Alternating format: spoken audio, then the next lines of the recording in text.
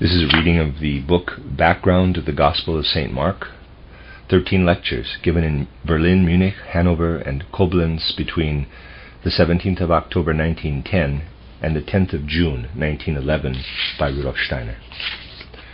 Lecture 1 is entitled On the Investigation and Communication of Spiritual Truths.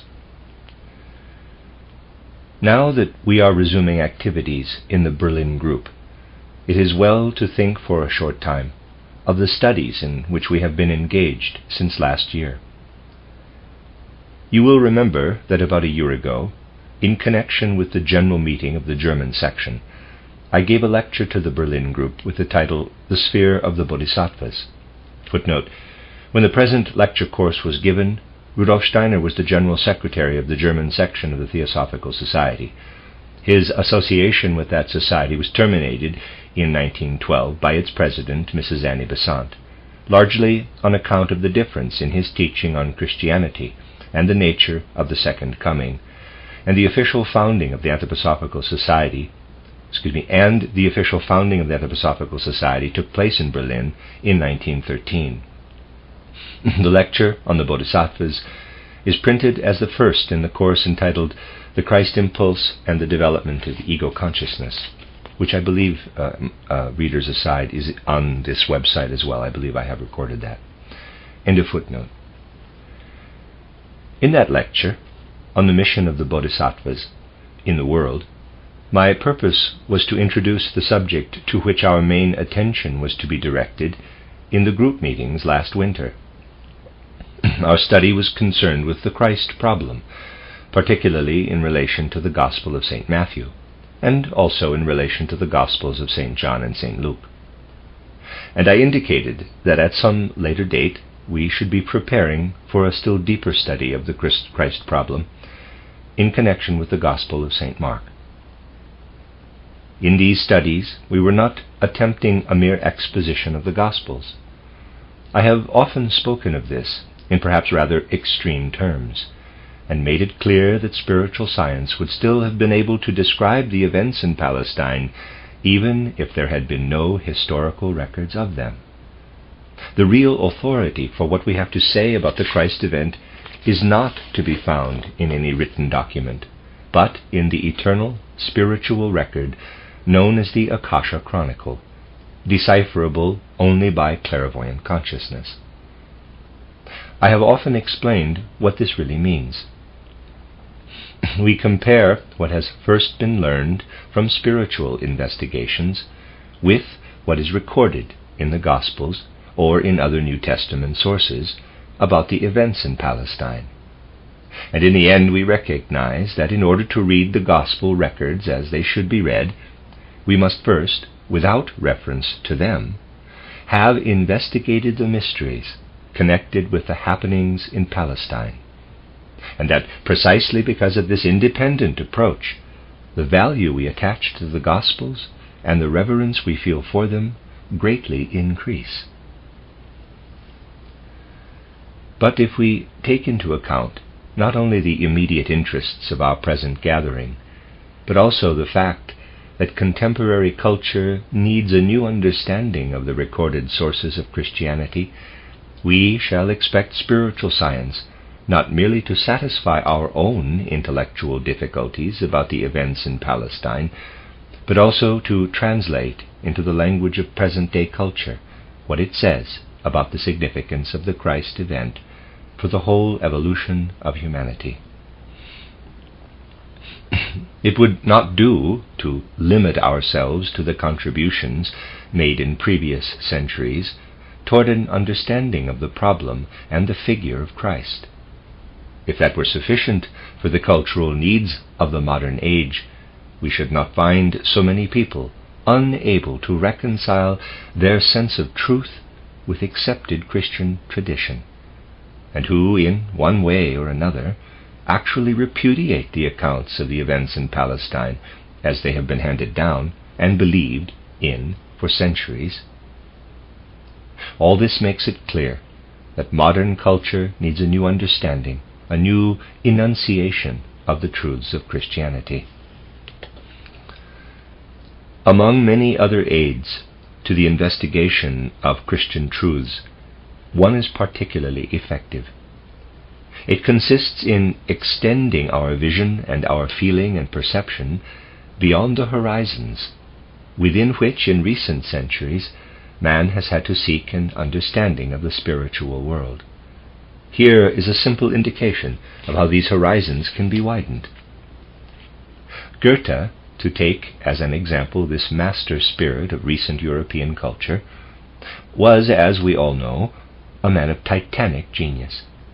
Many studies have helped us to understand what depths of spiritual insight lay in Goethe's personality, and to see that we ourselves can attain a high level of spiritual understanding through contemplating the texture of his soul.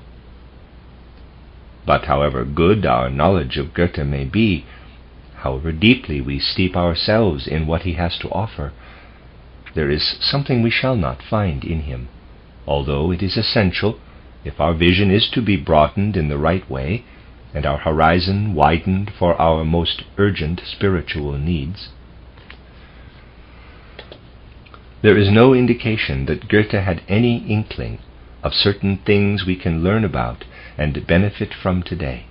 I mean the concepts of the spiritual evolution of humanity, which first became accessible to us in the 19th century through interpretations of documentary records of the spiritual achievements of the East. We there find many concepts which, far from making an understanding of the Christ problem more difficult, if rightly applied, help us to realize the nature of Christ Jesus. I, therefore, believe that there could be no better introduction to the study of the Christ problem than an exposition of the mission of the Bodhisattvas, as they are named in Oriental philosophy. They are the great spiritual individualities whose task it is from time to time to influence evolution. In Western culture, there had for centuries been no knowledge of concepts such as that of the Bodhisattvas. Yet only by mastering such concepts can we acquire some measure of knowledge of what Christ has been for mankind, what he can be and will continue to be. So we find that study of an extensive phase of the spiritual development of mankind can be fruitful for the civilization and culture of our own time. From another point of view, as well, it is important when reviewing past centuries to emphasize clearly the difference between men living at the turn of the 19th and 20th centuries and men living in the 18th or 19th centuries, as well as the fact that until about a century ago, very little was known in Europe about Buddha and Buddhism. Finally, we must remember that the impulse leading to the goal of our endeavors is the feeling we have when we confront great spiritual truths. For what really matters is not so much the knowledge that someone may wish to acquire, but rather the warmth of feeling, the power of perception, the nobility of will, with which his soul confronts the great truths of humanity. In our groups, the prevailing tone and atmosphere are more important than the actual words spoken. These feelings and perceptions vary greatly, but the most important of all is reverence for the great truths and the feeling that we can approach them only with awe and veneration. We must realize that we cannot hope to grasp a great reality through a few concepts and ideas casually acquired and coordinated.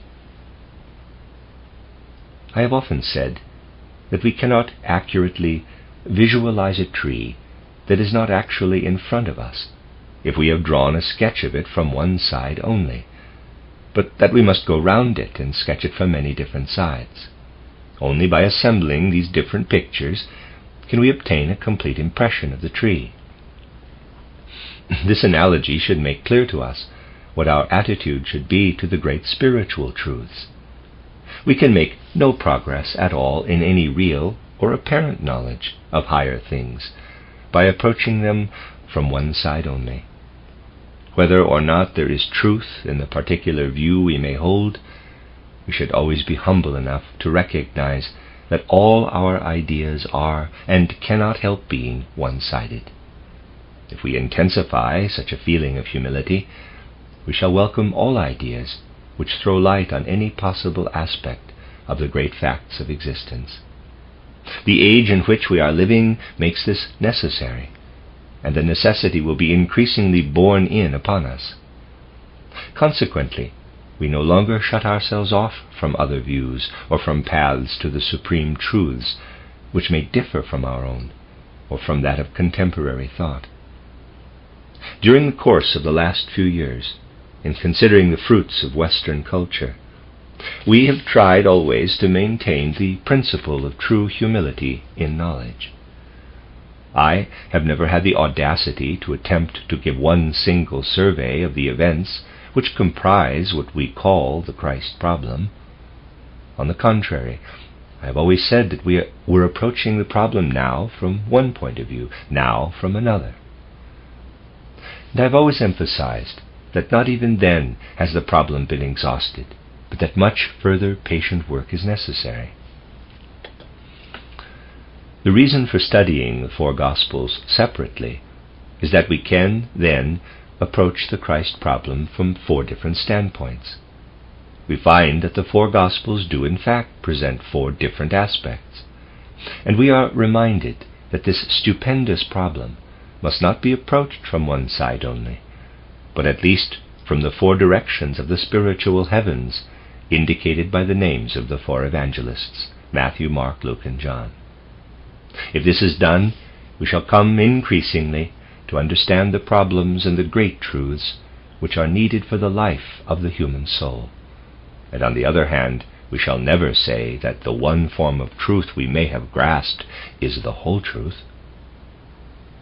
All our studies this last winter have been directed toward evoking a mood of humility in knowledge. Indeed, without such humility, no progress in the spiritual life is possible. Again and again I have laid stress upon the basic qualities essential for any progress in spiritual knowledge, and anyone who has followed the lectures given here week by week will confirm this. Progress in spiritual knowledge. This is, of course, one of the main impulses of our movement. What does it mean to the soul? It fulfills the soul's worthiest needs and longings, and provides the support which everyone conscious of his true humanity requires. Moreover, this support is completely in line with the intellectual needs of the present day. The progress in knowledge, made possible by spiritual science, should throw light on things which cannot be investigated by our ordinary senses, but only by the faculties which belong to man as a spiritual being. The great questions about man's place in the physical world and what lies beyond the manifestations of the senses in this world, the truths concerning what lies beyond life and death, these questions meet a profound need, indeed the most human of all needs, of man's soul. Even if, for various reasons, we hold aloof from these questions and succeed for a time in deceiving ourselves by maintaining that science cannot investigate them, that the necessary faculties do not exist, nevertheless, in the end the need and longing to find answers to them never disappear. The origin of what we see developing in the course of childhood and youth, the destination of what lies harbored in our soul as our bodily constitution begins to wilt and wither, in short, how man is connected with the spiritual world, these questions arise from a deep human need, and man can dispense with the answers to them only when he deceives himself about his true nature. But because these questions spring from so deep a need, because the soul cannot live in peace and contentment if it does not find the answers, it is only natural that people should look for an easy, comfortable way of finding them. Although many people would like to deny it, these questions have become particularly urgent in every domain of life, and what a variety of paths to the answers are offered to us. It can be said without exaggeration that the path of spiritual science is the hardest of them all. Many of you will admit that some of the sciences today are very difficult, and you will hesitate to tackle them because you are frightened by what you will have to master if you are really to understand them. The path of spiritual science may appear to be easier than, let us say, that of mathematics or botany or some other branch of natural science. Yet in the strictest sense, the path of spiritual science is more difficult than that of any other science. This can be said without exaggeration. Why then does it seem easier to you? Only because it stirs the interests of the soul so forcefully and makes so compelling an appeal. It may be the most difficult of all the paths along which man is led into the spiritual world today, but we should not forget that it will lead to the highest within us. Is it not natural that the path to the highest should also be the hardest? Hence we should never be frightened by or blind to the inevitable difficulties of the path of spiritual science. Among many features of this path, one has repeatedly been mentioned here. A person wishing to follow it must, to begin with, seriously imbibe what spiritual investigation has already been able to present about the mysteries and realities of the spiritual world. Here we touch upon a very important chapter of progress in spiritual science.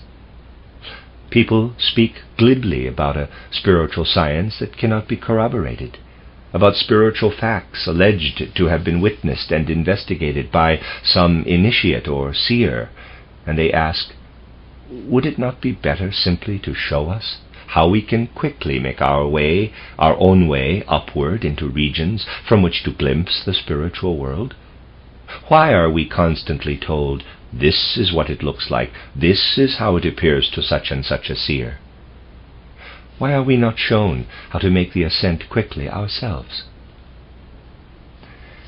There are good reasons why facts which have been investigated about the spiritual world are communicated in general terms before details are given of the methods of training whereby the soul itself can be led into those higher spheres.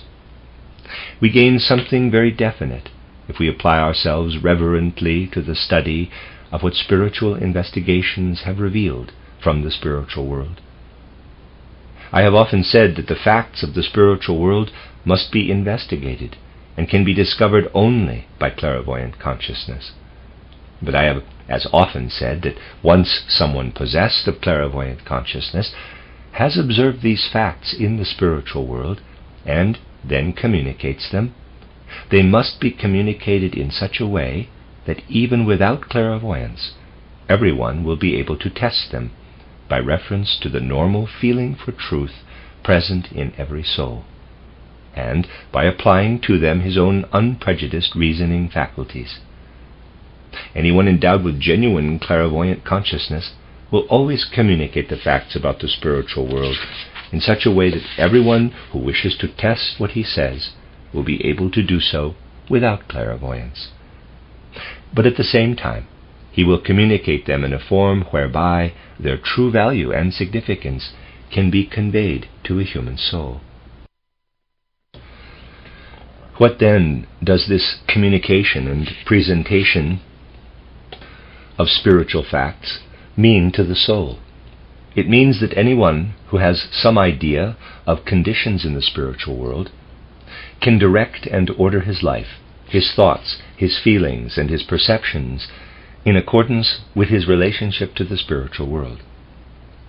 In this sense, every communication of spiritual facts is important, even if the recipient cannot himself investigate those facts with clairvoyant consciousness.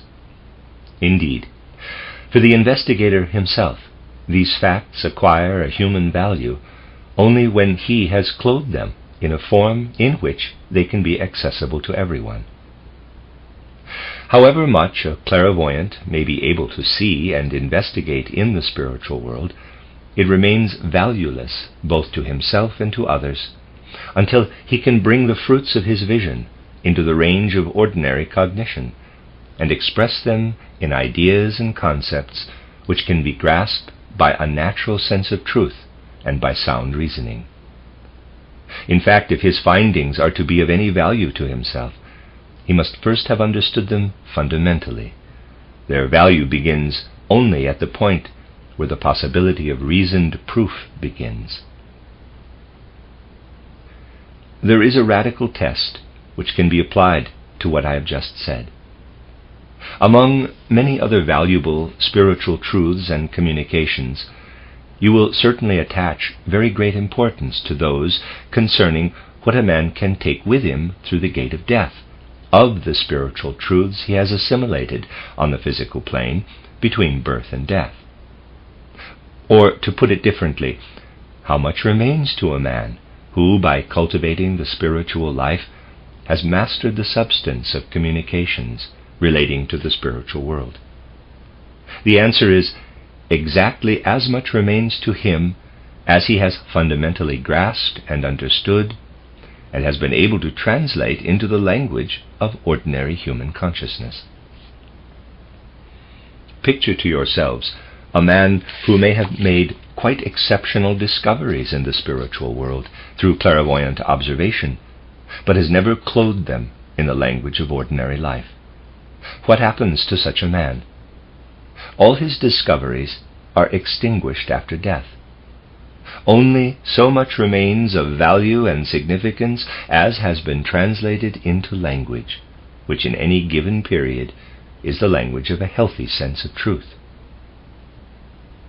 It is naturally of the greatest importance that clairvoyants should be able to bring tidings from the spiritual world and make them fruitful for their fellow men. Our age needs such wisdom and cannot make progress without it. It is essential that such communications should be made available to contemporary culture.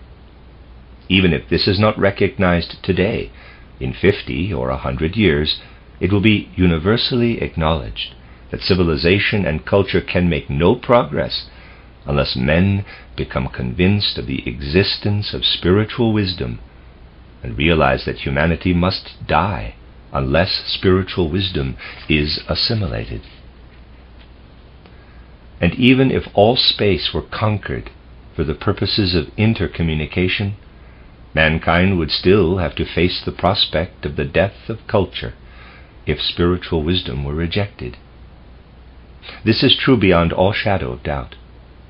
Insight into the spiritual world is absolutely essential.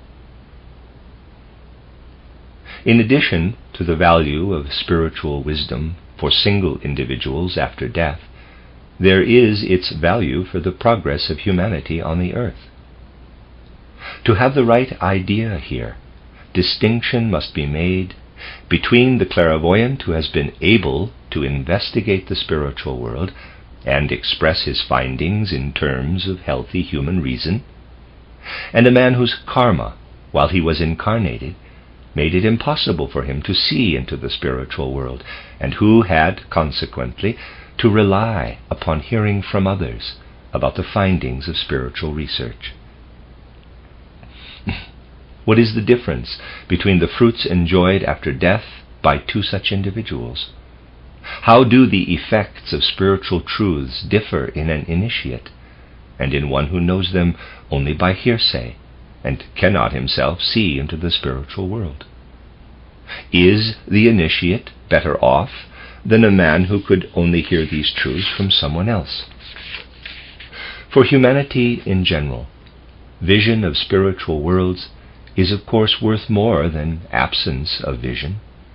A seer is in touch with those worlds and can teach and help forward the development not only of men but of spiritual beings as well. Clairvoyant consciousness then is of special value.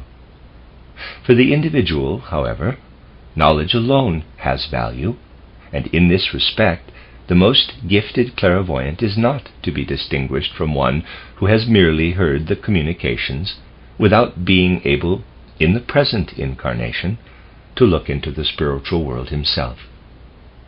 Whatever spiritual wisdom we have assimilated will be fruitful after death, no matter whether or not we ourselves are seers. One of the great moral laws of the spiritual world is here presented to us. Admittedly, our modern conception of morality may not be subtle enough to understand its implications fully. No advantage is gained by individuals, except perhaps in merely selfish gratification, because their karma has made it possible for them to see into the spiritual world. Everything we acquire for our individual life must be acquired on the physical plane, and must be molded into forms appropriate to that plane. If a Buddha or a Bodhisattva stands at a higher level than other human individualities among the hierarchies of the spiritual world, it is because he has acquired these higher qualities through a number of incarnations on the physical plane. Here is an indication of what I mean by the higher morality, the higher ethics, resulting from the spiritual life. Let nobody imagine that he gains any advantage over his fellow men through developing clairvoyance, for that is simply not so. He makes no progress which can be justified on any ground of self-interest. He achieves progress only insofar as he can be more useful to others. The immorality of egoism can find no place in the spiritual world. A man can gain nothing for himself by spiritual illumination. What he does gain, he can gain only as a servant of the world in general, and he gains it for himself only by gaining it for others. This, then, is the position of the spiritual investigator among his fellow men. If they are willing to listen to him and assimilate his findings, they make the same progress as he does. This means that spiritual achievement must be employed only to further the general well-being of man, and not for any selfish purposes. There are circumstances when a man is moral, not merely of his own volition, but because immorality or egoism would be of no advantage. It is also easy to realize that there are dangers in penetrating into the spiritual world without proper preparation. By leading a spiritual life, we do not achieve anything which will fulfill a selfish purpose after death. On the other hand, a man may wish to gratify an egotistic purpose in his life on earth through spiritual development. Even if nothing egotistic can benefit existence in the spiritual world, there may be a wish to fulfill some egotistical purpose on the earth.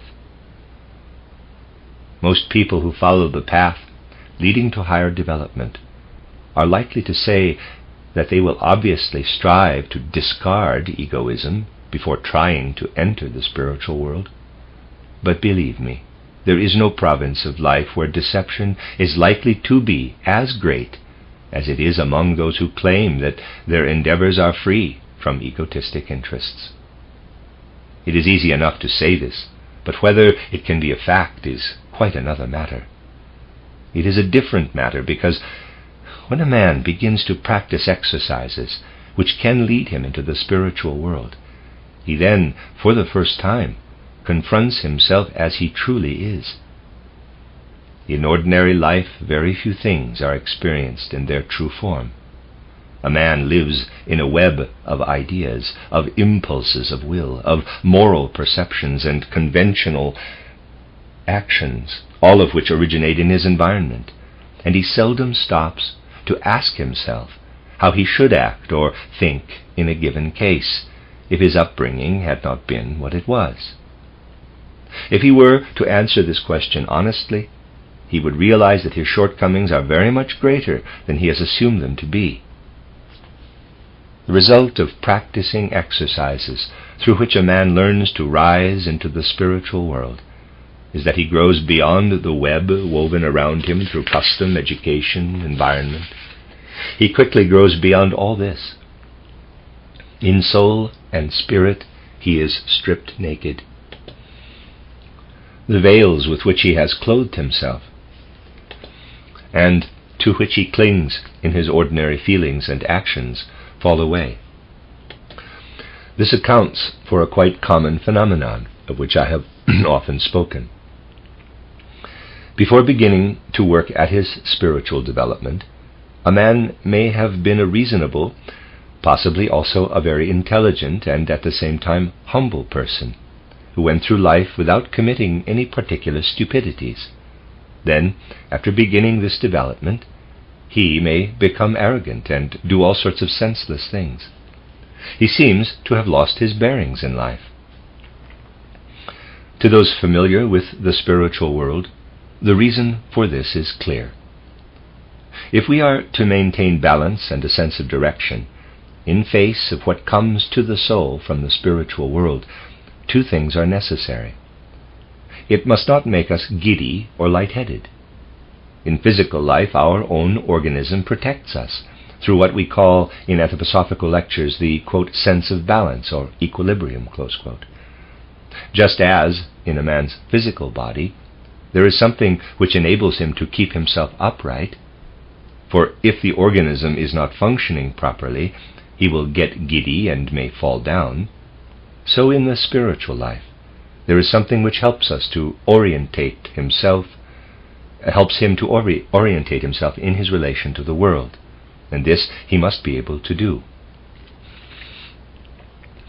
Spiritual unsteadiness comes about because what used to support him, namely the external world and his own sense perceptions, fall away, and he has then to rely upon himself alone. The supports have gone, and there is a danger of giddiness. When the supports fall away, we may easily become arrogant, for arrogance is always latent in us, although it may not previously have disclosed itself. How then can we attain the necessary spiritual balance or equilibrium? We must assimilate with diligence, perseverance, and dedication the findings of spiritual research, which have been expressed in terms harmonizing with our normal sense of truth and sound reasoning. It is not out of caprice that I emphasize so repeatedly how necessary it is to study what we call spiritual science. I emphasize it not in order that I may have opportunity to speak here often, but it is the only thing which can give the firm support we need for spiritual development. Earnest, diligent assimilation of the results of spiritual science is the antidote for spiritual giddiness and insecurity. And anyone who has experienced this insecurity through having followed a wrong path of spiritual development, although he may think he has been very diligent, should recognize that he has failed to take in what can flow from spiritual science. The study of spiritual scientific facts from every possible aspect, that is what is necessary for us. And that is why this last winter, though our ultimate purpose was to bring home the significance of the Christ event for humanity, emphasis was laid over and over again upon the fundamental conditions for spiritual progress. If a man is to make such progress, there must be purpose and direction in his life of soul. But he needs something else as well. The soul can, indeed, acquire assurance through the study of spiritual science, but it also needs a certain spiritual strength and courage. Courage of the kind necessary for spiritual progress is not essential in ordinary life, because from the time of waking to that of going to sleep, our inmost being of soul and spirit is embedded in our physical and etheric bodies, and during the night we are inactive and can do no harm. If a man, spiritually undeveloped, were capable of acting during sleep as well as during waking life, he could do a great deal of harm. But in our physical and etheric bodies, there are not only the forces which are active in us as conscious beings, or as thinking and feeling beings, but also those forces at which divine spiritual beings have worked through the evolutionary periods of old Saturn, old Sun, old Moon, and the Earth itself. Forces from higher spheres are continually active in us and support us. On waking from sleep, we give ourselves up to the divine spiritual powers, which, for our well-being and blessing, are present in our physical and etheric bodies, and lead us through life from morning till evening. Thus the whole spiritual world is active within us. We can do no harm to it in many respects. We can do harm to it in many respects, but very little to make amends for the damage we have done. All spiritual development depends upon our inner being, that is to say, our astral body and ego, becoming free. We have to learn to become clairvoyant in the part of ourselves that is unconscious during sleep, and because it is unconscious, can do no harm. What is unconscious in the members of our constitution, in which divine spiritual forces are active, must become conscious. All the strength we have, because on waking we are taken in hand by spiritual powers anchored in our physical and etheric bodies, falls away when we become independent of those bodies and clairvoyant perception begins. We withdraw from the forces which have been a buttress for us against the influences working from the external world. But that world remains as it was, and we still confront the whole power of its impact. If we are to resist this impact, we must develop in our ego and astral body all the power we otherwise draw from the physical and etheric bodies. This can be achieved if we follow the indications given in my book titled Knowledge of the Higher Worlds and Its Attainment. The aim of all these indications is to impart to our inmost self the strength previously bestowed by higher beings, the strength which falls away when we lose the external supports provided by our physical and etheric bodies. Individuals who have not made themselves inwardly strong enough to replace the powers they have discarded when they become independent of the physical and etheric bodies through serious training of the soul, above all through purifying the quality designated as immorality in the external world, these individuals may still be able to acquire faculties enabling them to see into the spiritual world. But what happens then? They become oversensitive, hypersensitive. They feel as if from every side they are being spiritually buffeted and cannot stand up against the blows rained on them from all sides. One of the important facts to be realized by anyone who aspires to make progress in spiritual knowledge is that inner strength must be developed through the cultivation of the noblest and finest qualities of the soul. What are these qualities? Egoism will not help us in the spiritual world, and indeed makes it impossible to exist there. Naturally, then, the best preparation for the spiritual life is to banish egoism and everything which stimulates selfish prospects of spiritual progress. The more earnestly we adopt this principle, the better are our prospects for spiritual progress. Anyone who has to do with these things will often hear a man say that his action was not prompted by egoism. But when such a man is on the point of letting words like this pass his lips, he should check them and admit to himself that he is not really able to insist that there is no trace of egoism in his action. To admit it is much more intelligent, simply because it is more truthful. And it is truth that matters whenever self-knowledge is concerned.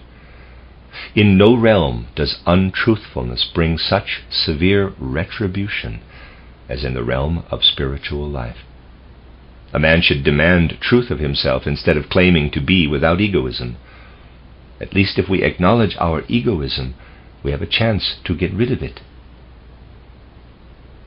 In regard to the concept of spiritual truth, let me say this. There are people who claim to have seen and experienced all kinds of things in the higher worlds, things which are then made public. If we know that these things are not true, should we not use every possible means to oppose them? Certainly there may be points of view according to which such opposition is necessary, but those whose main concern is truth have a different thought, namely that only what is true can flourish and bear fruit in the world, and what is untrue will quite certainly be unfruitful.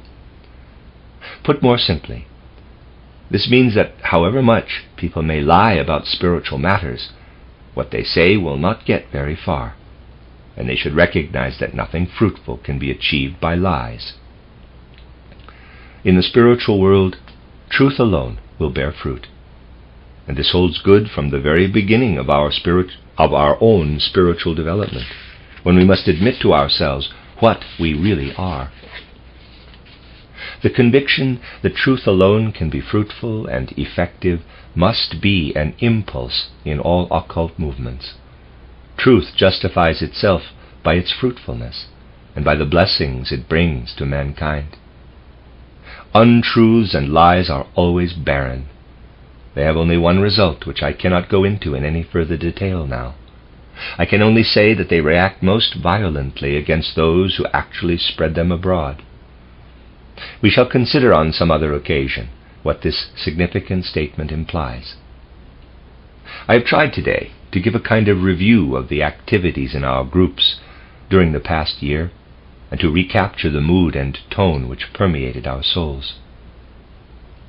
In speaking of the work carried on outside the groups during the past year, I may perhaps mention my own participation, which culminated in the production in Munich of the Rosicrucian mystery play titled The Portal of Initiation. Later group meetings will give us an opportunity of explaining what was then attempted. For the present, I will merely say that in the play it was possible to give a more artistic and individual form to what could otherwise be expressed in a more general way. What we speak here, when we speak here or anywhere else of the conditions of the spiritual life, we speak of them as they concern every soul. But it must always be borne in mind that each man is an individual, whose soul must be studied individually. Consequently, it was essential that one particular soul should be depicted at the threshold of initiation. The Rosicrucian mystery play is accordingly to be regarded not as a manual of instruction, but as an artistic representation of the preparation for initiation of a particular individual, Johannes Thomasius. In our approach to truth, we have thus reached two important standpoints. We have presented the general line of progress, and have also penetrated to the heart of an individual soul. We are also conscious of the fact that truth must be approached from many sides, and that we must wait patiently until its different aspects merge into a single picture. We shall adhere faithfully to this attitude of humility and knowledge. Let us not say that man can never experience truth. He assuredly can. But he cannot know the whole truth at once. He can know only one side. This makes for humility in knowledge, and true humility is a feeling that must be cultivated in our groups and carried into the general culture of the day, for the whole character of our age needs such an attitude. In this spirit we shall continue our task of presenting the Christ problem, in order to learn from it how to achieve real humility in knowledge, and thereby make further and further progress in the experience of truth. The end of Lecture 1. This is a reading of a collection of lectures by Rudolf Steiner entitled Background to the Gospel of St. Mark. This is Lecture 2, entitled Higher Knowledge and Man's Life of Soul. In the last lecture, I gave a survey of our studies during the past year, and an indication of the purpose and spirit of those studies. I said that the whole spiritual scientific movement must be permeated by the same spirit which actuates our study, for instance, of the many aspects of the Christ problem. In all our striving for knowledge, we must display modesty and humility, and it is of this humility that I want to speak a little more specifically. I have often said that while an object can be depicted in some way by painting or photographing it from one side, it must never be claimed that such a picture is in any sense a complete presentation. We can get an approximate idea of an object if we look at it from several sides, and gather the single pictures into one whole. But even in ordinary observation, we have to go all round an object if we want to get a comprehensive idea of it. And if anyone were to imagine that he could obtain the whole truth about some matter relating to the spiritual world from a single glimpse of that world, he would be greatly mistaken. Many errors arise from failure to recognize this. The 4 accounts of the events in Palestine, given by the 4 evangelists, are actually a safeguard against students taking such an attitude.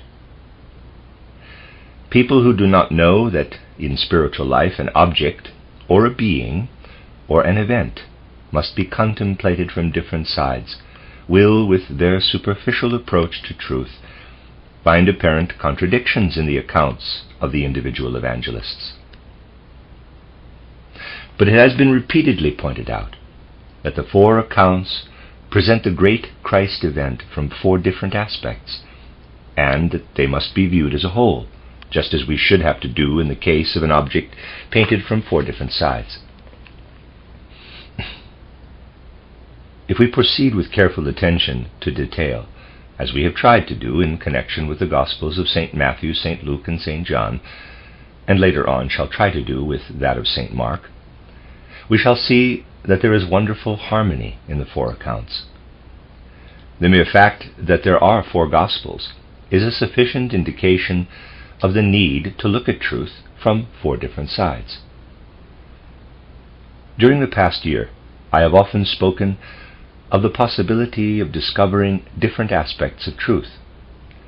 At our general meeting last year, I tried to supplement what is usually called theosophy by another view, which I called that of anthroposophy, and I showed how it is related to theosophy.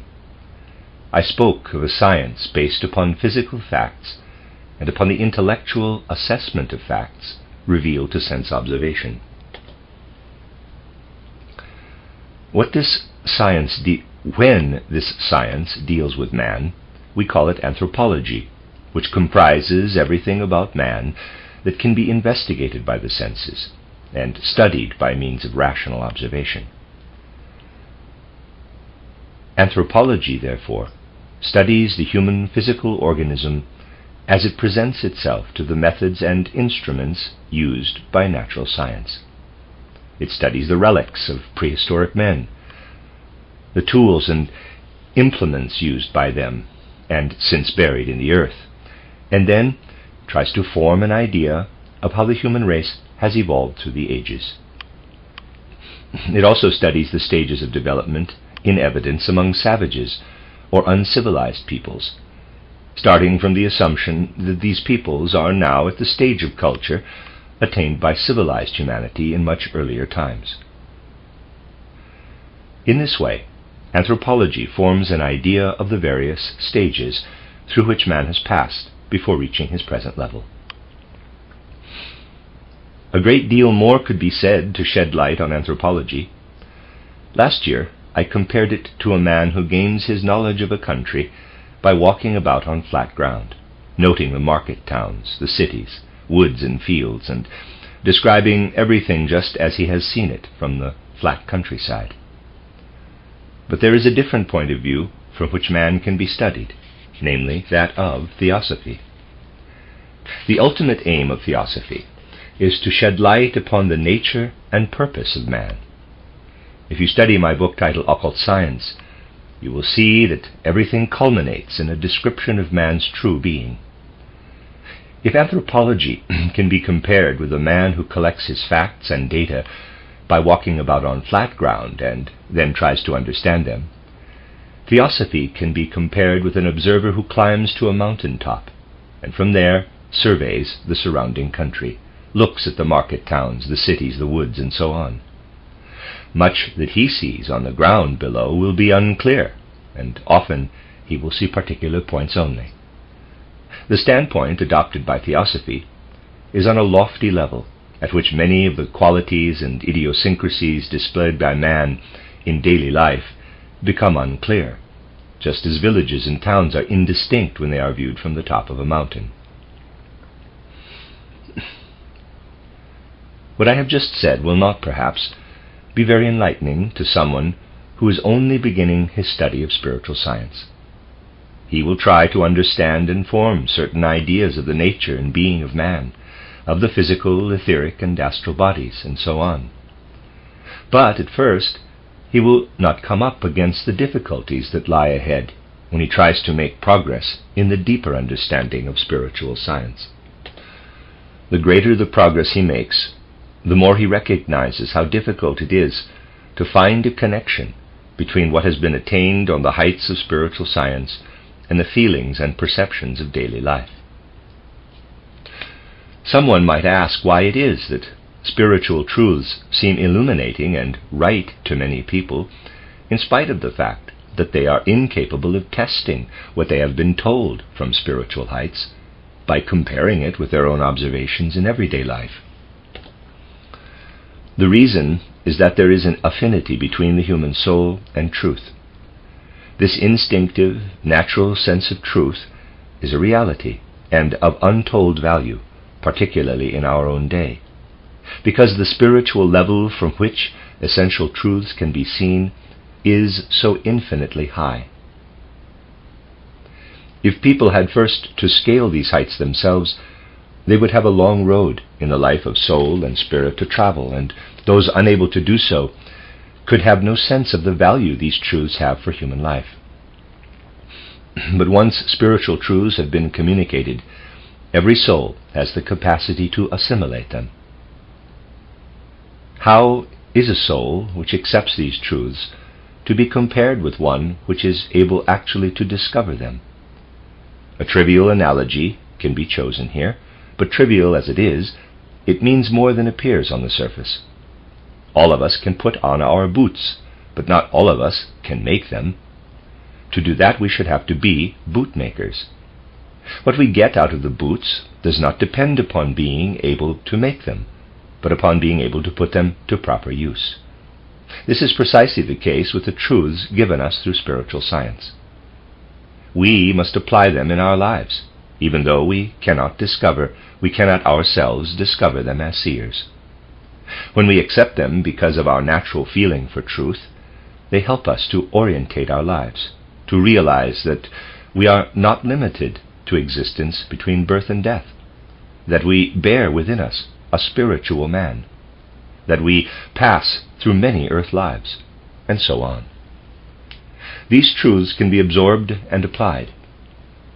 And just as boots protect us from the cold, so do these truths protect us from spiritual cold and from the spiritual poverty we should experience if we were capable of thinking, feeling, and perceiving only what the external sense world presents to us. Spiritual truths are brought down from the heights for the use and benefit of all human beings, though there may be only a few who can actually find them, namely those who have trodden the spiritual path already described. Any view of the world around us, which, when it is a question of studying man, is also the concern of anthropology, shows us how this world itself reveals behind it another world, which can be observed from the higher spiritual standpoint of theosophy. The sense world itself can reveal another world if we do not just accept the facts with the intellect, but interpret them. When, that is to say, we do not move so far beyond the field of sense perception as does theosophy itself, but stand, as it were, on the mountain's side, where a wider view is possible without the details becoming unclear. This standpoint was characterized last year as that of anthroposophy, showing that these three views of man are possible, namely the views of anthropology, of anthroposophy, and of theosophy. This year, in connection with our general meeting, the lectures on psychosophy, which will be as significant as those on anthroposophy, only in a quite different sense, will show how, on the basis of its impressions and experiences, the human soul itself can be described in its relation to spiritual life. Later lectures on pneumatosophy will conclude this series and will show how our studies of anthroposophy and psychosophy merge into theosophy.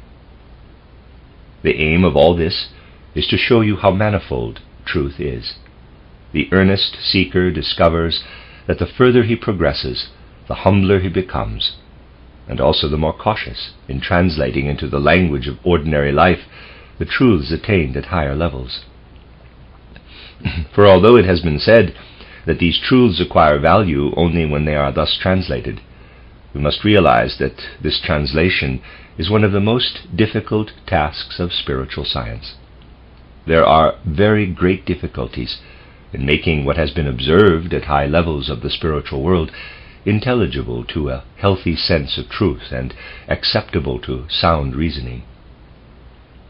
It must be emphasized again and again that when spiritual science is studied in our groups, the object is to create this feeling for truth. We have not merely to grasp with the intellect what has been communicated from the spiritual world.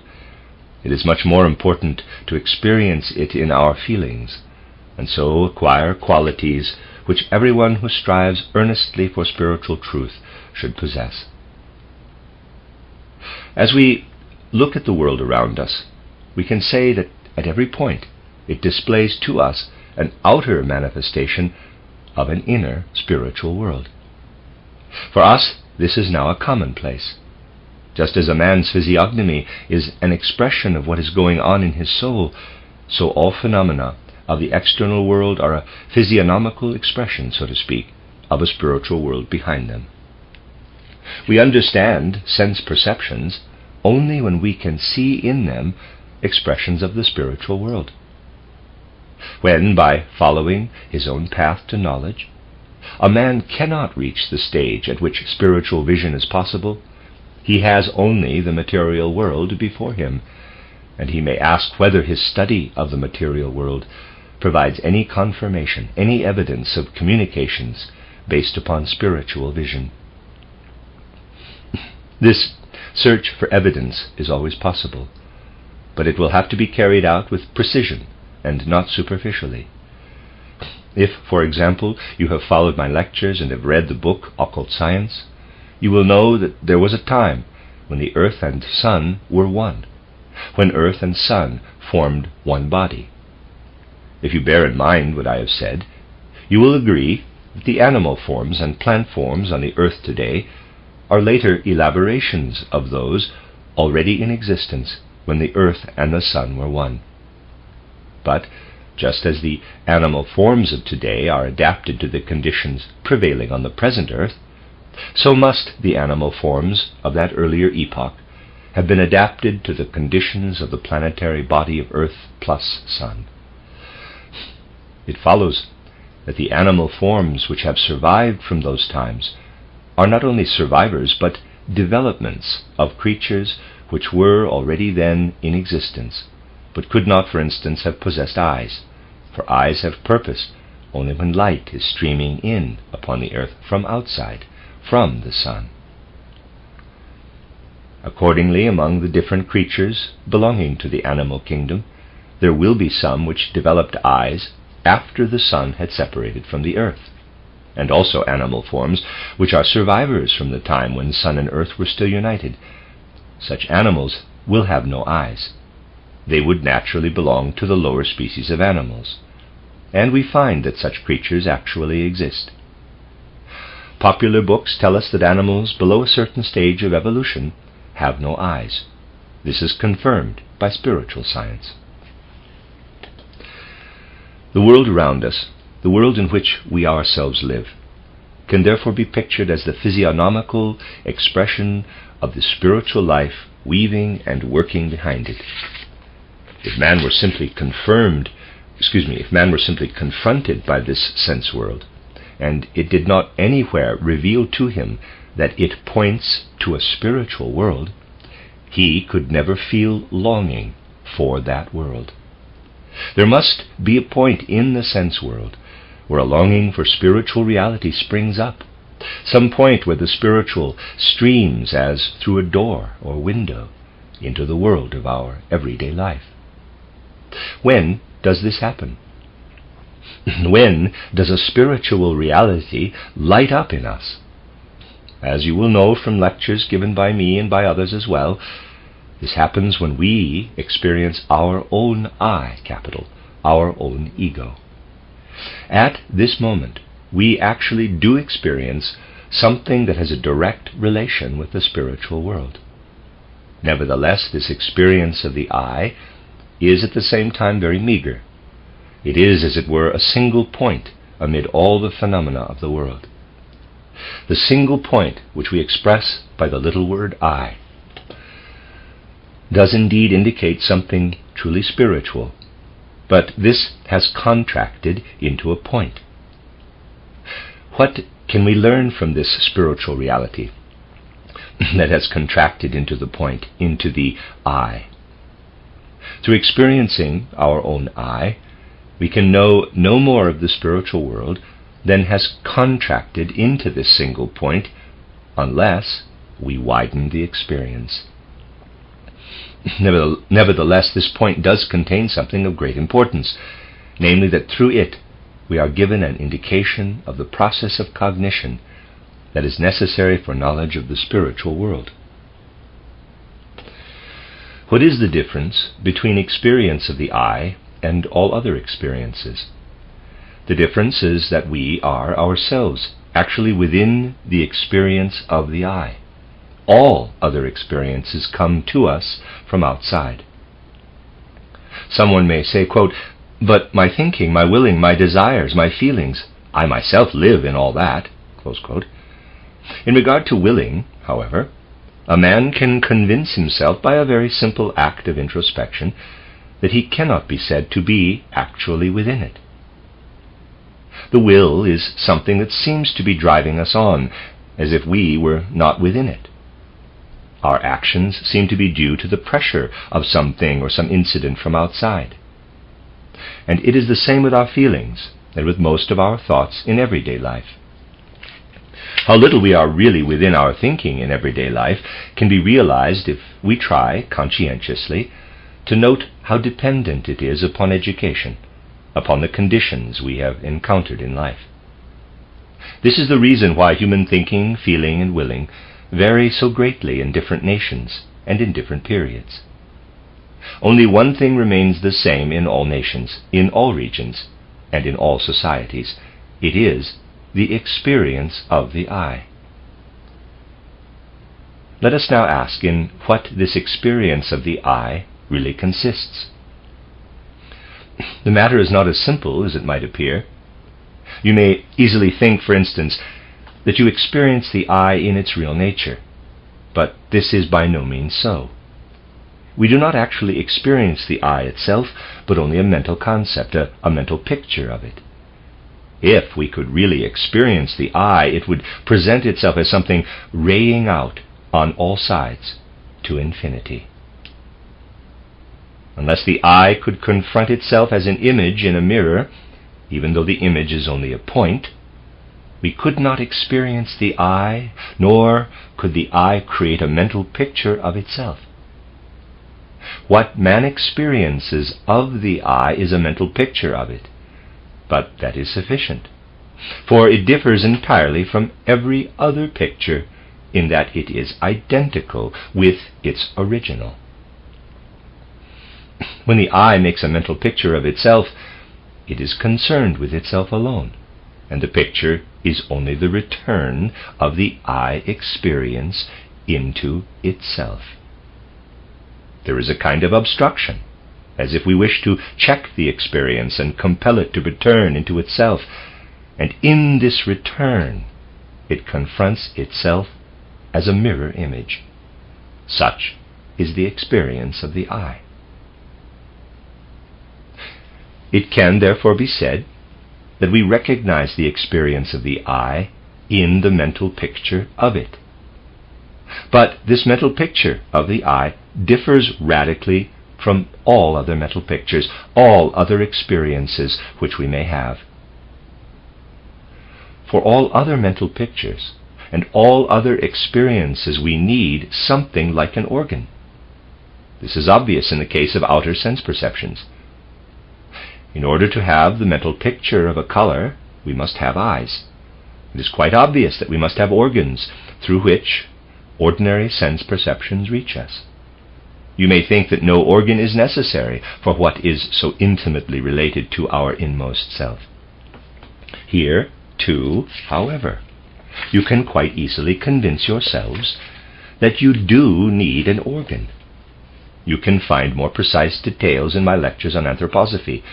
At the moment, I am making it possible for you to hear in theosophical terms what was presented in those lectures, rather for the benefit of the general public. Suppose that at some period in your life you grasp a thought, an idea. You understand something that confronts you in the form of an idea. How can you understand it? Only through those ideas which you have previously mastered and made your own. You can see that this is so from the fact that when a new idea comes to a man, it is accepted in one way by one person and differently by another. This is because the one person has within him a greater number of ideas than the other. All our old ideas are lodged within us and confront the new idea as the eye, EYE, confronts the light. A sort of organ is formed from our own previous ideas. And for anything not formed in this way in the present incarnation, we must look to earlier incarnations. This organ was formed then, and we confront new ideas with it. We must have an organ through which to receive all experiences that come to us from the outer world, even when they are spiritual experiences. We never stand spiritually naked, as it were, in face of what comes to us from the external world, but we are always dependent upon what we have become. The only time we confront the world directly is when we attain a perception of the I.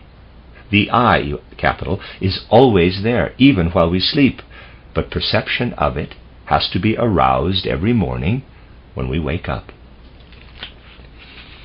If during the night we were to journey to Mars, the conditions surrounding us would certainly be very different from those on the Earth. Indeed, everything would be different, except the perception of the I. This is always the same, because no external organ is needed for it, not even an organ for concepts. What confronts us here is a direct perception of the I in its true form. Everything else comes before us as a picture in a mirror, and conditioned by the structure of the mirror. Perception of the I comes to us in its own intrinsic form.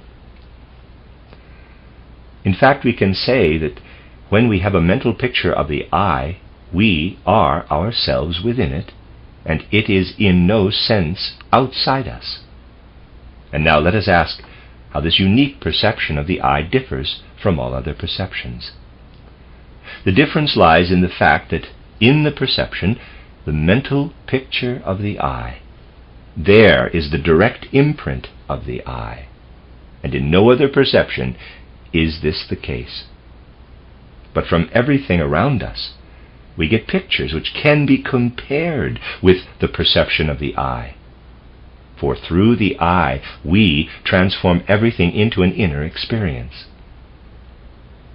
If we are to see any meaning or significance in the external world, it must become a mental picture in us.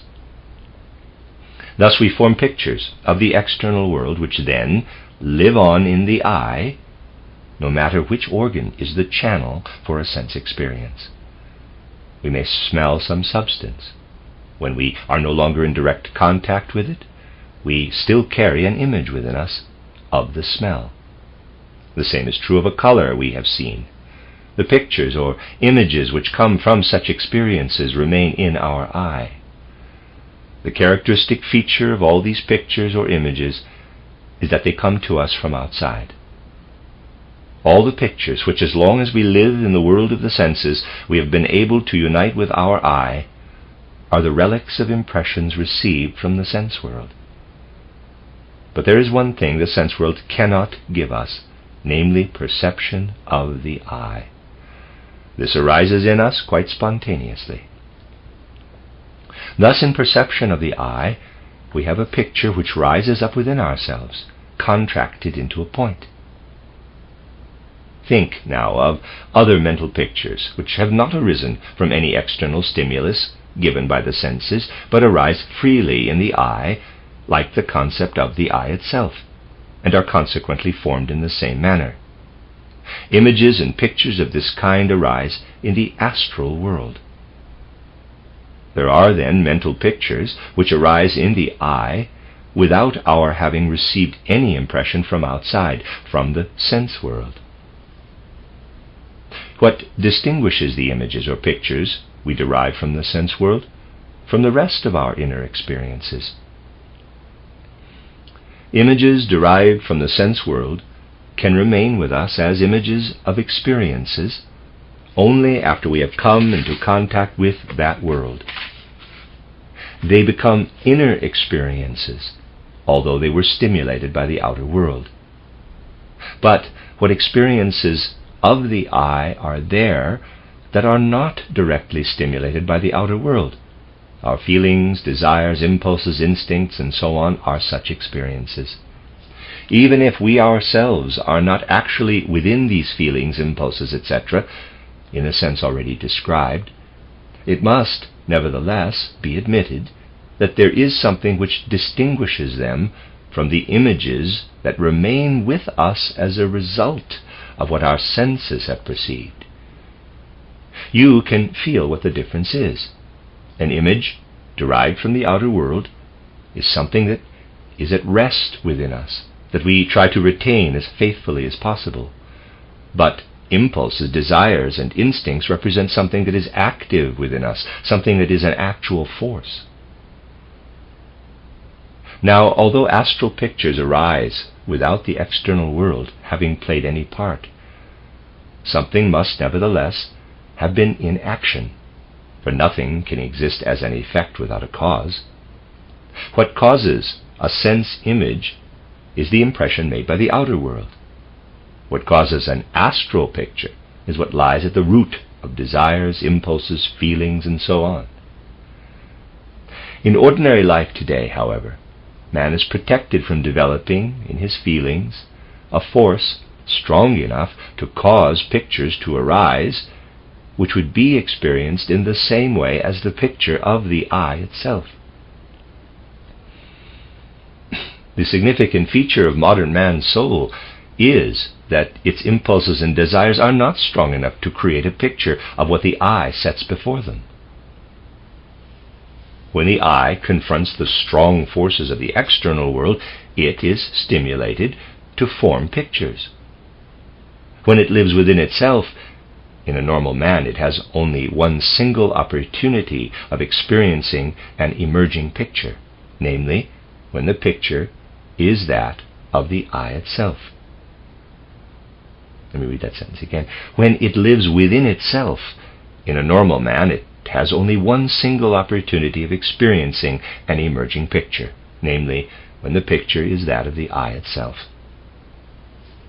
Impulses and desires are therefore not strong enough to create pictures comparable with the eye experience. If they are to work strongly enough, they must acquire a certain quality, a most important quality that is inherent in all sense experiences. Sense experiences do not behave just to suit us. If, for instance, someone lives in a room in which he hears an irritating noise, he cannot get rid of it by means of his impulses and desires. Through a mere impulse or desire, nobody can turn a yellow flower into a red one, because he prefers it. It is characteristic of the sense world that its manifestations are quite independent of us. This is certainly not true of our impulses, desires, and passions, which are entirely consonant with our personal life. What then must happen to them in the process of intensification that is necessary to make them into pictures? They must become like the external world, which does not consult our wishes in regard to its structure and the production of sense images, but compels us to give to the image we make the form imparted to it by the surrounding world. If pictures of the astral world are to be correctly formed, a man must be as detached from himself, from his personal sympathies and antipathies, as he is from sense images he forms of the outer world. What he desires or wishes must be a matter of complete indifference to him. In the last lecture I said that this requirement simply means the complete absence of egoism. But this must not be taken lightly. It is no easy matter to be without egoism. The following must also be borne in mind. Our interest in what comes to us from the outside world is vastly different from our interest in what arises within ourselves. The interest a man takes in his inner life is infinitely greater than his interest in the external world. You certainly know people who, when they have transformed something in the external world into an image, are apt to make it conform with their subjective feelings. Such people often spin the wildest yarns, even when they are not actually lying, and believe what they say. Sympathy and antipathy always play a part here and create delusions about the external reality, causing the subsequent image to be distorted. But these are exceptional cases, for a man would not get very far if he were himself to create delusions in his daily life.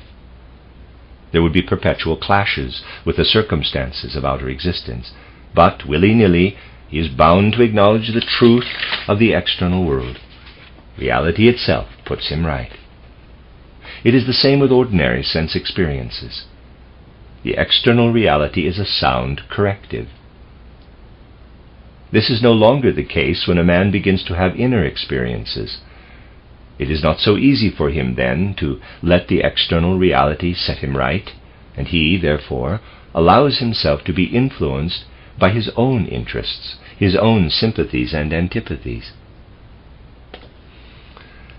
If we aspire to penetrate into the spiritual world, it is all important for us to learn to confront our own self with the same absence of bias with which we confront the external world. In the ancient Pythagorean schools, this truth was formulated in strictly precise terms, particularly for the department of knowledge concerned with the question of immortality. Think of all the people who are interested in the subject of immortality. It is normal for men to long for immortality, for a life beyond birth and death.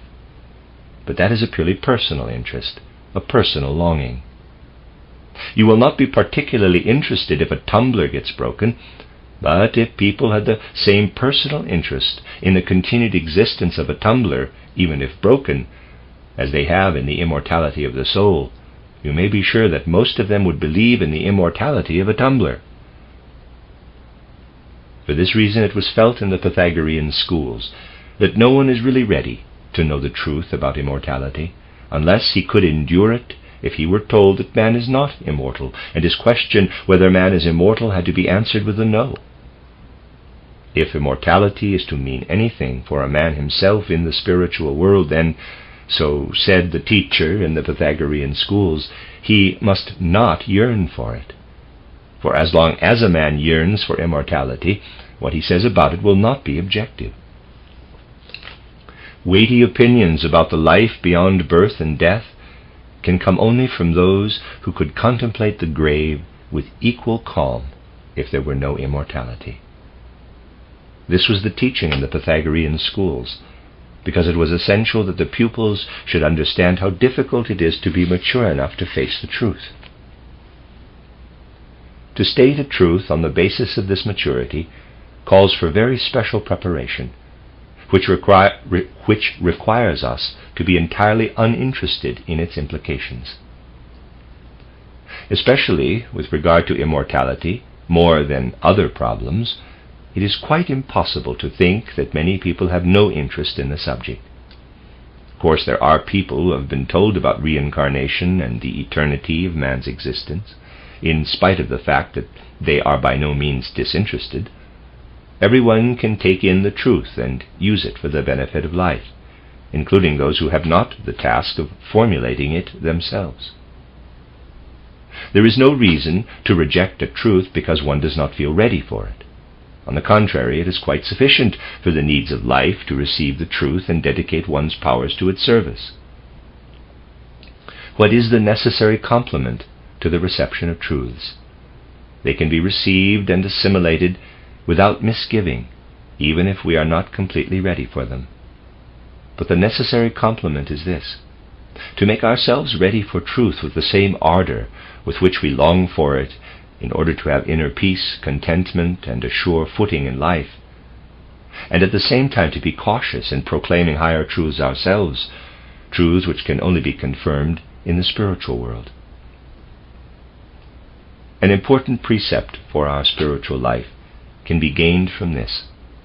We should be receptive to anything we need and apply it in life, but we should be duly suspicious of truths we ourselves proclaim, especially if they are connected with our own astral experiences. This means that we must be particularly careful about making use of astral experiences at points where we cannot be disinterested, especially at the point where our own life comes into consideration. Let us assume that through his astral development a man is mature enough to ascertain something that will be his destiny tomorrow. That is a personal experience. He should, however, refrain from making investigations in the book of his personal life, for there he cannot possibly be disinterested. People may ask why it is that clairvoyants do not try to ascertain the time of their own death. The reason is that they could never be wholly disinterested about such a happening, and they must hold aloof from everything relating to their personal concerns. We can only investigate in the spiritual worlds, with any hope that the results will have objective validity, matters which we are quite sure are unrelated to our personal concerns. A man who resolves to promulgate only what is objectively valid, apart altogether from his own interests, must never speak about anything that concerns or affects himself as the result of investigations or impressions from a higher world. He must be quite certain that his personal interests have played no part whatever in these results, but it is extremely difficult for him to be quite sure of this. It is, therefore, a fundamental principle at the beginning of all spiritual aspirations that efforts should be made not to regard as authoritative anything that affects one personally. Everything personal must be strictly excluded. I need only add that this is extremely difficult to do. Often enough, when one thinks that everything of a personal nature has been excluded, it proves not to have been so. For this reason, most of the astral pictures which appear to people are nothing more than a kind of reflection of their own wishes and passions.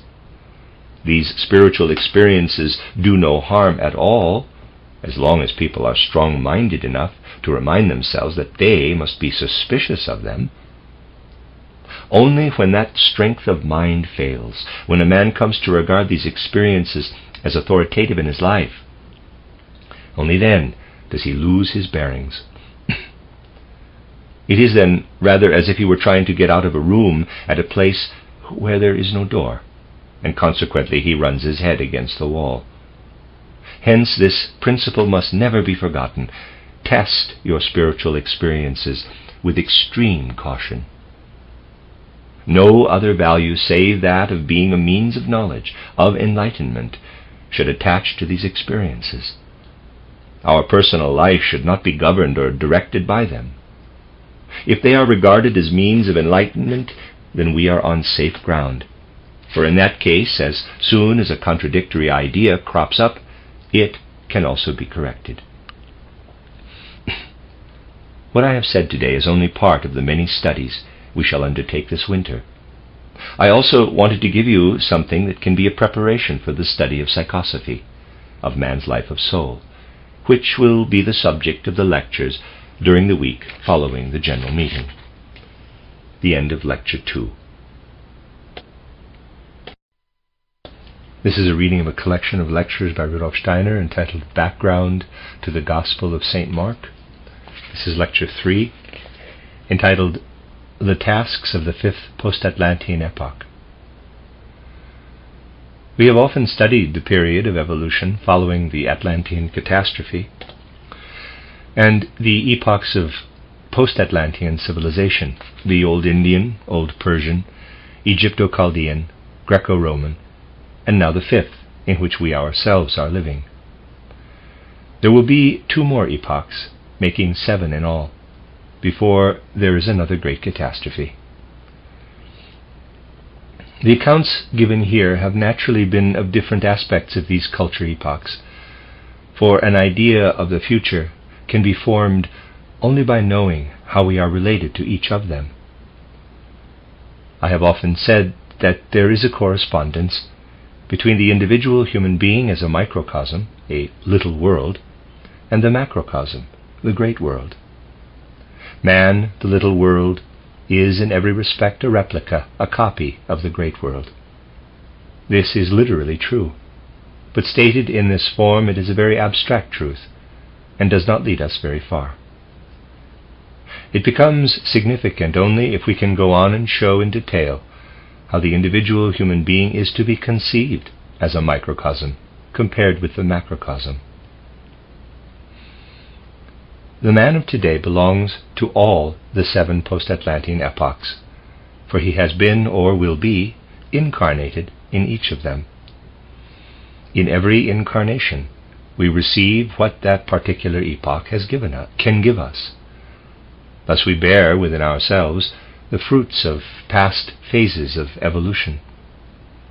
Our intrinsic qualities and talents are those we have acquired during the several post-Atlantean epochs, and they lie more or less within the range of human consciousness as it is today.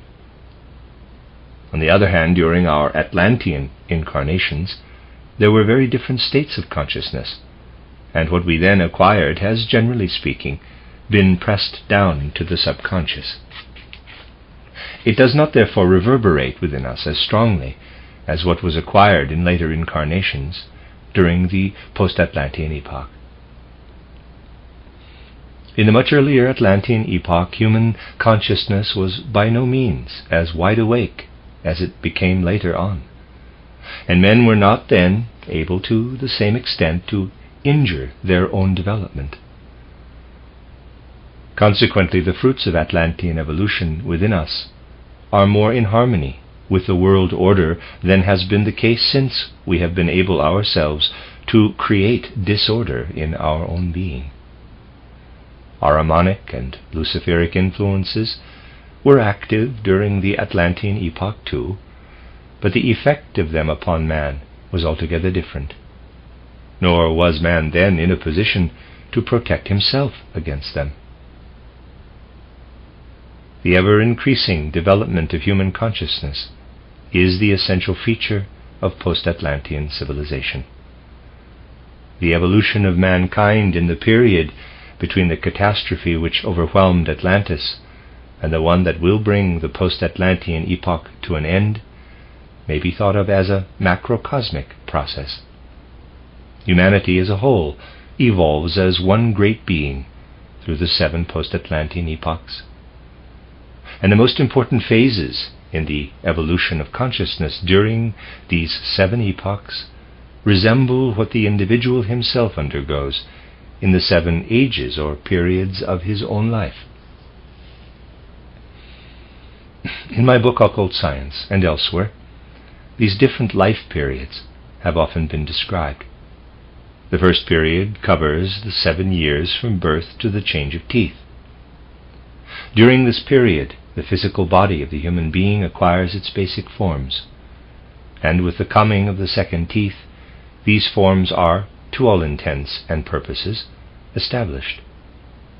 Naturally, the child continues to grow, but speaking generally, the lines of the bodily structures have already been established. What is accomplished in the first 7 years is the construction of the bodily form. We must be prepared to find these rhythms manifesting in us in a wide variety of ways. For instance, there is a difference between the first teeth, which appear during the earliest years of life, and then fall out, to be replaced by the second teeth. The two sets of teeth are the result of essentially different conditions. The first teeth are the inherited product of the organisms of the child's forefathers. The second teeth are the product of the child's own physical constitution. This must be kept firmly in mind. Only by being attentive to such details can the distinction be fully understood.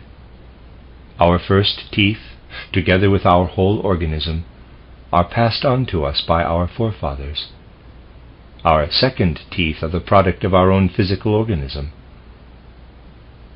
In the first case, the teeth are a direct inheritance. In the second, it is the physical organism that is inherited, and this in turn produces the second teeth. The second life period is from the time of the change of teeth to puberty, at about the 14th or 15th year. The important process now is the development of the etheric body.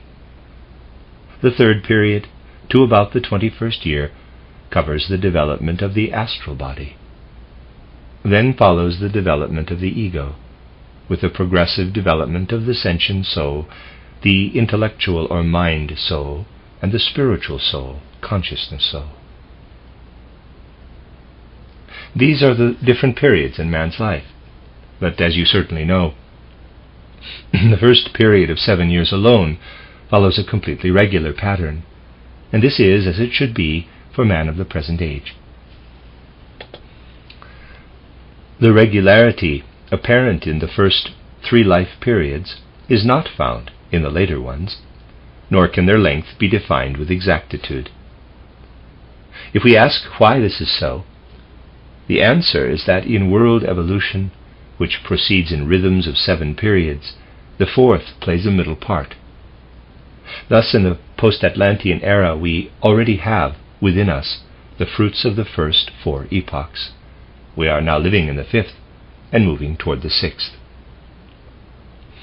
There is undoubtedly a certain correspondence between the evolution of the Post-Atlantean epochs and that of the individual human being. Here again there is evidence of correspondence between the macrocosmic and the microcosmic. Let us consider what was particularly characteristic of the first Post-Atlantean epoch. We call it the Old Indian epoch, because the character of Post-Atlantean evolution in general was especially marked in the people of India. In this epoch there existed a sublime, all-embracing wisdom, with wide ramifications. In principle, the teachings given by the 7 holy rishis were identical with what was actually seen in the spiritual world by natural clairvoyance, and also by very many of the people of that time. This ancient knowledge was present in the Old Indian epoch as a heritage from still earlier times. In the Atlantean epoch it had been experienced clairvoyantly, but it had now become more of an inherited primal wisdom, preserved and made known by those who, like the rishis, had risen through initiation to the spiritual worlds. Basically, all the wisdom that penetrated into human consciousness was inherited, and therefore essentially different from our modern knowledge. It would be quite wrong to attempt to express the sublime truths proclaimed by the holy rishis in the first Post-Atlantean epoch in terms such as those used in modern scholarship. Moreover, it would hardly be possible to do so, because the forms assumed by scholarship, as it is today, appeared only in the course of post-Atlantean culture. The knowledge possessed by the ancient rishis was of a very different character. Anyone capable of proclaiming it felt it working and seething within him, rising up spontaneously. To understand what knowledge was in those days, we must realize above all that it did not in any way rely upon memory. Please keep this very specially in mind. Memory is the most important factor when knowledge is being transmitted today. A professor or a public speaker must take care that he knows beforehand what he is going to say from the rostrum, and then draw it out of his memory. True, there are people who deny that they do any such thing, insisting that they simply follow their own genius, but they don't affect the argument. The communication of knowledge today depends almost entirely upon memory. Things were very different in the old Indian epoch. It would be true to say that knowledge arose at the actual moment of speaking. In those early times, knowledge was not prepared beforehand, as it so often is today. The ancient Rishi did not prepare what he had to say and then memorize it. The preparation he made was to induce in himself a mood of piety, of reverence. It was in his mood and his feelings that he prepared, not the content of what he was about to communicate. And then, while it was being communicated, it was as if he were reading from an invisible script. It would have been unthinkable in those days for listeners to take down in writing what was being said. Anything recorded in this way would have been considered quite worthless. Value was attached only to what a man preserved in his soul and might later reproduce for others. It would have been regarded as desecration to write anything down. The view rightly held at that time was that what is transcribed is not and cannot be the same as the oral communication. This way of thinking persisted for a very long time. Such matters are retained in the feelings much longer than in the intellect, and when in the Middle Ages the art of printing was added to that of writing, it was at first regarded as black magic. Old feelings were still astir in men, and they felt that what is meant to pass directly from soul to soul should not be preserved in the grotesque form of letters and words printed on sheets of white paper. People were convinced that this transformed the knowledge to be communicated into something lifeless, which might, moreover, subsequently be revived with anything but beneficial results. The direct streaming of knowledge from soul to soul was characteristic of the times we are considering. It was a prominent feature in the cultural life of the first Post-Atlantean epoch, and must be recognized if we are to understand, for instance, how it came about that Greek and even old Germanic rhapsodists could go from place to place reciting their very lengthy poems. This would never have been possible if they had been obliged to rely upon memory.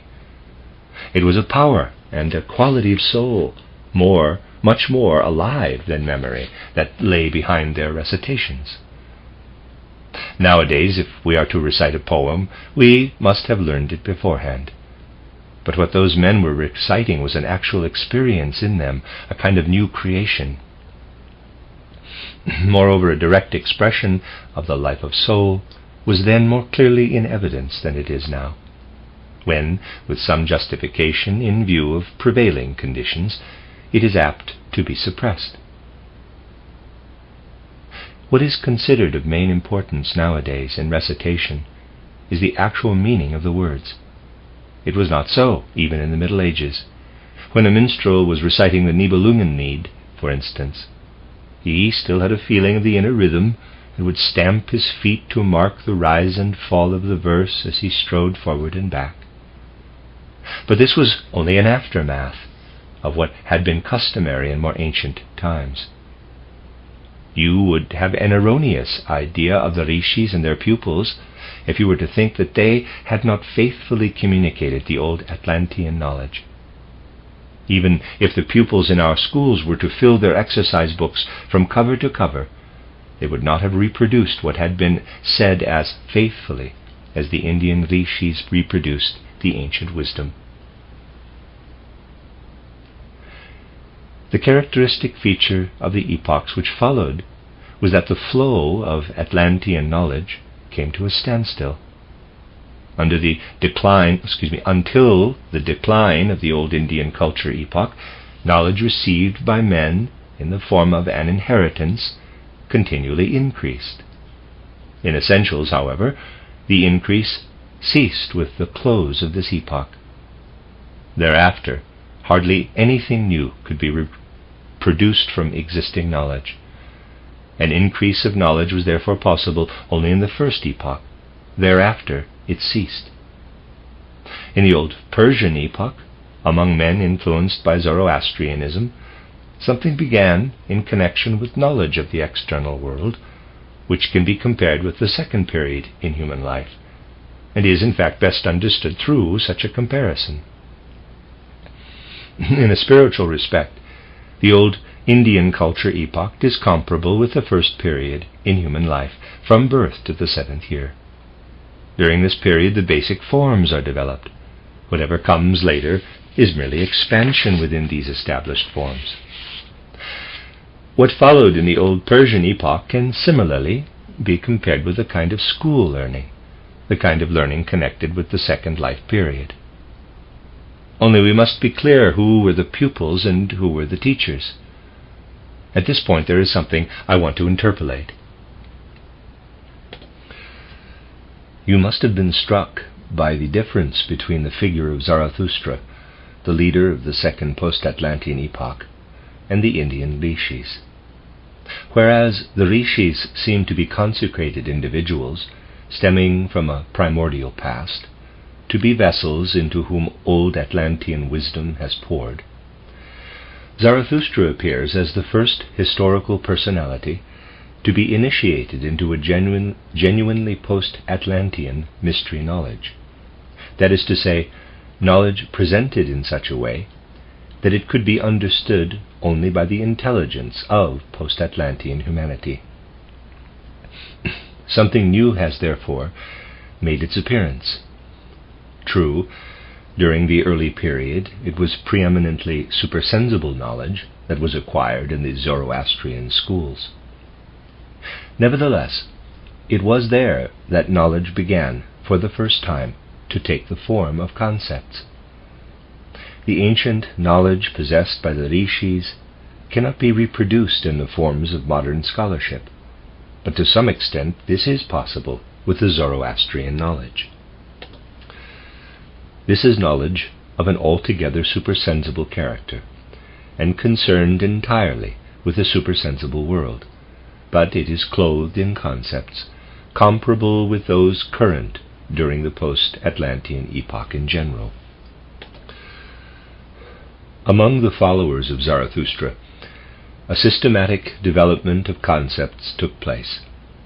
To sum up, the treasure store of ancient wisdom, which had evolved until the end of the old Indian epoch and continued from generation to generation, was accepted. Nothing new was added, but the old was elaborated.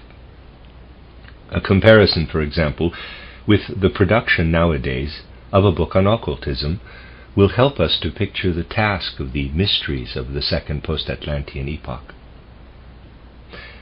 The contents of any book, resulting from genuine investigations into the higher worlds, could of course be presented as an entirely logical exposition in the physical world.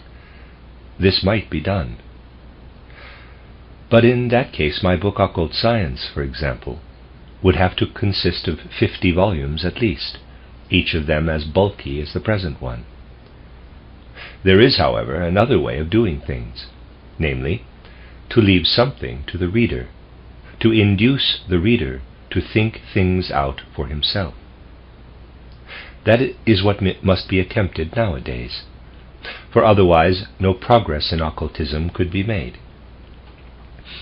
Today, in the fifth post-Atlantean epoch, with the intellectual concepts developed by humanity, it is possible to approach and also to assimilate occult knowledge. But in Zarathustra's time, the concepts in which to clothe occult facts had first to be discovered and gradually elaborated. There were then no branches of knowledge such as exist today, something capable of being clothed in human concepts had survived from the time of the ancient rishis, but the concepts as such had to be formulated before the supersensible facts could be clothed in them. It was then, for the first time, that man-made concepts were used to grasp supersensible realities. The rishis had spoken in the only way in which in their day supersensible knowledge could be communicated. They poured their knowledge from soul to soul in an unceasing flow of pictures. They were unconcerned with cause and effect, with concepts and categories, such as are familiar to us today. This was a much later development. In the field of supersensible knowledge, a beginning was made in the second Post-Atlantean epoch. It was then that man first became aware of the opposition offered by material existence, and therewith the need to express supersensible facts in forms of thought employed on the physical plane. This was the basic task of the second Post-Atlantean epoch. By the third epoch, that of the Egypto-Chaldean culture, concepts of supersensible realities were actually in existence. This again is difficult for the modern mind to grasp. There was no physical science, but there were concepts of supersensible facts and happenings which had been acquired in a supersensible way, and these concepts could be expressed in forms of thought applicable to the physical plane. In the third Post-Atlantean epoch, men began to apply to the physical world itself what they had learned from the supersensible world. This again can be compared with the third period in the life of a human being. In the second period, he learns without proceeding to apply what he has learned. In the third life period, most human beings have to apply their knowledge to the physical plane. The pupils of Zarathustra in the second culture epoch were pupils of heavenly knowledge. Now, men began to apply to the physical plane what they had learned. It may help us to picture this if we say that through their visions, men learned that the supersensible can be expressed by a triangle taken as an image of the supersensible, that the supersensible nature of man permeating the physical can be conceived as threefold.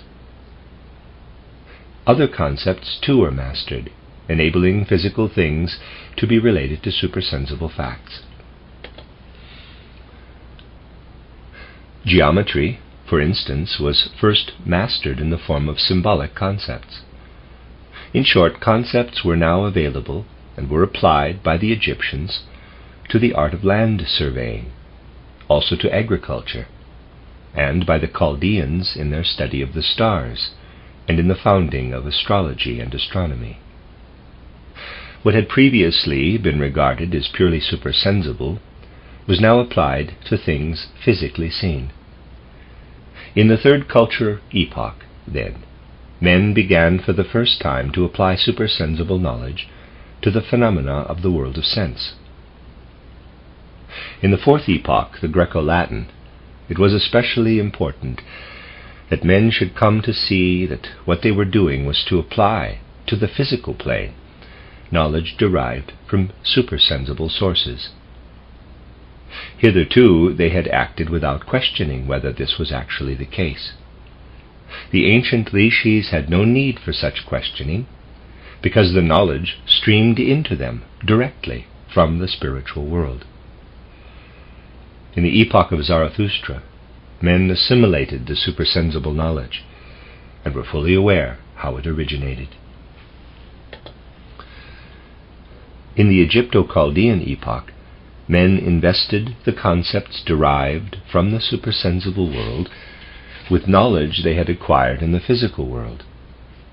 And in the fourth epoch, the Greco-Latin, they began to ask whether it is right to apply to the physical world what has come from the spiritual world. Is what has been spiritually acquired in fact applicable to physical things? Men could not put this to themselves as a definite question until the Fourth Culture Epoch, after they had for some time been applying supersensible knowledge in all naivety to physical experiences and observations. Now they became conscientious in regard to their own doings, and began to ask whether it is justifiable to apply supersensible concepts to physical facts. Now, when any epoch has an important task to perform, it always happens that some individual is particularly alive to its nature and responsible for fulfilling it. In this case, such an individual would have been struck by the thought as to whether one has the right to apply supersensible concepts to physical facts. Can anyone really predict how things will develop? It is obvious that Plato, for example, had a living connection with the ancient world, and still applied concepts in their old form to the physical world. It was his pupil Aristotle who asked whether it is right to do this, and so Aristotle became the founder of logic.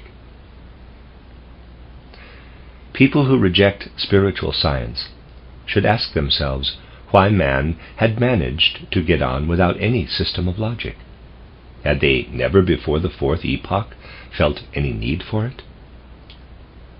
To a clear-sighted view of evolution, important periods occur at definite points of time. One such period lies between Plato and Aristotle. Here we have before us a situation that is related in a certain way to the connection with the spiritual world existing in the Atlantean epoch. True, the living spiritual knowledge died out with the old Indian culture epoch, but something new had, nevertheless, been brought down to the physical plane. Now, in this later age, man had begun to develop a critical faculty, and to ask how ideas about supersensible reality may be applied to physical things. This is a sign that man only now became conscious that he himself achieves something when he is observing the external world, that he is actually bringing something down into the sense world. This was a significant state of things. We can still feel that concepts and ideas are in essence supersensible when we regard their very character as being a guarantee for the existence of the supersensible world. But only few feel this. What concepts and ideas contain is, for most people, extremely tenuous. And although there is something in them which can provide complete proof of man's immortality, it would be impossible to convince him, because compared with the solid material reality for which he longs, concepts and ideas are as unsubstantial as a cobweb. They are, in fact, the last and slenderest thread spun by man out of the spiritual world since his descent into the physical world. And at the very time when he had left the spiritual world altogether and remained linked to it by this last slender thread only, a thread in which he no longer had any faith, there came the slightest incision from the supersensible world, the Christ impulse. The greatest of all spiritual realities appeared in our Post-Atlantean epoch, at a time when man was least able to recognize the supersensible, because the only spiritual quality remaining to him was his feeling for concepts and ideas. For anyone studying the evolution of humanity as a whole, it would be interesting in a strictly scientific sense, apart from the tornado-like effect it may have on the soul, to set side by side the infinite spirituality of the Christ being who entered into humanity, and the fact that shortly before his coming, man had been wondering how far the last thread of spirituality within him was connected with the supersensible world. In other words, to contrast the Christ principle with Aristotelian logic, that web of wholly abstract concepts and ideas. No greater disparity can be imagined than that between the spirituality which came down to the physical plane in the being of Christ and the spirituality which man had preserved for himself. You will therefore understand that with the web of concepts available in Aristotelianism, it was simply not possible in the first centuries of Christendom to comprehend the spiritual nature of Christ. And then, gradually, efforts were made to grasp the facts of world history and the evolution of humanity in such a way that Aristotelian logic could be applied. This was the task facing medieval philosophy. It is significant that the fourth Post-Atlantean epoch may be compared with the period of ego development in man's life. It was in this epoch that the I capital of humanity itself streamed into evolution, at the time when man was further removed from the spiritual world than he had ever been, and was therefore at first quite incapable of accepting Christ except through faith. Christianity was bound at first to be a matter of faith, and is only now beginning very gradually to be a matter of knowledge. We have only just begun to bring the light of spiritual knowledge to bear upon the Gospels. For hundreds upon hundreds of years, Christianity could only be a matter of faith, because man had reached the lowest point of his descent from the spiritual worlds. This was the situation in the fourth Post-Atlantean epoch. But after the lowest point, the re-ascent must begin. Although, in a certain respect, this epoch brought man to the lowest point of descent, it also gave him the strongest spiritual impulse upward. Naturally, this was beyond his comprehension then, and will be understood only in the epochs still to come. We can, however, recognize the task before us. It is to permeate our concepts and ideas with spirituality. World evolution is not a simple, straightforward process. When a ball begins to roll in a certain direction, inertia will keep it rolling unless its course is changed by some other impact. Similarly, pre-Christian culture tended to preserve and maintain the downward plunge into the physical world until our own time. The upward urge is only just beginning and periodically needs a new impetus. The downward tendency is particularly evident in the way men think, even in a great deal of what is called philosophy today. Aristotle still recognized that spiritual reality is within the grasp of human concepts. Maybe that again. Aristotle still recognized that spiritual reality is within the grasp of human concepts. But a few centuries after him, men were no longer able to understand how the activity of the human mind can make contact with reality. The most arid, most barren element in the development of the old mode of thinking is represented by Kantianism and everything related to it. For Kant's philosophy severs all connection between the concepts a man evolves, between ideas as inner experiences, and what concepts and ideas are in reality. Kantianism is in the process of withering away and has no living impulse to give to the future. It will now no longer surprise you that the conclusion of my lectures on psychosophy had a theosophical background. I have made it clear that in all our activities, and especially in connection with knowledge of the soul, our task is to take the knowledge bestowed by the gods on men in earlier days and brought down as a stimulus to our thought, and offer it up again at the altars of the gods. But the ideas and concepts we make our own must have their origin in spirituality. Psychology as a science must be cultivated in such a way that it can emerge from the decadence into which it has fallen. This is not said out of arrogance, but because it is what the times demand. There have been, and there still are, many psychologists, but they all work with concepts totally devoid of spirituality. It is significant that in 1874 a man like Franz Brentano published only the first volume of his Psychology, which, in spite of certain distortions, is generally sound. He had announced the second volume for publication in the same year, but he came to a standstill and could not finish it. He was able to give an outline of what the content was to have been, but to get beyond that, a spiritual impulse would have been needed. Modern psychologies, for example those written by Wundt and Lips, do not really deserve the name, because they work only with ideas previously evolved, and it was obvious from the outset that nothing would come of them. Brentano's psychology might have led to something, but he came to a standstill, which is the fate of all dying sciences. It will not happen so quickly in the case of the natural sciences, where cut and dried concepts can be applied, because facts are being collected and may be allowed to speak for themselves.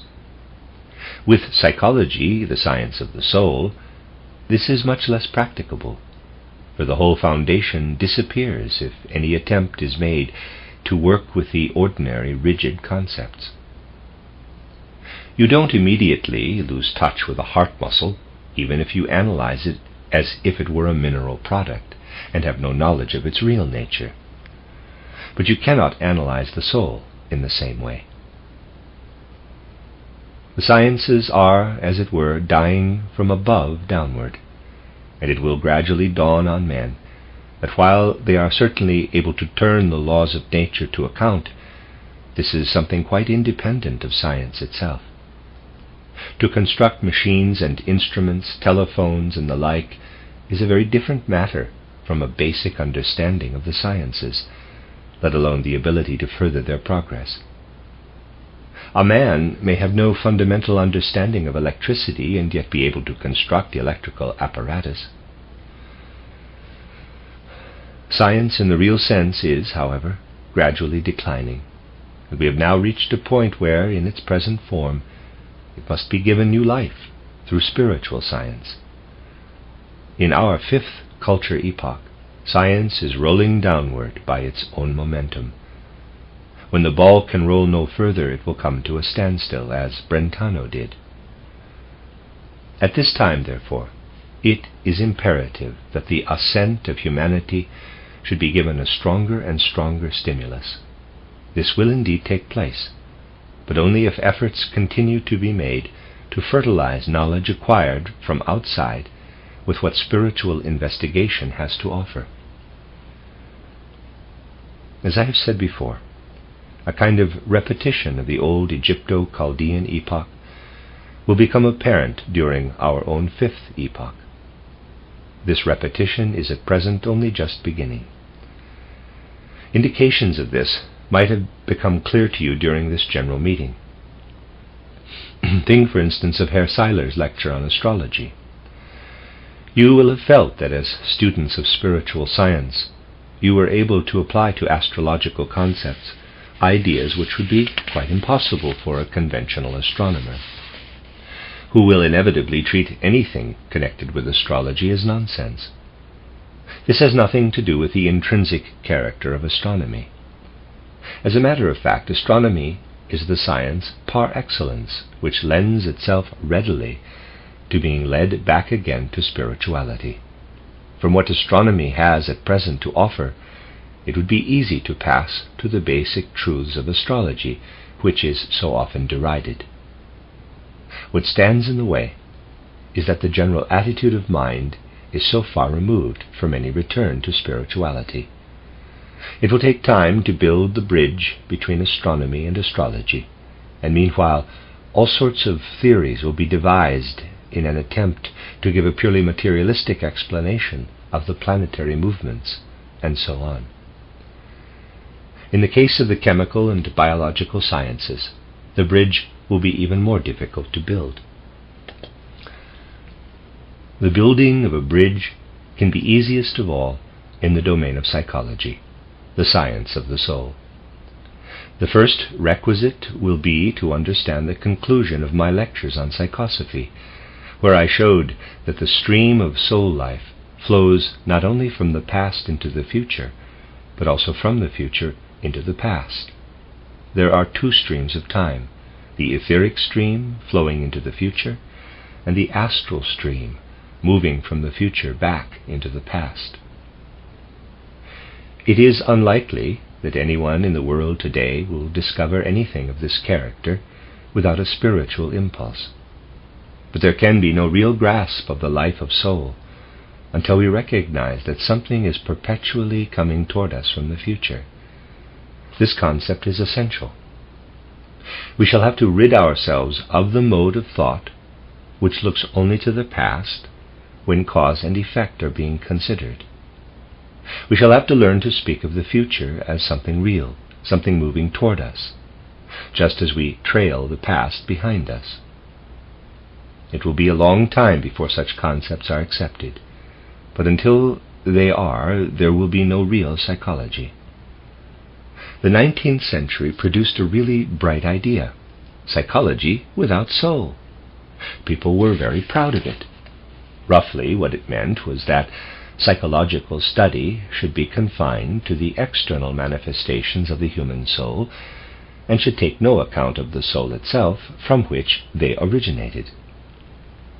A science of the soul without soul.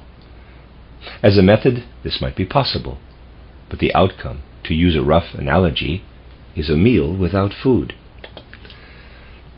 That is modern psychology. People are anything but satisfied if you give them a meal with nothing on their plates. But 19th century science was wonderfully content with a psychology without soul. Such a trend began at a comparatively early stage, and spiritual life must flow as a strong impulse into this whole domain. The old life has come to an end, and a new life must begin. We must feel that there was given to us from the ancient Atlantean epoch a primeval wisdom which has gradually withered away, and that in our present incarnation we are faced with the task of gathering a new wisdom for the men of a later time. To make this possible was the purpose of the Christ impulse, and the activity and power of that impulse will continually increase. It may be that the Christ impulse will work most strongly when all tradition, in history too, has died away, and men find their way to Christ himself as the true reality. You can see, then, that the course of post-Atlantean evolution and the life of an individual human being are comparable as macrocosm with microcosm. But the individual is in a strange situation. What is there left to him in the second part of his life but to absorb and assimilate what he acquired for himself in the first half?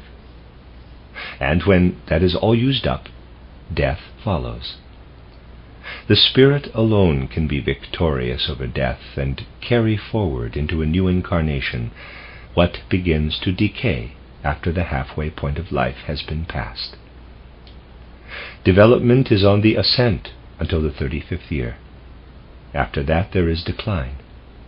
But it is precisely then that the spirit takes a hand. What it cannot incorporate into the bodily nature of man during the second half of life, it brings to blossom in a later incarnation. As the body withers, the spirit gradually comes to fruition. The macrocosm of humanity as a whole reveals a similar picture.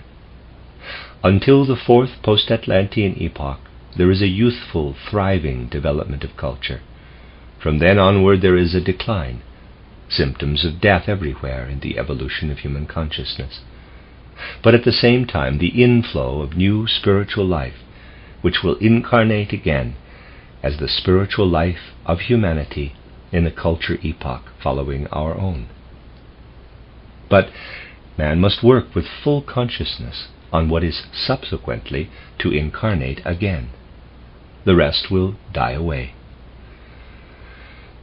We can look prophetically into the future and see the birth of many sciences seeming to benefit Post-Atlantean civilization, although they belong to what is dying. But the life that is poured into humanity under the direct influence of the Christ impulse will come to manifestation in the future, just as the Atlantean knowledge came again to manifestation in the holy rishis.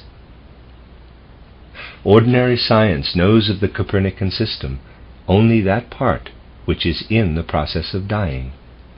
The part that will live on and bear fruit, and that is not the part that has been influential for 4 centuries, must now be mastered by men through their own efforts. Copernicanism, as presented today, is not strictly true. Spiritual investigation alone can reveal its real truth. The same holds good for astronomy and for everything else that is regarded as knowledge today. Science can, of course, be of practical use, and as technology, completely justified. But insofar as it pretends to contribute to human knowledge in its real form, it is a dead product. It is useful for the immediate handiwork of men, and for that no spiritual content is necessary. But as far as it purports to have anything vital to say about the mysteries of the universe, it belongs to the culture that is dying. If knowledge of the mysteries of the universe is to be enriched, the orthodox science of today must be imbued with life through the findings of spiritual science. The foregoing lectures were intended as an introduction to the study of St. Mark's Gospel, which we shall now begin. I had first to show how essential this greatest of all spiritual impulses was for human evolution, just at the time when only the last, most tenuous threads of spirituality remained to mankind. The end of Lecture 3. This is a reading of a collection of lectures by Rudolf Steiner entitled Background to the Gospel of St. Mark. This is Lecture 4, and to begin there's a footnote. At the beginning of this lecture, Dr. Steiner emphasized that those relatively new to the study of spiritual science would find many things difficult to understand.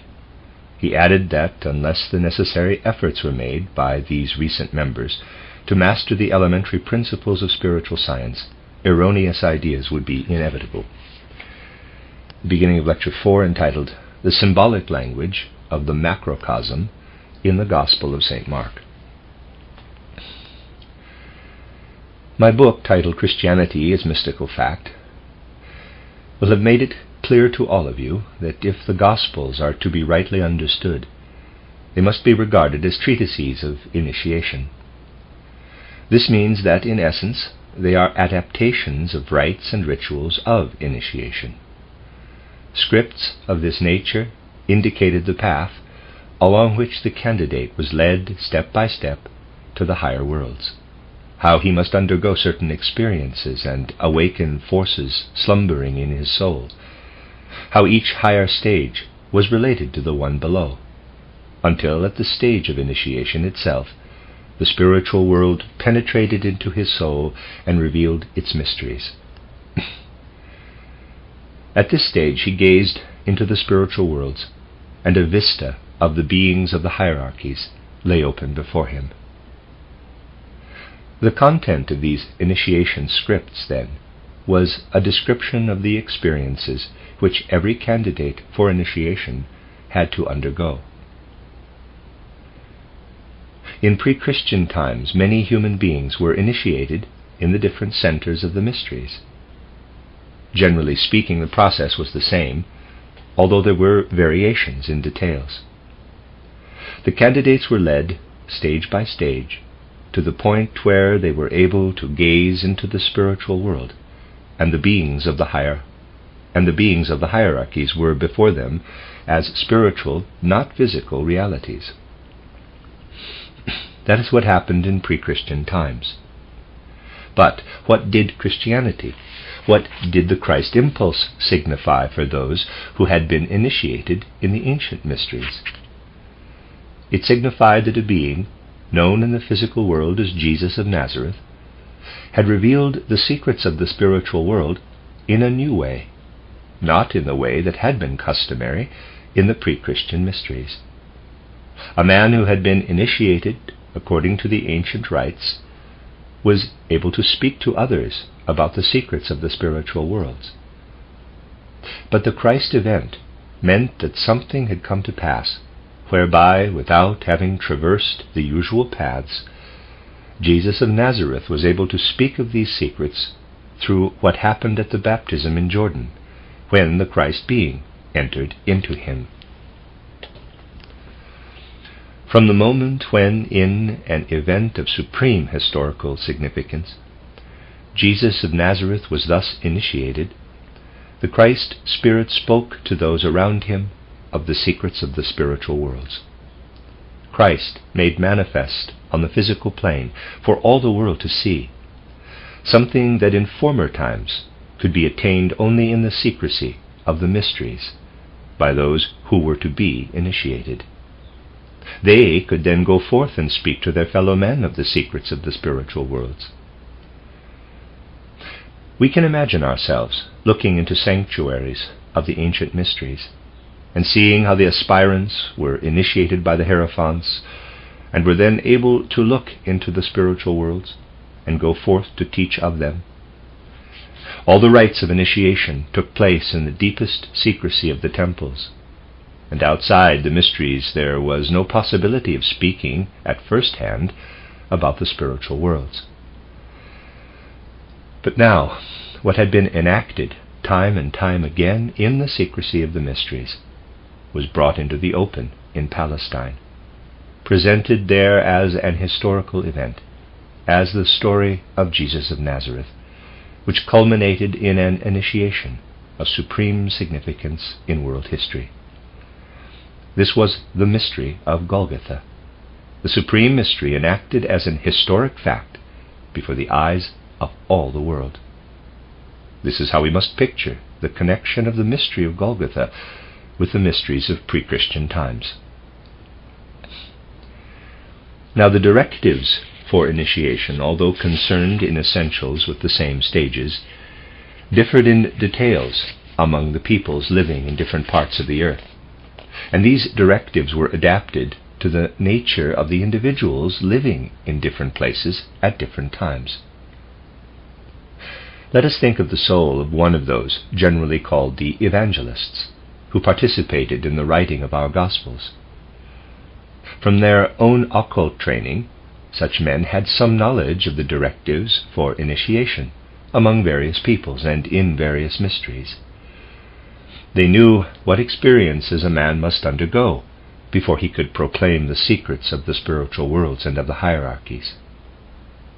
And now, through the events in Palestine and the mystery of Golgotha, they had been made aware that what could previously be witnessed only by those who had attained initiation in the mysteries had taken place openly on the stage of world history and would enter more and more deeply into the hearts and souls of all men. The evangelists were not biographers in our sense of the word. They did not include in their writings details of no significance to the world, which it is quite unnecessary for anyone to know. They were not the kind of biographers who ferret out every detail of a man's private affairs. They described the life of Christ by saying that in Jesus of Nazareth, in whom the Christ was present, something happened which had been witnessed again and again in the mysteries, but never as an historic event, concentrated into a few years. It was now an historic reality, yet it was a repetition of the temple rituals. The life of Jesus could therefore have been described by specifying the stages passed through in other circumstances during the process of initiation. The directives for initiation in the ancient mysteries are found again in the Gospels, and indications are given there of the reason why what had formerly taken place in the deep secrecy of the temples had now been transferred to the great arena of world history.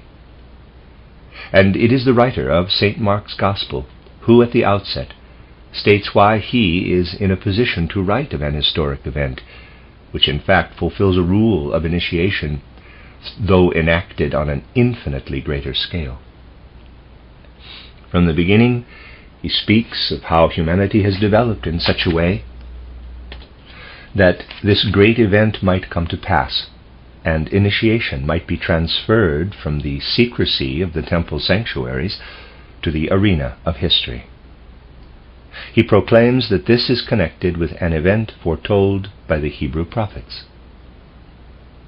For the mystery of Golgotha had been foreseen and foretold by the true initiates, among whom the Hebrew prophets may, in a certain sense, be included.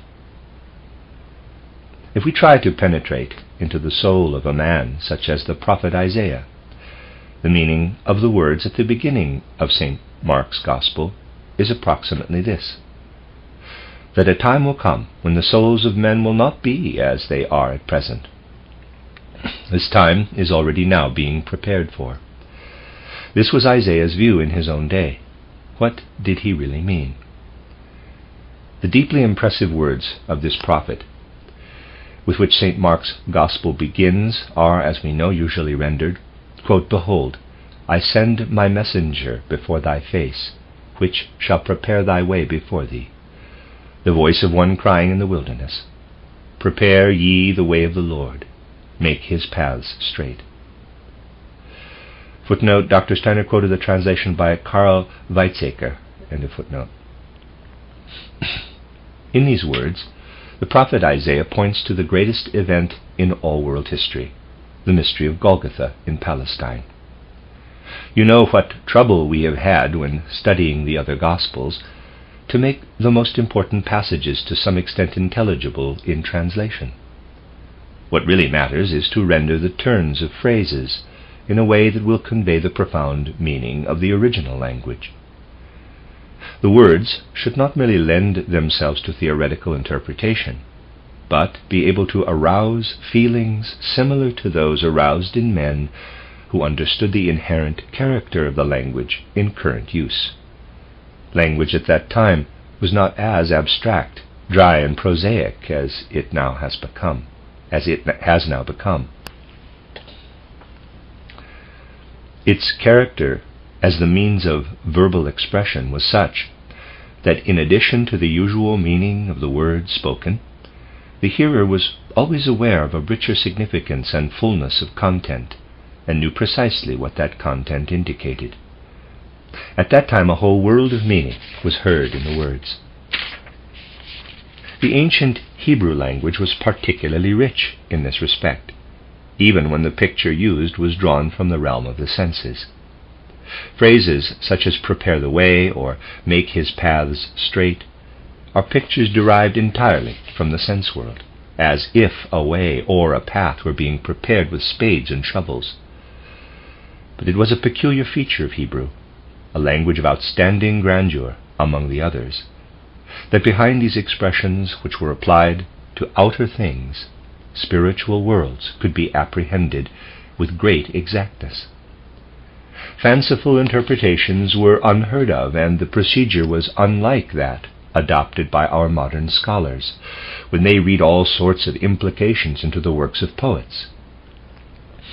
Arbitrary interpolations were quite impossible.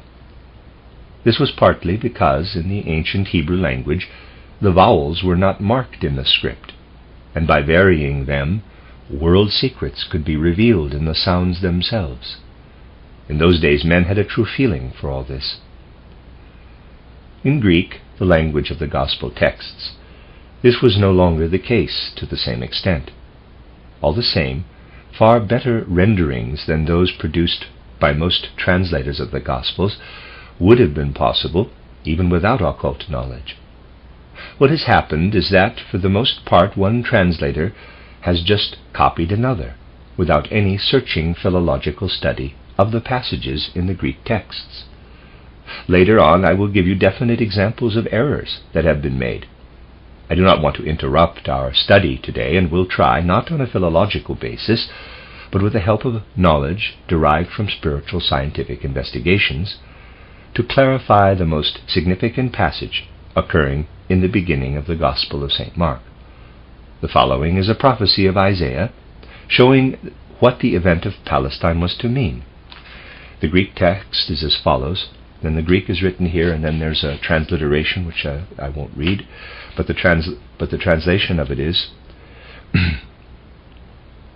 Behold, I send my messenger before thy face, which shall prepare the way before thee, the voice of one crying in the wilderness, Prepare ye the way of the Lord, make his paths straight.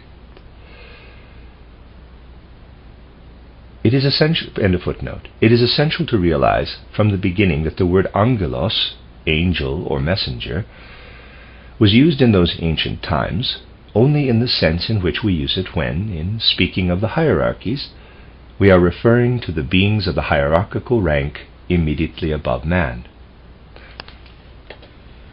When the words ton angelon occur, we must realize that a being of this rank is meant. Otherwise, the whole sense of the passage will be lost. Spiritual science alone can provide the basis for understanding such a passage. But once understood, it can be a foundation for what occultism has to say about the Christ event. What is the fundamental significance of the Christ impulse? We have expressed it as follows. Through the Christ impulse, the human soul became conscious for the first time that an ego, an I capital, was to find a place within it, a self-conscious I, through which, in the further course of earth evolution, there must be revealed all the secrets formerly revealed by the astral body through natural clairvoyance. In the epoch of post-Atlantean culture preceding our own, men were still endowed, to some extent, with faculties of clairvoyance, which enabled them to see into the spiritual world. In certain abnormal conditions of soul, the secrets of the spiritual world streamed into them, and they were able to gaze into the realms of the hierarchies. Vision of the hierarchy of the angels persisted the longest, and was the most frequent. The angels were known as beings belonging to the rank immediately above man. In the times of ancient clairvoyance, men were not aware that they themselves possessed a faculty capable of leading them into the spiritual worlds. They regarded this possibility as a grace vouchsafed to them from without, as the implanting of spiritual powers in their souls. Hence the prophets could point to the future, saying, quote, The time will come when man will be conscious of his I, and know that it is by the self-conscious I that the secrets of the spiritual worlds will be unveiled. Man will be able to say, I penetrate into the secrets of the spiritual world through the power of the I within me. Close quote. But preparation was necessary before this stage could be reached. As the lowest rank of the hierarchies, man had to be prepared by being sent an example of what he must become. The messenger or angel was to proclaim to man that he was to become an I in the full sense of the word. And whereas the mission of earlier angels had been to reveal the spiritual world, it was now the mission of a particular angel to carry the revelations to a further stage, to make known to man that he was to enter into full possession of the ego, the I. The earlier revelations were of a different character, not intended for a self-conscious I. Isaiah proclaimed that the time of the mystery of the I was to come, and that from the host of the angels one would be deputed to announce this. Only in this sense can we understand what is meant when it is said that the angel, the messenger, was sent before, that is to say, sent before man who was to become a self-conscious I. The one who had been sent before was to come as a being of the hierarchy of angels. No angel had yet spoken to man as a self-conscious I. So this messenger of whom the prophet Isaiah speaks is to make men aware that they must prepare to make a place in their souls for the I, the fully independent I. This passage, therefore, draws attention to a great revolution in the development of the human soul. whereas hitherto men had always to go out of their bodies in order to reach the spiritual world, henceforward they would be able to remain within their own eye and draw forth from the eye itself the secrets of that world. Let us compare a soul of remote antiquity with a soul living near the time of Christ. When a man of very early pre-Christian centuries strove to rise into the higher worlds, he could not retain even the degree of self-consciousness so far developed. He was obliged to discard all consciousness of self and be transported into the world of the hierarchies, the world of pure spirituality. His consciousness was entirely suppressed. Such were the conditions in the early pre-Christian era. What, then, was the situation of a man living in times when, in order to enter the spiritual world, it was no longer necessary for self-consciousness to be suppressed, but when the stage had been reached for the development of the I?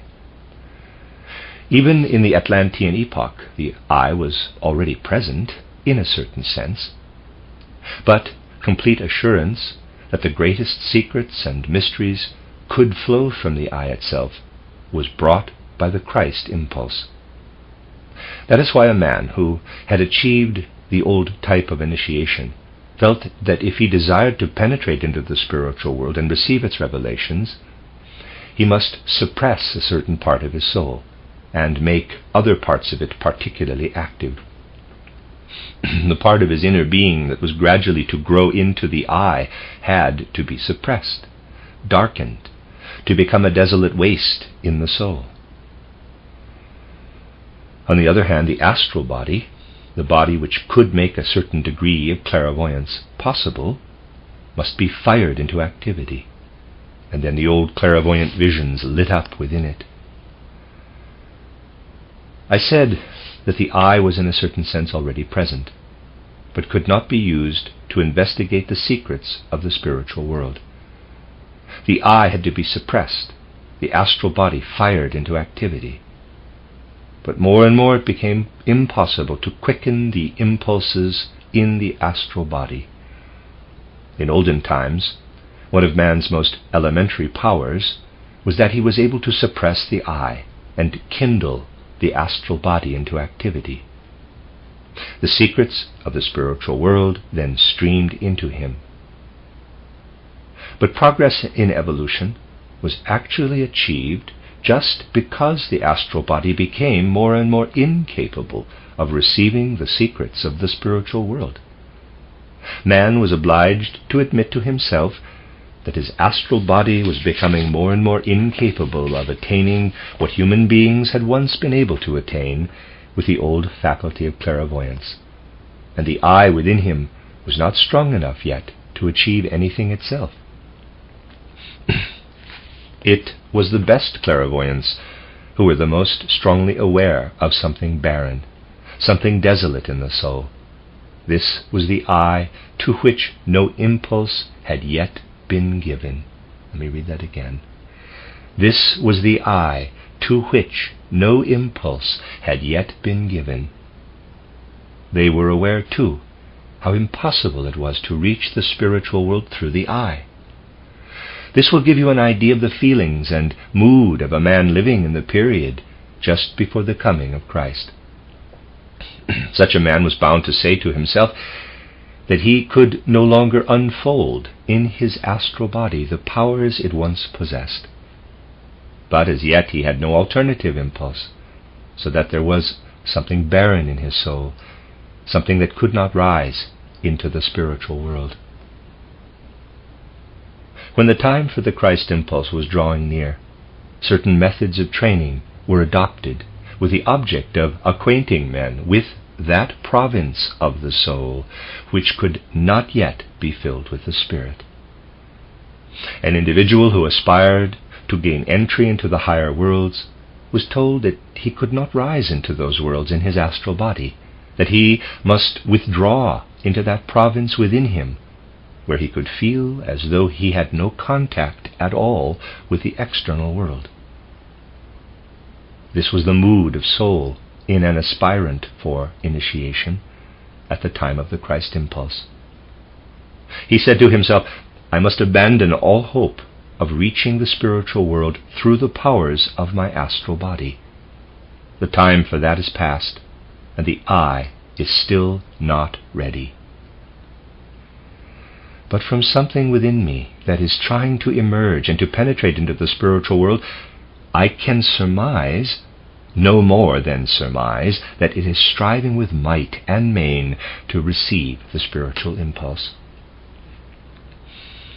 This experience, known in those days to every seeker for the light of the Spirit, was called, quote, the way into the solitude of the soul, close quote, or also, quote, the way into the solitude, close quote. The messenger who was to prepare for the Christ event had therefore to describe the way into the solitude to those who wished to hear about the approaching impulse. He had himself to know the depths of solitude, to preach from actual experience of the solitude of the soul. In your study of St. Mark's Gospel, you will come to realize more and more clearly that certain lofty spiritual beings, through whom matters of vital importance in human evolution are to take place, look for their instruments in suitable beings of flesh and blood, and then descend to live in the soul incarnated in such a body. The messenger of whom Isaiah spoke, who must not be thought of as a man in the ordinary sense, took possession of the soul of the reincarnated Elias, John the Baptist, lived in him, and was destined to proclaim to men that the Christ impulse was at hand. Where then did the voice of this messenger resound? It resounded in what I have just described to you as, quote, the solitude of the soul, close quote. In St. Mark's Gospel we read, quote, hear the cry in the solitude of the soul, close quote, en te eremo. Must not be translated as if the image of a wilderness were meant in an external sense. En te eremo really means in the solitude. The imagery used helps us to glimpse the spiritual world. We shall have a truer understanding of this expression if we devote a little study to the meaning conveyed by another word, Kyrios, or Lord, as in the usual rendering of this passage, quote, prepare ye the way of the Lord, close quote. The actual meaning is still discernible in the Greek, but can be confirmed by comparison with ancient tradition. In the language of those early times, the meaning of a word such as this was not as abstract and shallow as it is today. In the age of materialism, men have become superficial in their attitude to language, and no longer feel as they once did, that words are the bodies of soul beings, soul realities, that a whole world lives in the words. The most that can be done today is to try to revive something of this feeling, as I have attempted to do in the mystery play titled The Portal of Initiation. What men felt when they uttered the word Kyrios in circumstances such as those indicated was that it was an image, a picture of happenings in the inner life of the soul.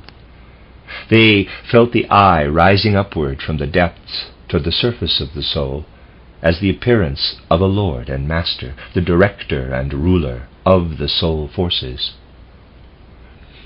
Nowadays we speak of thinking, feeling, and willing as servants of the soul. But within the soul there is a Lord, a Kyrios, the I or ego. In olden times man could not say I think. He said it thinks, or it feels, it wills in me.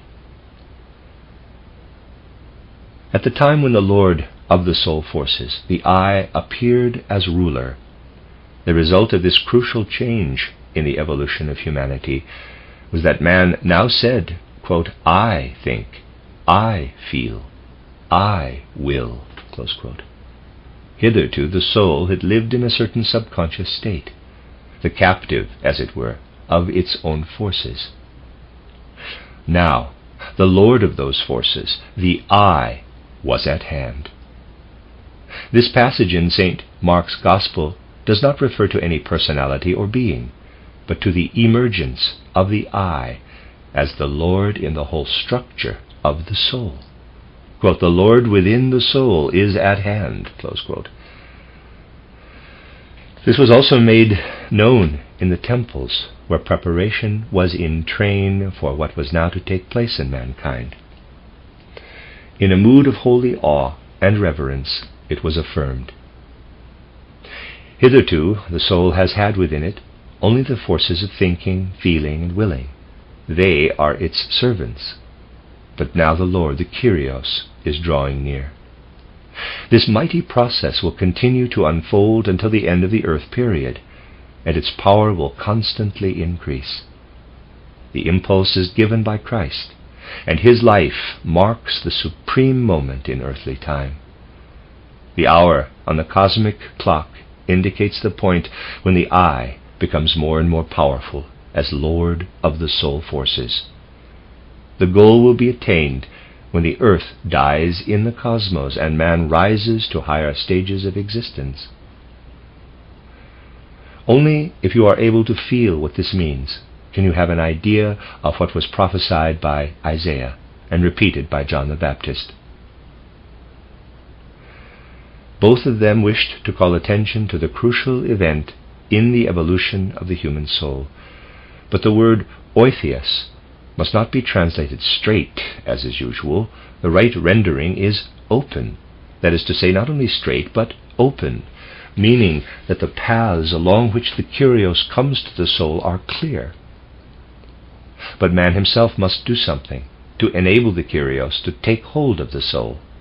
The way must be made free, must be made open.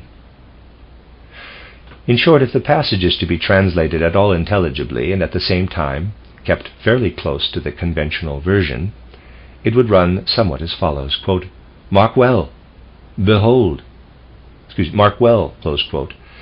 In quotes, behold is not really correct. Quote, "I send my angel before the I in you. He will prepare the way. Hear the cry in the solitude of the soul." Close quote. The cry for the Lord of the soul. Parenthesis, the word soul is not actually used, but was intuitively understood. Close parenthesis, quote, "Prepare the way of the Lord of the soul. Labor to make the path open for him." Close quote. These sentences give an approximate idea of what can be felt in the words of Isaiah. The angel in the soul of John the Baptist used them once again. What made this possible? To answer this question, we shall have to give some thought to the nature of John the Baptist's own initiation and to its effect in his soul. You know from earlier lectures, footnote see Macrocosm and Microcosm, title Macrocosm and Microcosm, notably lectures 1 and 3, a course of 11 lectures given in Vienna, March 1910, end of footnote. You know from earlier lectures that a man can be initiated either by descending into the depths of his own soul, or by being prepared in such a way that his soul passes out of the body and its forces pour into the macrocosm. Among different peoples, these two paths were adopted in very diverse forms. When a man wished to pour his soul into the macrocosm, the 12 stages to be passed were symbolized, so to speak, by the 12 signs of the zodiac.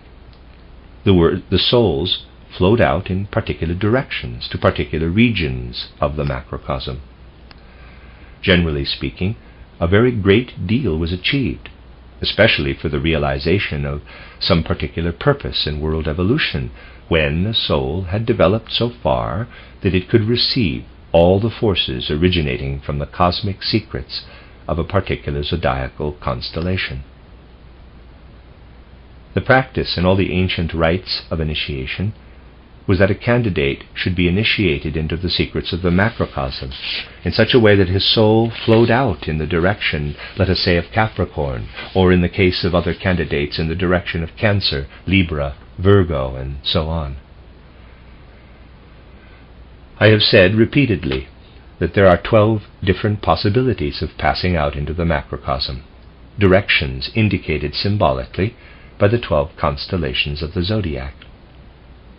If a candidate was unable at once to attain the highest initiation, the sun initiation, but could achieve a partial initiation only, his soul was directed to the secrets connected with one particular constellation.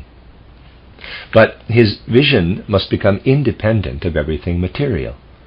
This meant that either in the rites of the mysteries, or as in the case of John the Baptist by grace from above, the candidate's gaze was guided to a constellation when the earth lay between him and the constellation, that is to say, by night.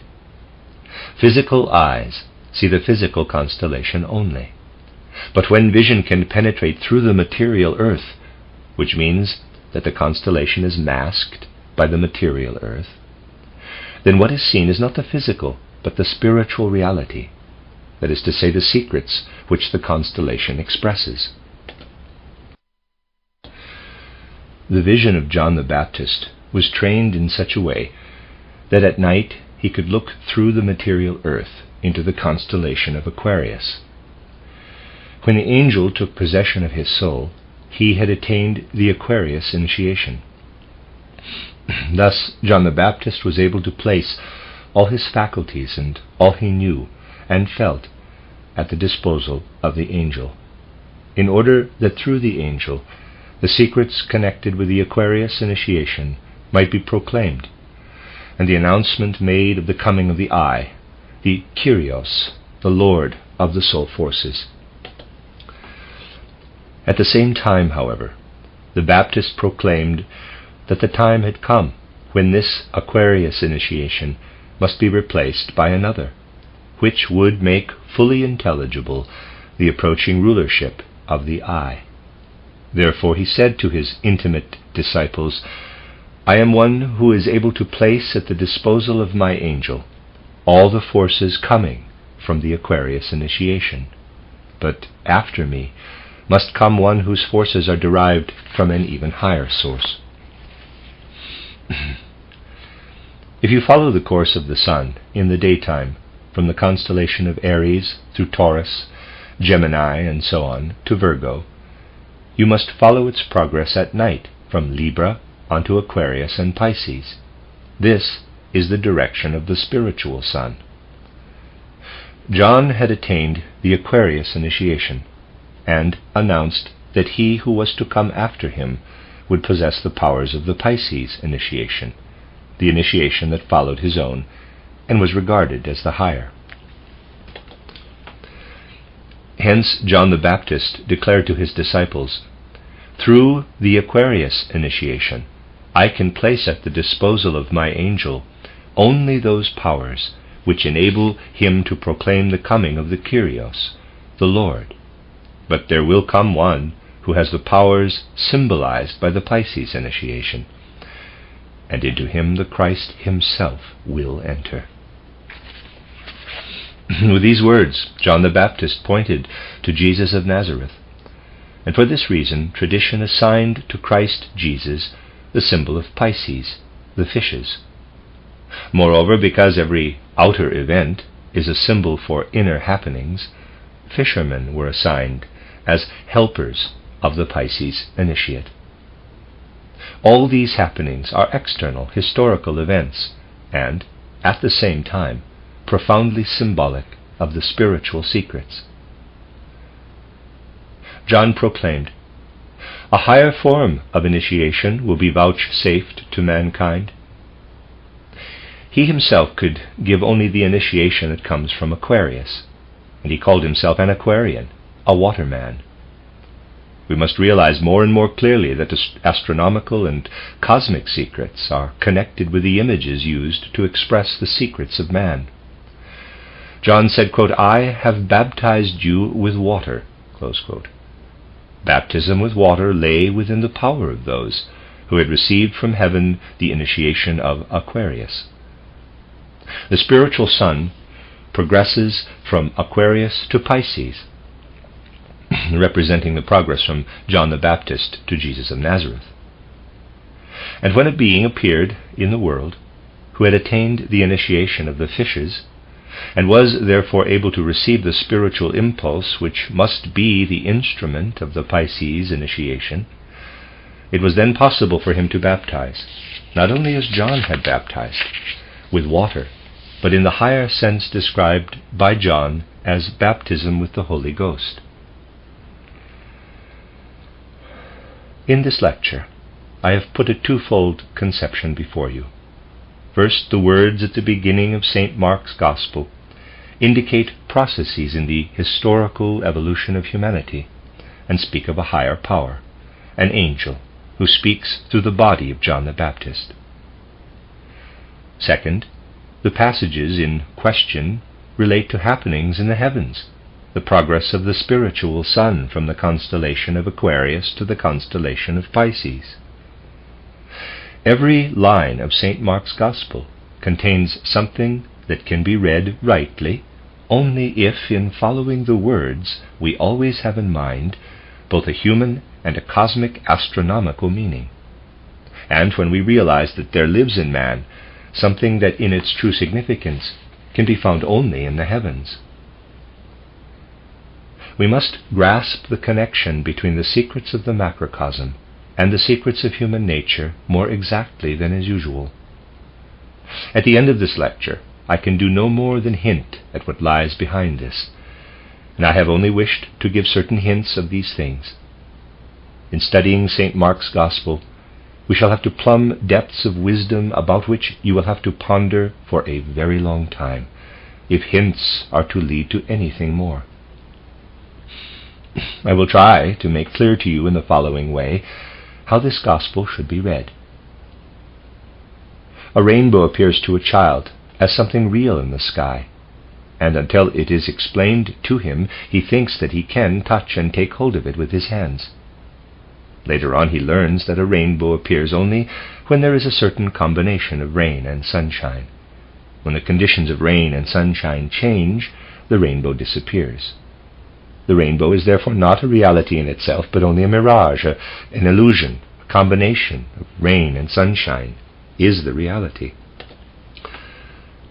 Once we make a little progress on the path of occult knowledge, we are likely to have an experience which will remind us of the sort of thing I have said about the rainbow, namely, that ultimately there is in the external world no solid reality, but only appearances which are sustained by factors outside themselves.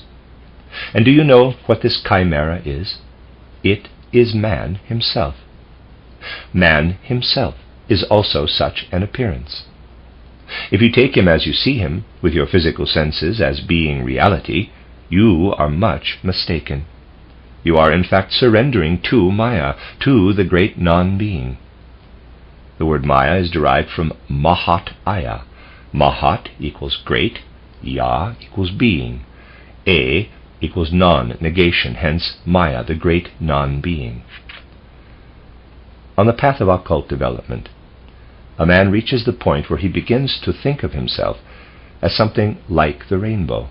He is a chimera, like everything that comes before his physical senses. Even the sun, seen as a physical globe, is a chimera.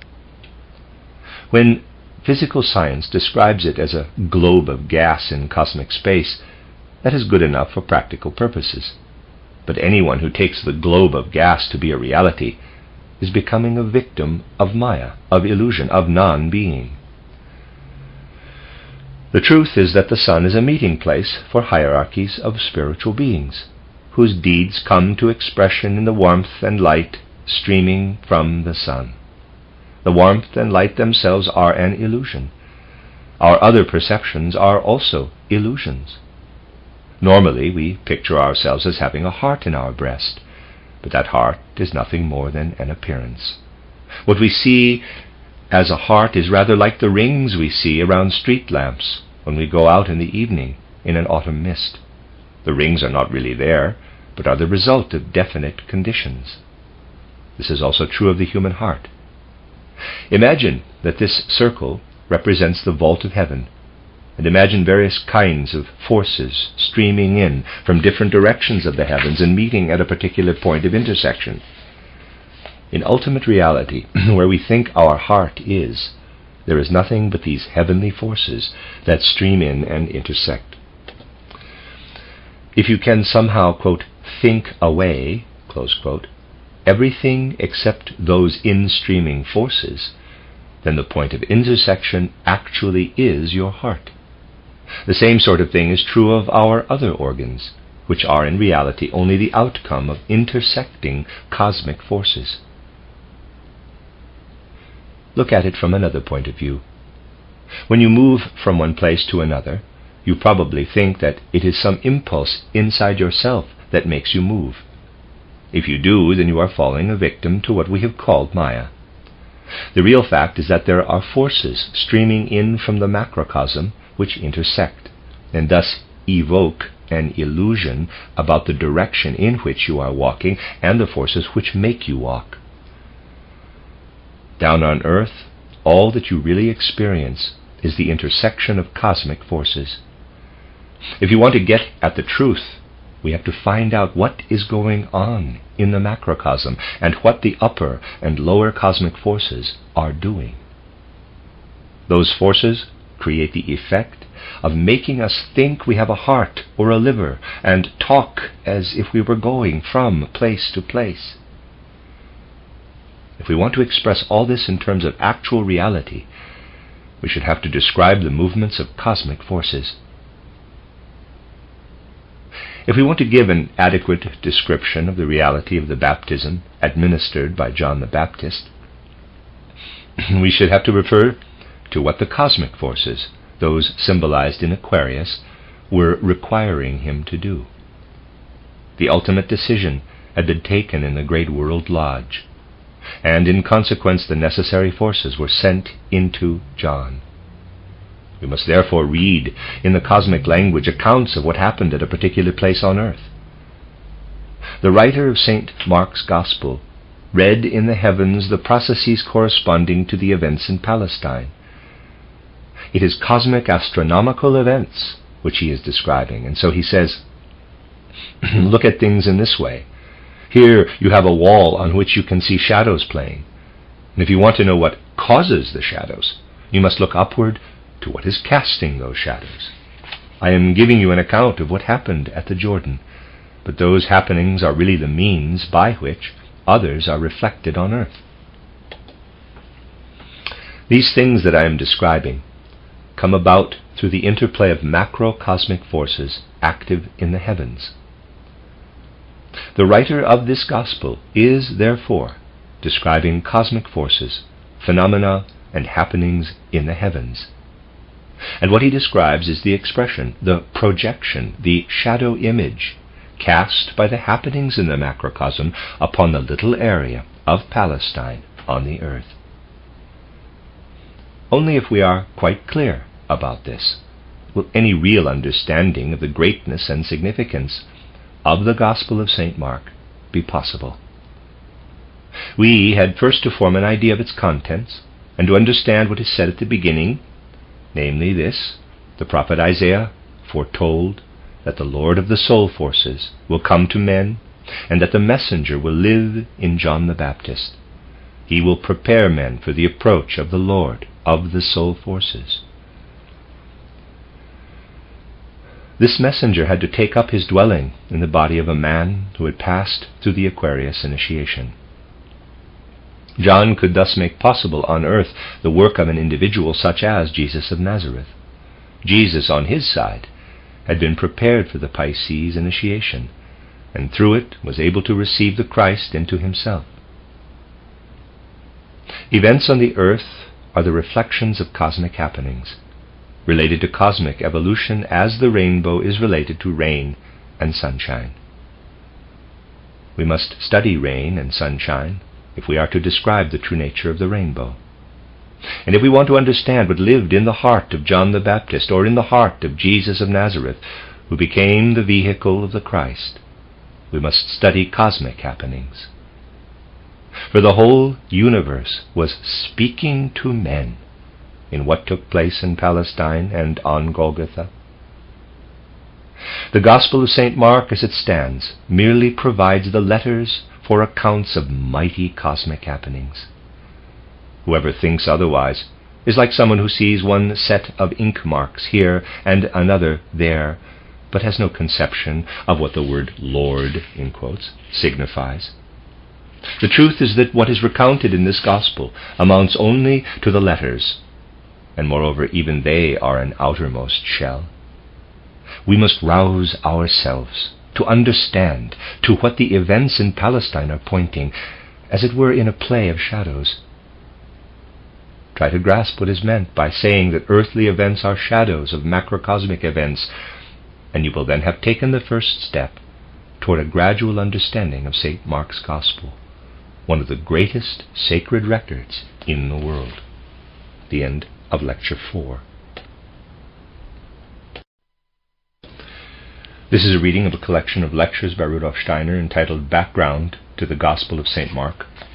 This is Lecture 5, entitled The Two Main Streams of Post-Atlantean Civilization. The last lecture began by speaking of the distinctive character of St. Mark's Gospel. It became clear that here, almost more than in the other Gospels, we find in indications drawn from the deepest Christian mysteries an opportunity to penetrate into many profound secrets and laws of the evolution of man and of the cosmos. I had originally thought that during the winter it would be possible to make important and intimate references to matters of which we have not yet heard in our movement, or perhaps better said, to matters at spiritual levels we have not yet reached. But we shall have to abandon this original plan, for the simple reason that the Berlin group has grown in numbers so astonishingly in recent weeks that it would now not be possible to make everything properly intelligible.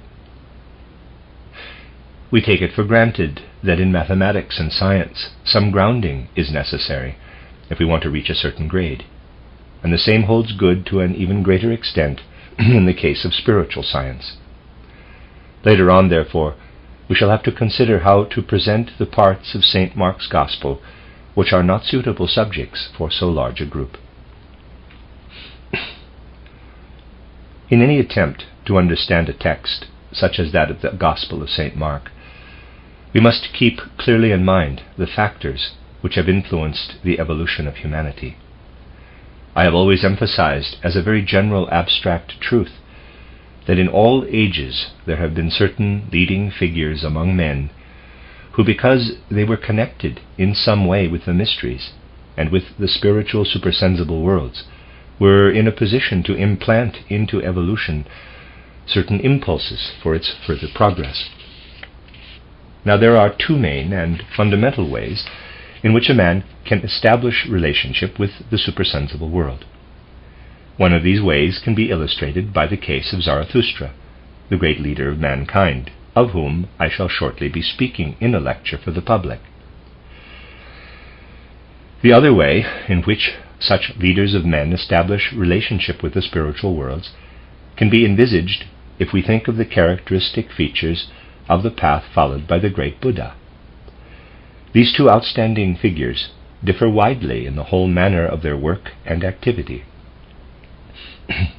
What Buddha and Buddhism call contemplation or meditation, quote, under the Bodhi tree, close quote, a symbolic expression for a certain mystical deepening of Buddha's consciousness, is a path by which the human ego can penetrate into its own inmost being.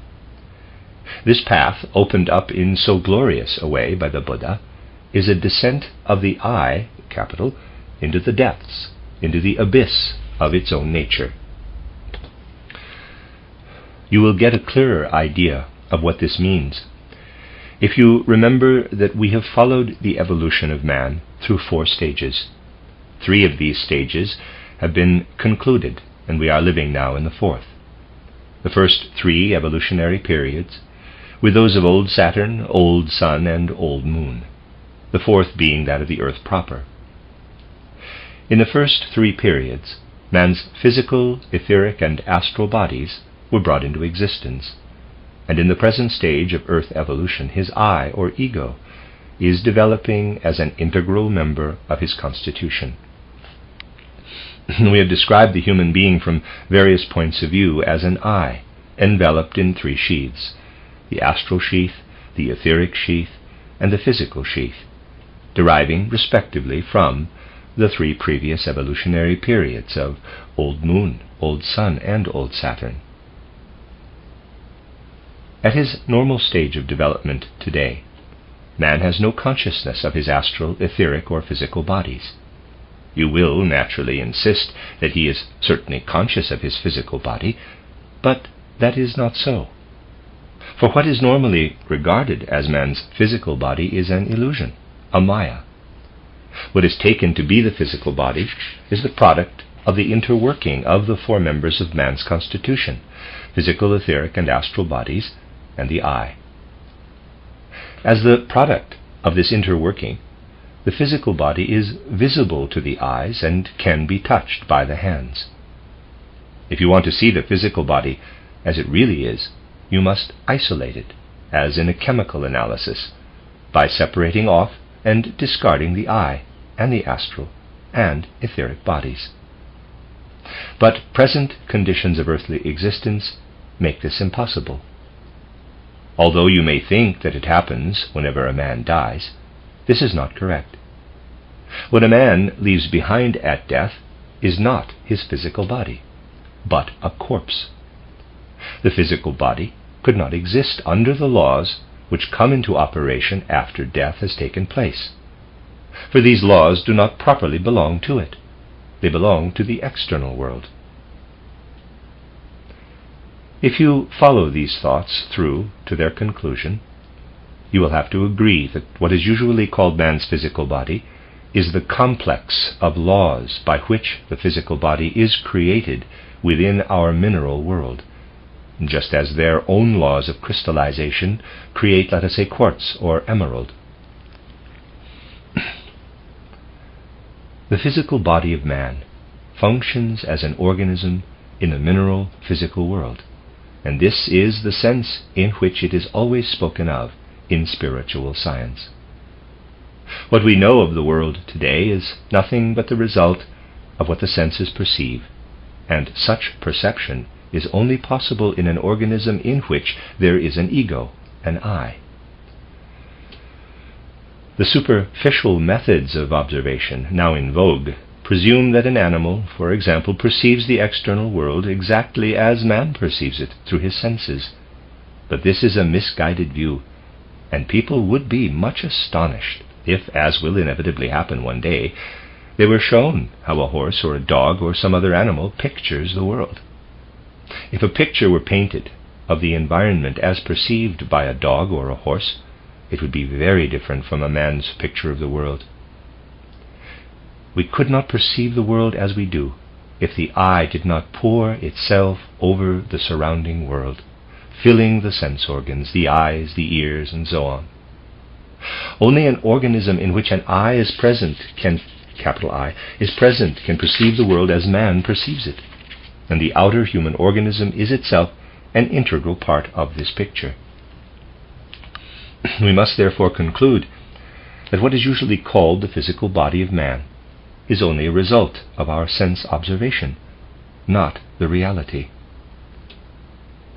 When we speak of physical man and of the physical world around him, it is the eye that is viewing the world, capital, with the help of the senses and the brain-bound mind. Hence man knows only that over which his eye extends, that which belongs to his eye. As soon as the eye cannot be present, there is no longer any perception of the world picture. In other words, man falls asleep. There is no picture of the world around him, and he loses consciousness. Wherever you look, your eye is bound up at every point with what you are perceiving. It is poured over the perception, so that in reality you can know only the content of your eye. A normal man of modern times is aware of the content of his eye, but he is not aware of his astral, etheric, and physical bodies, into which he penetrates every morning. For when he wakes, he has no perception of his astral body. He would indeed be horrified if he had, for his astral body displays the sum total of all urges, desires, and passions accumulated in the course of successive lives on earth. Nor does he perceive his etheric body, There again he could not endure the sight. When he penetrates into his own intrinsic nature, into his physical, etheric, and astral bodies, his attention is at once deflected to the external world. And there he sees what beneficent divine beings spread over the surface of his vision in order to safeguard him from descending into the core of his inner nature, an experience which he could not endure. Therefore, when we speak of this in terms of spiritual science, we rightly say that the moment a man wakes in the morning, he passes through the portal of his own being. But at this portal stands a watcher, the lesser guardian of the threshold, who does not allow him to penetrate into his own being, but diverts him immediately to the external world. Every morning a man meets this lesser guardian. Knowledge of him comes to anyone who, on waking, consciously passes into his astral, etheric, and physical sheaths. And in the mystical life, it is only a question of whether this lesser guardian benevolently dims our consciousness of our own inner being, so that we cannot descend into it, diverting our eye to the environment, or whether he allows us to enter through the portal into our own nature and being. The mystical life consists essentially in passing the lesser guardian of the threshold and entering into our inmost self. In the case of the great Buddha, what is described symbolically as, quote, sitting under the Bodhi tree, close quote, is nothing else than this descent into the inner core of being through the portal that is otherwise closed. Buddhism describes what the Buddha had to experience in order to complete this descent. The narratives are not mere legends, but presentations of deeply felt truths, profound realities experienced by the soul. The experiences encountered by the Buddha in descending into his inmost nature are described as his, quote, temptations, close quote. In his account of these temptations, Buddha speaks of beings, even those he loves, who draw near to him the moment he attempts the mystical descent. They urge him to come to some particular activity, for instance, to practice exercises which would lead him astray. We are told that the figure of the mother of Buddha appears to his spiritual vision and urges him to practice a false kind of asceticism. It was not, of course, his real mother. Indeed, his temptation consisted precisely in the fact that at the first stage of his developing vision, what appeared to him was an illusion, a mask. Buddha resisted this temptation, and then a host of demonic figures appeared, who are described as the cravings one experiences in hunger and thirst, or as passions, urges, pride, arrogance, vanity, ambition. All these forms confront him. But how? They still lurked in his astral body, in his astral sheath. But in his stronger moments, as he sat in meditation under the Bodhi tree, he had already overcome them. This temptation of the Buddha shows us in a wonderful way how all the forces and powers of our astral body produce their effect, because through the downward trend of evolution, in our successive incarnations, we have steadily deteriorated. In spite of the sublime height to which he had risen, the Buddha still saw the demons which tempt the astral body, and at the final stage of attainment, he had perforce to conquer them.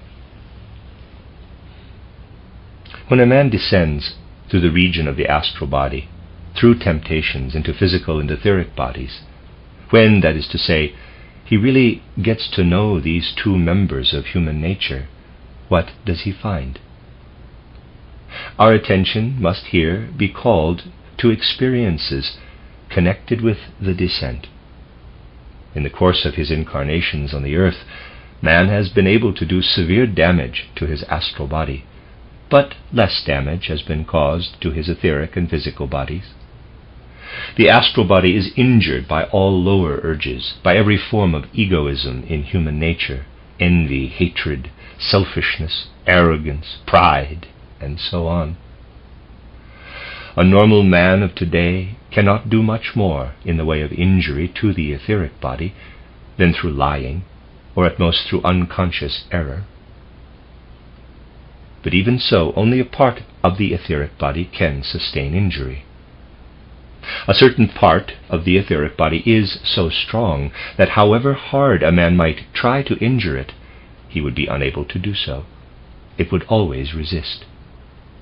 Through his individual powers, a man cannot descend deeply enough into his own nature to be able to injure the etheric or the physical body. It is only in the course of repeated incarnations that the faults for which he is directly responsible have an effect upon these bodies, and then they appear as illnesses, defects, and dispositions to illness in the physical body. But a man cannot work directly from his individuality upon his physical body. A cut finger or a bodily infection is not the result of any activity of the soul. In the course of his incarnations, man has become capable of working upon the astral body and part of the etheric body, but upon his physical body he can work indirectly only, never directly. Hence we can say that when a man descends into the region of the etheric body, upon which he still has some direct influence, everything that is part of him from his successive incarnations becomes manifest. By sinking into the depths of his own being, a man finds the way to his incarnations in the near or more distant past. And when the descent is as intense and complete as it was in the case of the great Buddha, this vision of the incarnations extends farther and farther. Man was originally a wholly spiritual being. In course of time, sheaths gathered around this spiritual being. Man was born out of the spirit, of which everything external is a condensation. Hence, through penetrating into his own being, he finds the way to the spirit of the universe. This descent into the sheaths, enfolding the physical body, is a path leading to the spiritual texture of the universe, enabling man to see how the physical has been built up in the course of his incarnations. And when he can go far enough back into the past, to the times when, with his primitive clairvoyance, he was in a certain respect one with the spiritual world, he then had direct vision of that world. In tradition, which again is not merely legendary, we learn of the stages reached by the Buddha as he penetrated through his own being. Of these stages he himself says, "When I had attained the stage of illumination," that is to say, when he could feel part of the spiritual world, "I beheld that world outspread before me like a cloud, but as yet I could distinguish nothing in it, for I was not yet perfect. I advanced a step further, and then not only could I see the spiritual world outspread like a cloud, but I could distinguish particular forms. But still I could not see what the forms actually were, for I was not yet perfect. Again I ascended a step, and now not only could I distinguish the spiritual beings, but I could also recognize what order of beings they were." This process continued until the Buddha beheld his own archetype, which had passed down from incarnation to incarnation, and could see its true relationship with the spiritual world. This is the one way, the mystical way. It is the descent through a man's own nature and being to the point where the bounds beyond which lies the spiritual world are broken through. It is by following this path that certain leading individualities acquire the powers they need in order to give an impetus to the evolution of humanity. Very different is the path by which men, such as the original Zarathustra, came to be leaders of mankind. If you will recall what I have said about the Buddha, you will realize that having become a bodhisattva in his earlier incarnations, he must already have risen through many stages. Through the illumination known as sitting under the Bodhi tree, an expression which must be understood in the sense I have indicated, a man can develop vision of the spiritual worlds and rise to great heights through the faculties of his own individuality. But if humanity had always been obliged to depend upon leaders of this kind only, the progress that has actually been made would not have been possible. There were leaders of a different type altogether, of whom Zarathustra was one. I am not speaking now of the individuality of Zarathustra, but of the personality of the original Zarathustra, the herald of Ahura Mazda. If we study such a personality at the point where he stands in world history, we realize that this is not a human being who has risen through his own intrinsic merits. On the contrary, he is a personality who has been chosen to be the bearer, the sheath, of a spiritual being who cannot himself incarnate in the flesh, who can only send his illumination into and work within a human sheath. In my Rosicrucian mystery play titled The Portal of Initiation, I have indicated how, at a certain point of time, when it is necessary for world evolution, a human being is inspired by a higher spiritual being. This is not poetic imagery, but a poetical presentation of an occult reality. The personality of the original Zarathustra was not one which, through its own merits, had reached as lofty a stage of development as that attained by Buddha. The personality of Zarathustra was chosen to be the abode of a higher being and was filled with living spirituality. Such personalities were chiefly to be found in the early pre-Christian civilizations which had arisen throughout Europe, in northwestern and midwestern Asia, but not in the other civilizations which spread through Africa, Arabia, and Asia Minor, into Asia.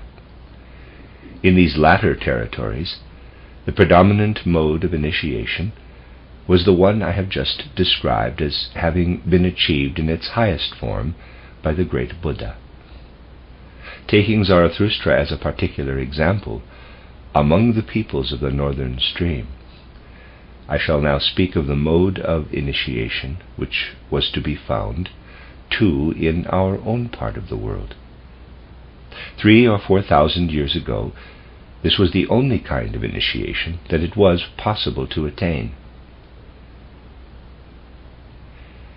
The personality of Zarathustra was chosen in somewhat the following way: to be the bearer of a higher being, who was not himself actually to incarnate.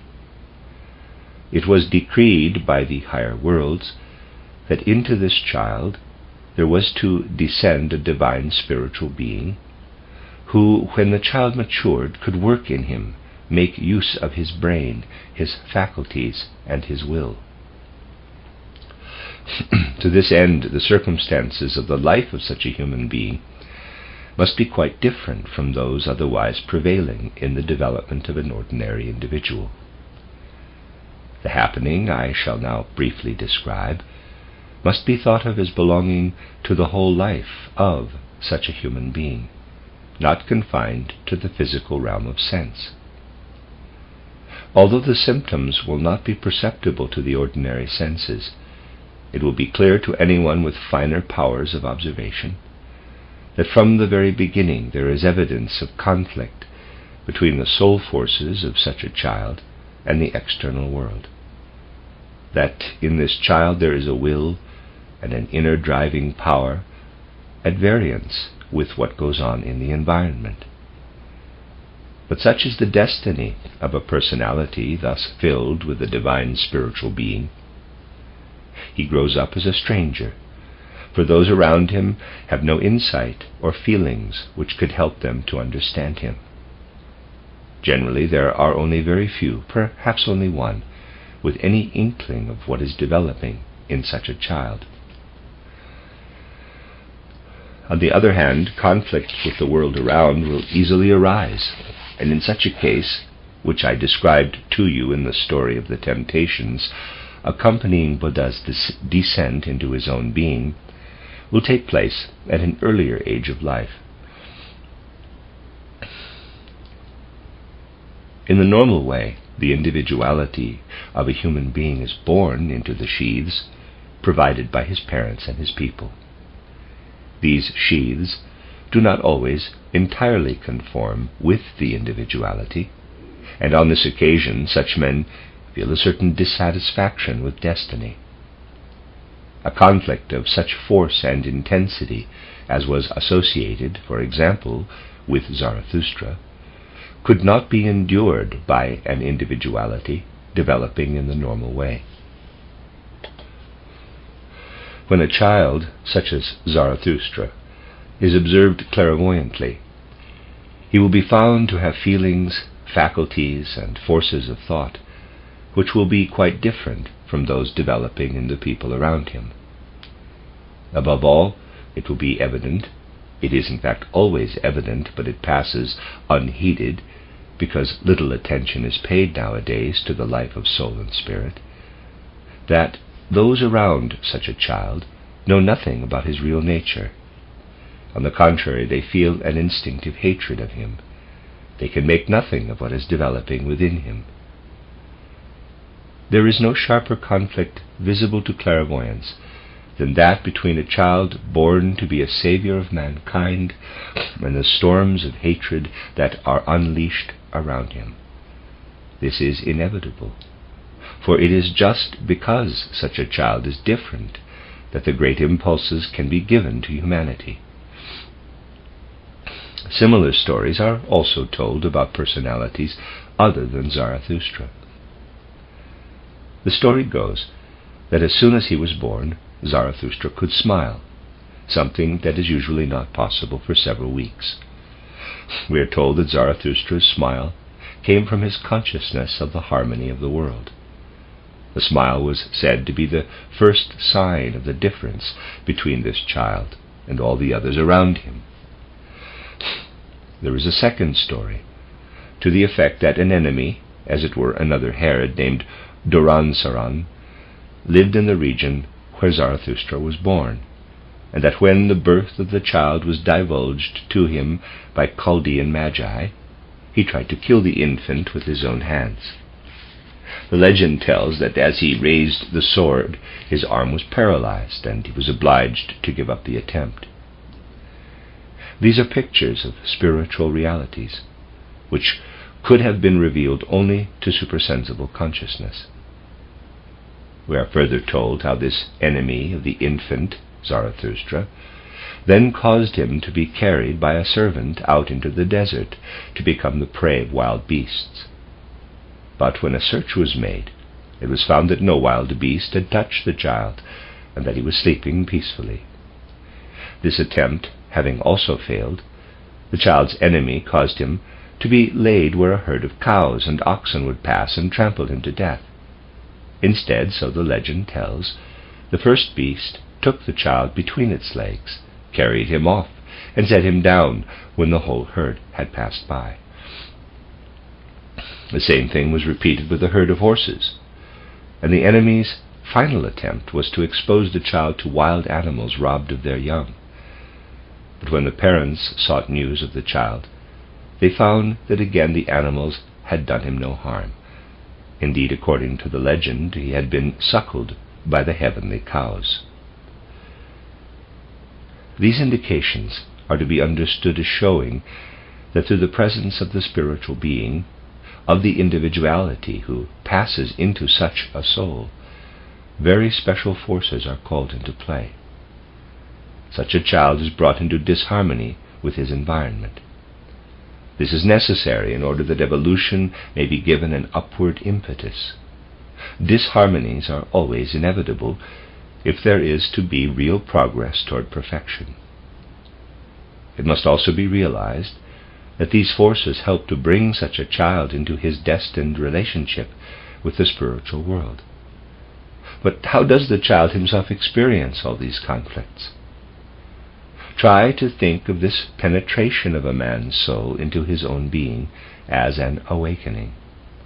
When the soul can experience the physical body and etheric body, it achieves the development we saw in the Buddha. But now imagine going to sleep in full consciousness.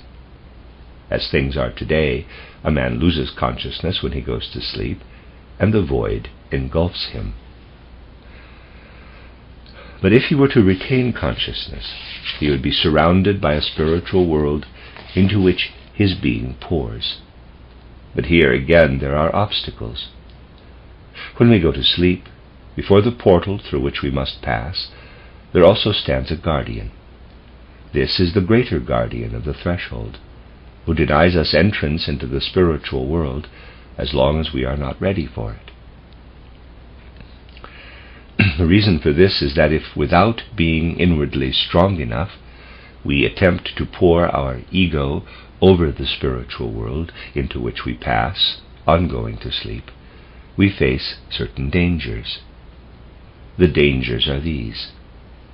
Instead of perceiving objective reality in the spiritual world, we should perceive only the effect of the fantasies which we ourselves take into that world. We take into it the worst that is in us, everything that is not in keeping with truth. Hence, any premature entry into the spiritual world would mean that instead of reality, a man would find grotesque, fantastic images and forms, said by spiritual science to be a sight that does not belong to his humanity. Whereas, if he had objective vision of the spiritual world, he would reach a higher stage and would see what is human. It is always a sign that what are seen are fantasies, if on rising into the spiritual world, animal forms appear. These animal forms are indications of our own irresponsible play of fancy. They appear because inwardly we have not a firm enough foundation. Faculties in us, which at night are unconscious, must be strengthened if we are to have a really objective vision of the outer spiritual world. Otherwise we see it subjectively, and we take our fantasies into it. They do, of course, accompany us, but the guardian of the threshold protects us from sight of them. To be surrounded by animal forms which attack us and try to force us into error as we ascend into the spiritual world is all a purely inner process. To enter the spiritual world safely, we need only develop greater and greater strength. When an infant, such as the Zarathustra child, is filled by a higher being, the little body is naturally immature and has to develop to maturity. The organic system of intellect and sensory activity is also disturbed. Such a child is in a world in which he may truly be said to be among wild beasts. I have often emphasized that in descriptions of this kind, the historical and pictorial elements represent two aspects of the same thing. The happenings take place in such a way that when the spiritual forces work from outside in the form of hostility, as in the case of the Zarathustra child, they are personified in the figure of King Duransaran. Everything also exists in archetype in the spiritual world, and the external events correspond to what is taking place in that world. It is not easy for the modern mind to grasp such a thought. If we say that the events occurring around Zarathustra have significance in the spiritual world, people think that they cannot be real. If we show that the events are authentic history, we then incline to regard the personality concerned as being no more highly developed than anyone else. Thus the liberal theologians of today tend, for instance, to regard the figure of Jesus of Nazareth as on a par with, or not greatly excelling, what they may picture as their own ideal. It disturbs the lazy materialism of men's souls if they have to picture a really great individuality. There must not be anything in the world superior to the professor or theologian seeking to attain his own ideal. In dealing with great events, however, we are concerned with something that is both historical and symbolic. The one aspect does not exclude the other. Those who do not understand that external events have a significance other than their surface appearance will never grasp their essential reality. The soul of the infant Zarathustra was actually exposed to great dangers, but at the same time, as the legend relates, the heavenly cows stood at his side to succor him and give him strength. Similar stories can be found over the whole area, from the Caspian Sea through our own region and into Western Europe, in connection with all great founders of world conceptions.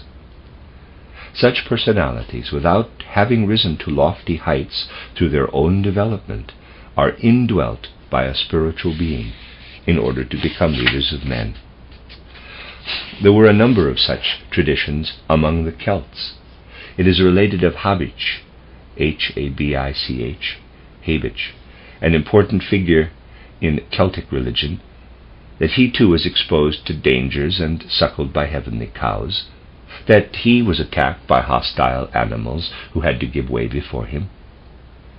The descriptions of the perils confronting Habich, the Celtic leader, read just as if extracts had been made from the 7 quote-unquote miracles of Zarathustra, for Zarathustra is to be regarded as the greatest personality among leaders of this kind. Certain features of his miracles are to be found all through Greece and on into the Celtic regions of the West. As a well-known example, you have only to think of the story of Romulus and Remus. This is the second way in which leaders of mankind arise. Certain deeper features of the two great streams of culture in the Post-Atlantean epoch have now been characterized. After the great Atlantean catastrophe, one of these streams of civilization spread and developed through Africa, Arabia, and southern Asia. The other spread in a more northerly course, through Europe to northern and thence to Central Asia. There the two streams united, and the outcome is our post-Atlantean culture. The northern stream had leaders such as I have described in the figure of Zarathustra. In the southern stream, on the other hand, there were leaders of the type revealed in its loftiest form by the great Buddha. If you now recall what you already know about the Christ event, you will want to understand what really happened at the baptism by John in the Jordan. As in the case of all the leading figures and founders of religious thought in the northern stream, of whom Zarathustra had been the greatest, a divine spiritual being, the Christ, descended into a human being. The process was the same, but carried out at the highest level. Christ descended into a human being in his 30th year, not in his childhood. And the personality of Jesus of Nazareth was specially prepared for this event. In the Gospels, the secrets of both types of leadership are shown us in synthesis, in harmony with each other. Whereas the accounts of the evangelists, St. Matthew and St. Luke, are mainly concerned to show how the human personality into whom the Christ entered had been evolved, the Gospel of St. Mark describes the nature of the Christ himself, the element in this sublime individuality which could not be confined within the human vehicle. That is why the Gospels of St. Matthew and St. Luke describe with wonderful clarity a story of temptation different from that related by St. Mark. He is describing the Christ who had entered into Jesus of Nazareth. The Gospel of St. Mark relates the story of temptation, which occurs in other cases already in childhood, the encounter with wild animals, and the help given by spiritual powers.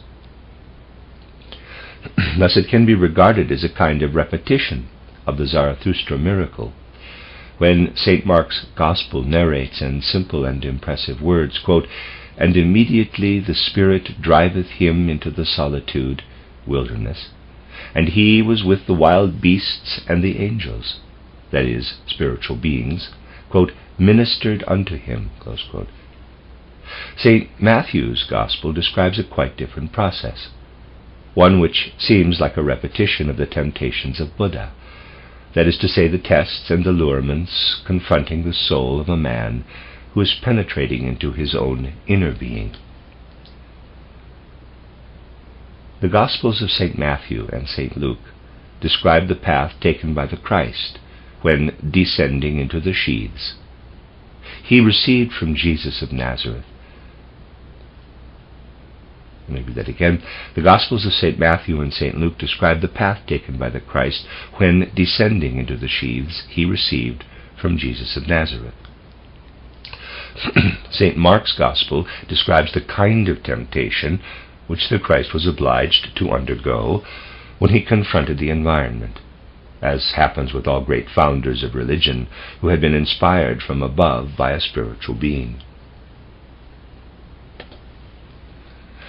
Christ Jesus experienced both kinds of temptation, whereas earlier leaders of humanity had experienced only one. Christ united in himself the two ways of entering the spiritual world. That is the all-important point. What had formerly taken place in two separate streams, into which smaller streams then flowed, was now united in one.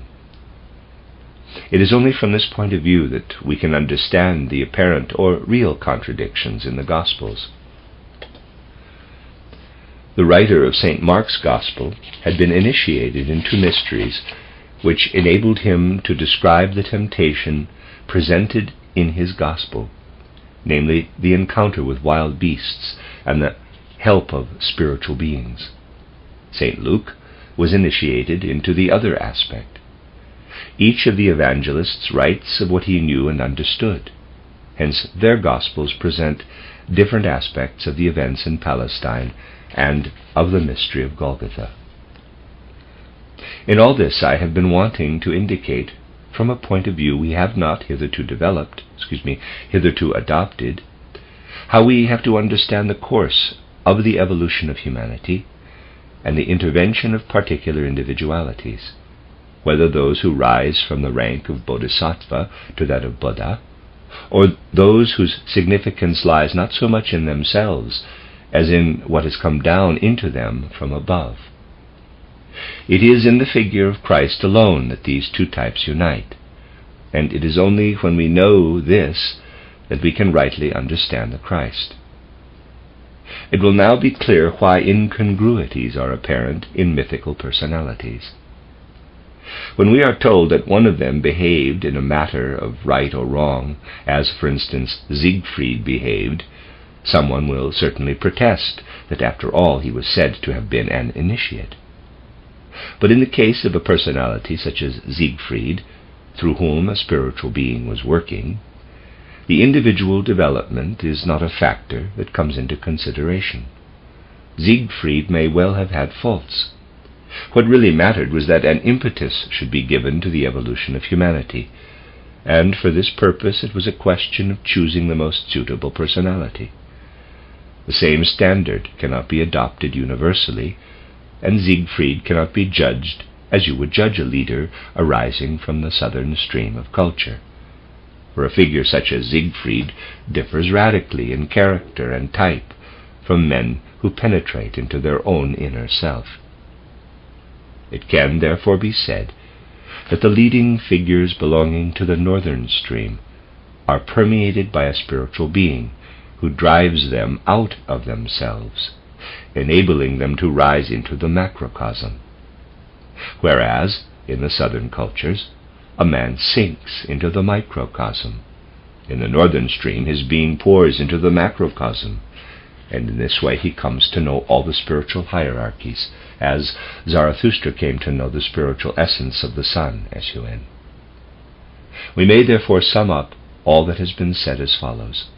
The mystical path, the path of the Buddha, leads to such depths in a man's inmost being that in breaking through to them he comes into the spiritual world. The path of Zarathustra draws a man out of the microcosm, and his being is diffused over the macrocosm, so that its secrets become transparent to him. The world has as yet little understanding of the great spirits, whose missions are to unveil the secrets of the macrocosm. There is very little understanding, for example, of the essential nature and being of Zarathustra.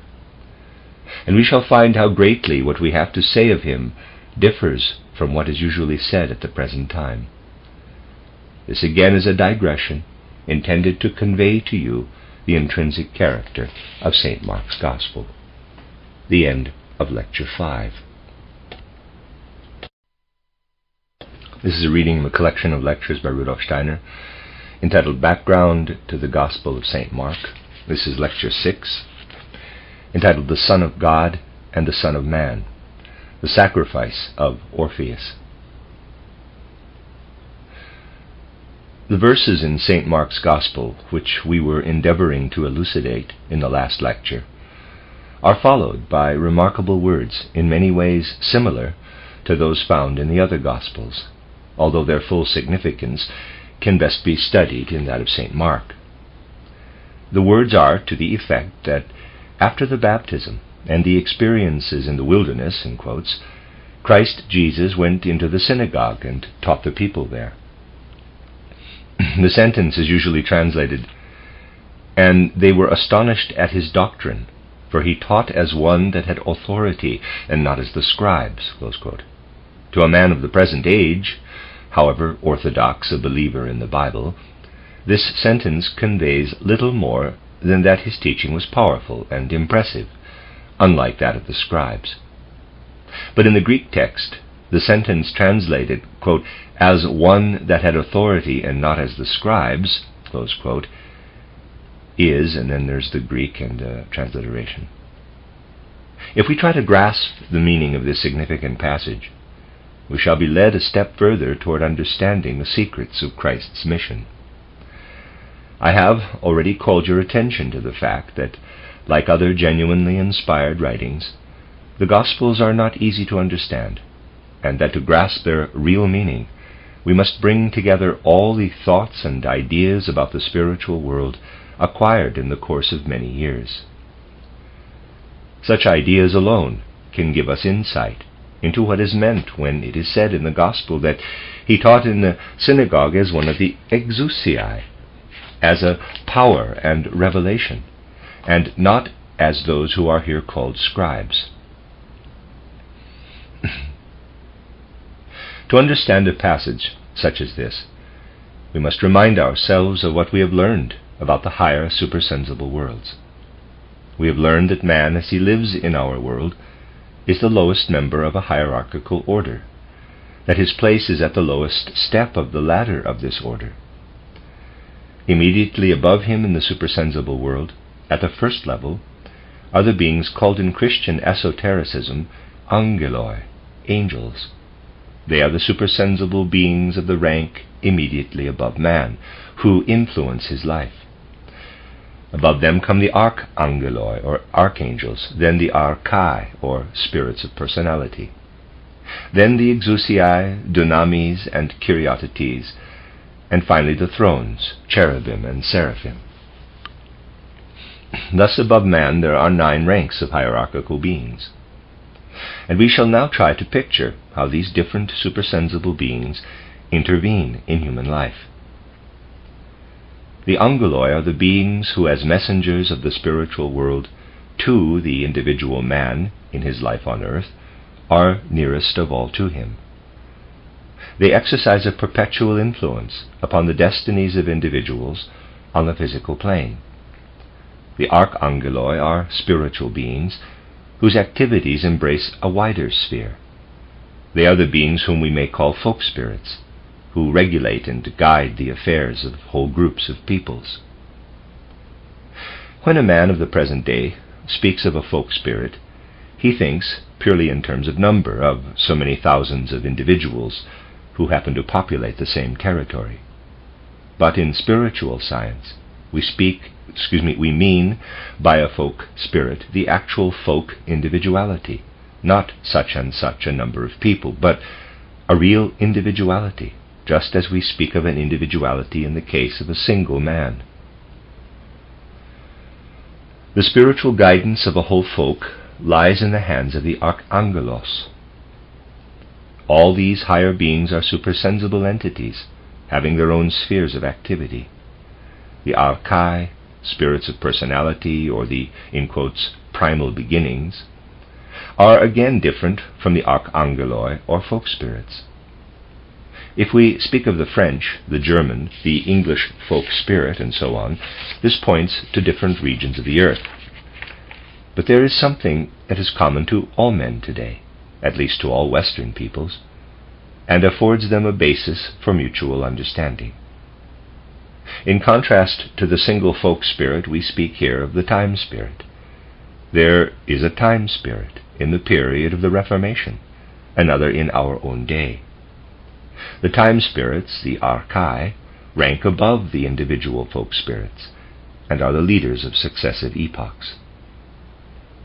At a still higher level we come to the Exousiai. They are supersensible beings of an essentially different order. To form an idea of how the beings of these still higher hierarchies differ from the Angeloi, Archangeloi, and Archai, let us remind ourselves that there is no essential difference between a member of one folk and a member of a different folk as regards his outer physical makeup and what he eats and drinks. It cannot be said that except as regards soul and spirit, the peoples differ essentially from each other. The guiding spiritual beings, the time spirits, of the successive epochs, are concerned with things of the soul and spirit only. Man does not, however, consist only of soul and spirit. It is the human astral body that is essentially influenced by whatever is of the nature of soul and spirit. There are also denser members of man's being, which do not differ greatly from each other as far as the activities of the Angeloi, Archangeloi, and Archai are concerned. But creative influences are exercised upon these denser members of man's nature by spiritual beings belonging to the ranks from that of the Exousiai upward. Language and current modes of thought belong to the sphere of the folk spirits and the time spirits, Archangeloi and Archai. But men are also influenced by the light and air and climate of a particular region. One type of human being thrives below the equator, another in the regions nearer to the North Pole. We shall not agree with a German professor of philosophy whose view, presented in a very widely read book, was that civilizations of essential importance would have to develop in the temperate zone because the human beings responsible for such culture would freeze at the North Pole and scorch at the South Pole. But we can certainly speak of the different effects of food upon human beings living in different climates. External conditions are by no means without influence upon the character of a people. For example, whether they live in mountain valleys or on the plains. We see there how the forces of nature penetrate into and affect the whole of man's constitution. Knowing from spiritual science that supersensible beings are active in all the forces of nature, and work upon men through these forces, we can make a distinction between Archai and Exousiai, and say, the Angeloi, Archangeloi, and Archai influence man through what concerns the soul and spirit only, language, current modes of thought, ideas, and so on. But they do not work through the forces of nature. Their operations do not directly affect the etheric body or the physical body, which are the lower members of man's organism. On the other hand, spiritual beings from the rank of the Exousiai upward work not only upon man, but also in the forces of outer nature. They are the, in quotes, directors, as it were, of air and light, of the different ways in which foodstuffs are produced in the kingdoms of nature. They are the beings who hold sway in these kingdoms of nature. The phenomena of thunder and lightning, rain and sunshine, how one kind of foodstuff grows in one region, other kinds in another. In short, the whole ordering of earthly conditions we ascribe to spiritual beings of the hierarchies higher than the angeloi, archangeloi, and archai. We see the effects of the activity of the exousiae, for example, in the light that works upon us as well as upon the plants, not only in the invisible effects which are the manifestations of the time spirits. Let us now consider what it is that civilization gives to men, what they have to learn in order to make progress. Every individual has at his disposal what is yielded by his own epoch, but also to a certain extent the fruits of earlier epochs. Now it is only what derives from the lowest hierarchies up to and including the time spirits that can be preserved as history and be taught and studied as such. What streams directly from the kingdoms of nature cannot be preserved in tradition. Nevertheless, men whose powers of knowledge enable them to penetrate into the supersensible worlds can pass beyond the time spirits to still higher forms of revelation. Such revelations are recognized as belonging to a realm higher than that of the time spirits, as having greater weight than anything deriving from the time spirits, and as affecting men in a very special way. Every rational human being should ask himself, now and then, whether his soul is affected more profoundly by what can be learned from the traditions of the several peoples and time spirits of historical epochs, or by a glorious sunrise, which is a direct manifestation of nature and of the supersensible worlds. Individuals may well become conscious that a sunrise in all its glory can stir the soul infinitely more deeply than all the science, the learning, and the art of the ages. Suppose we have been deeply moved by the works of the Italian galleries of Michelangelo, Leonardo da Vinci, Raphael, and others, and later on climb some Swiss mountain and contemplate the spectacle there presented. We shall be vividly conscious of what nature can reveal. We shall ask, who is the greater artist, Raphael, Leonardo da Vinci, or the powers who have painted the sunrise to be seen from the Rigi? And the answer can only be that, wonderful as are the achievements of men, what comes before us as a revelation of divine spiritual powers is far greater. Now, when the spiritual leaders of mankind, the initiates, appear before the world, their teachings are not based upon or drawn from tradition, but flow from original sources, and their revelations are like the revelations of nature herself. What is merely repeated by others can never have an effect as powerful as that of a sunrise.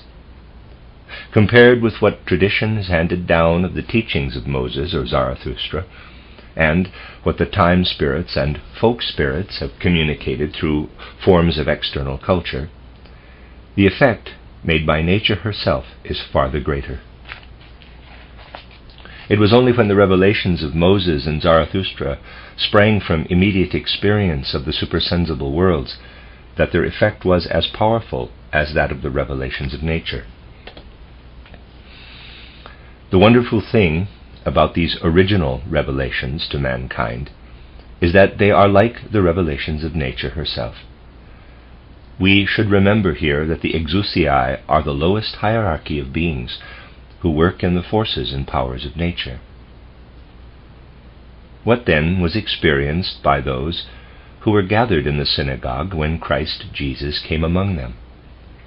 Hitherto they had been taught by the scribes, by men who were cognizant of what the time spirits and folk spirits had communicated.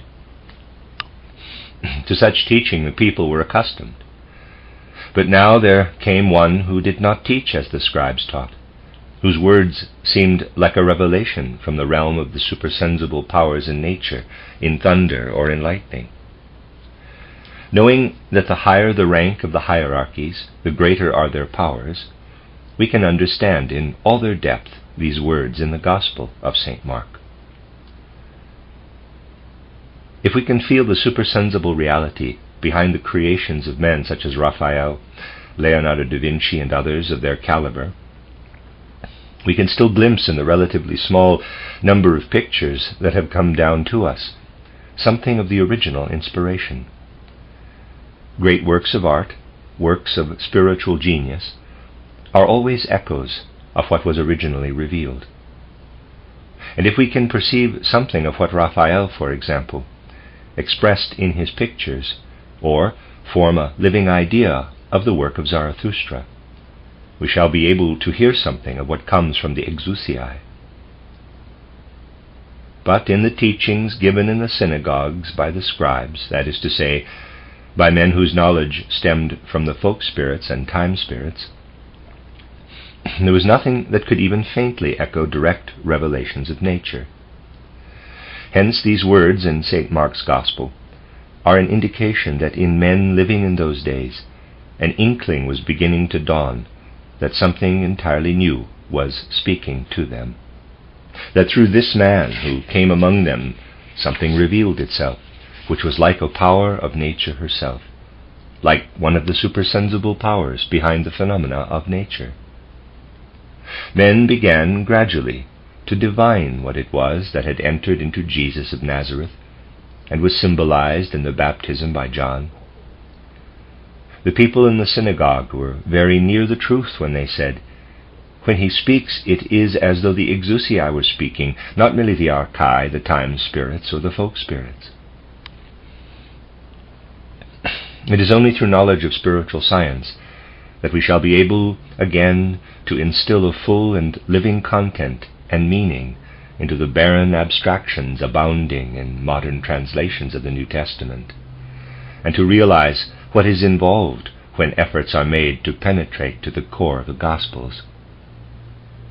Generations must pass before there can be any prospect of fathoming, even approximately, the deep meanings which our own times can dimly surmise. Actual investigation of a great deal in the Gospels will be possible only in the future. Fundamentally, what the writer of St. Mark's Gospel wished to present was an elaboration of the teaching of Paul, one of the first to recognize the nature and essential being of the Christ through direct supersensible perception. We must understand what Paul actually taught and what he experienced through the revelation that came to him on the road to Damascus. Although the event is described in the Bible as a sudden revelation, those conversant with the real facts know that this kind of illumination can come at any moment to one who is striving to reach the spiritual world, and that as a result of his experiences he becomes a changed man. And in the case of St. Paul, it is abundantly evident that through the revelation at Damascus, this was what happened. Even a superficial study of the Gospels and of the Pauline epistles will make it clear that St. Paul regards the event of Golgotha as the central point of the whole evolution of humanity, and that he links this event directly with what is described in the Bible as the creation of Adam, the first man. St. Paul's teaching is to somewhat the following effect. The being we must call the spiritual man, the real man, of whom, in the world of Maya, there is only an illusory image, came down in ancient Lemurian times to this world of illusion, facing the experiences he was to undergo in the flesh during successive incarnations. He became man in the form assumed throughout the Lemurian and Atlantean epochs, and in Post-Atlantean times until the coming of Christ. Then came the event of Golgotha. Paul was unshakably convinced, after his vision near Damascus, that in the event of Golgotha something occurred that was exactly comparable with the descent of man into the flesh. For therewith the impulse was given gradually to overcome those forms of earthly existence into which man had entered through Adam. Hence Paul calls the being who appeared in the Christ the new Adam, whom every man can draw to himself through union with Christ. Thus from Lemurian on into pre-Christian times, we have to see the gradual descent of man into matter, whether we call him Adam or by some other name. Then he was given the power and the impulse to ascend again so that he might eventually return, enriched by the fruits of earthly existence, to the original spiritual state that had been his before he descended into matter. Now, if we are to understand the essential meaning of evolution, we must not ask, could man not have been spared this descent into matter? Why was it necessary for him to pass through different incarnations in order to reascend into the state that was his at the beginning? Such questions could spring only from complete misunderstanding of the spiritual meaning of evolution. For man takes with him from earth existence all the fruits of his experiences, and is enriched with the content of his incarnations, a content that was not previously his. Think, hypothetically, of a man descending and passing through his first incarnation. There he learns certain things. In his second incarnation he learns more, and so on, through all the incarnations. Their course, to begin with, is one of descent. Man becomes more and more deeply entangled in the physical world. Then he begins an ascent and can rise to the extent to which he receives the Christ impulse into himself. One day he will find his way again into the spiritual world, but he will then take with him whatever he was able to acquire on the earth. And so Paul sees in the Christ the central point of the whole process of man's earthly evolution, the power that gives him the impulse to rise into the supersensible world, enriched with all the experiences of life on the earth. But from this standpoint, how does Paul regard the sacrifice on Golgotha, the actual crucifixion? It is not easy to relate to our modern ideas the way in which St. Paul, and also the writer of St. Mark's Gospel, understood the sacrifice on Golgotha, this most essential fact of human evolution. Before this can be attempted, we must familiarize ourselves with the thought that man, as he stands before us, is a microcosm, and we must study all the implications of this fact. Two periods of development, each very different from the other, are apparent in man's life between birth and death in every incarnation. In various ways I have already called attention to the difference between the two periods, for our study of spiritual science is more systematic than people usually imagine. One of these periods lies between birth and the point at which an individual's memory begins. If you follow your memories back, you reach a certain point beyond which they cease. You were already in existence then, and may have heard from your parents or relatives about your doings. Hence you have some knowledge of them, but you yourself remember nothing beyond a certain point of time. Normal remembrance breaks off at this point. The most favorable age for which is somewhere about the 3rd year of life. Before that time, a child is highly impressionable. Just think how much is taken in during the 1st, 2nd, and 3rd years of life. Yet modern man has no remembrance at all of how the impressions were made. Then follows the period through which the thread of memory runs continuously. We must pay careful attention to these two periods of development, for they are very important in man's life as a whole. We must observe the development of the human being closely and accurately, and avoid the prejudiced views of modern science. The facts of science confirm what I have to say, but we should not attach too much weight to biased views that deviate widely from the truth. Close observation of man's development makes it evident that his life as an individual in society is conditioned by whatever forms part of the thread of memory, which begins approximately in the 3rd year. Within the span of this thread of memory lies every principle by which we consciously direct our life. It embraces whatever rules of conduct we consciously accept as worthy to be followed. Our ego has no consciousness of what lies before this point. Of that, nothing finds its way into the thread of our conscious life. Thus, before our conscious life begins, there are certain years during which our relation with the surrounding world is quite different from what it is later. The difference is radical.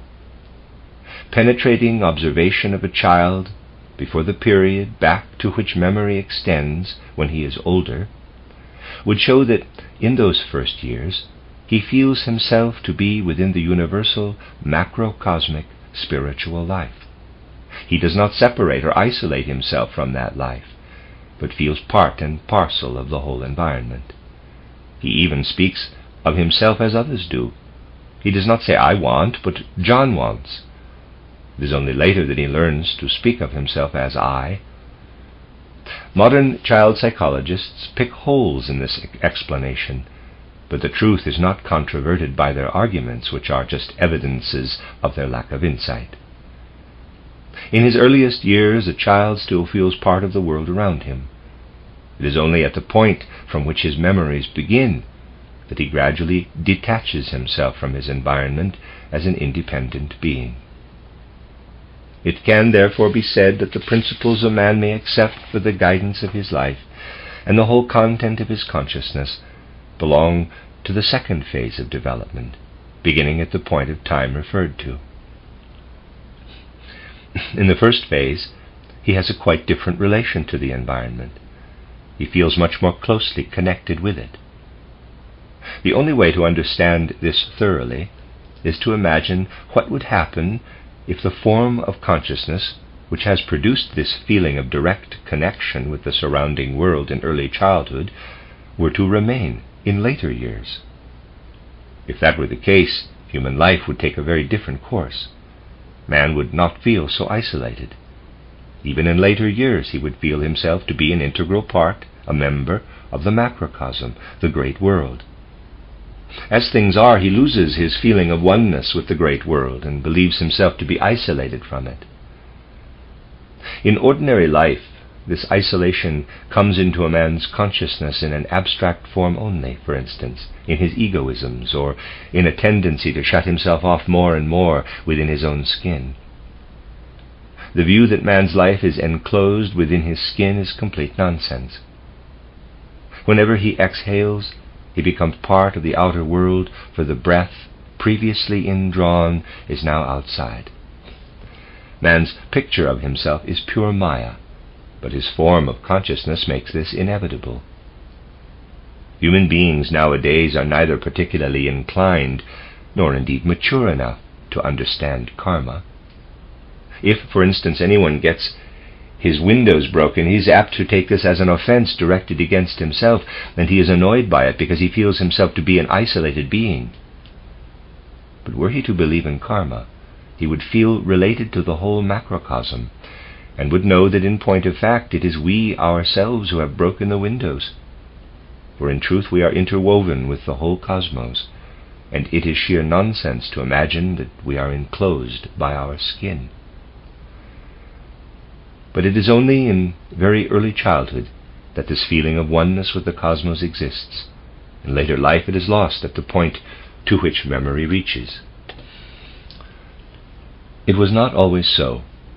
In earlier times, by no means very long ago, the consciousness belonging to early childhood extended, in some degree at least, into the later years of a man's life. This was in the times of the ancient clairvoyance, and with it went a very different kind of thinking and a different way of expressing facts. This is an aspect of human evolution about which the student of spiritual science must be quite clear. When a male child is born nowadays, he is simply regarded as the son of his father and mother. And if he has no birth or baptismal certificate bearing the names of his parents to identify him as a citizen, nothing is officially known about him, and in certain circumstances his very existence is questioned. To the modern mind, a human being is simply the physical offspring of his father and his mother. This was not how people thought in a past not so very far distant. Scholars and researchers today do not, however, know that in earlier times not only was men's thinking different, but the content and implications of the words and designations used were different. Hence, interpretations of ancient legends do not convey their real meaning. We are told, for instance, of Orpheus, a Greek singer. I refer to him because he belongs to the period several centuries before the rise of Christianity. We may think of him as the one responsible for the organization of the Greek mysteries. This fourth Post-Atlantean epoch, of which he was an important figure in the opening stage, was a preparation for the Christ event, and what humanity was to receive through it. Thus in Greece, Orpheus was the great preparer. If a man of the modern age were to encounter a figure such as Orpheus, he would simply say, "He is the son of such and such a father and such a mother," and science might possibly look for inherited characteristics. There is, for example, a bulky tome in which all the hereditary characteristics of Goethe's families are set forth in an endeavor to present him as the sum total of those characteristics. That is by no means how people thought in the days of Orpheus. The man of flesh and his physical attributes were not what really mattered to them. The essential qualities were those that enabled Orpheus to be the leader and organizer of pre-Christian Greek culture, certainly not the physical brain or nervous system. The essential thing was the fact that he had within him, in his own field of experience, a quality derived from the supersensible world and united with the material physical element provided by his personality. The eyes of the Greeks were directed not to the physical figure of Orpheus, descending from father and mother, perhaps also from grandfather and grandmother. This figure was more or less unessential, being merely the outer expression, the sheath. The essential element was what had descended from a supersensible source and had united with the material entity on the physical plane. Hence a Greek would have said to himself, "When Orpheus is before me, the fact that he descends from a father and a mother need hardly be taken into account. What is of importance is that his soul qualities, which have made him what he is, stem from the supersensible, from a supersensible reality which has never hitherto had anything to do with the physical plane. A physical material element has here been able to unite with the supersensible reality in his personality." And because the Greeks regarded a purely supersensible quality as the hallmark of Orpheus, they said he was the offspring of a muse, the son of Calliope, not of a physical mother, but of a supersensible reality, which had never had any previous connection with the physical and material.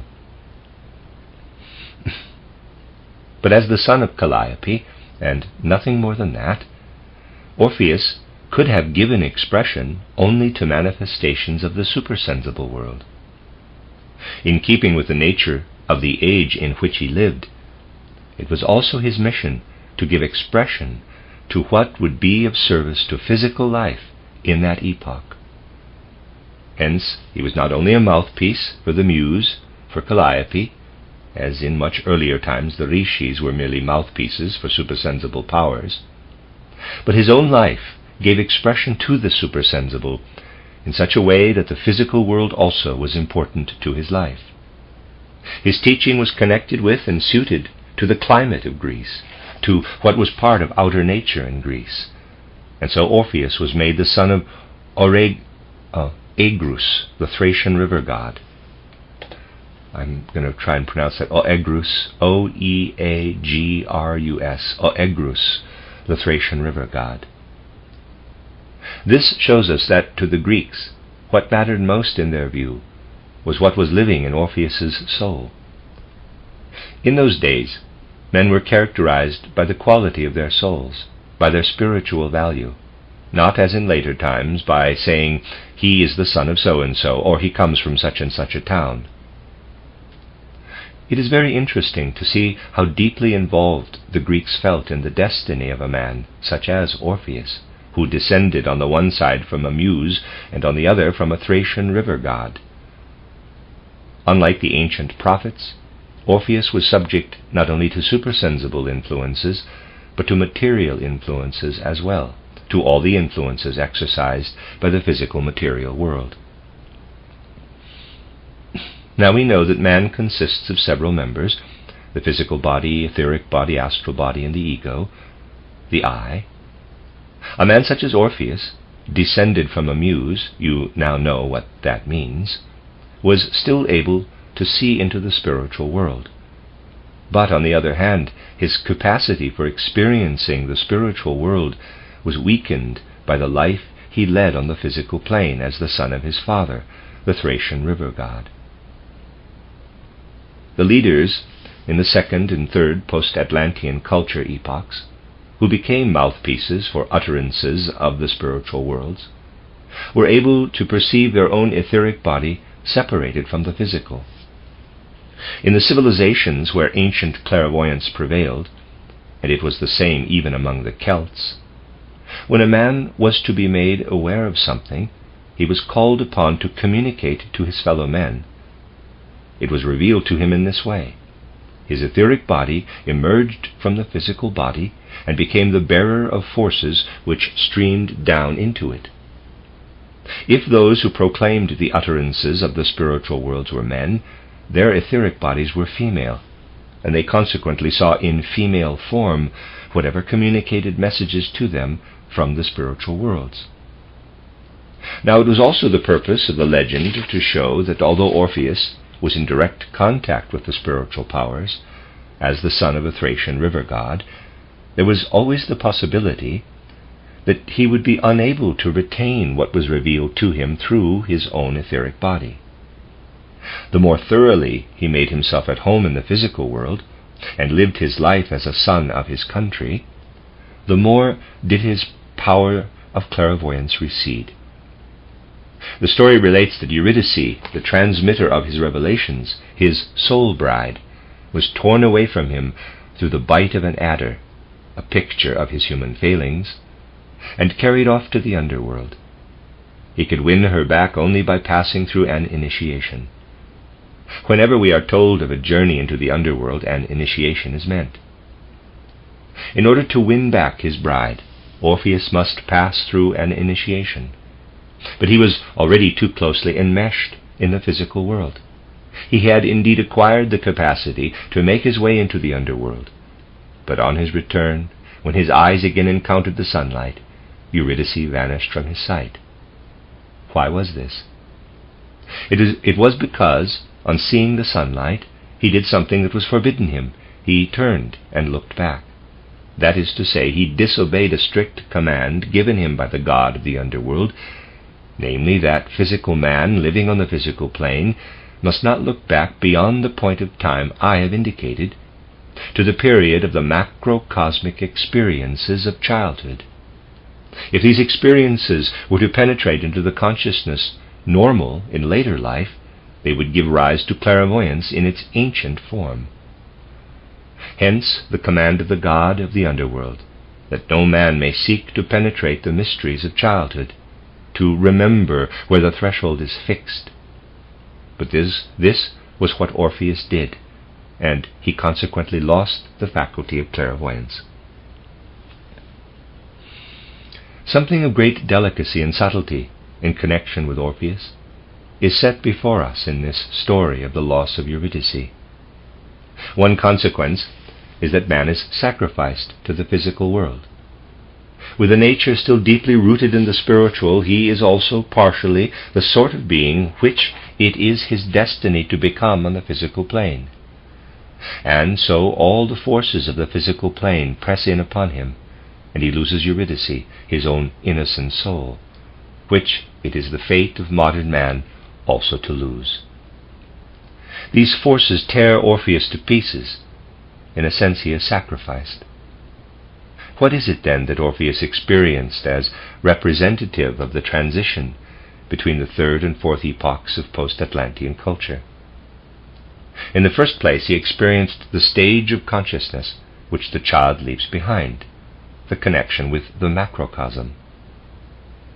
This does not pass over into his conscious life, and therefore in his essential being man is torn to pieces and killed by life on the physical plane, which in the real sense begins at the point of which we have been speaking. And now keep in mind this man living on the physical plane. He is normally able to remember back only to a certain point of time. Beyond this lie the 3 years of earliest childhood. With this thread of memory, he is so enmeshed in the physical plane that in his own being he cannot endure it, and he is torn to pieces. Thus it is with the true spirit of man today. Here is a proof of how deeply he is enmeshed in matter. This is the spirit, which in Pauline Christianity is called the Son of Man. Here is a concept which you must grasp, the concept of the Son of Man, who can be found in a human being onward from the point in his life to which his later memory extends, and includes everything he has acquired from the civilization around him. Keep this man in your mind, and then picture to yourselves what he might become if there were added to him all that presses in upon him from the macrocosm in the first 3 years of his childhood. This could be a foundation only, because at that stage the developed human I is not yet present. But if it did merge into the consciousness of a developed I, we should witness a happening comparable with what took place at the baptism in the Jordan, at the moment when the Spirit descended from above into Jesus of Nazareth. The 3 innocent years of early childhood merged with the rest of the human being. That is the immediate fact. And the consequence was that this innocent childhood life, as it sought to develop on the physical earth, could evolve for 3 years only, as is indeed always the case, and then met its end on Golgotha. It could not merge with what man becomes at the point in time from which in later life his memory normally begins. Think what it would be like if in one man we saw mingled together all the interconnections with the macrocosm, which show themselves dimly and indistinctly in the early years of childhood, but which cannot really light up in the child, because he is as yet without ego consciousness. Think further, and picture to yourselves how, if the reality did dawn in this way in a later consciousness, something would take shape which has its origin not in man's own nature, but in the depth of those cosmic worlds out of which we are born.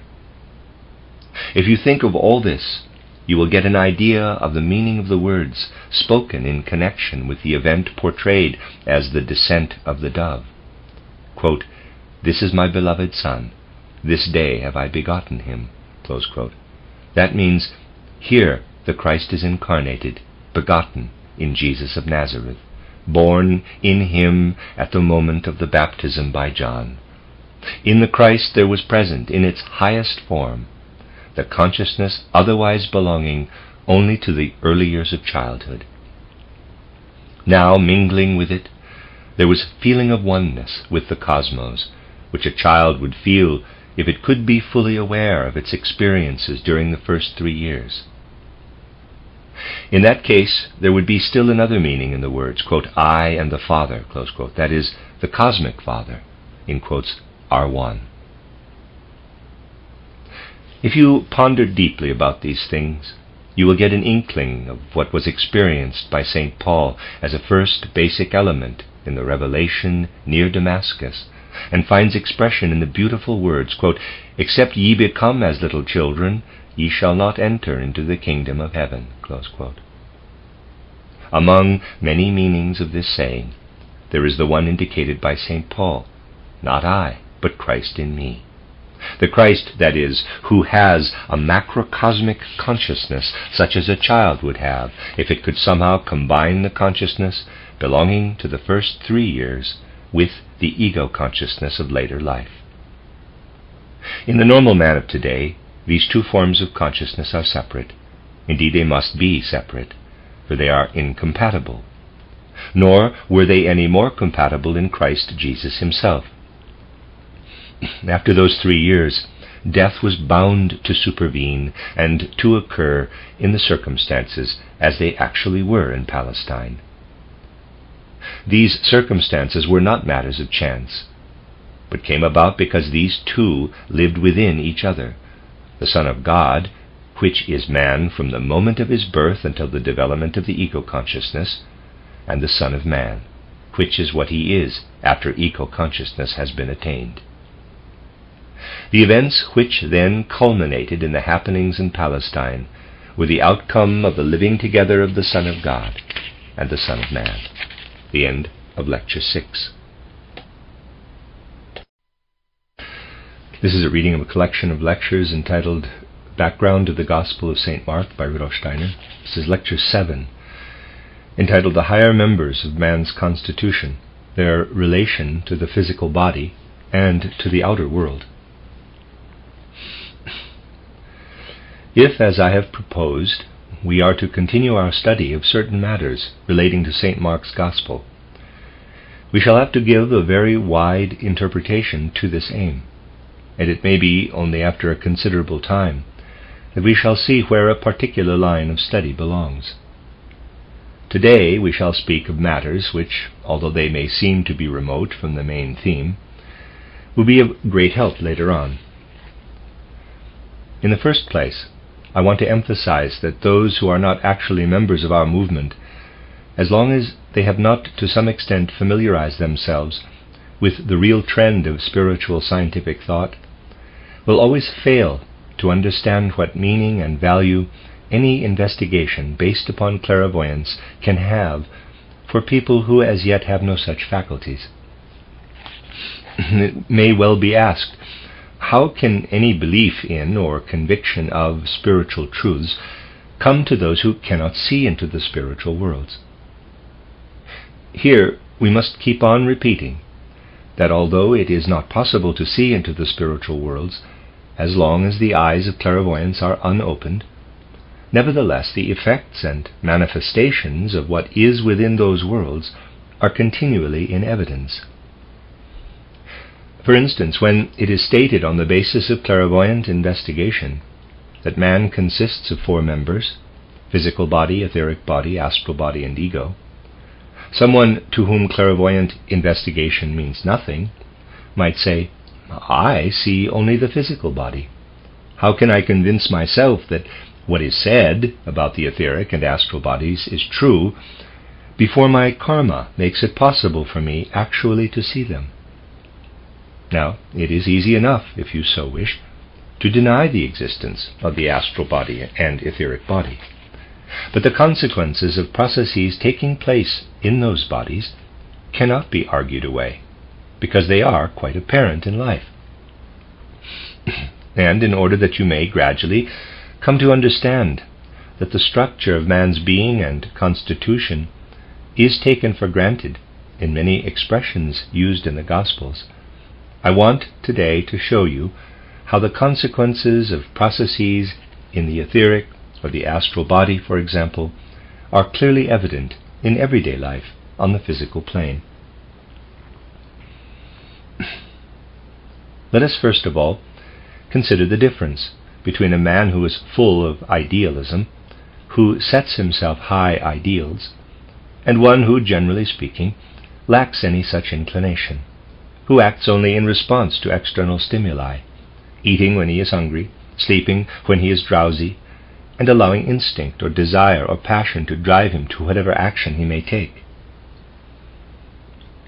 Naturally, there are any number of intermediate stages between the two types of men, those of the kind last described, and those others whose purposes, thoughts, and ideals infinitely transcend anything they are able to achieve in everyday life.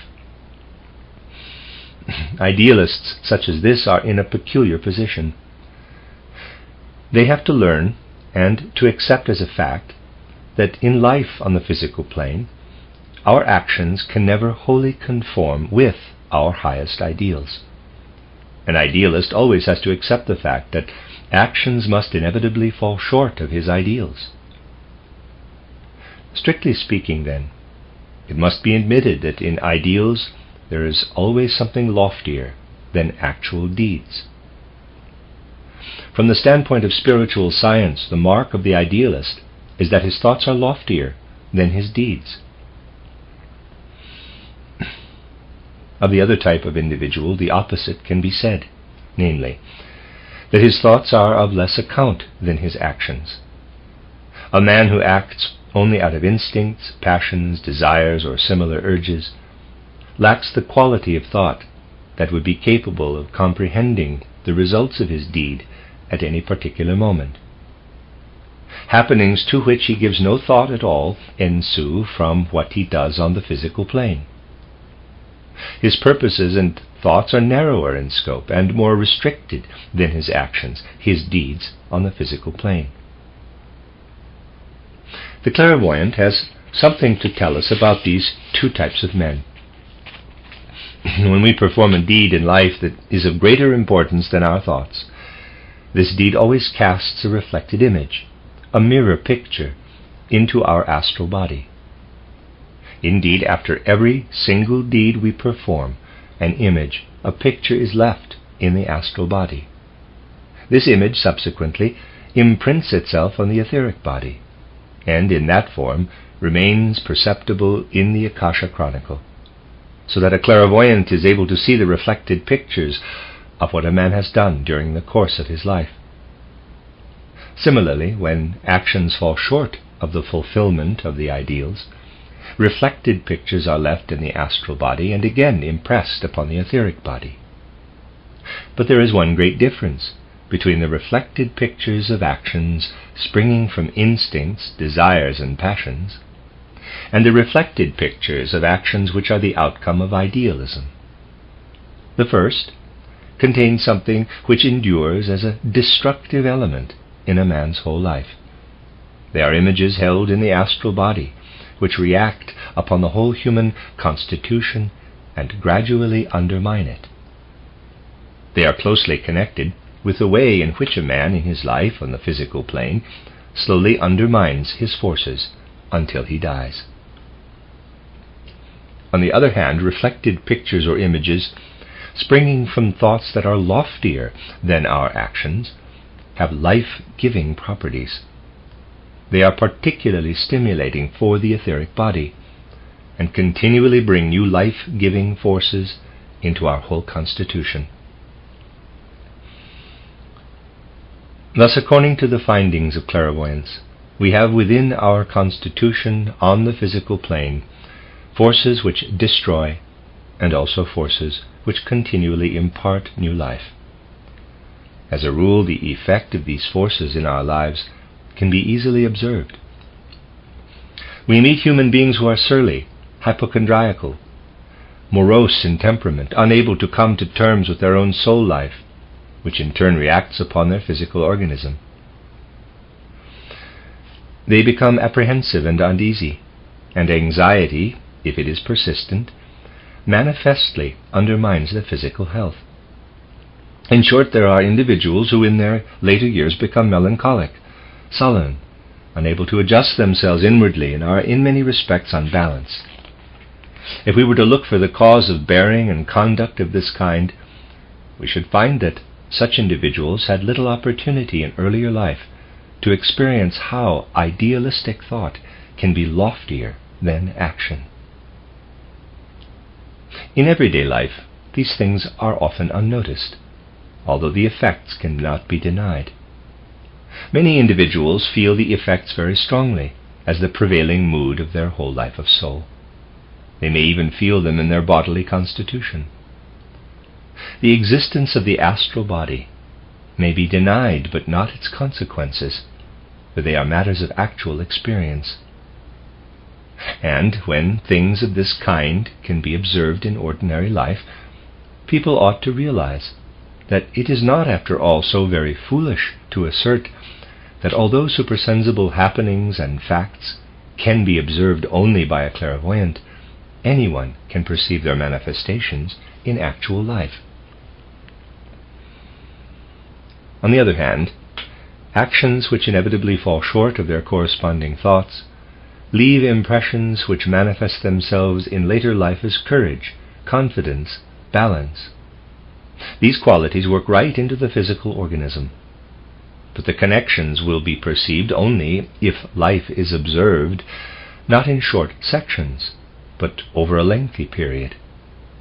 The error of many scientific observations is that conclusions about some effects are drawn on the basis of what happens in the course, say, of the next 5 years, whereas in many cases the effects show themselves only after decades. But as well as individuals who are idealists, whose thoughts are loftier than a particular experience, there are others whose thoughts always fail to keep pace with their experiences. There are very many experiences which can be grasped in thought only with the greatest difficulty. We eat and drink every day by instinct, or as the result of desire, but it takes a very long time, even for one who is undergoing spiritual development, to relate these things to the spiritual life. In point of fact, every day things are more difficult than any others to bring into relation with the spiritual life. Let me read that again. In point of fact, everyday things are more difficult than any others to bring into relation with the spiritual life. In the case of eating and drinking, we shall have achieved this only when we have discovered why, in order to serve the course of the world's evolution, we have to take physical substances into ourselves in a rhythmic process, and what connection these physical substances have with spiritual life. We then find that metabolism is not a physical process only, but by virtue of its rhythm also has in it something essentially spiritual. Now there is a way in which things not merely demanded by external necessity can be gradually spiritualized. When we are eating fruit, let us say, such spiritual knowledge as we possess enables us to form an idea of how the fruit, an apple for instance, is related to the whole universe as a whole. Admittedly, however, this takes a long time. We can also train ourselves to regard eating as being something more than a merely physical activity, and to remember how the spirit participates by way of the sun's rays in the ripening of the fruit. We can thus spiritualize the most material, everyday processes and learn to penetrate them with our thoughts. I can do no more than indicate here how thoughts and ideas can penetrate into processes of this kind. It is a long business, and in our time very few people indeed can develop adequate thoughts about eating. We shall therefore admit that there are individuals who act purely on the basis of instinct, and others who act on the basis of ideals. The life of every human being divides itself in such a way that in some cases the thoughts cannot keep abreast of the actions, and in others the range of the thoughts and ideals is greater than that of the actions. We have within us, on the one hand, forces which lead our life into decline, and work in such a way that our physical organism matures through inner causes toward death. And we have within us other forces which bring life to our astral and etheric bodies, and shine out within them like a new light. It is these latter forces which remain in our etheric body as life-giving forces. When, at death, the spiritual part of our being abandons its physical sheath, the etheric body is still around us during the first few days, making it possible for us to have the backward survey over our whole life, of which I have often spoken. The most valuable thing remaining to us as an inwardly formative, upbuilding power are these life-giving forces, originating from the fact that our ideas have transcended the bounds of our actions. These forces continue to work in us after death, and actually provide further life-giving forces for the following incarnation. Life-giving forces, then, implanted by ourselves, remain in the etheric body as an element that is always young. And although we cannot thereby prolong our life, we can enable the freshness of youth to remain for a longer period by ensuring that our thoughts transcend the range of many of our actions. If we ask what is the best way of acquiring ideals which transcend our actions, we shall find it possible if we devote ourselves to spiritual science. When, for instance, we learn from spiritual science of the evolution of man, forces are set astir in the higher members of our being, and this gives rise to idealism in the most concrete, most balanced form. One of the achievements of spiritual science is to pour fresh, youthful, fertile forces into our astral and etheric bodies. The very different attitudes to spiritual science adopted by individuals in this modern age are due not to the fact that these individuals have no clairvoyant faculties, but that in everyday life their observation is not sufficiently exact. Otherwise they would see in what different ways the human soul and spirit manifest themselves in the physical organism. People who thoroughly disbelieve in spiritual science may hear that the physical body of man is somehow permeated by certain higher members. Let us take them together and simply call them the soul and spirit. But present-day materialists will not believe in the existence of this man of soul and spirit. They believe only in physical man, and are in this respect particularly materialists. By materialists, people often mean simply the theoretical materialists, who believe only in matter. But, as I have said again and again, these theoretical materialists are by no means the worst. A materialist may use his intellect just to create concepts. They will in any case be very limited in scope, and this form of materialism is not so very harmful. But when materialism is reinforced by other factors, it can be very detrimental to the man's life as a whole, especially if the inmost spiritual core of his being becomes dependent upon his material constitution. And nowadays especially, how dependent men are upon matter. Theoretical materialism leads thoughts astray and is fatal to the ties that link souls together. But external life, too, is greatly influenced by the fact that so many people put materialism into actual practice. I mean by that individuals who are so dependent upon their physical constitution that they can spend only a few winter months in their offices and in summer find it necessary to go off to the Riviera. The fact is, they are so utterly dependent upon what is material that the soul has to subject itself to the needs which life dictates to it. That again is a different kind of materialist from a man who is materialistic only in his thoughts and ideas.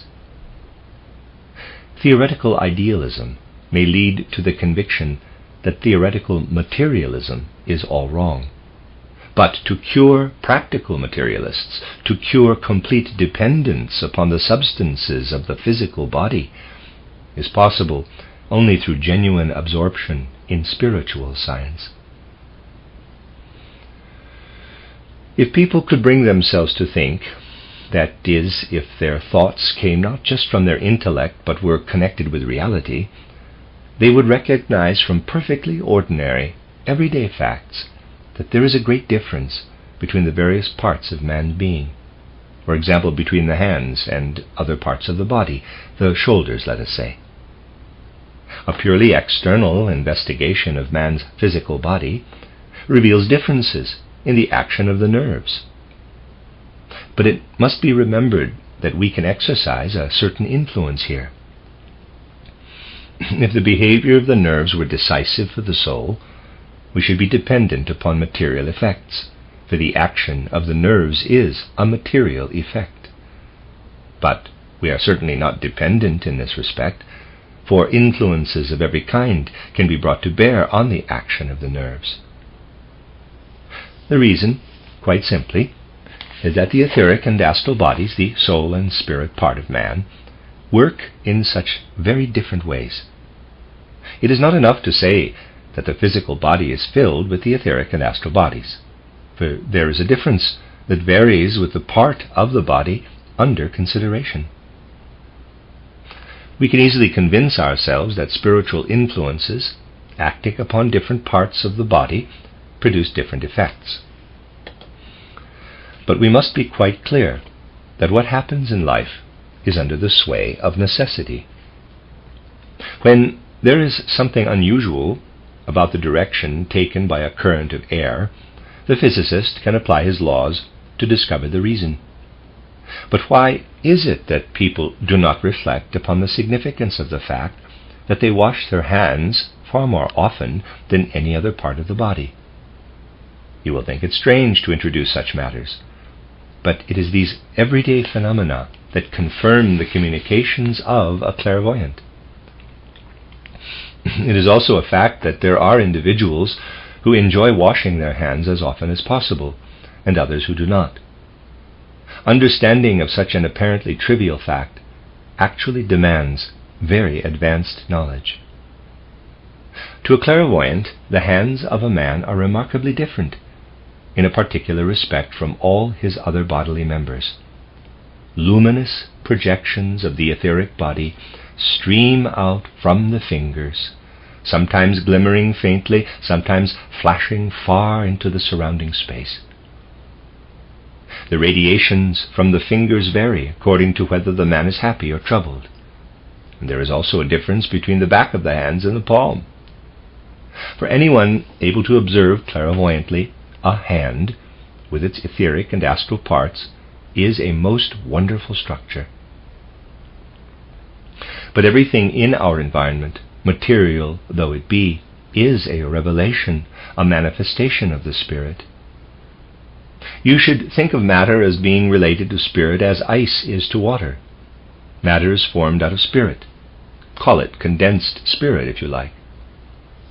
Contact with any material substance means contact with the spirit in that substance. All our contact with anything of a material nature is in fact, to the extent that it is purely material, Maya.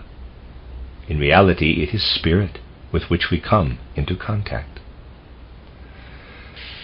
If we observe life with sensitivity, we shall realize that washing the hands, especially if it is done frequently, brings a man into contact with the spirit in the water and has a considerable effect upon his whole disposition. Some individuals have a great fondness for washing their hands. Directly the least speck of dirt gets on their hands, they must be washed. Such characters either have or will develop a very definite relation to their surroundings, a relation not entirely the outcome of material influences. It is as if delicate forces in matter were working upon such individuals when there is this relationship between their hands and the element of water. Even in everyday life, you will find that these people have an entirely healthy kind of sensitivity and more delicate powers of observation than others. They are at once aware, for instance, whether someone standing near them has a brutal or a kindly disposition. On the other hand, individuals who do not mind their hands being dirty are actually of a coarser disposition and erect a sort of barrier between themselves and their environment. This is a fact and can actually be observed as being characteristic of certain groups. Travel through certain countries and observe their inhabitants. In regions where people tend to wash the hands more frequently, you will find that relationships between friend and friend are very different from what they are in regions where people wash their hands less often and erect a sort of barrier between one another. These things have the validity of natural law, though the details may be affected by various circumstances. If we throw a stone into the air, the line of projection is a parabola. But if the stone is caught by a gust of wind, there will no longer be a pure parabola. This shows that all the relevant facts must be known if certain relationships are to be accurately observed. As to the hands, clairvoyant consciousness reveals that they are permeated by soul and spirit, to such an extent, indeed, that a definite relationship of the hands to the water is established. This holds good less in the case of the human face, and less still in the case of the other parts of the body. This must not, however, be interpreted as an objection to washing or bathing, but rather that we must keep our attention fixed on the relevant circumstances. The point here is to show how very differently the soul and spirit are related to and express themselves in the various parts of the body. You are not likely to find that anyone does harm to his astral body by washing his hands too often, but the point must be considered in its widest range. The relationship between hands and water may exercise a healthy influence on the relation between man and his surroundings, that is to say, between his astral body and his environment. And for this reason, things will not readily be carried to extremes. But those who think materialistically and allow their thoughts to be attached solely to matter will say that what is good for the hands must be good for the rest of the body. This would show that differences, depending on delicate perceptions, entirely escape notice. The consequence, and it is abundantly in evidence, is that for certain purposes the same treatment is applied to the whole of the body. For instance, frequent cold baths and constant cold water frictions are recommended as a particularly effective treatment, even for children. Fortunately, because of obvious effects on the nervous system, doctors have already begun to realize that these treatments have been carried to absurd extremes. What is right for the hands, because of their particular relation to the astral body, can become an injurious experiment when applied to parts of the body having a different relation to the astral body. Washing the hands may bring about a healthy sensitivity to the environment, but an excessive use of cold baths and the like may cause an unhealthy hypersensitivity, which, especially if such treatment is applied in childhood, lasts for the whole of life. It is therefore all important to know the limits within which methods may be beneficially applied, and this will be possible only if there is willingness to acknowledge that higher members of man's being are incorporated in his physical body. It will then be recognized that some of the inner organs used by the physical body as instruments are very differently related to the being of soul and spirit. It will be found, for instance, that the glandular system is preeminently the instrument of the etheric body, whereas everything associated with the nerves, for instance the brain, is intimately related to the astral body. If these things are not kept in mind, certain phenomena will always remain unintelligible. Materialists make the fundamental mistake of confining their observations to what in every case is only the instrument. For everything we experience is experienced in the realm of the soul, and our consciousness of these experiences is due to the fact that we have, in the physical body, an instrument which reflects them. Our physical body is only an instrument for reflecting what is going on in the life of soul. Anyone versed in spiritual science is clear about this. But the physical body can serve as an instrument in different ways. I need only point to one thing. the unique significance of the thyroid gland. As you know, the thyroid gland used to be considered a useless organ, and in certain illnesses was often totally removed. In such cases, the patients became imbeciles. The danger is substantially reduced if even a small part of the gland is left. This is evidence that the thyroid secretions are necessary for the development of certain aspects of the life of the soul. The strange thing is this, that if a secretion of a sheep's thyroid gland is administered to patients who have lost the gland, their condition is improved. If, later on, this treatment is discontinued, they lapse again into imbecility. Materialists might find considerable support for their views in this fact, but the spiritual scientist knows how to judge it correctly. We are concerned here with an organ, the product of which can be introduced directly into our organism and be effective. But this can apply only to organs such as the thyroid gland, which are definitely related to the etheric body. Such an effect is not possible if the organ is related to the astral body. I have known poorly gifted individuals who have eaten plenty of sheep's brains, but have not thereby become intelligent. This again shows that there is a great difference between the several organs, the magnitude of the difference being due to the fact that one group of organs has an inner connection with the etheric body and another with the astral body. This reveals another important fact to spiritual observation. It seems very strange that a man may become feeble-minded if his thyroid gland is removed altogether, but recovers his wits if he is given an extract of the gland. It is particularly strange because there is no evidence that his brain has been detrimentally affected. Here is another case where ordinary observation should be led on to spiritual scientific observation.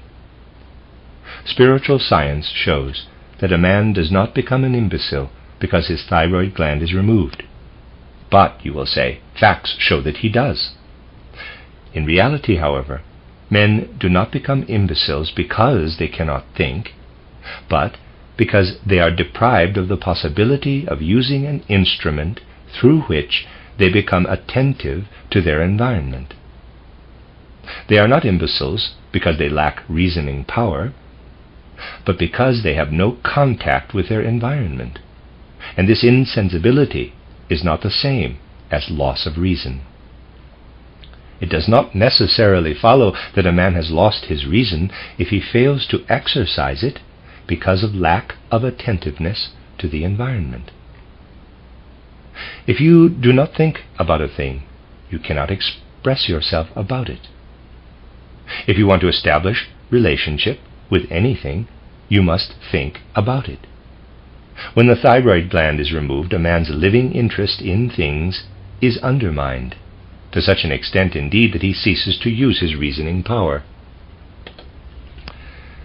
Here you can see the subtle difference between using parts of the brain which are an instrument for the reasoning mind, and using an instrument such as the thyroid gland.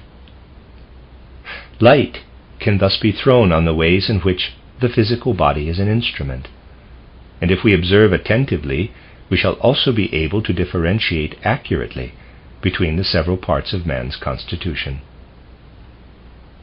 The capital I is related to the surrounding world in the most varied ways.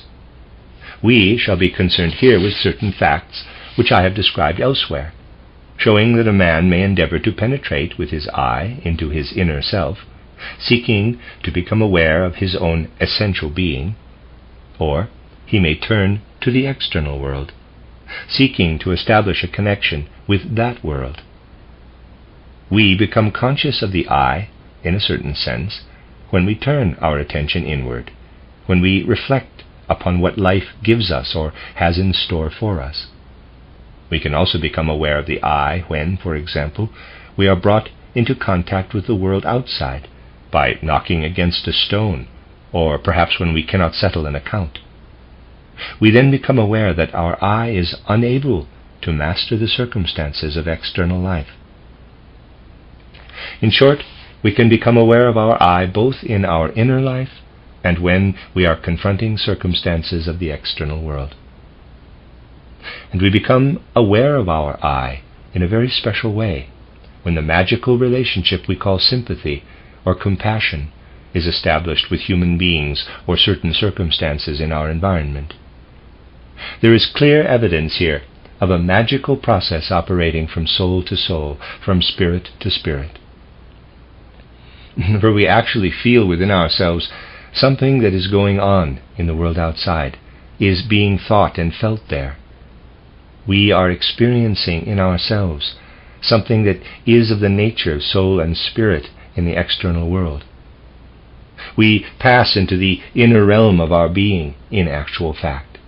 For sympathy or compassion is an intimate experience in the life of soul.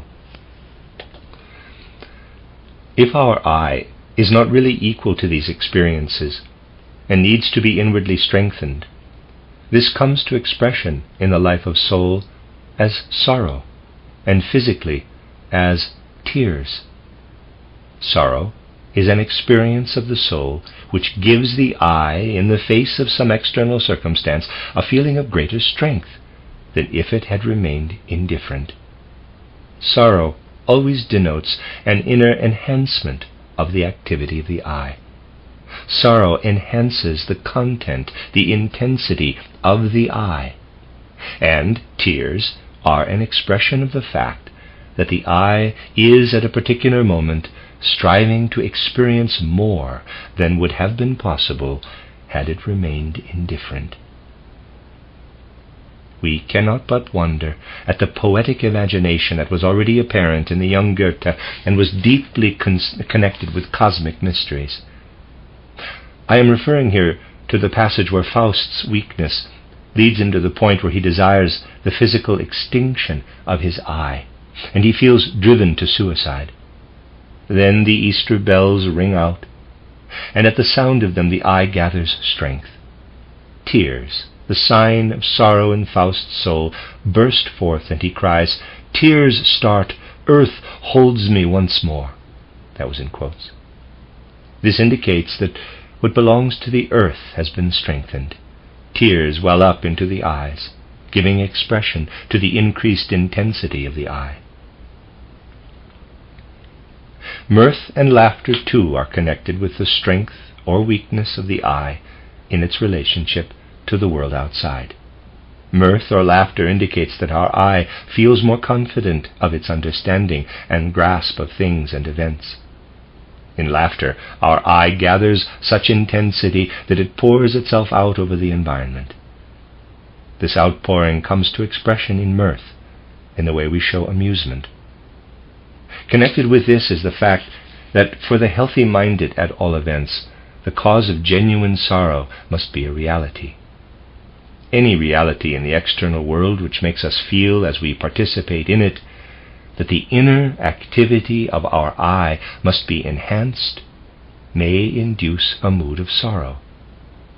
But if sorrow is associated with something unreal, for example with some artificial representation, given merely for the sake of arousing sadness, a man whose thinking is sound will require something more.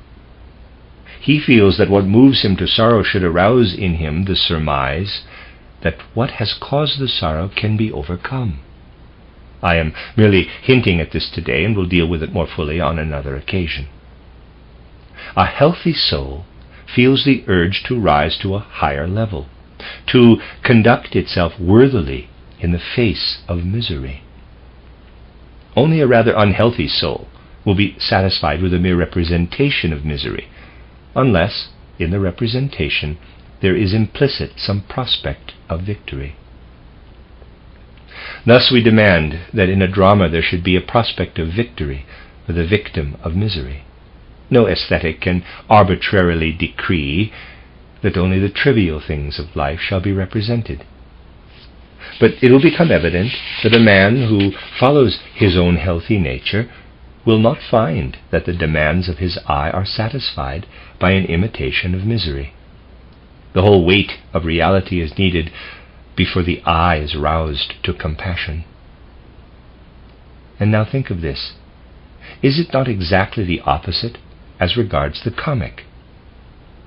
To laugh at real folly is in a certain respect inhuman. We cannot laugh at folly when it confronts us as reality. On the other hand, it is thoroughly healthy to laugh at the representation of folly, and it was a very sound folk therapy, in quotes, to present to the people in comedy and burlesque how the folly of human action leads of itself to absurdity. When our eye is able, in mirth or laughter, to rise above what is recognized as folly in a given situation, it is strengthened by the spectacle of an artistic representation of folly, and there is no healthier laughter than this. On the other hand, it is inhuman to laugh at a predicament in which a fellow human being finds himself, or at a real simpleton. Therefore different laws hold good if representation of these things is to have its proper effect. If our eye is to be strengthened in an act of compassion, what moves us must confront us as reality. On the other hand, as healthy-minded men, we demand, when misery is portrayed before us, that we should be able to feel the possibility of victory over it. In the dying hero of a tragedy, where death is enacted before our eyes, we feel that the victory of the spirit over the body is symbolized in this death. The very opposite is the case when the eye is brought into relation with the outside world.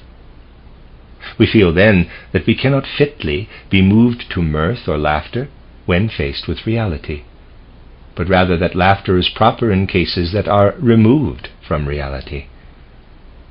We can certainly laugh when a man meets with a misfortune, which does him no particular harm, and is not closely related to life.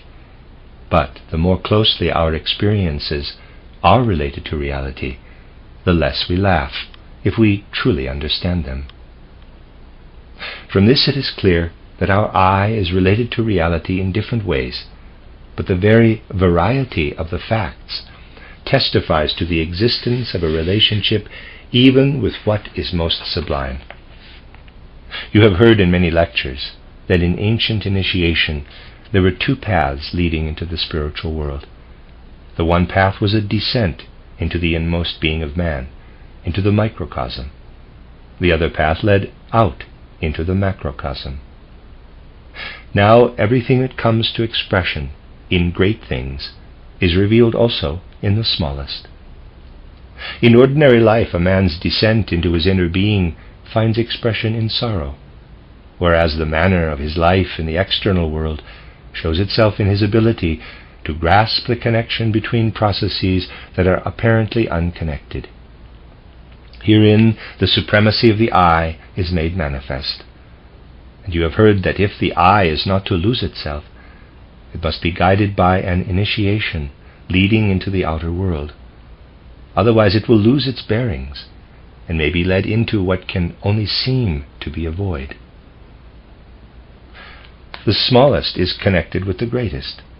Hence, in spiritual science, where our thoughts are so often lifted to the highest spheres, we also concern ourselves with the most everyday matters. In the next lecture, we shall turn once more to the consideration of higher things, making use of what we have been considering today. The end of Lecture 7. This is a reading of a collection of lectures by Rudolf Steiner entitled Background to the Gospel of St. Mark. This is Lecture 8, entitled Laws of Rhythm in the Domain of Soul and Spirit, the Gospel of the Consciousness Soul. When we study the Gospels in the light of spiritual science, we find descriptions of momentous, overwhelming experiences. And it is only when spiritual science has been studied much more widely than it is today that men will be able to form an adequate idea of what has been poured into these Gospels out of the spiritual experiences undergone by their authors.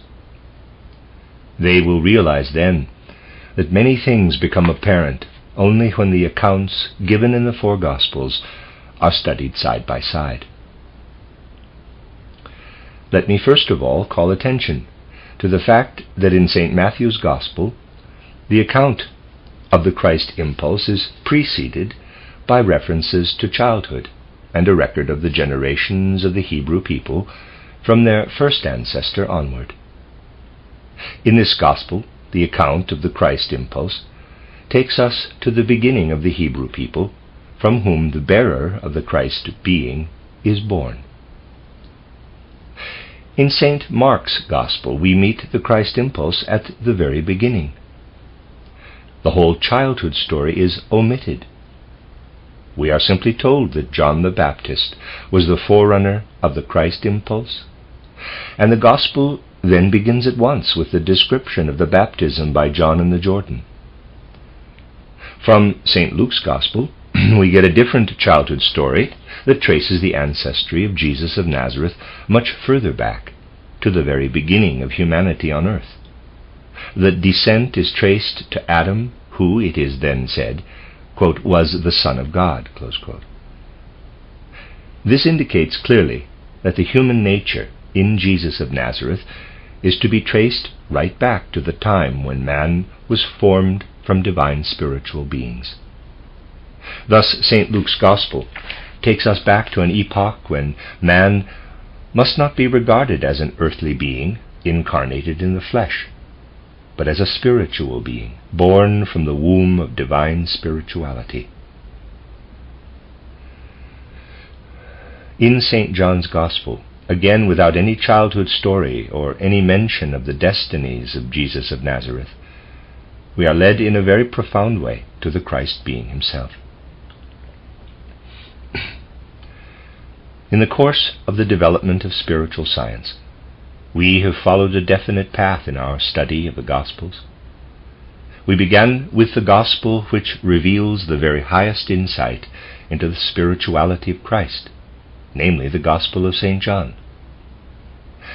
Then we studied the Gospel of St. Luke, in order to understand how the highest spirituality in human nature reveals itself when man's descent is traced back to the time when he came forth as earthly man from the Godhead. Study of St. Matthew's Gospel then helped us to understand the Christ impulse as proceeding from the ancient Hebrew people.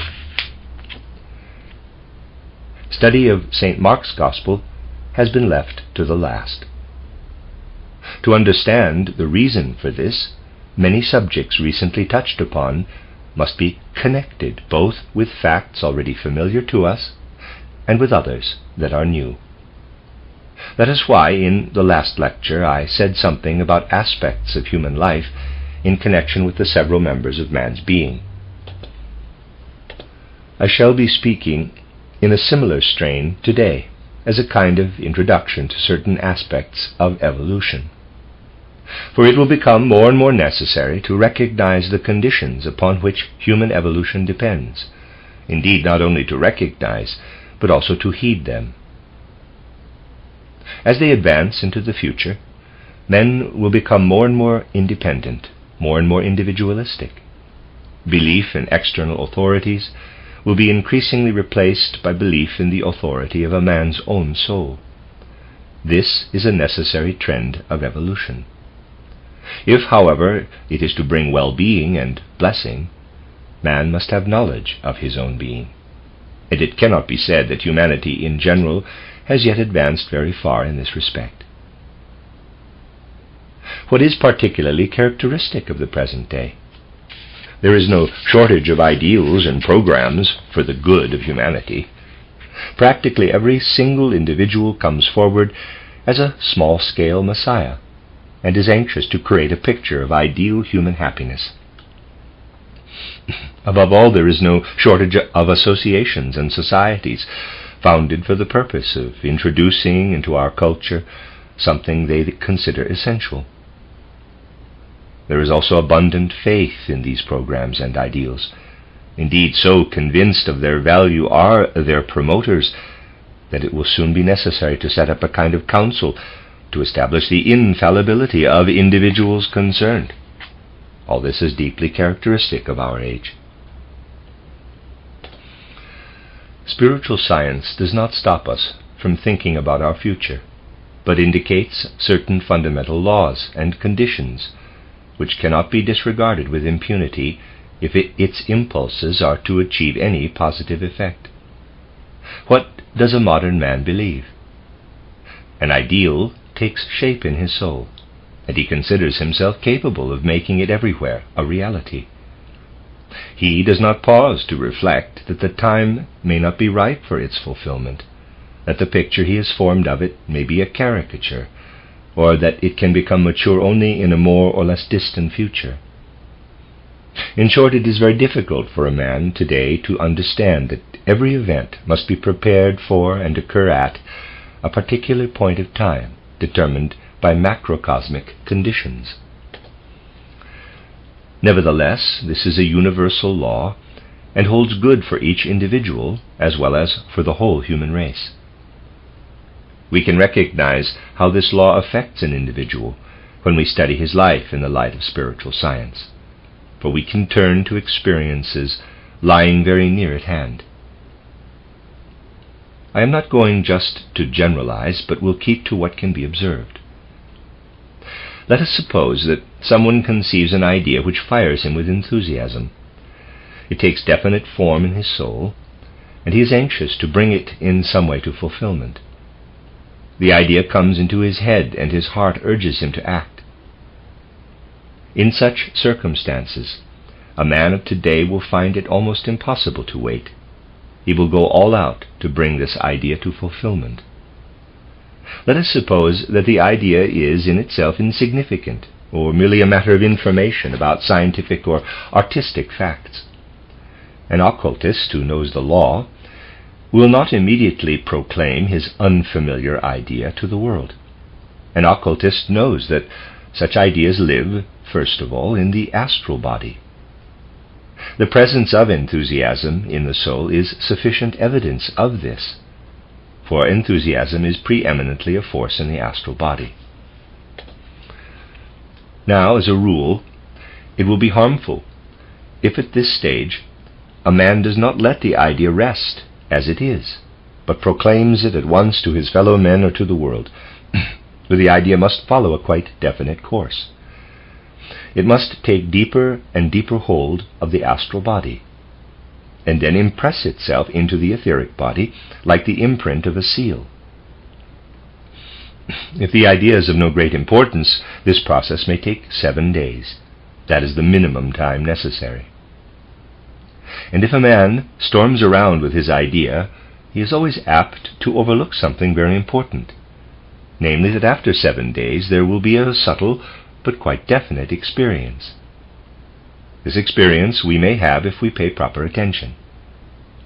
But if a man rushes wildly around trying to launch the idea into the world, the soul will certainly not be alert to what may happen on the 7th day.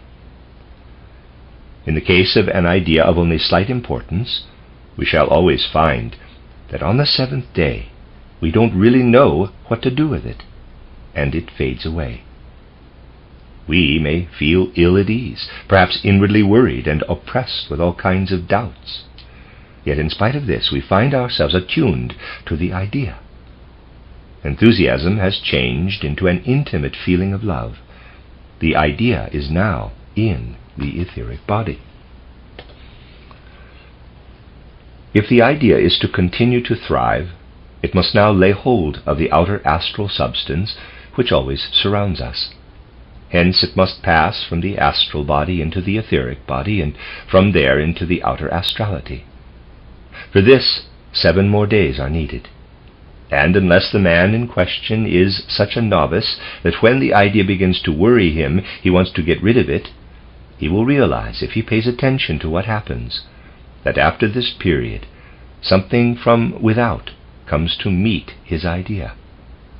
He then recognizes that it has been beneficial to wait 14 days, because now he is not alone with his idea. It is as if he had been inspired from the macrocosm, as if something had penetrated into his idea from the outer world. He will then for the first time feel in harmony with the whole spiritual world. and will realize that it brings something to him when he has something to bring to it. A certain feeling of contentment arises after a period of about twice 7 days.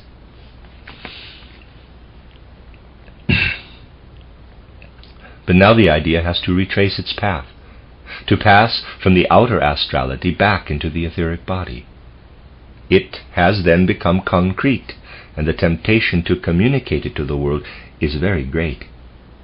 We must resist this with all our might, for there is now the danger that because the idea still lies in the etheric body, it may pass coldly into the world. If we wait another 7 days, the coldness leaves it, and it is again filled with the warmth of the individual astral body, and takes on a personal quality. That to which we gave birth and have allowed to be baptized by the gods may now be given over to the world as our own. Every impulse in the soul must pass through these last 3 stages before it becomes fully mature. This holds good for ideas of no great significance. In the case of an idea of weight and importance, longer periods will be necessary, but always in this rhythm of 7 to 7. You see then that what really matters is not, as a modern man thinks, to have an impulse in his soul, but to be able to bear this impulse with patience, to let it be baptized by the world spirit, and to let it live and achieve a state of maturity. Other such laws could be cited for the soul's development. Is a process full of ordered rhythms. So, sentence doesn't quite work. For example, on some particular day, and such days vary greatly, we may feel that we have been blessed by the world spirit, and ideas surge up from within us. In these circumstances, it is a good thing not to lose our head, but to recognize that after 19 days a similar process of fructification may be expected. As I say, the development of the human soul is a process full of regular rhythms. On the whole, man has a healthy instinct not to carry these things to excess or to disregard them entirely. He takes heed of them, especially if he is one who aims at developing higher qualities and who allows them to mature. He heeds these things without being consciously aware of the law.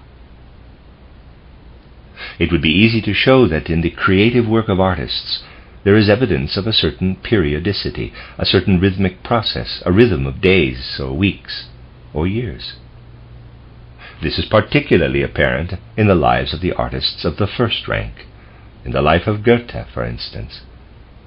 It can easily be shown that something arises in Goethe's soul, becomes mature only after a period of 4 times 7 years, and then appears in a different form. In line with the tendency of the times, the general attitude might be, yes, that is all very well, there may be such laws, but why should people trouble much about them? They will observe them instinctively. Now that may have been true in the past, but because men are becoming more independent, more and more attentive to their own individuality, they must also learn to develop an inner calendar. Just as there are outer calendars of importance for everyday matters, so in the future, as the intensity of man's soul life increases, he will have a feeling of, quote, inner weeks, close quote, of an inner ebb and flow of life, of inner, quote, Sundays, close quote. For the trend of humanity is toward an increasing inwardness. As we move toward the future, much of what man has experienced in the past as a result of the rhythmical periodicity of his life will be experienced later on as a macrocosmic resurrection in the life of soul. It will then seem to be an obvious duty to avoid bringing tumult and disorder into evolution by constantly transgressing the laws of the soul's development. Men will come to realize that the wish to communicate immediately whatever takes root in the soul is only a subtler form of egoism. They will come to feel the spirit working in the soul, not abstractly as nowadays, but in conformity with law. and when some idea occurs to them, when they may desire to communicate some inner experience to others, they will not set about their fellow men like raging bulls, but listen to what spirit-filled nature has to say in their inmost soul. What will it mean for men when they come more and more to recognize the spirituality which works in the world in obedience to law, and by which they should let themselves be inspired? The vast majority of men today still have no feeling for such things. They do not believe that spiritual beings will lay hold of and work within their soul according to law. Even those who sincerely desire to work for cultural progress will for a long time yet regard it as madness to speak of this ordered activity of the Spirit. And owing to the antipathy that is so prevalent today, those whose belief in the Spirit is founded on spiritual scientific knowledge will find that certain words in St. Mark's Gospel are directly applicable to them, and indeed to the present time. Quote, "But when they shall lead you, and deliver you up, take no thought beforehand what ye shall speak, neither do ye premeditate. But whatsoever shall be given you in that hour, that speak ye, for it is not ye that speak, but the Holy Spirit." Close quote. It looks like it's chapter 13, verse 11, but I'm not sure on the writing here. We must try to understand a passage such as this, which has special significance for our own time because of its place in the whole framework, not only of St. Mark's Gospel, but in that of the other Gospels as well. Generally speaking, St. Mark's Gospel contains a good deal that is also found in the other Gospels. But there is one very remarkable passage which does not occur in the other Gospels, and is particularly noteworthy because of the silly statements that have been made about it by biblical commentators. It is the passage where we are told that after Christ Jesus had chosen his disciples, he went out to preach to the people. Quote, "And they went into an house, and the multitude cometh together again, so that they could not so much as eat bread. And when his friends heard of it, they went out to lay hold on him, for they said, He is beside himself." Close quote, chapter 3, verses 20 and 21. When we consider that in the future course of human evolution, St. Paul's saying, "Not I, but Christ in me," will become more and more true, that only an ego which receives into itself the Christ impulse can work fruitfully, we are justified in regarding the passage as particularly relevant to the present time. The destiny lived through by Christ Jesus during the events in Palestine will be lived through by the whole of mankind in the course of the ages. In the immediate future, it will be more and more noticeable that wherever Christ is proclaimed with inner understanding, intense antipathy will be displayed by those who instinctively avoid spiritual science. It will not be difficult in the future to see how a prototypal event in Christ's life described in St. Mark's Gospel is coming to expression. Let me read it again. It will not be difficult in the future to see how a prototypal event in Christ's life described in St. Mark's Gospel is coming to expression. Men's attitude to daily life, or the way in which art develops, and more particularly what is so widely accepted as science, will make it clear that what was said of Christ will be said of those who proclaim the Spirit in the truly Christian sense.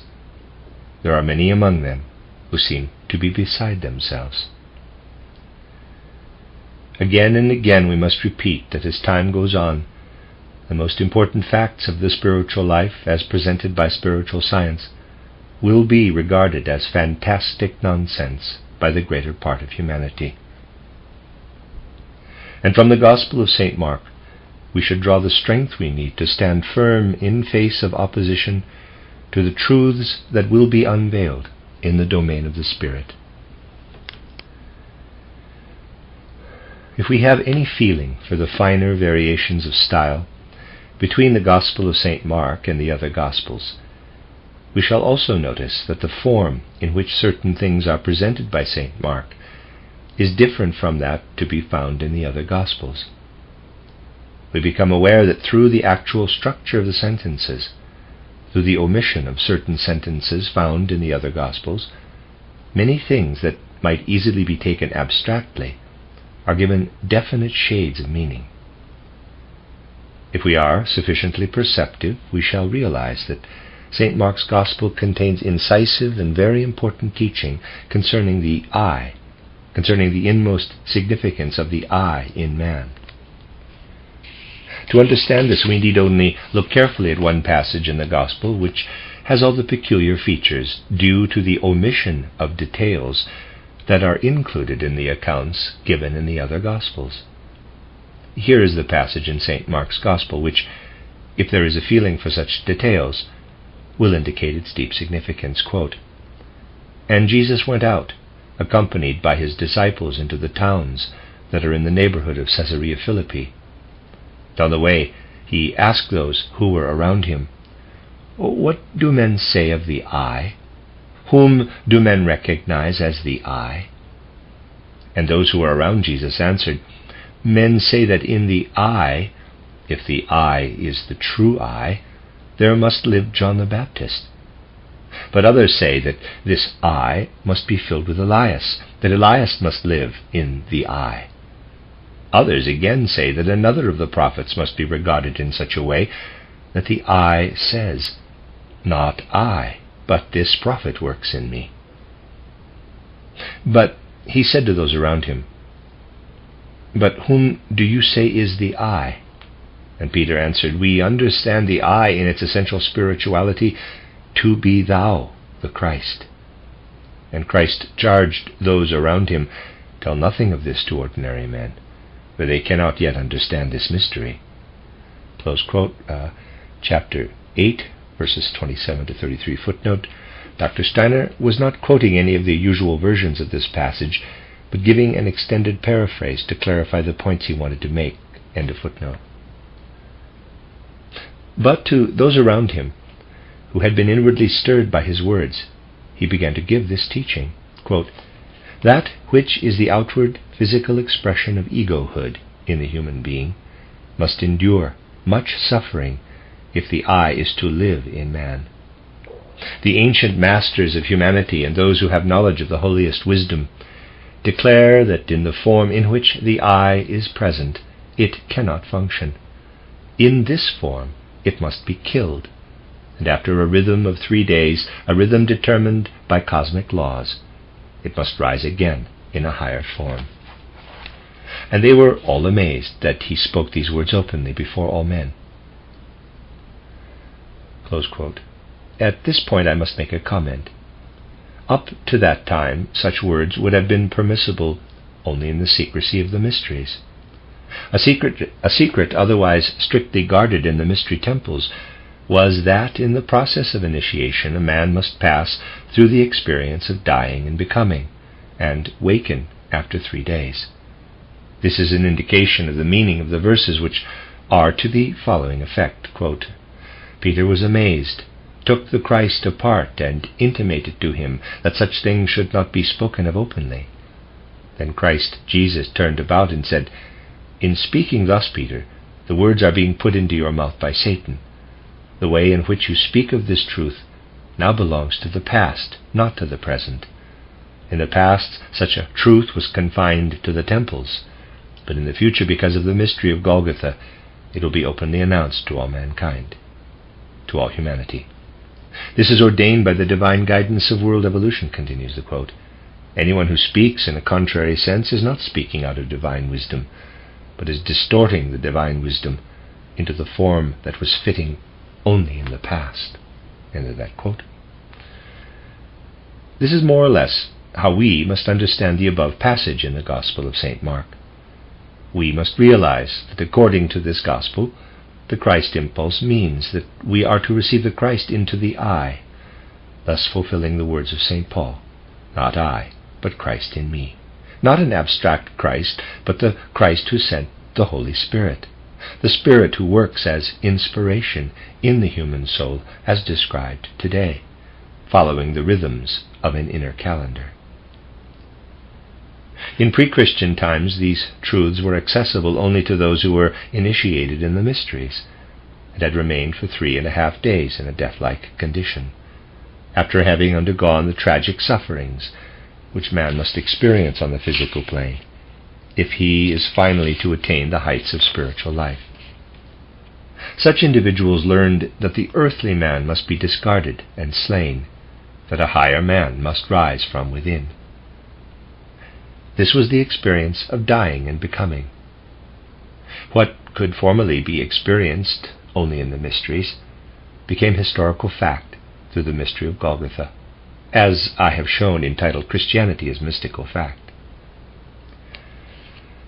Henceforward it was possible for all men who felt themselves united with the mystery of Golgotha to become disciples of this great wisdom.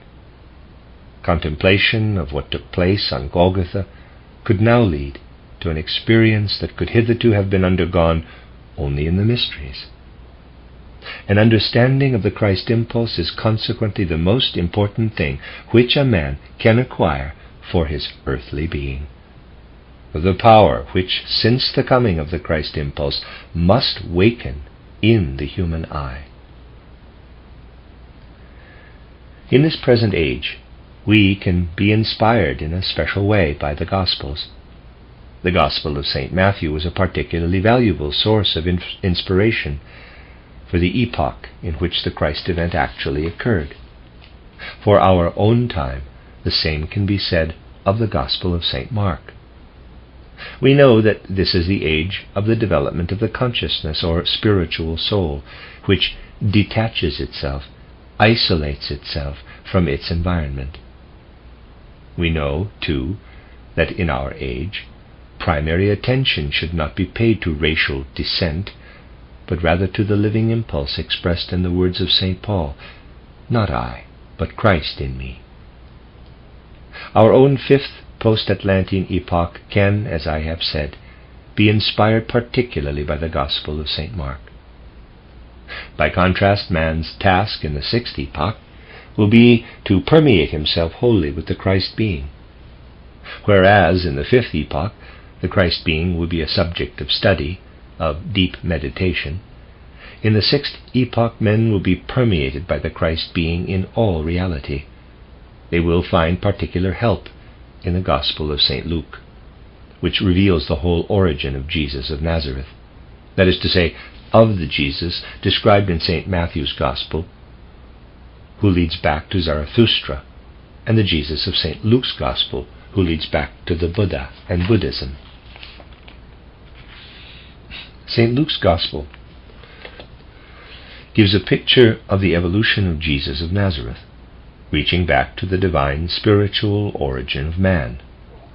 It will be more and more possible for man to feel himself a divine spiritual being. To be permeated by the Christ impulse can hover as an ideal before him, but this ideal becomes reality only if, in the light of St. Luke's Gospel, he recognizes physical man in the sense world as a spiritual being, having a divine origin. The Gospel of St. John, which may well be a manual of guidance for the spiritual life of man of today, will be the book of inspiration for the seventh Post-Atlantean epoch. Men will then stand in need of a great deal, which as spiritual beings they will have had to master during the sixth epoch. But they will also have to unlearn from its very foundations much of what they believe today. Admittedly, this will not be so very difficult, because scientific facts will themselves show that many beliefs will have to be discarded. Today, for instance, a man would be considered to be, quote, out of his mind, close quote, if he were to maintain that the usual distinction made between motor and sensory nerves is nonsense. Motor nerves, as they are called, simply do not exist. There are only sensory nerves. The so-called motor nerves are sensory nerves, but their function is to make us aware of the corresponding movements in the muscles. Before very long it will be recognized that the muscles are not set in motion by the nerves, but by the astral body. Moreover, by a force in the astral body that is not directly perceived in its real form. For it is a law that what is to produce an effect is not directly perceptible. What gives rise to movement in the muscles is connected with the astral body, in which a sound or tone, a kind of resonance, is produced. Something akin to music pervades the astral body, and muscular movement is the expression of this. What happens can be compared with the well-known Chladni sound figures, which are produced when a fine powder or sand is scattered on a metal plate and forms itself into figures, when the plate is made to vibrate by drawing a violin bow across it. Our astral body is filled with numbers of such figures or tone forms which bring it into a particular condition. In a quite simple way, you can convince yourself of this by tightening the biceps, the upper arm muscle, and holding it close to your ear. When you have acquired the knack of making the muscle sufficiently taut, and lay your thumb on it, you will be able to hear a sound. This is not meant to be taken as absolute proof, but is merely a trivial illustration. We are, so to speak, permeated with music, and give expression to this in the movements of our muscles. And we have the quote-unquote motor nerves, as they are wrongly called, in order that we may be aware to some extent of the muscular movements. The way in which facts are grouped together in physiology still seems, but only seems, to contradict this. This is one example of the kind of truths by which people will gradually be convinced that man is indeed a spiritual being, woven into the harmony of the spheres, even in his muscles. And spiritual science, which has to make preparation for a spiritual understanding of the world in the 6th Post-Atlantean Epoch, will have to concern itself in every detail with the truth that man is a spiritual being. Just as a musical tone rises into a higher sphere when it becomes a spoken human word, so in macrocosmic existence, the harmony of the spheres rises to a higher stage when it becomes the cosmic word, the logos. Now, in man's physical organism, the blood, in the physiological sense, is at a higher stage than the muscles. And just as the muscles are attuned to the harmony of the spheres, so is the blood attuned to the logos, and can be experienced more and more strongly as an expression of the logos, as indeed has been the case unconsciously ever since man was created. This means that on the physical plane, man will eventually feel the blood, which is the expression of the I, to be the expression of the logos. And in the 6th epoch, when men have learned to recognize themselves as spiritual beings, they will no longer cling to the fantastic idea that the muscles are moved by motor nerves, but will recognize that they are moved by the harmony of the spheres, which has become part of their own personality. In the 7th Post-Atlantean Epoch, men will feel their very blood to be permeated by the logos, and will grasp for the first time the real content of what is said in St. John's Gospel. For not until the 7th epoch will the scientific nature of this Gospel come to be recognized. And then it will be felt that the first words of the Gospel ought to stand at the beginning of every book on physiology, that the whole of science should move in the direction indicated by these words. The best thing to say at the moment is that much of this can even today be understood, but by no means all. It can hover as an ideal before us. Everything I have been saying indicates that St. Matthew's Gospel could be a source of inspiration, especially for the 4th Post-Atlantean Epoch, just as that of St. Mark can be for our own. The Gospel of St. Luke will be especially important for the 6th epoch. We must ourselves prepare the conditions that will then prevail, for the seed of whatever the future holds in store must have been planted in the past. If we understand the contents of St. John's Gospel, we shall find everything that is to be lived out in the further course of human evolution, everything that is to develop in the seventh epoch, up to the time of the next great catastrophe. Therefore it will be particularly important for us to regard St. Mark's Gospel as a book that can give guidance for much that we must practice, and also for much that we must guard against. The very sentences of this Gospel are themselves an indication of the significance of the Christ impulse for the eye of man. It is important to realize that our task is to grasp the reality of Christ in the Spirit, and to be aware of how Christ will reveal himself in future epochs. In my Rosicrucian mystery play, titled The Portal of Initiation, an attempt was made to indicate this task by words spoken by the seeress Theodora. There will be something like a repetition of the event experienced by Paul at the gate of Damascus, but to believe that the Christ impulse will come into the world again in a human physical body would merely be an expression of the materialism of our times. We can learn from the Gospel of St. Mark how to guard against such a belief, for the Gospel contains a special warning for our own epoch. And although much of the Gospel has a bearing on the past, its verses apply in the high moral sense I have indicated to our immediate future. We shall then realize the urgent necessity of the influence that must proceed from spiritual science. If we understand the spiritual meaning of the following passage, we shall be able to relate it to our own times and to the immediate future. Quote, "For in those days shall be affliction, such as was not from the beginning of the creation which God created unto this time, neither shall be again." Close quote. Chapter 13, verses 19 through 23. These words must be applied to man's power of understanding. There is every prospect of affliction in the future, when truth will come to expression in its full spiritual reality. Close quote. And except that the Lord had shortened those days, no flesh should be saved. That is to say, nothing would have been saved of spiritual nourishment. But for the elect's sake, whom he hath chosen, he hath shortened the days. Close quote. Then come the words, quote, "And then, if any man shall say to you, Lo, here is Christ, or Lo, he is there, believe him not." Close quote.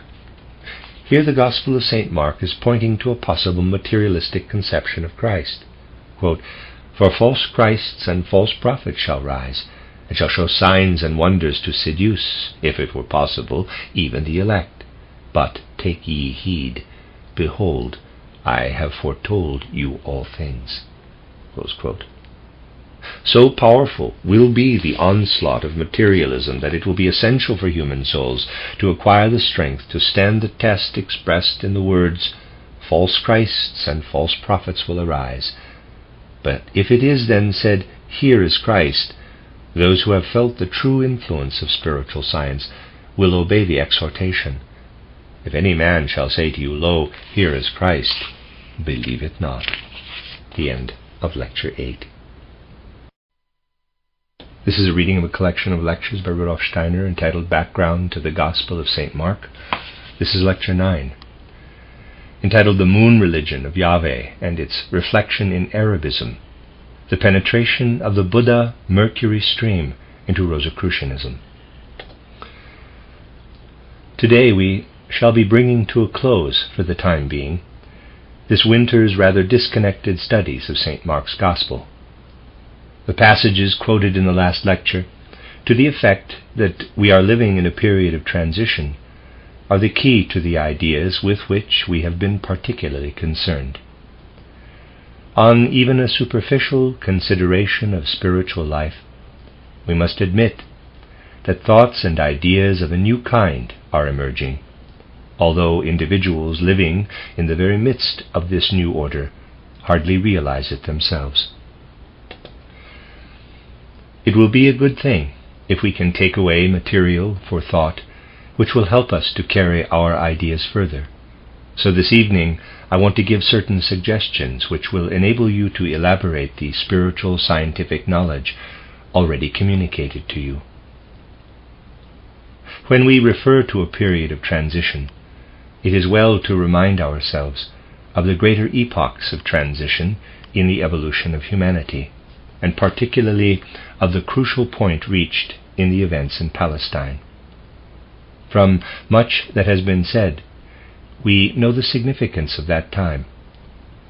When we try to form some conception of how the supremely important idea, the Christ idea, arose out of thoughts and feelings of the immediately preceding period, we must remember that the Yahweh or Jehovah idea meant as much to the ancient Hebrews as the Christ idea meant to those who became his followers. From other lectures we also know that for those who penetrate deeply into the essence of Christianity, the being Yahweh or Jehovah is not to be distinguished from Christ himself. We must clearly understand that there is an intimate relationship between the Yahweh idea and the Christ idea.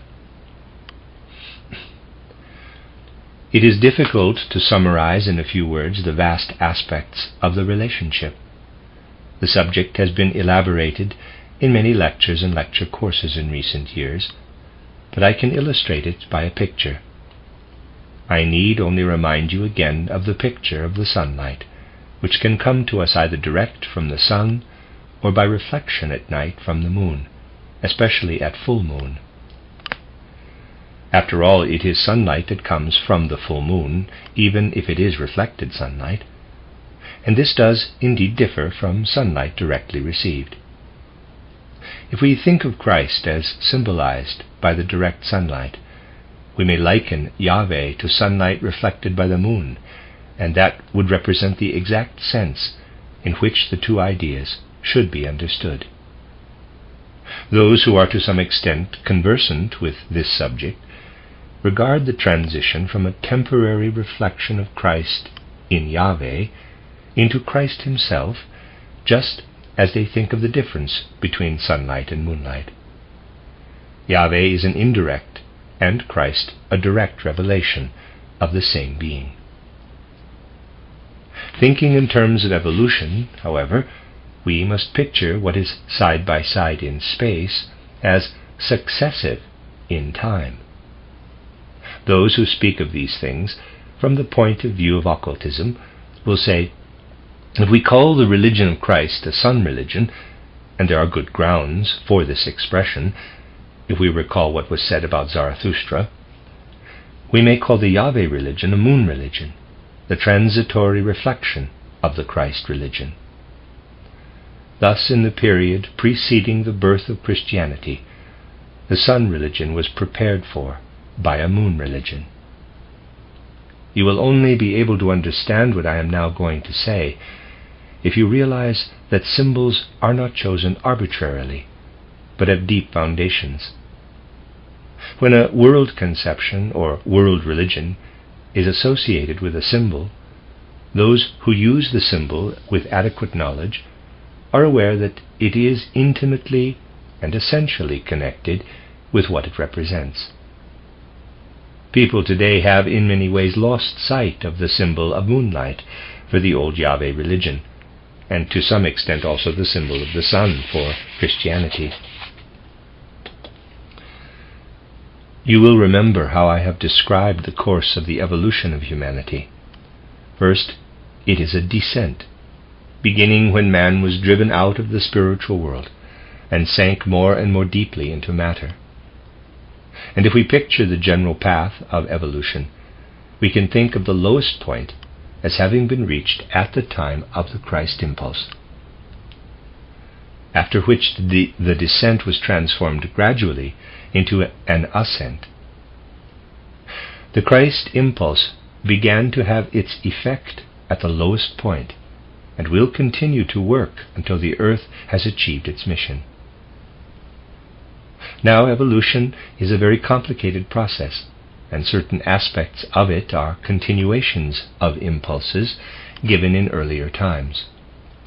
The Christ impulse, given at the beginning of our era, will go straight forward, becoming more and more powerful in the souls of men until the goal of human evolution is reached, when from the souls of men it will influence the whole of life on the earth.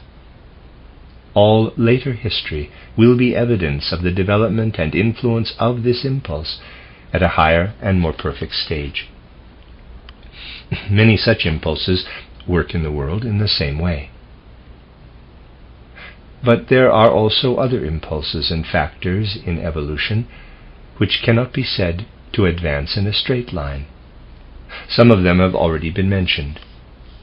In post-Atlantean evolution, we have distinguished 7 epochs: the Old Indian, then in sequence the Old Persian, the Egypto-Chaldean, the Greco-Latin, during which the Christ event took place, and our own 5th epoch, which will be followed by 2 others. In the 5th epoch, certain happenings characteristic of the Egypto-Chaldean epoch are repeated in a different form. The Christ impulse was given in the Middle Epoch, the 4th, and the 3rd epoch is, in a certain sense, repeated in the 5th. There is a similar relationship between the 6th and 2nd epochs, and between the 7th and the 1st. Here we are concerned with overlapping factors of evolution, which will reveal themselves in such a way that we can apply to them the biblical saying, quote, "The first shall be last." Close quote. The Old Indian epoch will reappear in the 7th in a different but nevertheless recognizable form. There is, however, still another way in which an earlier epoch may have an effect in a later one. Shorter periods may also occur in the course of evolution. Thus, conditions present in pre-Christian times during the period of ancient Hebrew culture reappeared later in post-Christian times. Something that was prepared within the Yahweh or Jehovah religion, overlapping the Christ impulse, as it were, appeared again and played into the other factors which had by then developed. If, then, we try to describe by means of a symbol what pressure of time prevents our discussing adequately today, we may say, taking the moon, contrasted with the sun, as the symbol representing the Yahweh religion, we may expect that a similar form of belief, bypassing, as it were, the Christ impulse, would emerge later on as a kind of moon religion. And this is what actually happened. The old Yahweh religion emerged again after the Christ event in the religion of the crescent, carrying earlier impulses into post-Christian times. If you do not take things superficially, the use of the moon and crescent as symbols for these two faiths will not be something to smile at, for it is an actual fact that a religion or creed and its symbol are intimately connected.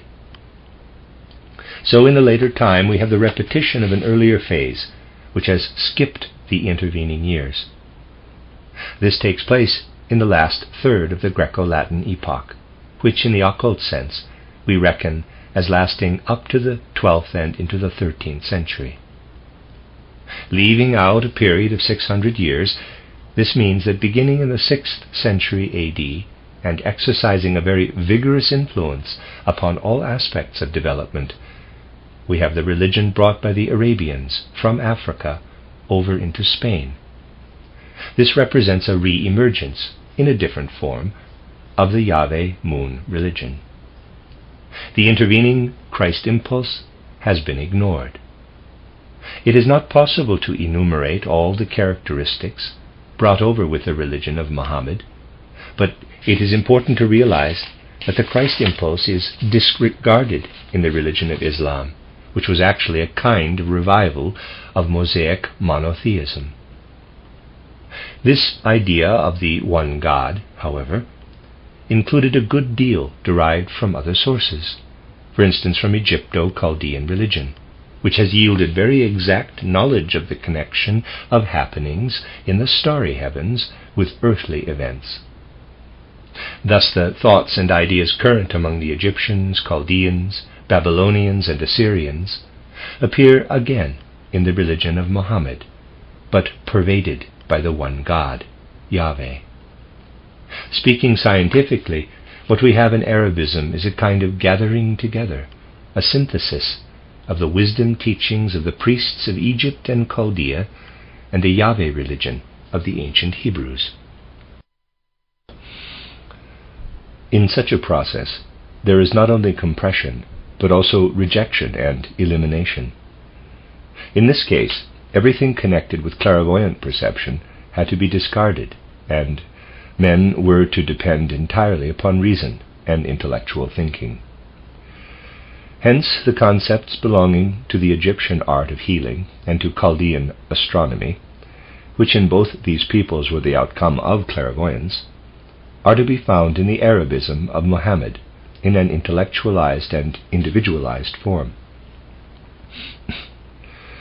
Something that had passed, as it were, through a filter, was thus brought into Europe by the Arabians. Old concepts that had been current among the Egyptians and Chaldeans were denuded of their visionary pictorial content and recast into abstract forms. They reappear in the wonderful scientific knowledge possessed by the Arabians, who made their way into Europe via Africa and Spain. Whereas Christianity brought an impulse connected essentially with man's life of soul, the greatest impulse given to the human intellect was brought by the Arabians. Without thorough knowledge of the course taken by the evolution of humanity, it is impossible to form any idea of how much the world conception, which arose in a new form under the symbol of the moon, has given to mankind. There could have been no Kepler, no Galileo, without the impulses brought by Arabism into Europe. For the old mode of thinking appears again, but now denuded of its ancient clairvoyance, when the third culture epoch celebrated its resurrection in our own fifth epoch, in our modern astronomy, in our modern science. Thus the course of evolution is such that, on the one hand, the Christ impulse penetrates into the European peoples directly, through Greece and Italy, and on the other hand, a more southerly stream bypasses Greece and Italy, and unites with the influences brought indirectly by the Arabians. Only through the union of Christianity and Mohammedanism during the important period with which we are dealing, was it possible for our modern culture to come into being. For reasons which I cannot go into today, we have to reckon with periods of 6 to 6.5 centuries for such impulses as I have been describing. Thus, actually 6 centuries after the Christ event, the renewed moon cult of the Arabians appears, expanding and spreading into Europe, and until the 13th century, enriching the Christian culture which had received its direct impulses by other paths. There was an unbroken interchange of thought. If you are conversant merely with the outer course of events, if you know how in the monasteries of Western Europe, in spite of apparent opposition to Arabism, the Arabian concepts made their way into science, you will also be aware that until the middle of the 13th century, again a particularly significant point of time, the Arabian impulse and the direct Christ impulse were interwoven. From this you will gather that the direct Christ impulse actually moved along paths different from those taken by the impulses which streamed in like tributaries to unite with it. 6 centuries after the Christ event, as a result of happenings that are not easy to characterize, although they are well known to every occultist, a new wave of culture arose in the East, made its way via Africa and Spain into the spiritual life of Europe, and united with the Christ impulse, which had taken different paths. We can therefore say that the sun and moon symbols merged into each other from the 6th, 7th century up to the 12th, 13th century. Again, a period of some 600 years. After this process of cross-fertilization had in a certain respect achieved its goal, something new arose, which had been in preparation since about the 12th or 13th century. It is interesting that today even orthodox science recognizes that something inexplicable passed through the souls of Europeans at that time. Science considers it inexplicable, but occultism knows that in this period, as though it were following the Christ impulse, something yielded by the fourth Post-Atlantean epoch poured spiritually into the souls of men. The fruits of Greek culture constituted a following wave. We call this period the Renaissance. It was the culture which, during the next centuries, enriched everything already in existence. Here, again, there was an overlapping after a period of 600 years since the influx of Arabism. At this point in evolution, the age of Greece, which was a kind of center among the 7 post-Atlantean epochs, underwent a certain renewal in the Renaissance. Then, again, there is a period of 600 years, during which the Greek wave reaches its culmination. This brings us to the period in which we ourselves are living. We are living today at the beginning of a period of transition before the onset of the next 600-year wave of culture, when something entirely new is pressing in upon us, when the Christ impulse is to be enriched by something new. After the moon culture underwent its revival in the religion symbolized by the crescent, and had reached its conclusion during the period of the Renaissance, the time has now come when the Christ impulse must receive into itself another tributary stream. With this tributary stream, our own age has a particular affinity. But we must clearly understand what the influx of this new stream means to our own culture. All these happenings are entirely in accordance with an occult plan. We could also say an occult purpose.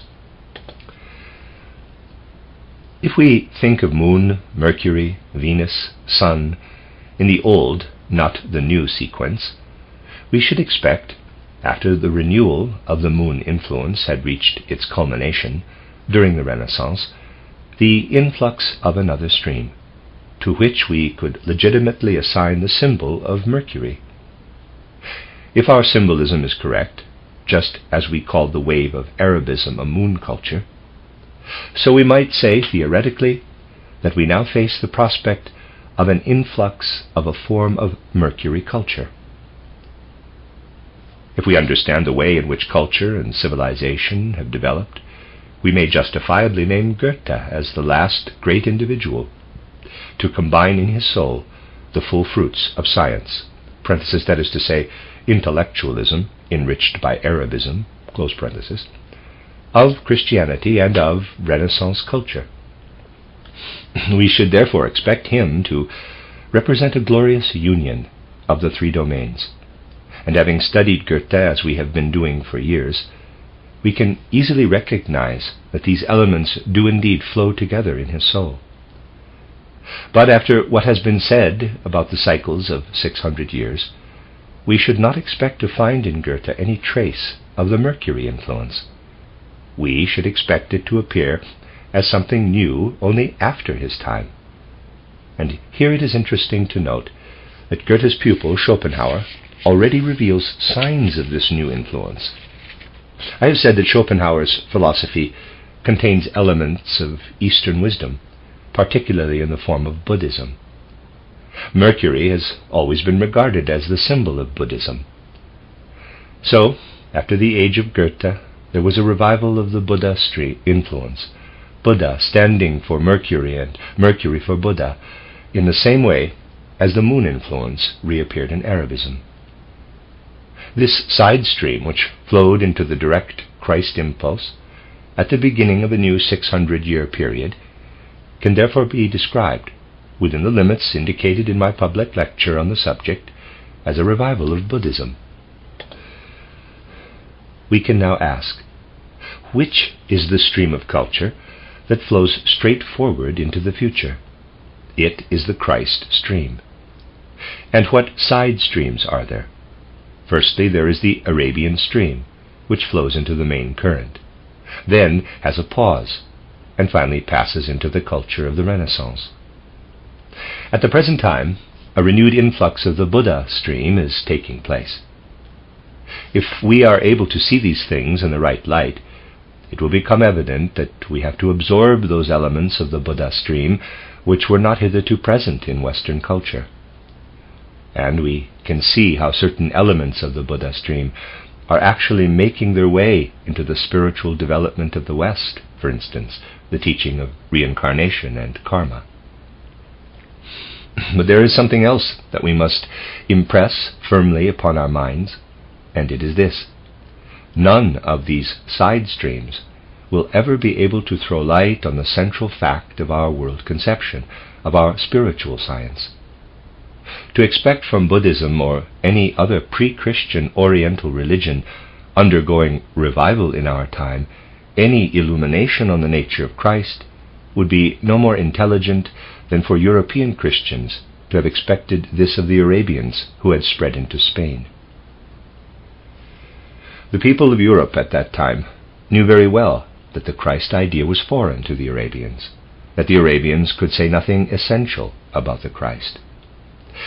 And when they did say anything, the ideas put forward were incompatible with the true Christ idea. The various prophets down to Sabbatai Zui, footnote Sabbatai Zui, Z-E-W-I, from 1626 to 1676, proclaimed himself publicly in the year 1666 as the Messiah, but subsequently became an adherent of Islam. End of footnote. Let me read that sentence again. The various prophets, down to Sabbatai Zui, who appeared as false messiahs without any understanding whatever of the Christ impulse, all sprang from Arabism. Obviously, therefore, the contributions of this Arabian side stream consisted of quite different elements. It could shed no light on the central mystery of the Christ.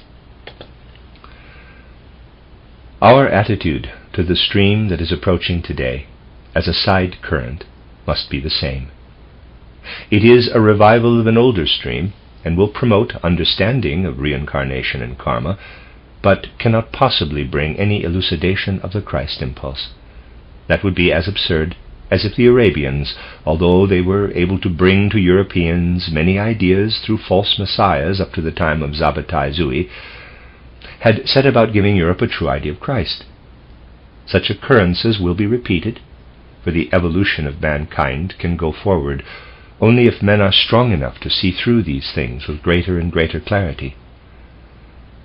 What we shall find is that the spiritual science, founded by European Rosicrucianism, with Christ as its central idea, will establish itself despite external obstacles and penetrate into the hearts of men in defiance of all temptations from outside. From my book, Occult Science, you can gather how the central Christ idea must penetrate into human souls, how the Christ is interwoven with the evolution not only of humanity, but of the whole world. And you will be able to recognize along which path progress will be made. The possibility of following this onward march of spiritual science will be within reach of everyone who understands the words from the Gospel of St. Mark, quoted at the end of the last lecture, quote, "False Christs and false prophets will appear. When men say to you, 'Lo, here is the Christ,' 'Lo, there,' believe them not." Close quote. But beside this stream, there is another, claiming to be better informed than Western Rosicrucian spiritual science about the nature of Christ. This other stream will introduce all kinds of ideas and dogmas which will develop quite naturally out of the side stream of Oriental Buddhism. But Western souls would be showing the worst kind of feebleness if they fail to understand that the Buddha, or Mercury stream, has as little light to throw on the direct development of the Christ idea as Arabism had in its time. What I am saying now is not the outcome of any special belief, dogma, or fantasy. It emerges from the objective course of world evolution. If you wanted to follow this up, I could prove by figures or by the trends of culture that things will inevitably be as occult science teaches. But in connection with all this, a distinction must be made. On the one hand, there is orthodox Oriental Buddhism in its original form. The attempt might be made to transplant this as a fixed and unalterable system into Europe, and to produce out of it an idea, a conception of Christ. On the other hand, there is Buddhism that has progressed to further stages of development. There will be people who will tell you to think of the Buddha just as he was some 500 or 600 years before our era, and of the doctrines he then promulgated. But compare this with what Rosicrucian spiritual science has to say. It will say, the fault lies with you, not with the Buddha, that you talk as if Buddha had come to a standstill at the point he had attained all those centuries ago.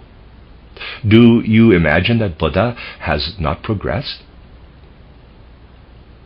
When you speak as you do, you are speaking of teaching that was right for his epoch.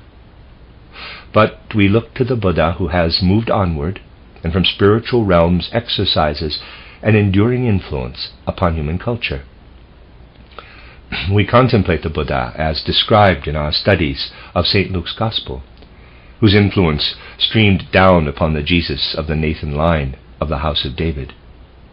We contemplate the Buddha at the further stage of his development, in the realm of the Spirit, who proclaims from there the truths of basic importance for our time. Something strange has happened in dogmatic Christianity in the West. By a curious concatenation of circumstances, a Buddha-like figure has appeared among the Christian saints. You will remember that I once spoke of a legend current all over Europe in the Middle Ages, namely the legend of Balaam and Josaphat. Its content was more or less as follows. There was once an Indian king who had a son.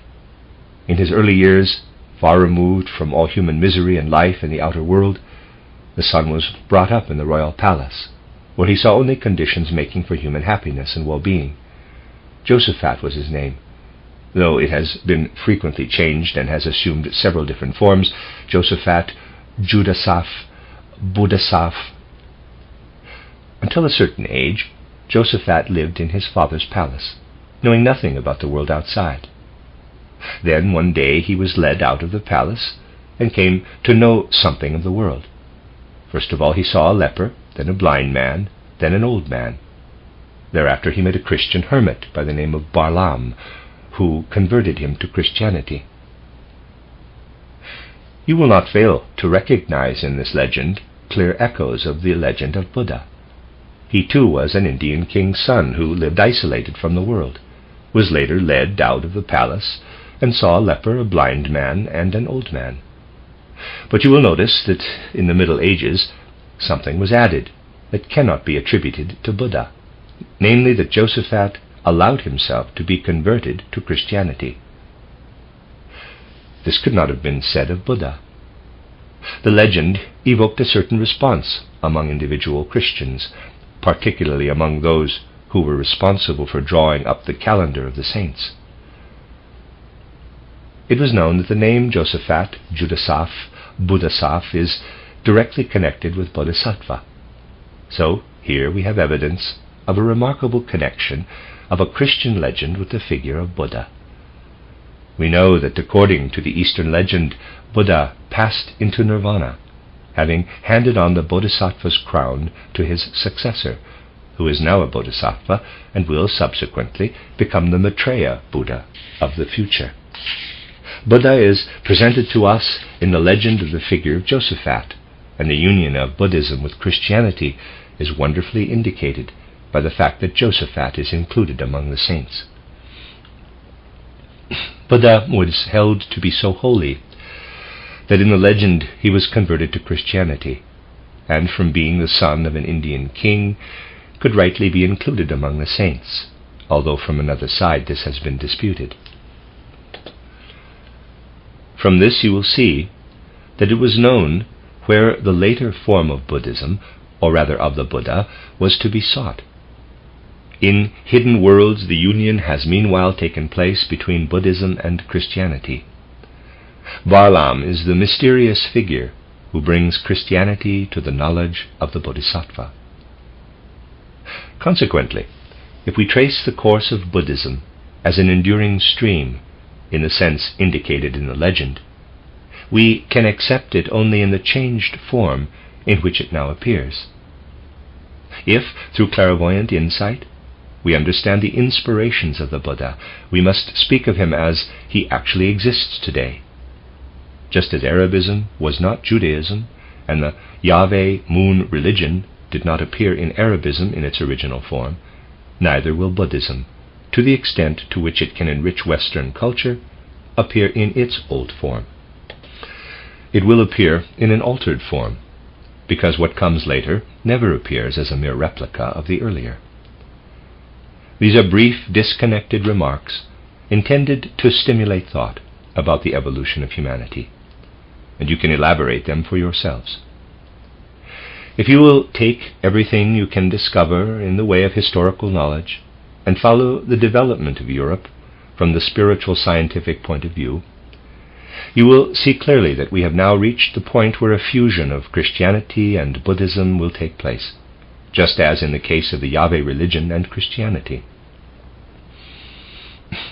Test this by whatever European historians can tell you, but test it by taking all the facts into consideration. You will then find confirmation of everything I have said, although it would be necessary to talk for weeks if we were to speak of all that the Rosicrucian movement in Europe can contribute. Nor is it only in history that you can find proof of these things. If you set about it rightly, you will find proof in modern natural science and allied fields. If you seek in the right way, you will find that everywhere the new ideas are thrusting their way into the present. Old ideas are becoming useless and are disappearing.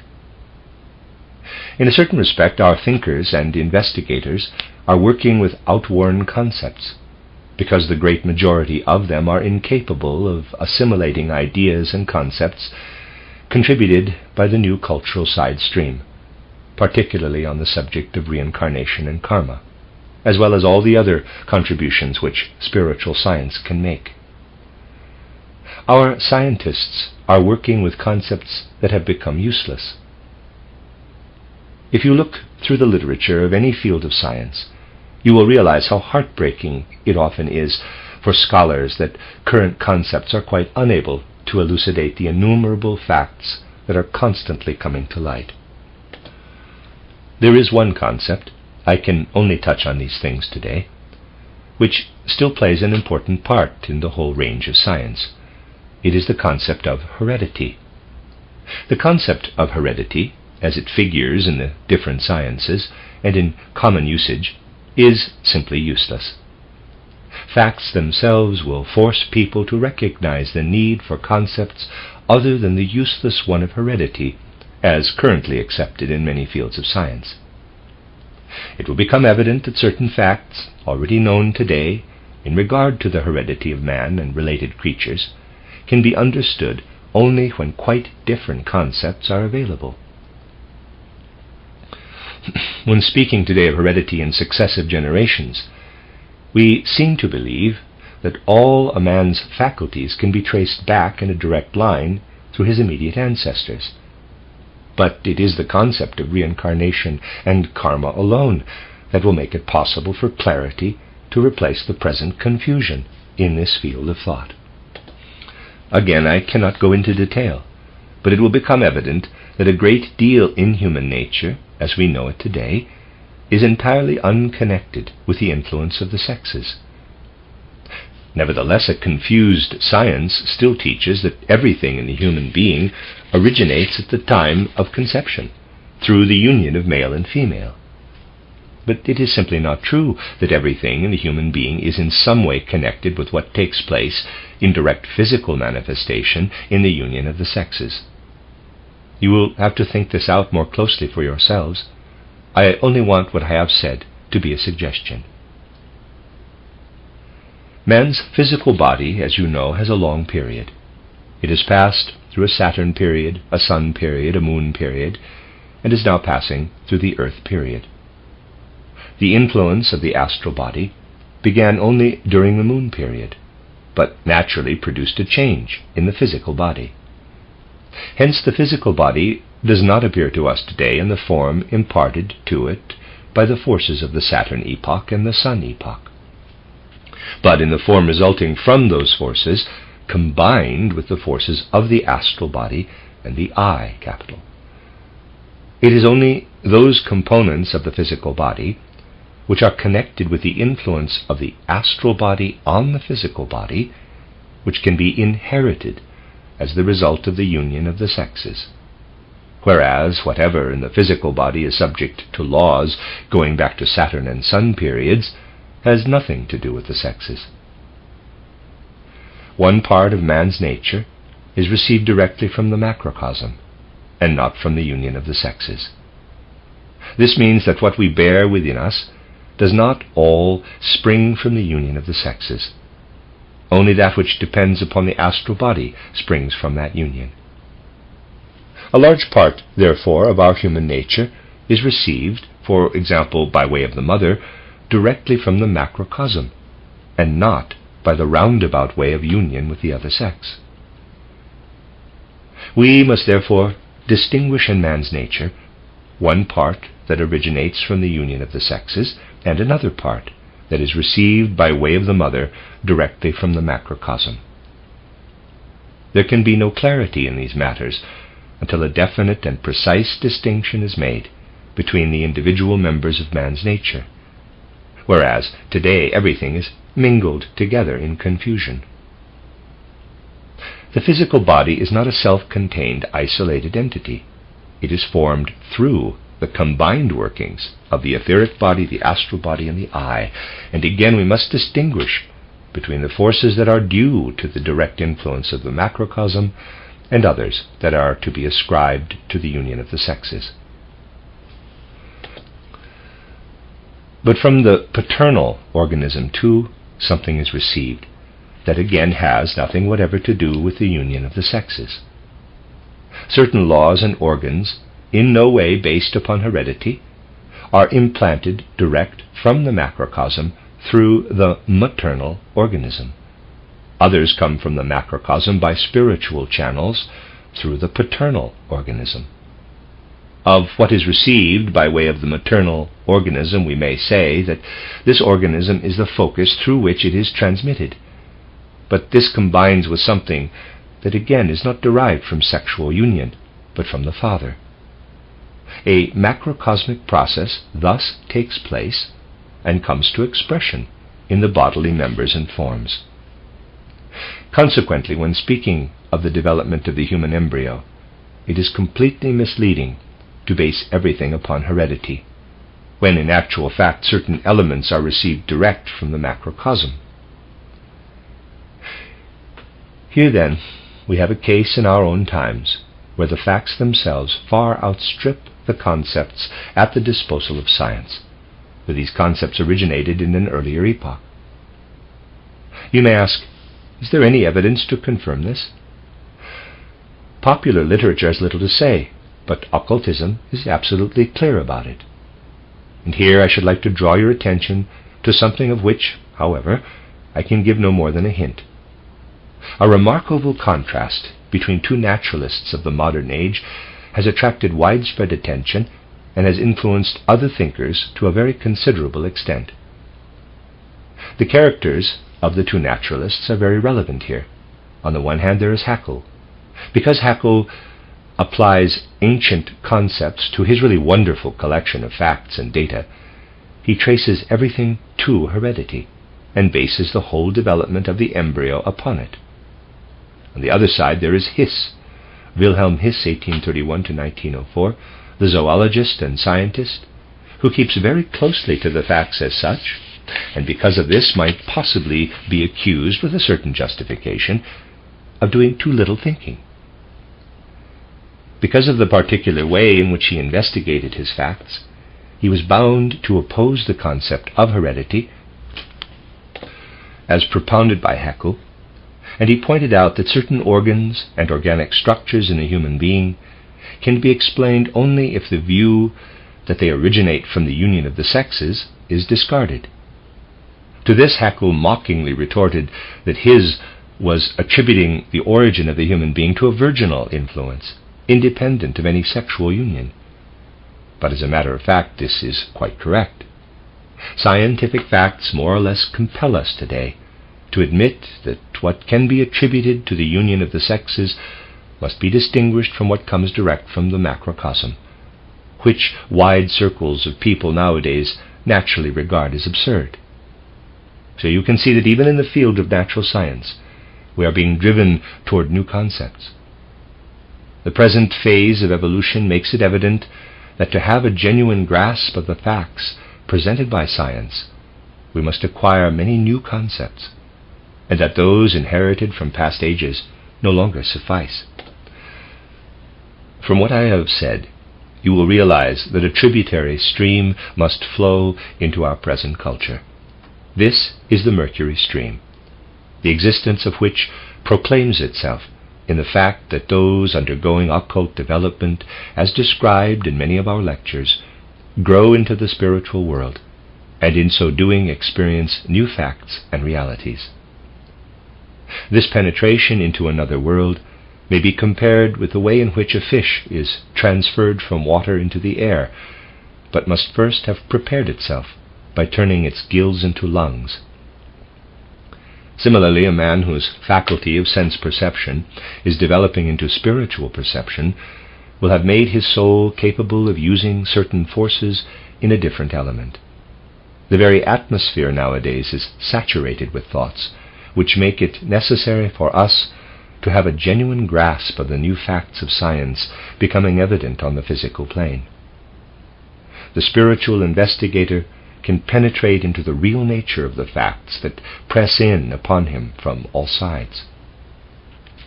This is due to the appearance of the new stream of which I have been speaking. Thus, wherever we look, we find that we are living in an extraordinarily important epoch, in times when it will be impossible for life to progress unless revolutionary changes take place in men's thinking and perception. I said that man must learn to live in a new element, in the same way that a fish, accustomed to living in water, would have to find its way into the new element of air. But men must be able, in their thinking too, to penetrate to the real nature of the facts produced on the physical plane. If they stand out against this new thinking, they will be in the same position as fish taken out of the water. Later on, they will literally be gasping for spiritual concepts. Those who want to retain the monism of today are like fish, who might prefer to exchange their watery for an airy habitation, but at the same time want to keep their gills. Only those human souls who so transform their faculties that a new conception of present facts is within their reach will grasp what the future has in store. So we find ourselves living, but now with full understanding, at a point where two streams converge. The first stream should give us a deeper understanding of the Christ problem and the mystery of Golgotha. The other should inaugurate new ideas and concepts of reality. The two streams must converge in our time. But this will not happen without great hindrances being encountered. For in periods when two such streams of thought and outlook converge, all kinds of obstructions arise. And in a certain sense it is the adherents of spiritual science who will find it particularly necessary to understand these facts. Some of our members might counter the exposition I have been giving here by saying, "What you have told us is very difficult to understand, and we shall have to work at it for a long time. Why do you not give us something more readily digested, which convinces us of the spirituality of the world and makes a greater appeal? Why do you expect so much of our understanding of the world? How much pleasanter it would be if we could believe what a Buddhism, transmitted exactly as it was at the beginning, can tell us. That we need not think of the Christ event as the single point on which the scales of world evolution hinge, and that there can be no repetition of it. It would be so much easier to think that a being such as the Christ incarnates again and again like other men. Why do you not say that, here or there, this being will come again in the flesh, instead of saying that men must make themselves capable of experiencing a renewal of what happened to St. Paul at the gate of Damascus? For if you told us that there will be an incarnation of the Christ being in the flesh, we could say, "Behold, he is here. We can see him with physical eyes." That would be so very much easier to understand. Plenty of people will see to it that this kind of thing is said, but it is the mission of Western spiritual science to make known the truth which takes full account of all the factors responsible for the progress of evolution to this day. Those who look for comfort and ease in the spiritual world will have to seek for spirituality along other paths. The truth needed for our times is that to which we must apply all the intellectual capacity acquired since the fading of the old clairvoyance. This must carry us on until the dawn of the new clairvoyance. And I am sure that those who understand the nature of this intellectual capacity in the form necessary for today will follow the path indicated in the words I have spoken here now, and so often before. It is not a matter of saying in what form we wish to have the truth, but of knowing from the whole course of human evolution in a given epoch how, at a particular point of time, the truth must be proclaimed. You may be sure that plenty of other things will be said, and you must not be unprepared for them. Consequently, in Rosicrucian spiritual science, we shall not fail to draw attention again and again to the highest spiritual knowledge attainable in our time. You need never accept blindly on trust anything said here or elsewhere, for in our movement we never appeal to blind credulity. In your own intelligence and the use of your own reason, you have adequate means of testing what you hear. And remember, as you have been told so often, that you must bring the whole of life, the whole of science, and the whole of your experience to bear upon what you hear in Rosicrucian spiritual science. Do not fail to put everything to the test. It is precisely where you come across incongruities, or perhaps where the truth seems to be the very opposite of what is stated, that on the ground of true spirituality, blind faith cannot be allowed. Everything based on blind faith is bound to be sterile and stillborn. It would be easy enough to build on credulity, but those who belong to the stream of Western spiritual life refuse to do this. They build instead upon what can be tested by human reason, understanding, and intellect. Those in touch with the source of our Rosicrucian spiritual science know that whatever is said has been carefully tested.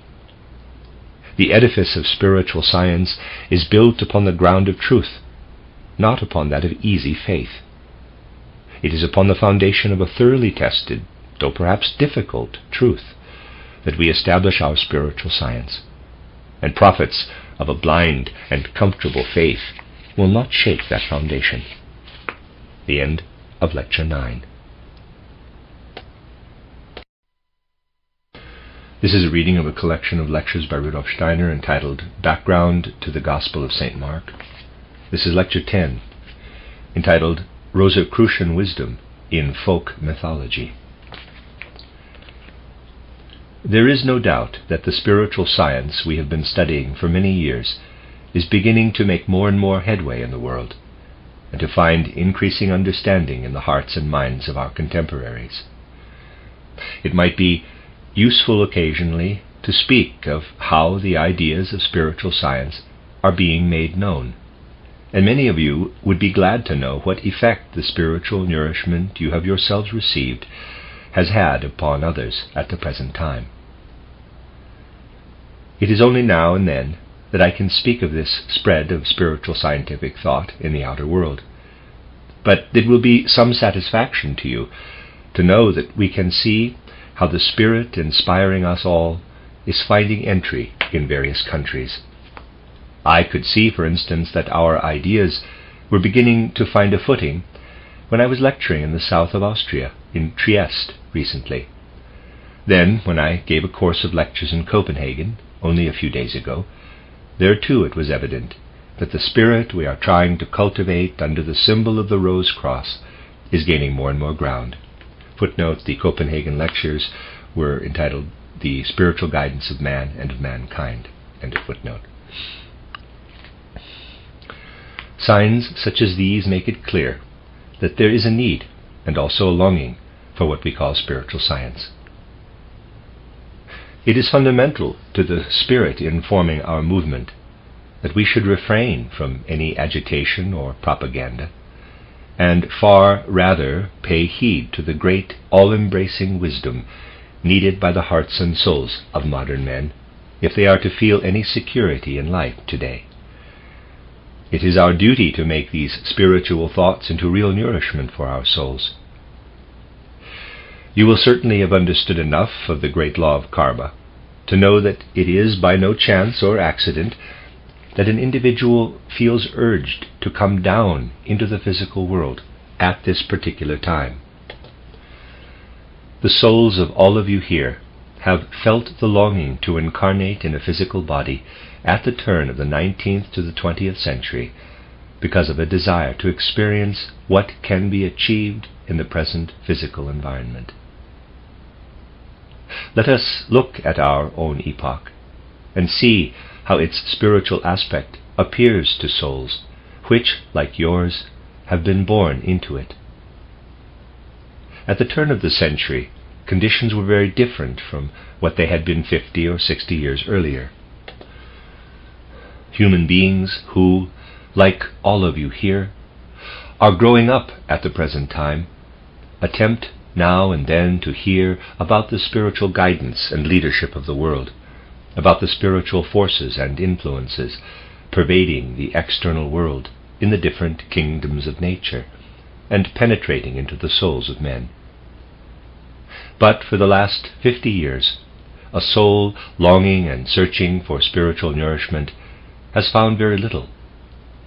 This longing has been present in the depths of men's souls, although it may have been a very faint voice, easily silenced.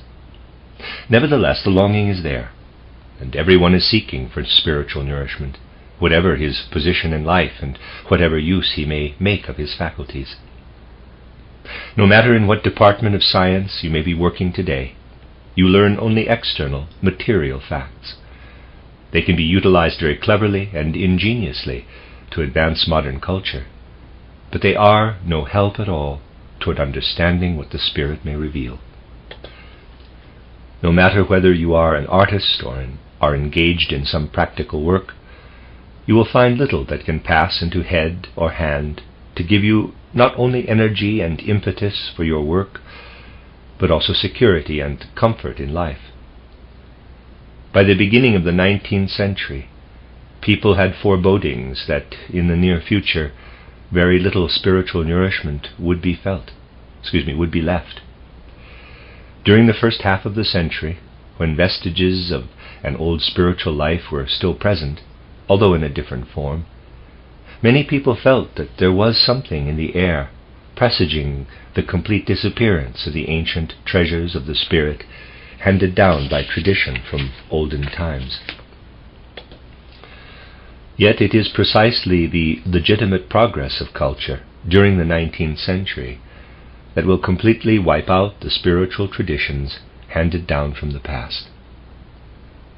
During the first half of the 19th century, many voices are to be heard speaking in this strain, and I will quote one example of a man who lived during that period and had a wide knowledge of the old form of theosophy, but who also knew that, owing to the course of events in that century, it was bound to disappear. At the same time, he was convinced that a future must come when there would be a revival of this old theosophy, but in a new form. I'm going to read you a passage written toward the end of the first half of the 19th century, in 1847. Its author was a thinker of a type no longer in existence today, men who were still sensitive to the last echoes of those old traditions, which have now been lost for a considerable time. Quote, "It is often difficult to learn among the older theosophists what the real purpose of theosophy is. But it is clear that along the paths it has taken hitherto, theosophy can acquire no real existence as a science, nor achieve any result in a wider sphere. Yet it would be very ill-advised to conclude that it is a phenomenon scientifically unjustifiable and also ephemeral. History itself decisively disproves this. It shows how this enigmatic phenomenon could never make itself really effective in the world, but for all that was continually breaking through and was held together in its manifold forms by the chain of a never-dying tradition. At all times there have been very few in whom this insistent speculative need has been combined with a living religious need. But theosophy is for these few alone. The important thing is that if theosophy ever becomes scientific in the real sense, and produces obvious and definite results, these will gradually become the general conviction, be acknowledged as valid truths, and be universally accepted by those who cannot find their way along the only possible path by which they could be discovered. But all this lies in the womb of the future, which we do not wish to anticipate. For the moment, let us be thankful for the beautiful presentation given by Ettinger, which will certainly be appreciated in wide circles." Close quote. This shows what a man such as Rothe, R-O-T-H-E, Rothe of Heidelberg felt about the theosophical spirit in 1847. The passage is from his preface to a treatise on Ettinger, a theosophist living in the second half of the 18th century. What, then, can be said about the spirit of theosophy? It is a spirit without which the genuine cultural achievements of the world would never have been possible. Thinking of its greatest manifestations, we shall say, without it there would never have been a Homer, a Pindar, a Raphael, a Michelangelo. There would have been no depth of religious feeling in men, no truly spiritual life, and no external culture. Everything that man creates, he must create from out of the Spirit. If he thinks that he can create without it, he is ignorant of the fact that although in certain periods spiritual striving falls into decline, the less firmly rooted a thing is in the Spirit, the more likely it is to die. Whatever has eternal value stems from the Spirit, and no created thing survives that is not rooted in it. But since everything a man does is under the guidance of the spiritual life, the very smallest creation, even when used for the purposes of everyday life, has an eternal value and connects him with the Spirit. We know that our own theosophical life has its source in what we have called the Rosicrucian stream, and it has often been emphasized that since the 11th, 12th, and 13th centuries, the masters of Rosicrucian wisdom have been preparing conditions that began at the end of the 19th century and will continue in the 20th. The future longed for and expected by Rothe of Heidelberg is already the present and should be recognized as such. But those who caused this stream to flow into souls, at first in a way imperceptible to men, have been preparing conditions for a long, long time. In a definite sense, what we have called the Rosicrucian path since the 12th, 13th, and 14th centuries is present in our theosophical movement in a more conscious form. Its influence has flowed into the hearts and minds of the peoples of Europe and sets its stamp upon them. From what has happened in European culture, can we form an idea of how this spirit has actually taken effect? I said just now that It has worked as the true Rosicrucian spirit since the 11th, 12th, 13th, and 14th centuries. It was always present, although only at that time did it assume Rosicrucian form. This Rosicrucian spirit goes back to a very distant past. It had its mysteries even in Atlantean times. The influence has been taking effect for long ages, becoming more and more conscious as it streamed into the hearts and souls of men. Let us try to form some idea of how this spirit made its way into humanity. We meet together here, and our studies help us to perceive ways in which the human soul develops and gradually rises to regions where it can understand the spiritual life and perhaps actually behold it. Many of you have, for years, been trying to let concepts and ideas which mirror the spiritual life stream into your souls as spiritual nourishment. You know how we have tried to acquire some understanding of the riddles of the world.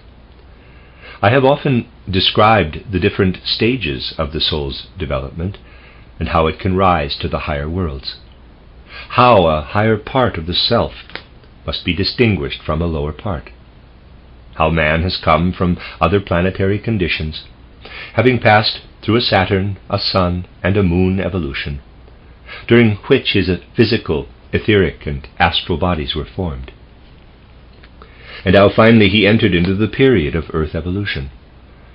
I have told you that there is something within us that must receive its training here on the Earth in order to rise to a higher stage.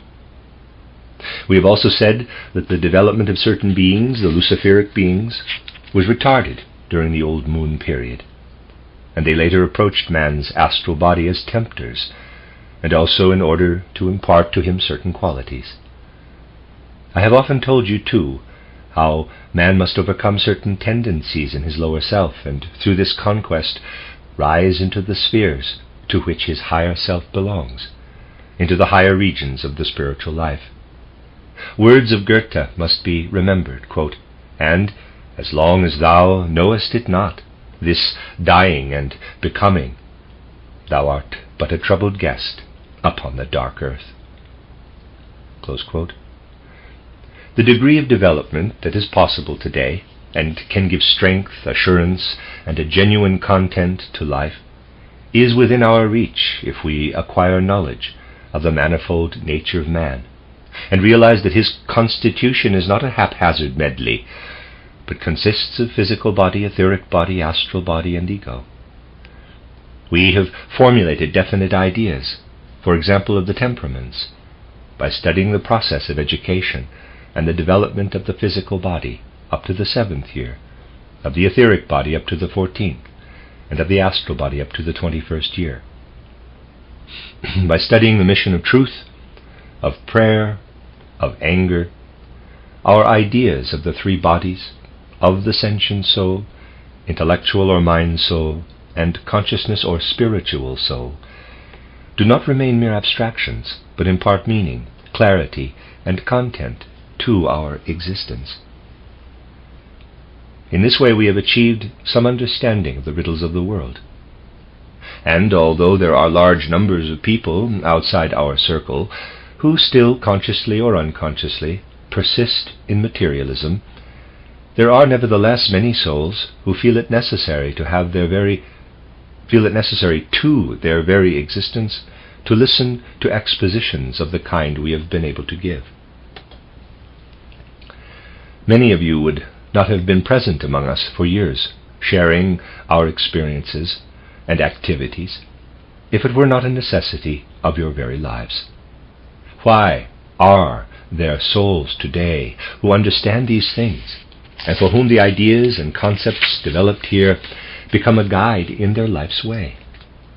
The reason is this. Just as you have been born into the modern world with these longings, so our forebears in Europe, and this means very many of those present here today, were born during past centuries into a world and environment very different from those of the 19th century. Let us cast our minds back to the 6th, 7th, or even the 12th and 13th centuries of our era, when many of those present here were incarnated, and think of the sort of things that souls then living might have experienced. In those times there was no theosophical society, where subjects such as those with which we are concerned were studied. The influence of the environment upon the souls of men took a very different form.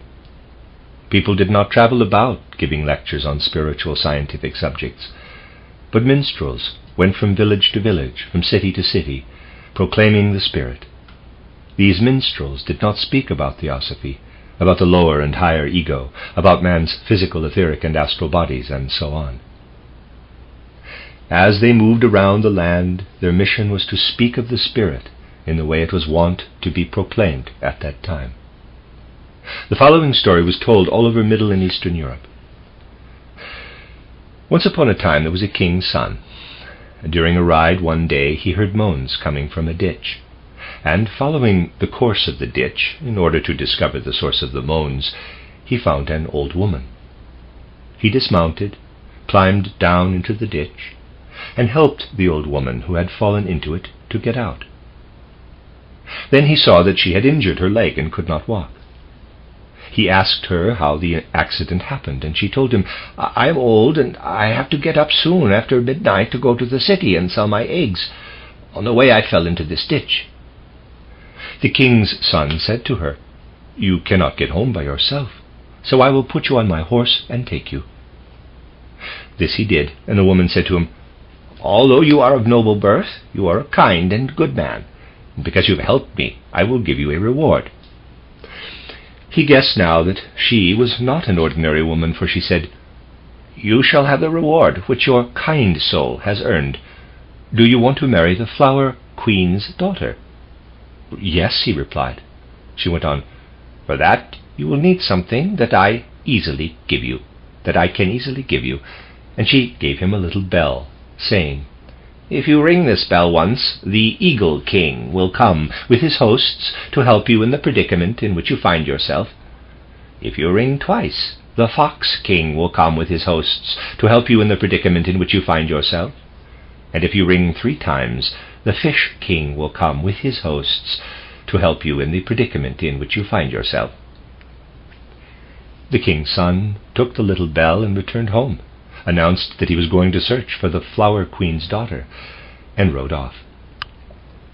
He rode a long, long way, but nobody could tell him where the Flower Queen lived with her daughter.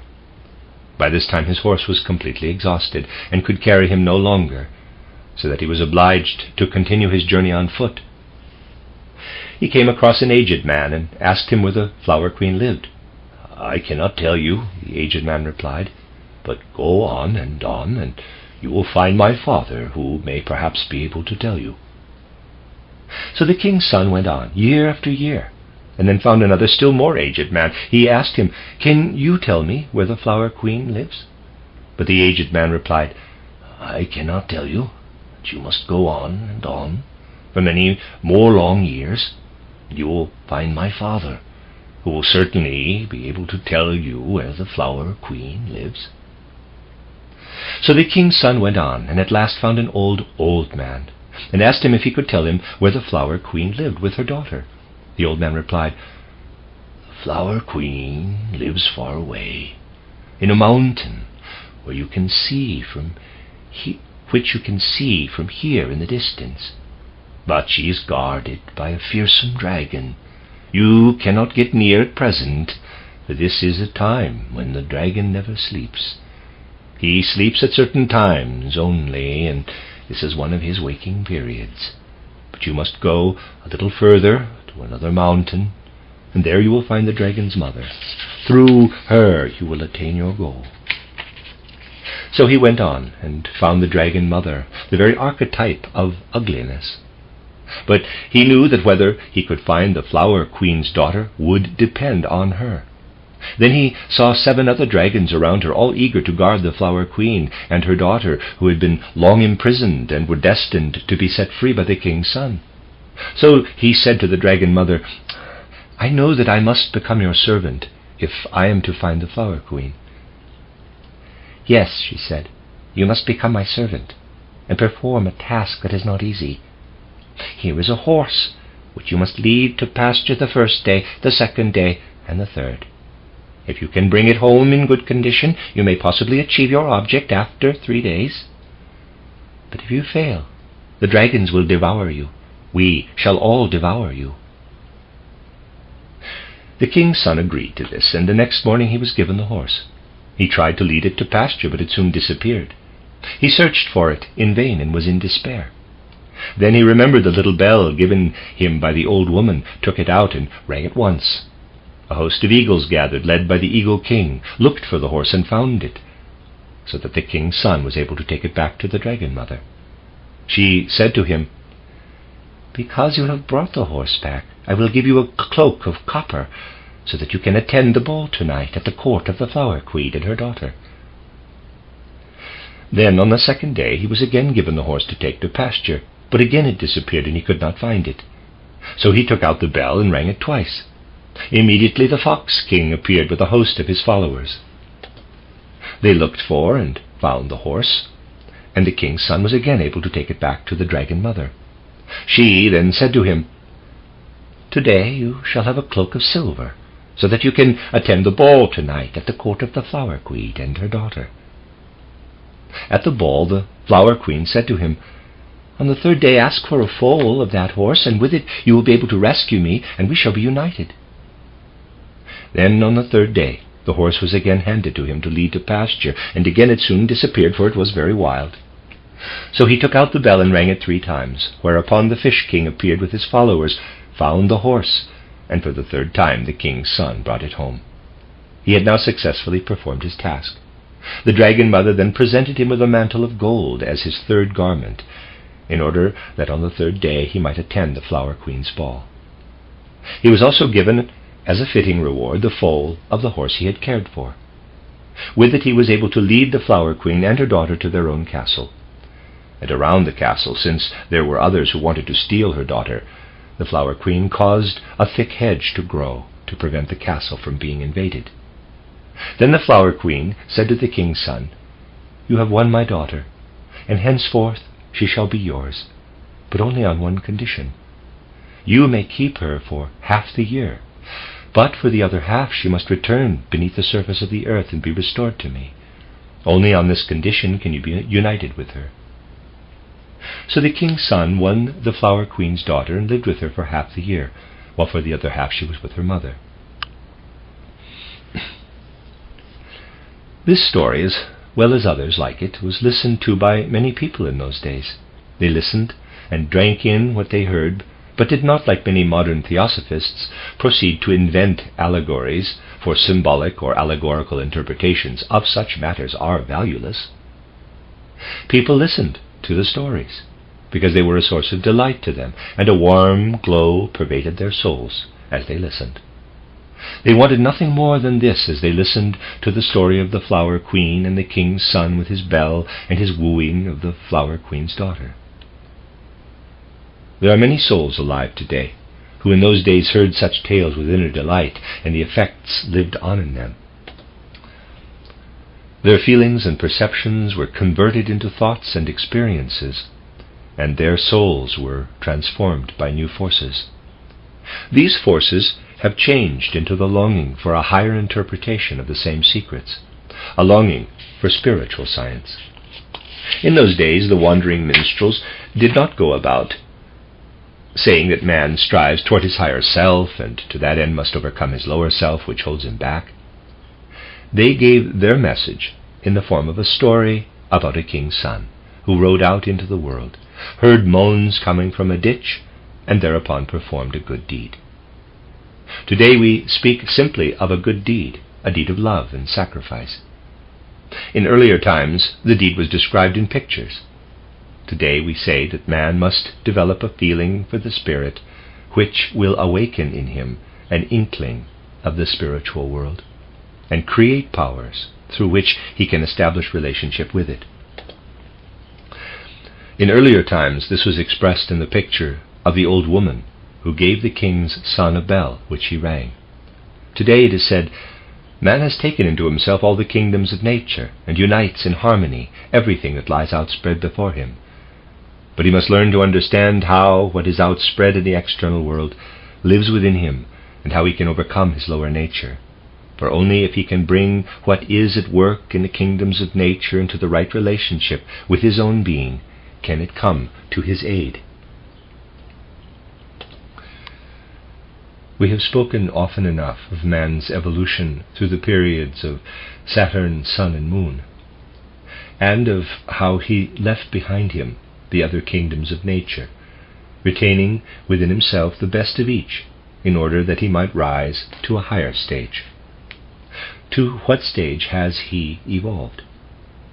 To indicate what lives in the human soul, Plato had already used the picture of the horse, on which man rides from one incarnation to another. In the times of which we have been speaking, the picture used was that of the bell, which was rung to summon the representatives of the kingdoms of nature, the eagle king, the fox king, and the fish king, in order that the being destined to become the ruler of these kingdoms might establish the right relationship with them. Man's soul is unruly, and can be brought into the right relationship with the kingdoms of nature only when it is tempered by love and wisdom. In earlier times this truth was presented in pictorial form, and the soul was helped to understand what we today express differently. Men were told that the king's son rang the bell once, and the eagle king appeared. Twice, and the fox king appeared. 3 times, and the fish king appeared. It was they who brought back the horse. In other words, the tumults which rage in the human soul must be recognized. When they are recognized, the soul can be freed from lower influences and brought into order.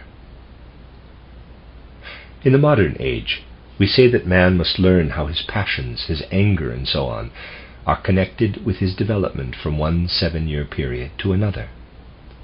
In other words, we must learn to understand the threefold sheaths of the human being.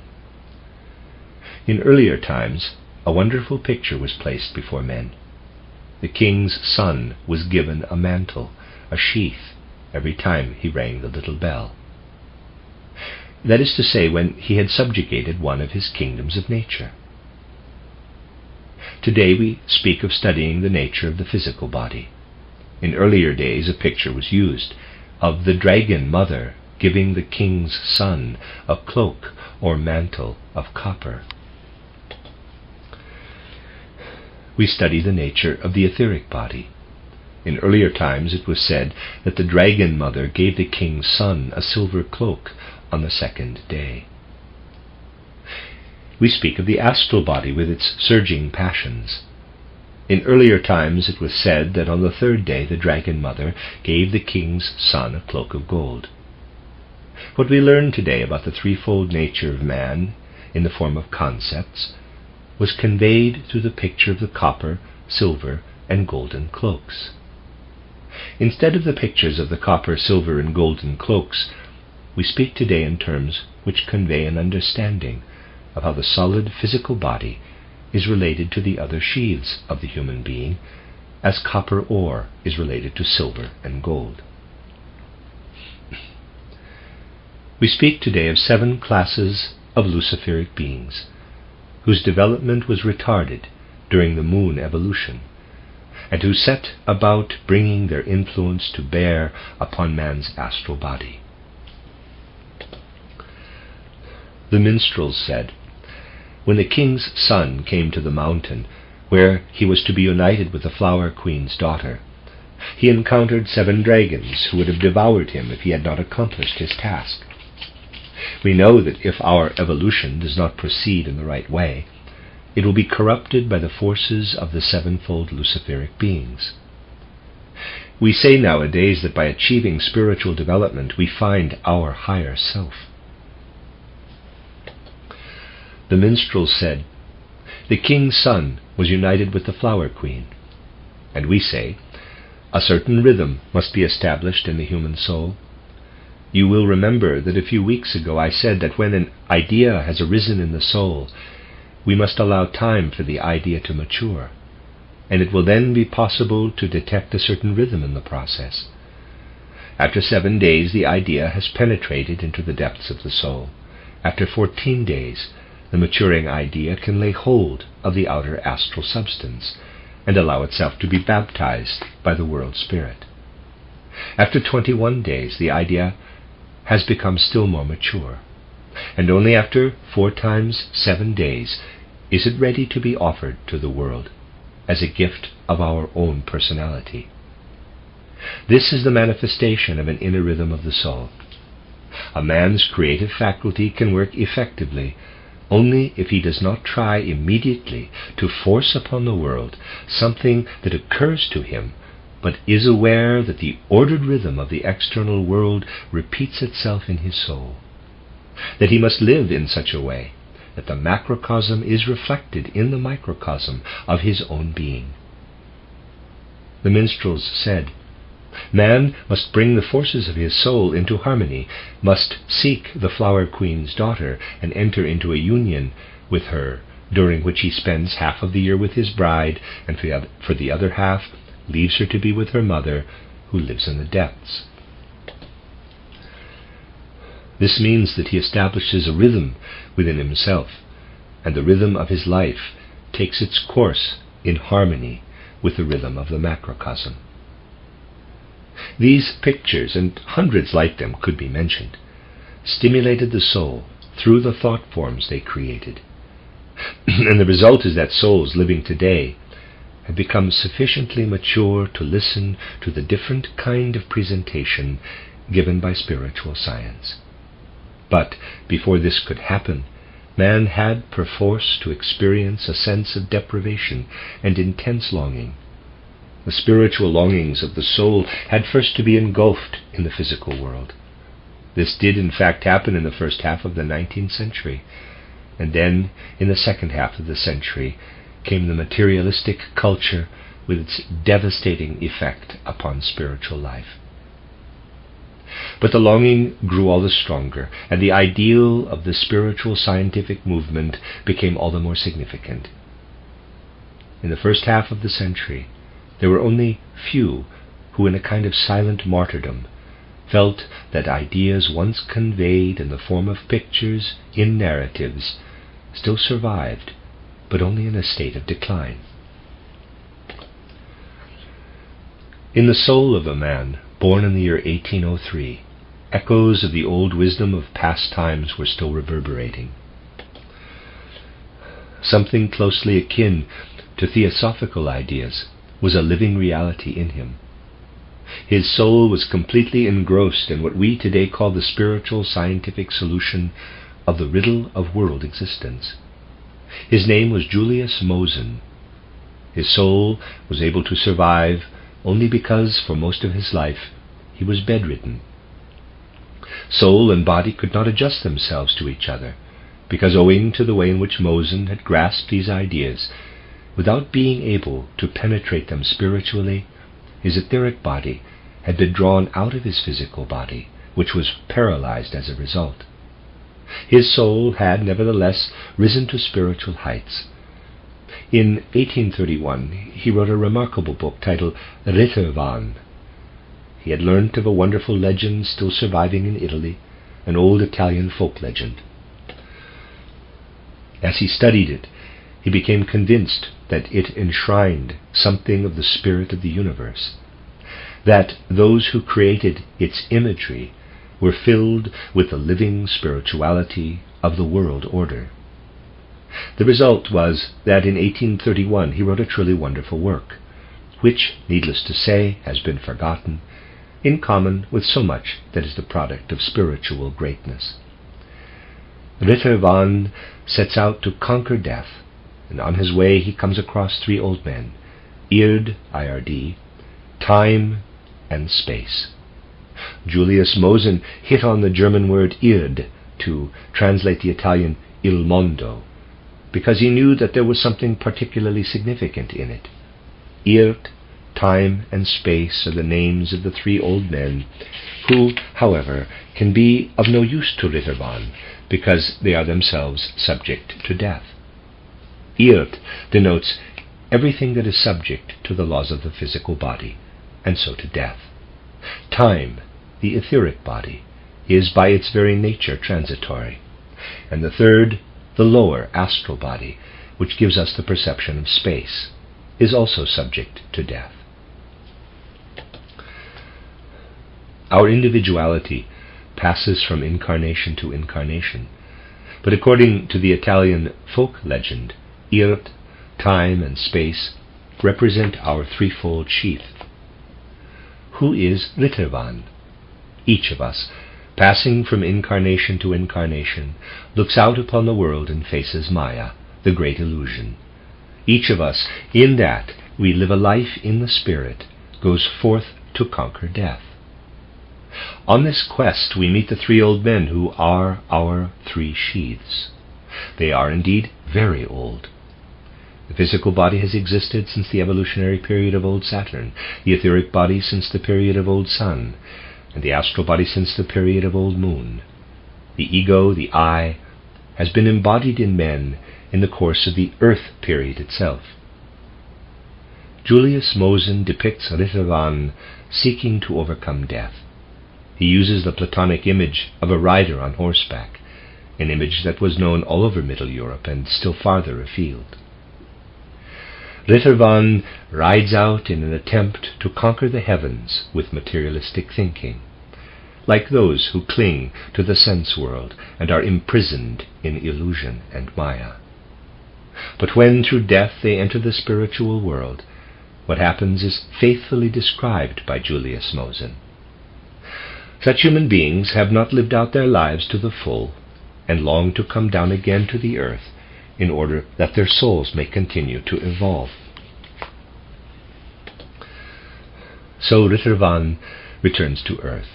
He sees the beautiful Morgana, the soul which is destined to be stimulated by whatever is earthly, and, like the Flower Queen's daughter, represents the union with what man can acquire only through schooling on earth. He falls a victim to death through being again united with the earth and the beautiful Morgana. This means that he passes through death in order that he may raise his own soul, represented by Morgana, to higher and higher stages during each succeeding incarnation. It is from pictures like these, which carry the stamp of their thousands of years' life, that ideas stream into artists of the caliber of Julius Mosen. In his case, they were given expression by a soul too great to live healthily in a physical body during the approaching age of materialism, and Julius Mosen had consequently to endure the silent martyrdom imposed on him by his passionate soul. Such was the impulse at work in a man living in the first half of the 19th century. It will become active again, but in such a way as to kindle human powers and forces, and it will enable us to have some understanding of what is meant by the spirit of Rosicrucianism, the spirit that must make its way into the souls of men. We can now surmise that what we ourselves are cultivating has always existed. Were we to imagine that anything in the world can prosper without this spirit working in men, we should be succumbing to the delusions suffered by Rittervan. Whence came the minstrels of the 7th, 8th, or even 13th centuries, wandering as they did through the world to create thought forms that would enable souls in our own day to have a different kind of understanding? Where had these minstrels learned how to bring such pictures to men? They had learned from the centers we think of today as the Rosicrucian schools. They were pupils of Rosicrucians. Their teachers said to them, "You cannot now go forth into the world and clothe your message in concepts and ideas, as will have to be done later on. You must speak of the king's son, of the Flower Queen, and of the three cloaks, in order that from these pictures thought forms may come into being and live in the souls of men. And when these souls return to earth, they will understand what is needed for their further progress." Messengers are continually sent out from the centers of spiritual life in order that in every age what lies in the depths of the spirit may be made accessible to men. It is a superficial view to believe that such tales can be invented by human fancy, The old tales which give expression to the spiritual secrets of the world came into being because those who composed them gave ear to others who were able to impart the spiritual secrets. Consequently, we can say with truth that the spirit of all humanity, of the microcosm and the macrocosm, lives in them. The minstrels were sent out to tell their stories from the same centers whence we today draw the knowledge on which the culture needed by humanity is based. Thus it is that the spirit in which mankind is rooted moves on from epoch to epoch.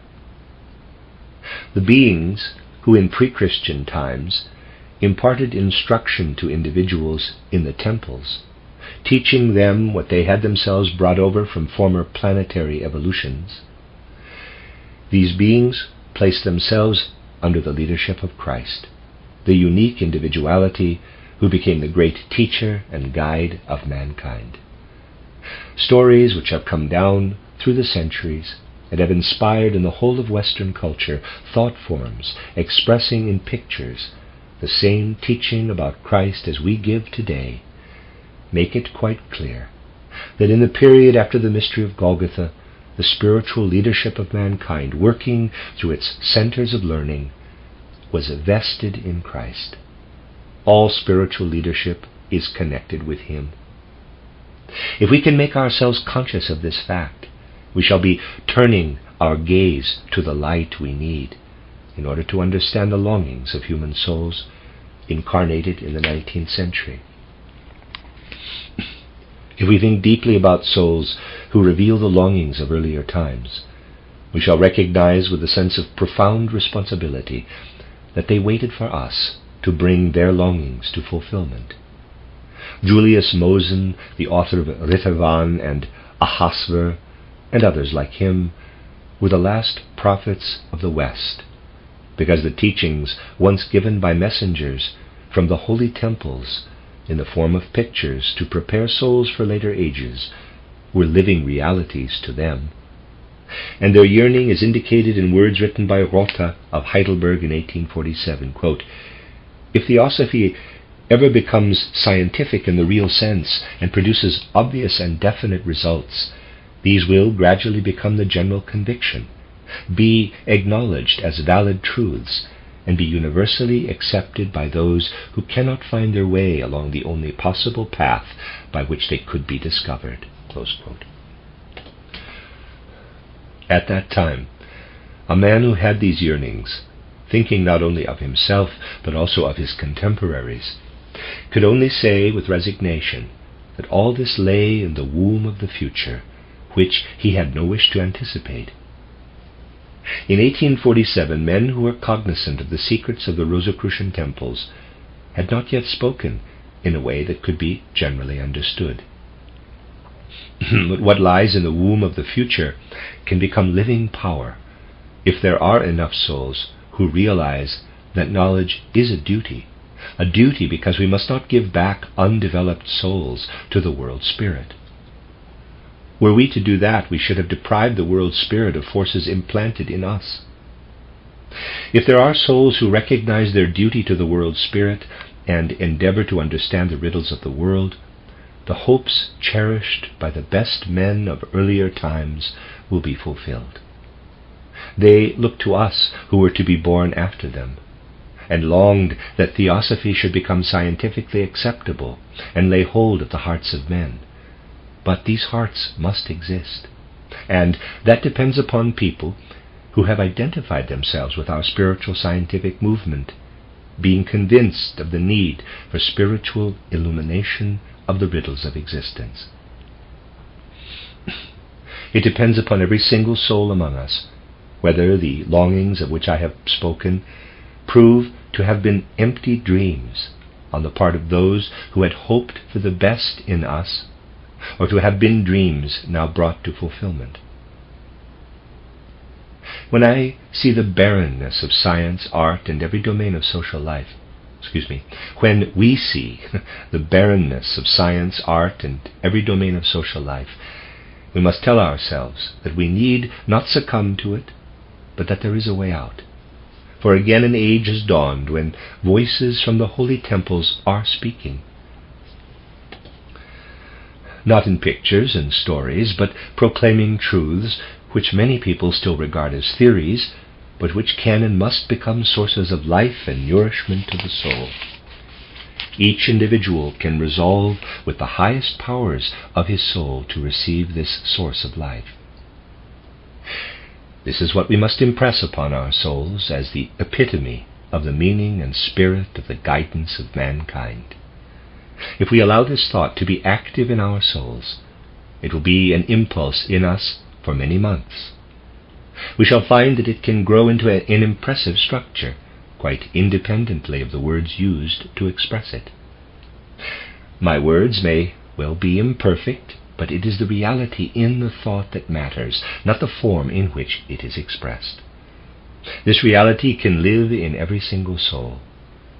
The totality of truth is present in every soul as a seed, and can be brought to blossom if the soul devotes itself to the development of that need. The end of Lecture 10. This is a reading of the collection of lectures by Rudolf Steiner entitled Background to the Gospel of St. Mark. This is Lecture 11, entitled Kyrios, the Lord of the Soul.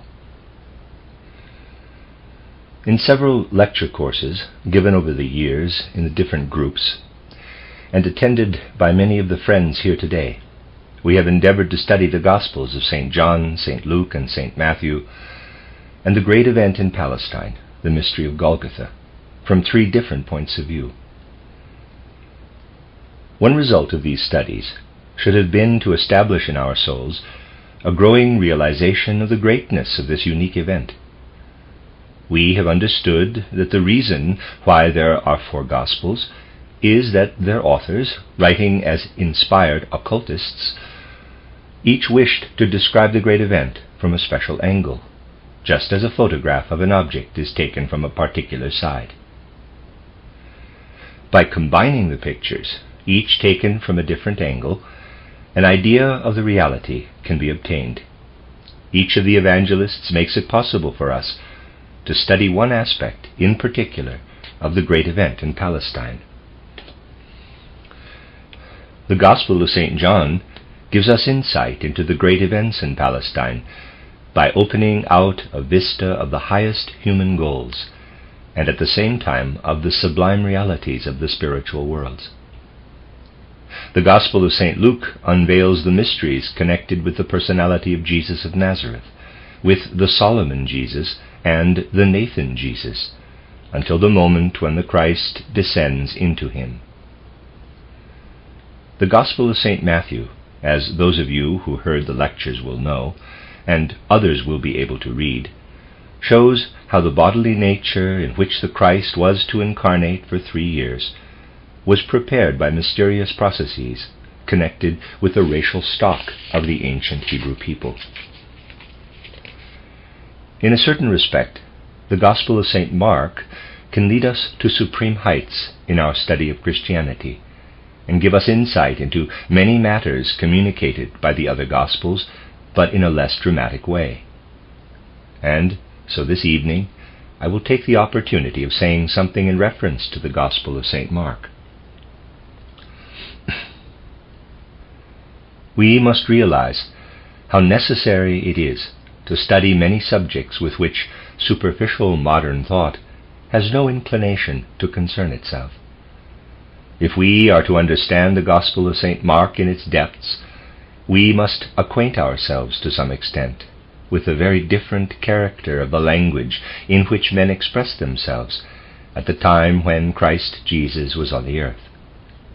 Let me try to convey to you what I mean by using contrasts, as it were, of light and shadow. We make use of language to express what we want to say and to reveal what lives in our souls. It is in the way in which language is used as a means of expressing the inner life of the soul, that the several epochs in the evolution of humanity differ radically from one another. If we go back to the ancient Hebrew epoch, and to the wonderful modes of expression used in the temple language, we find that there was a quite different way of clothing the secrets of the soul in words, a way undreamt of nowadays. In the old Hebrew language, only the consonants were written, the vowels being inserted afterward. And when a word was uttered, the echoes of a whole world reverberated in it, not, as is the case today, some more or less abstract concept. The reason why the vowels were not written was that they were an indication of the speaker's inmost being, whereas the consonants were intended to depict external objects or conditions. For example, whenever an ancient Hebrew wrote the letter B, or what corresponded to our present B, as in boy, it always evoked in him a sense of warmth and a picture of some outer condition, in this case something in which one could be enclosed, as in a shelter or a house. The sound B could not be uttered without this feeling as an accompaniment. Again, the sound Ah could not be uttered without conveying the impression or image of something inwardly powerful, of a radiating force. The content of the soul, thus projected into words, streamed out into space and into other souls. Language was therefore much more alive, much more related to the secrets of existence than is the case nowadays. This is one side, the light side I wanted to convey. But there is also the other side, the shadow side, constituted by the fact that in the use of our language we have to a great extent become utterly shallow. Our language expresses only abstractions, generalizations. People no longer have any feeling about this, but it could not be otherwise in times when language is used, even for literary purposes, before writers have any spiritual content to convey, when enormous masses of printed matter circulate everywhere, when everyone feels that he must write something, and nothing is considered unsuitable as subject matter. When our society was founded, I discovered that certain authors were attaching themselves to it simply out of curiosity, in the hope of finding material for their novels. Why, they thought, should they not find characters among the members who could be portrayed in their stories?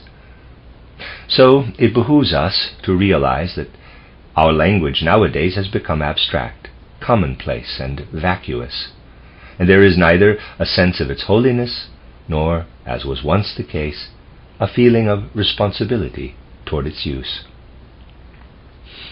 That is why it is so extraordinarily difficult to put into modern words the great facts proclaimed by the Gospels.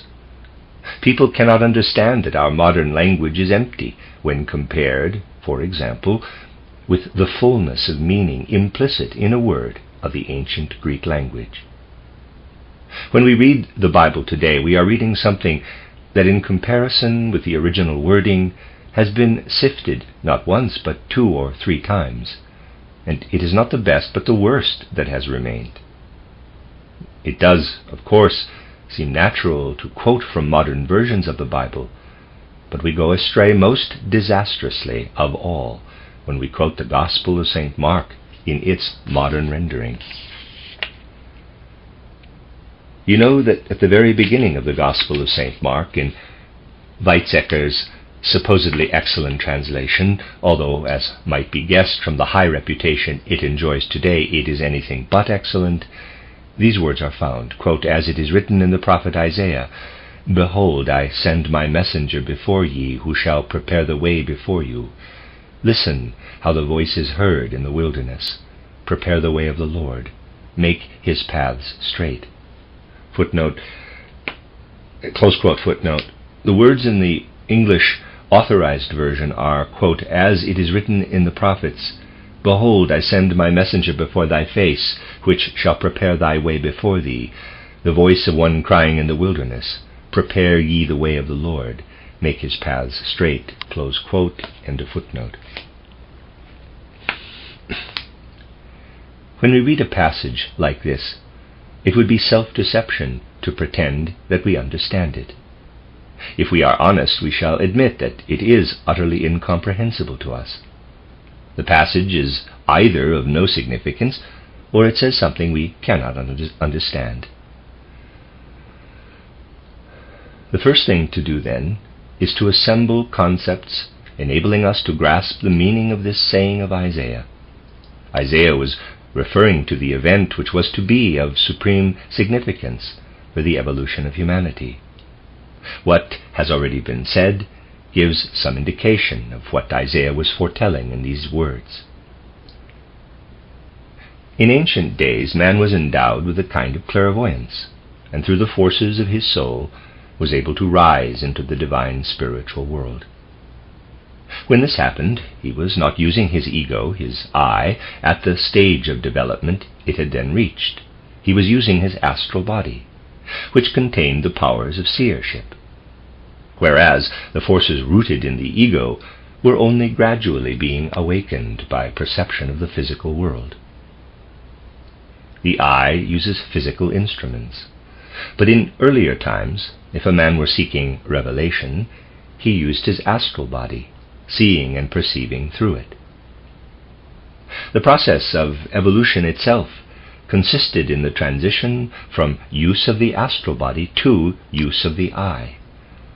The Christ impulse was to be the most powerful factor in the development of the I. In the words of St. Paul, quote, "Not I, but Christ in me," close quote, are fulfilled in the I. Then the I is able to grow into the spiritual world through its own forces, whereas formerly this was possible only for the astral body. This, then, is how evolution proceeded. Man once used his astral body as an organ of perception. But the astral body became less and less able to serve that purpose.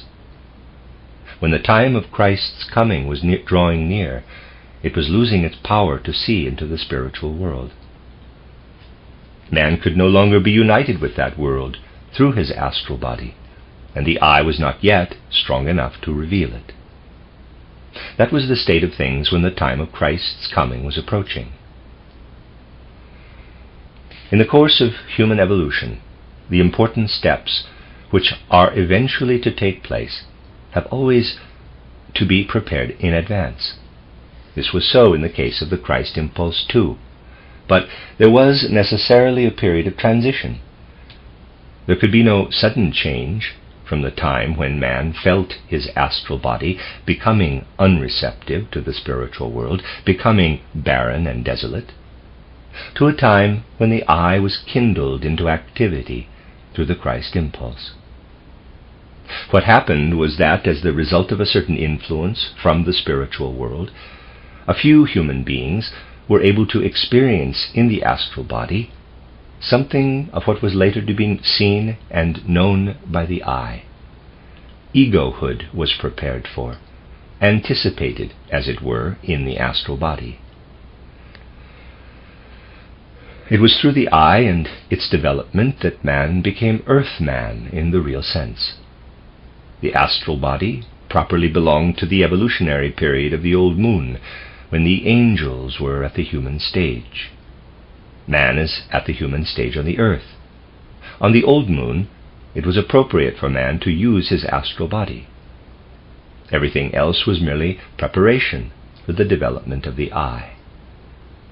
The earliest stages of earth evolution proper were a recapitulation of the old moon evolution, for man could never fully become man in the astral body. On the old moon, it was only the angels who could reach the human stage in the astral body. And just as the Christ lived in earthly man in order to inspire his I, so there were angels who, having reached the human stage on the old moon, prophetically inspired man's astral body as a preparation for egohood. A time was to come in human evolution on the earth when man would be ready for the development of the I.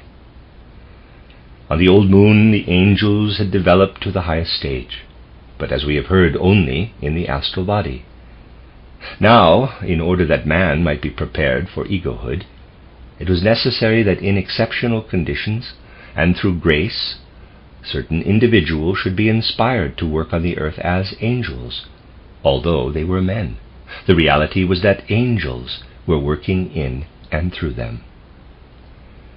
This is a concept of great importance, without which there can be no understanding of human evolution in line with that of occultism. It is easy enough to say simply that everything is Maya, but that is a mere abstraction. We must be able to say, yes, a man is standing in front of me, but he is Maya. Indeed, who knows if he is really a man? Perhaps what seems to be a human figure is only the outer sheath.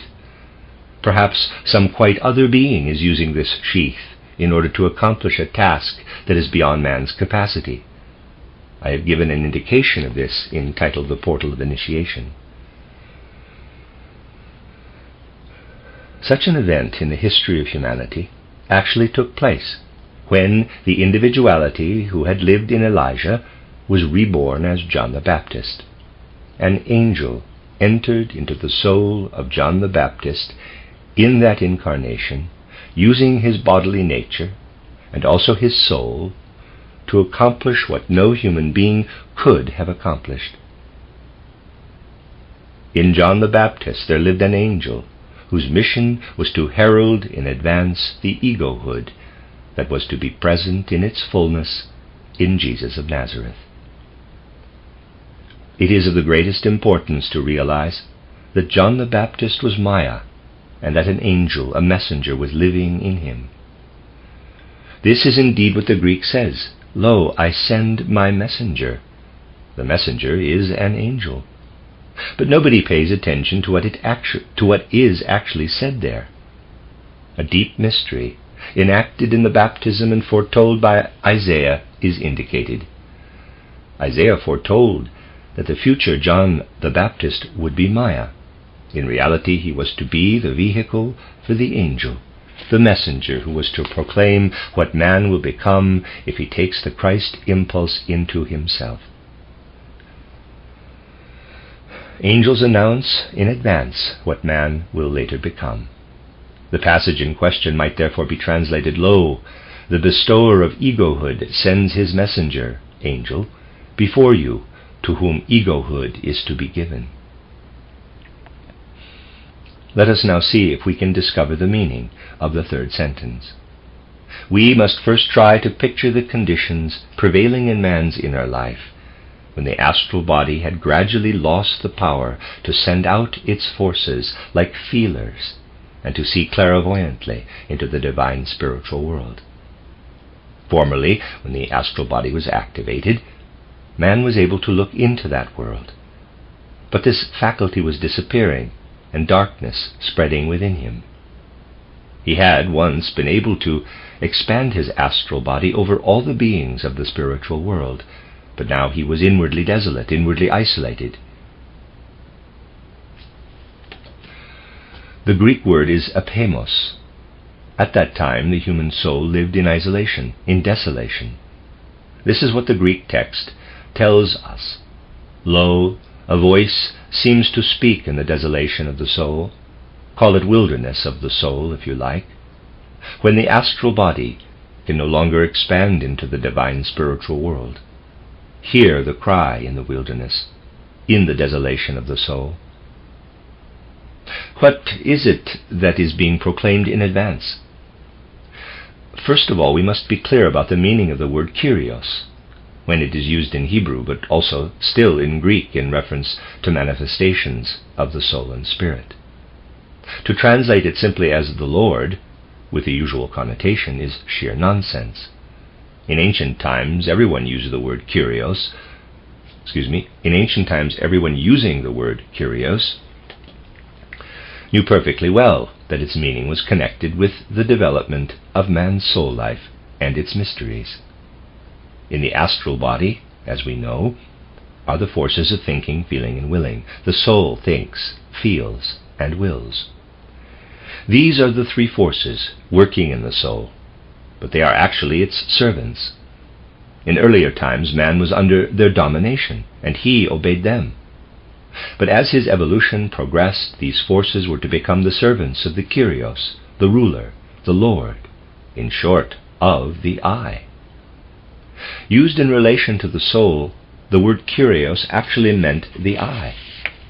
At this stage, it would no longer be true to say, quote, the divine spiritual thinks, feels, and wills in me, close quote, but rather, quote, I think, I feel, I will, close quote. The passage should be rendered more or less as follows. Prepare yourselves, you human souls, to move along those paths that will awaken the Kyrios, the powerful I within you. Listen to the cry in the solitude of the soul. Make ready the path or way of the I, the Lord of the soul. Open the way for his forces, so that he may no longer be the slave, but the ruler of thinking, feeling, and willing. Lo, the power that is the I sends his angel before you, the angel who is to give you the possibility of understanding the cry in the solitude of the astral soul. Prepare the paths of the I. Open the way for the forces of the I. Such is the meaning of these significant words of the prophet Isaiah. They point to the greatest of all events in the evolution of humanity. You will now understand the sense in which he speaks about the future John the Baptist, indicating how man's soul in its solitude longs for the coming of its Lord and ruler, the I. Such is the real meaning of this passage, and in this sense it is to be understood. Why was John the Baptist able to be the bearer of the angel? It was because he had received a particular form of initiation. Initiations are not all identical in character, and individuals who have a definite mission to fulfill must undergo a special form of initiation. Now, the writing of the stars in the heavens is so ordered as to reveal the nature and facts of happenings in the spiritual world.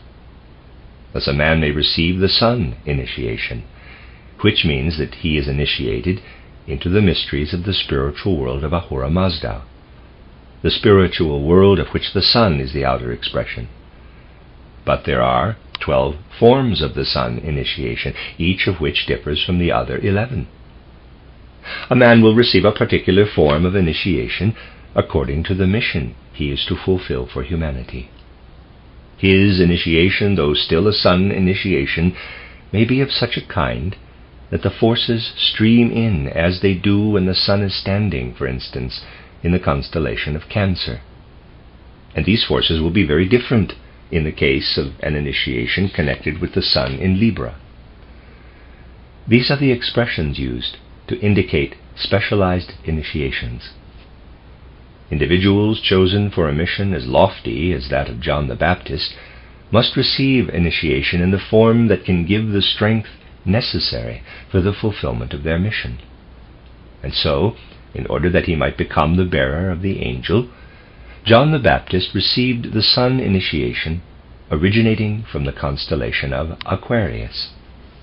The sun in Aquarius is the symbol for the form of initiation received by John the Baptist in order that he might become the bearer of the angel.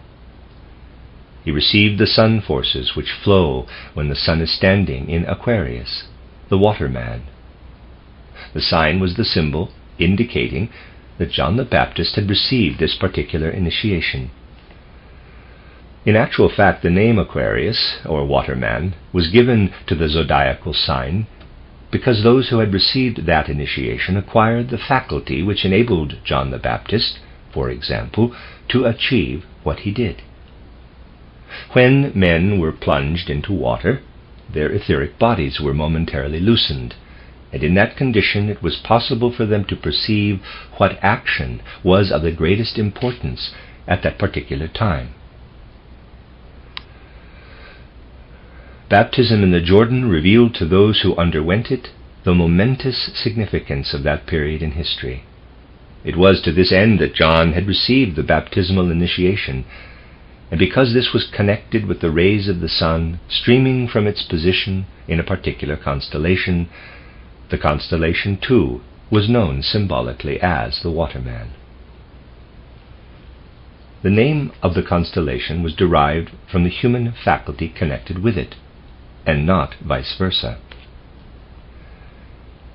Nowadays, many learned ignoramuses try to explain spiritual happenings of this character by bringing heaven down to earth, saying that such things are simply indications of the movement of the sun through the zodiac. These learned gentlemen, who fundamentally know nothing, explain events in humanity by reference to the heavens. In the case of John the Baptist, actually the opposite was true.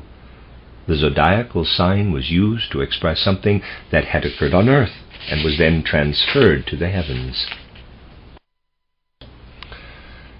John the Baptist could therefore rightly say, quote, "I baptize you with water," close quote. This was the same as saying to his intimate disciples, as he might well have done, that he had received the Aquarius initiation.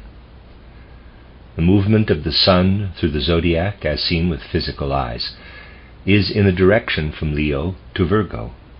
The spiritual movement is from Aquarius to Pisces.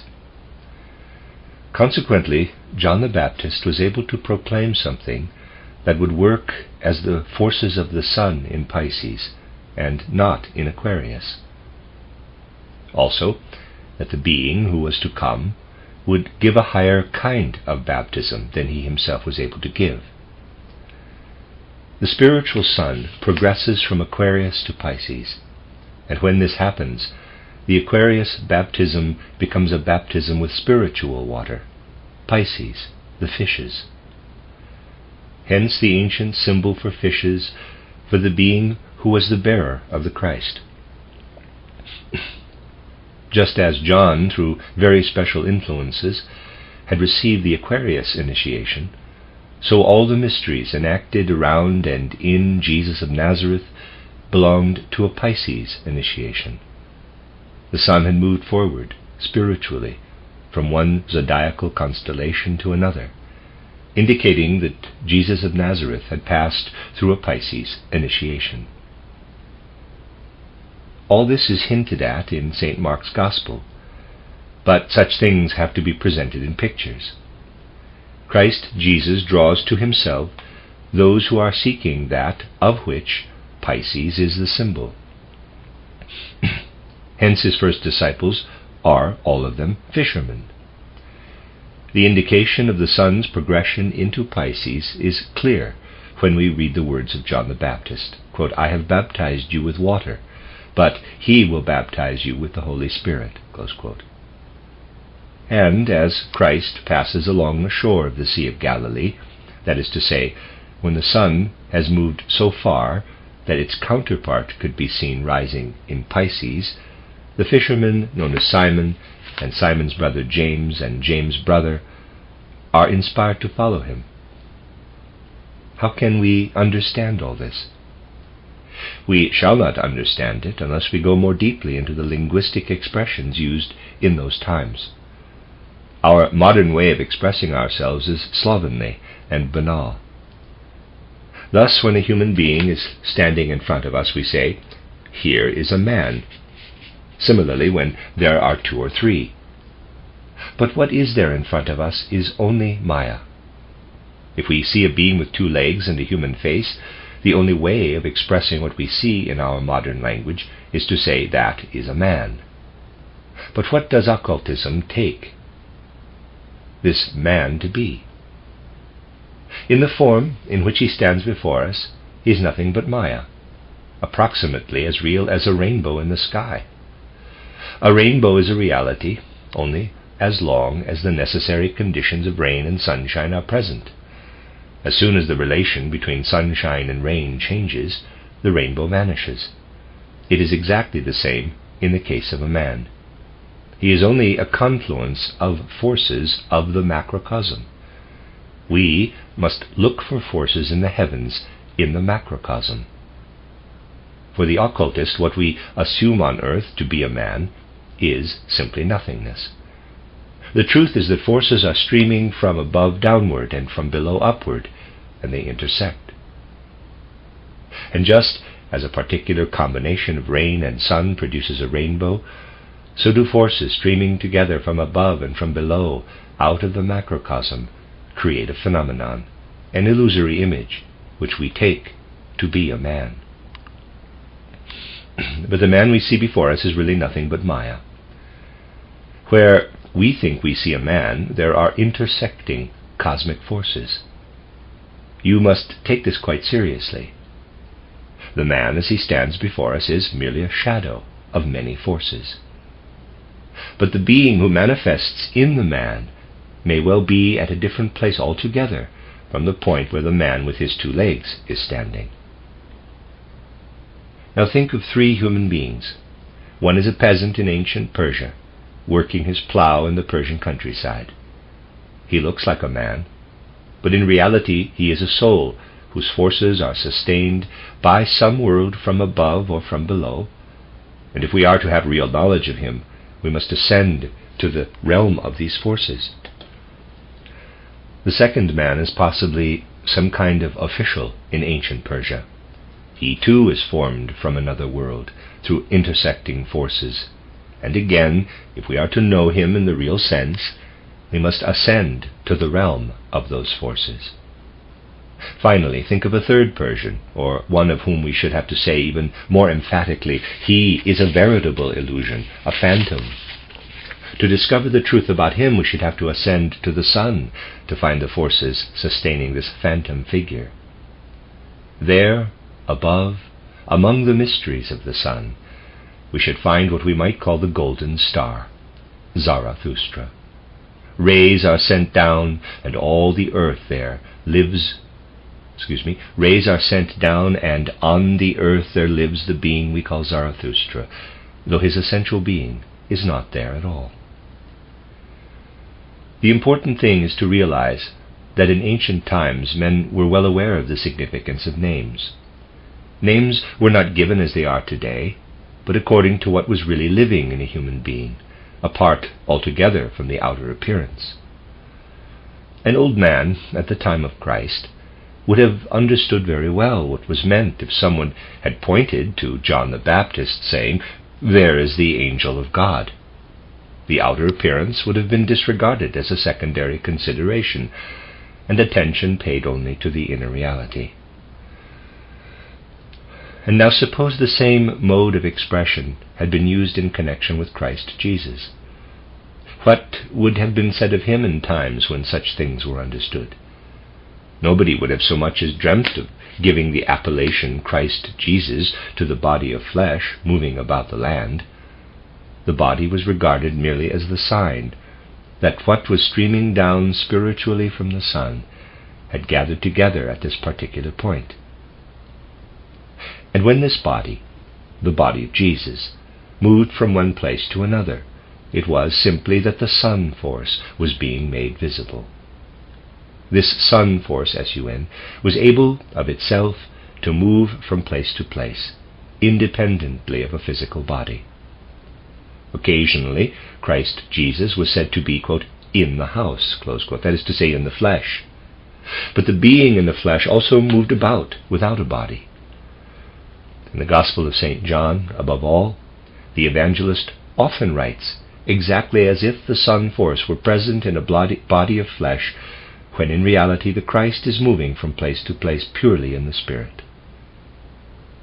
That is why it is so important for the deeds of Christ Jesus always to be brought into relationship with the physical sun, which is the outward expression for the spiritual world, when gathered together at the point where the physical body is present. For example, when Christ Jesus performs an act of healing, it is the sun force that heals, but the sun must be in the right position in the heavens. Thus, quote, at even, when the sun did set, they brought unto him all that were diseased, close quote, and so on. It was important to indicate that this healing force can flow down only when the physical sun has set and is working in a purely spiritual way. Again, when Christ Jesus when Christ Jesus needs special power in order to do his works, he must draw it from the spiritual sun, not from the physically visible sun. Quote, and in the morning, rising up a great while before day, he went out. Close quote. The path of the sun and the power of the sun are expressly indicated. Furthermore, that it is the sun force that is working, that Jesus is simply the external sign, and that this path, taken by the sun force, could also become visible to the naked eye. Wherever St. Mark's Gospel speaks of the Christ, what is meant is the sun force, which, in that epoch of earth evolution, worked with special strength upon the land called Palestine. Moreover, the sun force, gathered into a focus, was moving from place to place, and the body of Jesus was the outward sign, making the movement of the sun force visible to physical sight. The paths of Jesus in Palestine were the paths of the sun force that had come down to the earth. If you trace the paths of Jesus to form a kind of chart, you will find before you the indication of a cosmic happening. The sun force had penetrated into the land of Palestine. It is a macrocosmic process. That is the essential point. This is made especially evident by the writer of St. Mark's Gospel, who was well aware that a body which was the bearer of a principle such as the Christ principle must be entirely subservient to it. The Gospel therefore directs attention to the world so gloriously proclaimed by Zarathustra, the world which lies behind the material world and influences the life of man. Through Christ Jesus it was again made clear how the forces of this spiritual world work into the earth. Hence in the body of the Nathan Jesus, as we have heard, footnotes, the lecture course on the Gospel of St. Luke, lectures 4 through 7, end of footnote. Read it again. Hence in the body of the Nathan Jesus, as we have heard, which was influenced in a particular way by the Zarathustra individuality, it was inevitable that a kind of repetition should take place of happenings connected with Zarathustra. We know some of the beautiful legends about Zarathustra. Almost immediately after his birth occurred the first miracle, that known as the Zarathustra smile. The second miracle was when Duran-Suran, the king ruling the district where Zarathustra was born, determined to murder the child, about whom retrograde magi had made certain statements. But when the king was on the point of stabbing the child, his arm was paralyzed. Finding that he could not use his dagger to do away with the child, he ordered him to be taken out into the wilderness and left among the wild beasts. This is the expression used to indicate that already in earliest childhood, Zarathustra was destined to see what everyone is bound to see if his gaze has not been cleansed of impurities. Instead of the majestic group souls and the higher spiritual beings, he sees the emanations of his untamed fantasies. This is what is meant when we are told that Zarathustra was left in the wilderness among the wild beasts, but remained unharmed. This was the third miracle. The fourth was again connected with wild beasts, and always it was the good spirits of Ahura Mazda who ministered to him. These miracles are to some extent repeated in St. Mark's Gospel. Quote, "And immediately the Spirit driveth him into the wilderness," close quote. The word really means solitude. Quote, "And he was there in the wilderness 40 days, tempted of Satan, and was with the wild beasts, and the angels ministered unto him." Close quote. It is made clear to us here that the body was being prepared to become a focus of macrocosmic processes. What had happened to Zarathustra had to be repeated in the encounter with the wild beasts. The body became the bearer of macrocosmic processes.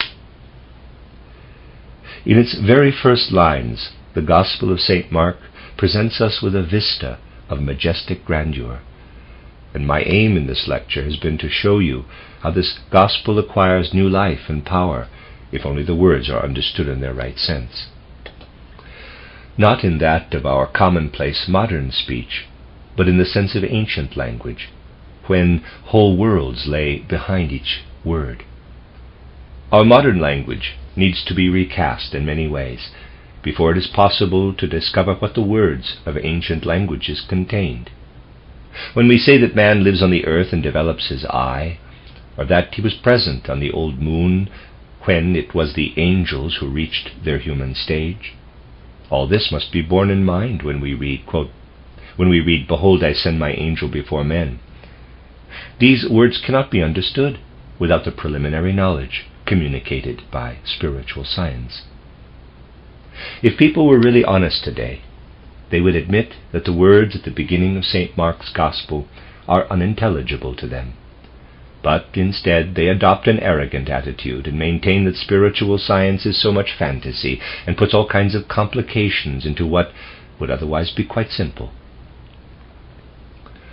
But the fact of the matter is that people today have no real knowledge. They no longer recognize the principle adopted, for instance, in ancient Persia, when the sacred records were rewritten from epoch to epoch in order to be clothed in a new form suited to every period. In this way, the divine word was recast in the form of the Zend Avesta, then again recast, and what we have today is its latest form. The Persian scriptures were in fact rewritten 7 times. One of the tasks of anthroposophy is to teach men how necessary it is that records in which sacred mysteries are clothed in words should be rewritten from epoch to epoch. For if we want to preserve the sublime language of the ancient writings, we should not attempt in our rewriting to adhere pedantically to the old words. We should rather try to translate them into words that are immediately intelligible in the present age. An attempt to do this was made in the summer in the lecture course titled Genesis, the Bible Story of Creation, and you will have realized then how many of the words must be recast. The lecture today may have given you some idea of how the same principle applies to the Gospel of St. Mark, the end of lecture 11.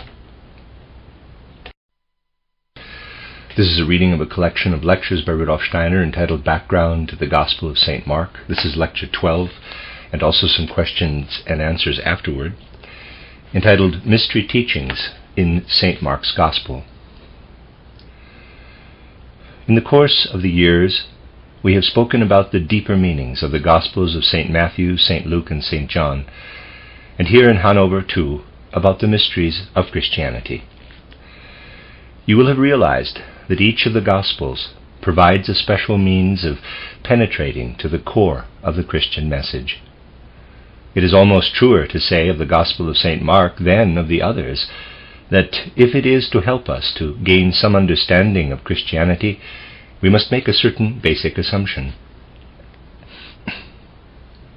In studying this Gospel, it is essential to be aware of how language was used as a means of expression in past ages of evolution. The ancient Hebrew language opens up a wide horizon in this respect. Those of you who were present at the lecture course in Munich titled Genesis, the Bible Story of Creation, must have realized how necessary it was to give an adequate translation of particular words before the 6 or 7 days' work of creation could be understood, and how essential it is to recreate these ancient records in order to bring to light the inner spiritual truths they indicate. In the Hebrew language, the vowels and consonants were used very differently from anything that is customary today. What a man saw round about him was indicated in that ancient language by the consonants. The vowels expressed inner experiences of the soul and were indicated by dots only. In those early times, and even in the Greek language, a word in itself was an indication of a supersensible reality.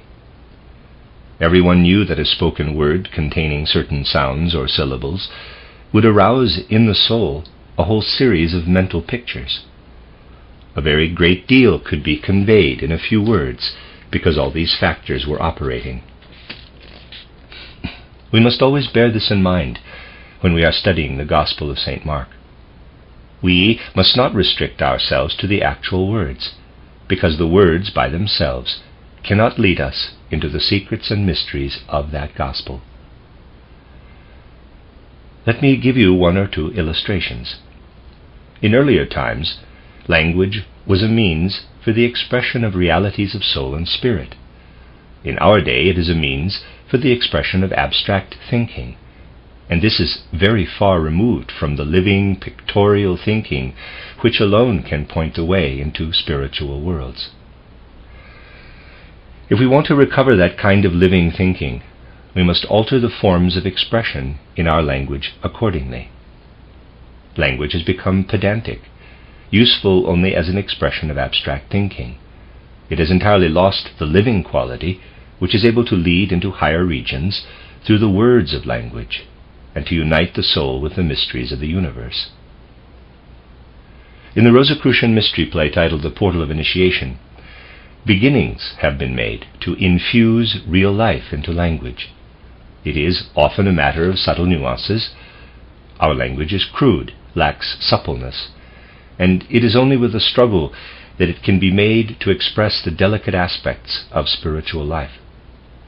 That is why I tried to manipulate language in such a way as to point to secrets of existence. In the mystery play, I made an attempt to use other means to express a great deal that words cannot express. In the play, a man is striving to take the first steps toward initiation, to hear spiritual tones resounding in his soul. The play describes the many deep experiences undergone by Johannes in the course of his development. His progress is such that through the bitterest, but at the same time the most powerful inner experiences, he reaches the realm of Devachan in the spiritual world, where he is to be introduced to the life and activity of the elemental beings there. Any attempt to express this in ordinary words could only result in abstractions, and so I tried to present living people, expressing in their own nature the mysteries of how light and darkness interweave. In this way I tried to make audible in actual sounds things which, expressed in the words of modern language, would have seemed unreal. One must listen intently to the sound of the words and feel how the right sound occurs at the right place, sensing where a sound is appropriate and where it is not. This is a kind of spiritual alchemy, and by such means it is possible to indicate the interweaving life and activity of the spiritual forces in the universe. In the mystery play, Johannes is welcomed in Devachan by Maria and her companions Philia, Astrid, and Luna. Philia is the poetic representation of the sentient soul, hence the sound E occurs twice, and A once in her name. Philia, not Philia, but Philia. Luna is the expression of the consciousness soul, hence U and A occur once in her name. Astrid, the expression of the intellectual or mind soul, has in her name first the sound A, then E. In this way a great deal can be expressed more truly than in words. If a feeling for such things could be aroused, there is a great deal which I might be able to omit. You must learn to feel the significance of the U, with its dull, deep ring, the lightness of the E, and the delicate significance of the AI or EI, with the sense of wonder it awakens in the soul. This brings a kind of understanding different from anything to be gained through ordinary words. The sounds of language make it a most wonderful instrument, infinitely wiser than human beings, and it would be well for us to pay heed to its wisdom. Far from that, however, men are doing what they can to destroy it.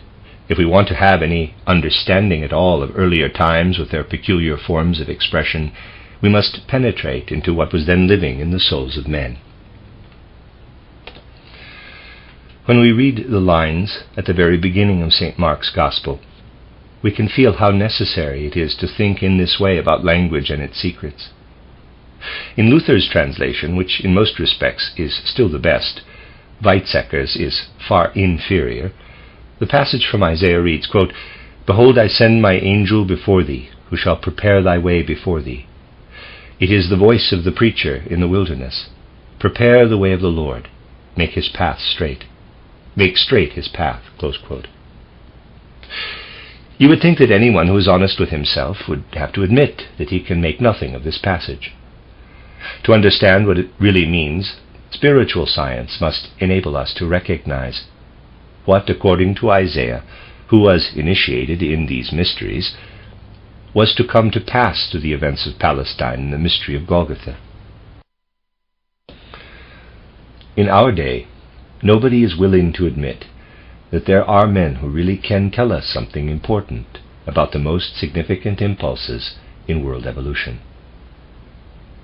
Consequently, we have grotesque explanations of the apocalypse and assertions that the writer had himself already experienced the happenings described. People talk about objective research, but always start with the assumption that what they do not know cannot be known. In the words just quoted, Isaiah is giving voice to something he knew through initiation, namely that an impulse of supreme importance is to be given to the evolution of humanity. Why did he and all other initiates regard this event to which he was pointing as being of such significance? His picture of the evolution of humanity was true, and he knew that in earlier times men possessed a natural clairvoyance. Moreover, that through the astral body they were able to see into the spiritual worlds.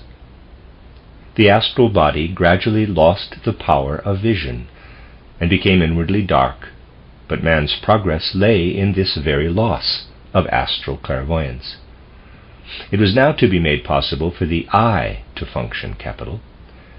Out of his initiation knowledge, Isaiah might also have said, "In those days men will speak only of their ego, and as long as that ego is not filled with Christ, it will be restricted to perception of the physical plane, furnished by the senses and intellect. Men will be forsaken by the world of the Spirit. But then Christ will come, bringing consolation, and human souls will be permeated more and more with the Christ impulse, so that they can again look upward into the spiritual world. Before this is possible, however, they will experience the darkening of the astral body." The very first beginnings of man's physical body came into being on old Saturn, of his etheric body on old Sun, of his astral body on old Moon, and the ego evolves on the Earth. Until the astral body lost its clairvoyant powers and became dark, the ego had, at first, to work in the darkness. Before Earth evolution began, in the real sense, a kind of recapitulation of the Moon evolution took place. During that period, man's astral body had developed to a stage where the activity of the whole universe was mirrored within it. When the recapitulation of the Moon evolution was completed, the ego began to enter into the process of evolution, and Isaiah could say that egohood would become more and more dominant on the Earth. There were beings who had reached the human stage on the old Moon, others on old Sun and old Saturn. Man reached the human stage on the Earth. On the old Moon, the angels reached the human stage, and man has reached the human stage on the Earth. Consequently, it devolved upon the beings who were man's forerunners to make preparation for what man was to become on the Earth. The angel nature must penetrate into the astral body before the ego can become active. Man's mission on Earth was prepared for by his forerunners, the angels. Hence it is possible at certain times for an angel to enter into a human personality. When this happens, the Earthman himself may well be Maya, for a being of higher rank is making use of his soul. The man is in truth the figure we see before us, yet he may be the sheath of some other being. Thus it came about that the same individuality who had once lived as Elijah and was reincarnated as John the Baptist became the vehicle of an angel who spoke through him. Entitled The Portal of Initiation, a similar process takes place, and another being works in and through Maria. Quote, "Within our circle there is formed a knot of threads that karma spins, world fashioning. Thy sufferings, my friend, are links in chains, forged by the hand of destiny. whereby the deeds of gods unite with human lives." Close quote from the Portal of Initiation, Scene 3. A deed of the gods mingles with human life and creates human destiny. Thus in John the Baptist, a deed of the heavens was united with human destiny. A divine being, an angel, worked in and through him. What John achieved was possible only because, while the man John was Maya, another being lived within him, having the mission to proclaim in advance what man's destiny on earth was to be. Consequently, if we are to translate the passage in a way that helps us to understand what is actually expressed, the rendering would have to be something like this, quote, "Take heed, the I, which is to appear in man's being, sends in advance the angel who prepares its way." Close quote. The angel is the being who lived in the personality of John the Baptist. And the lesson to be learned from spiritual science is that moon initiates must make preparation for initiations that belong essentially to the earth. We must now consider how man's nature had developed up to the time of the mystery of Golgotha. Think of what man must have felt when they look back to those past ages, when the astral body could see clairvoyantly into the spiritual world, and then, as incarnation followed incarnation, realized that this astral body was growing steadily darker. In earlier times, when they wanted to observe something in the spiritual world, their astral bodies became luminous and radiant. But this gradually ceased, and darkness in the astral body intensified, until there was within man a state of isolation, a wilderness, epemos. Hence in Greek the expression is to be found. Then a voice awakens in the human soul like a cry of longing for the Lord, for the I to enter into the soul. This was it should be eremos.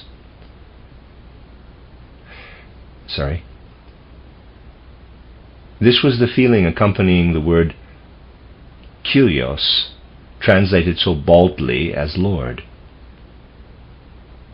I'm going to read those few sentences again. But this gradually ceased, and darkness in the astral body intensified, until there was within man a state of isolation, a wilderness, eremos. Even in Greek the expression is to be found. Then a voice awakens in the human soul like a cry of longing for the Lord, for the I, to enter into the soul. This was the feeling accompanying the word Kyrios, translated so baldly as Lord.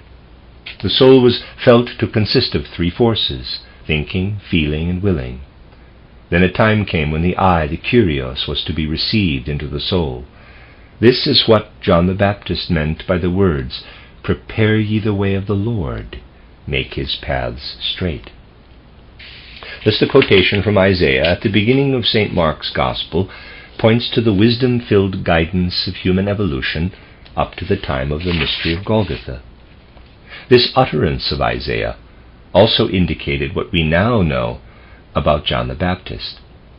I have described under what conditions he was able to become the vehicle of an angel. A certain initiation was necessary for this, the initiation which enabled the man receiving it to reveal to other men that the time had now come for the I to penetrate into the human soul. This could be proclaimed only by one who had received the initiation known since ancient times as the Aquarius initiation, in the terminology used in the mysteries. The language of the heavens was used to express the great secrets of the spiritual world made known to men through initiation. The language of the heavens alone is able to express what happens to the human soul when it is initiated into the great mysteries. Such things cannot be described by human words. Men looked up to the stars, observed their relations to one another, and said to themselves, "If we can frame adequate expressions for what the stars reveal, that is the most fitting way to indicate the nature of the mysterious processes operating in a man during a particular initiation. No matter what name was used in the various civilizations, it was always the great Ahura Mazda to whom men looked up. They looked up to that divine being and to his hierarchy in the sun. Christ is the supreme spirit of the sun beings. There are 12 different ways in which initiation into the sacred mysteries of the sun can take place, and to explain this in human words is hardly possible. But if we think of the sun standing in one of the constellations and sending its rays through that constellation to the earth, and if we consider how it is related to other stars, we have a kind of script which expresses the fact that a particular man is initiated into the sun mysteries in a way that makes him an Aquarius initiate. Take, for instance, the 7 holy rishis. The symbol of their initiation into the sun mysteries is the picture of the sun in Taurus. When the sun stands in the sign of Taurus, the spectacle presented in the firmament reveals the mystery of the particular initiation of the rishis. This initiation took effect through the 7 personalities who were the 7 holy rishis. This is also expressed in the fact that the Pleiades, a cluster of 7 stars, shine from the same region of the heavens. That is, moreover, the region where the whole solar system entered into the universe to which we belong. I read that sentence again. That is, moreover, the region where the whole solar system entered into the universe to which we belong. So in order to specify the various forms of initiation into the sun mysteries, we can use expressions indicating the sun's position in a particular constellation.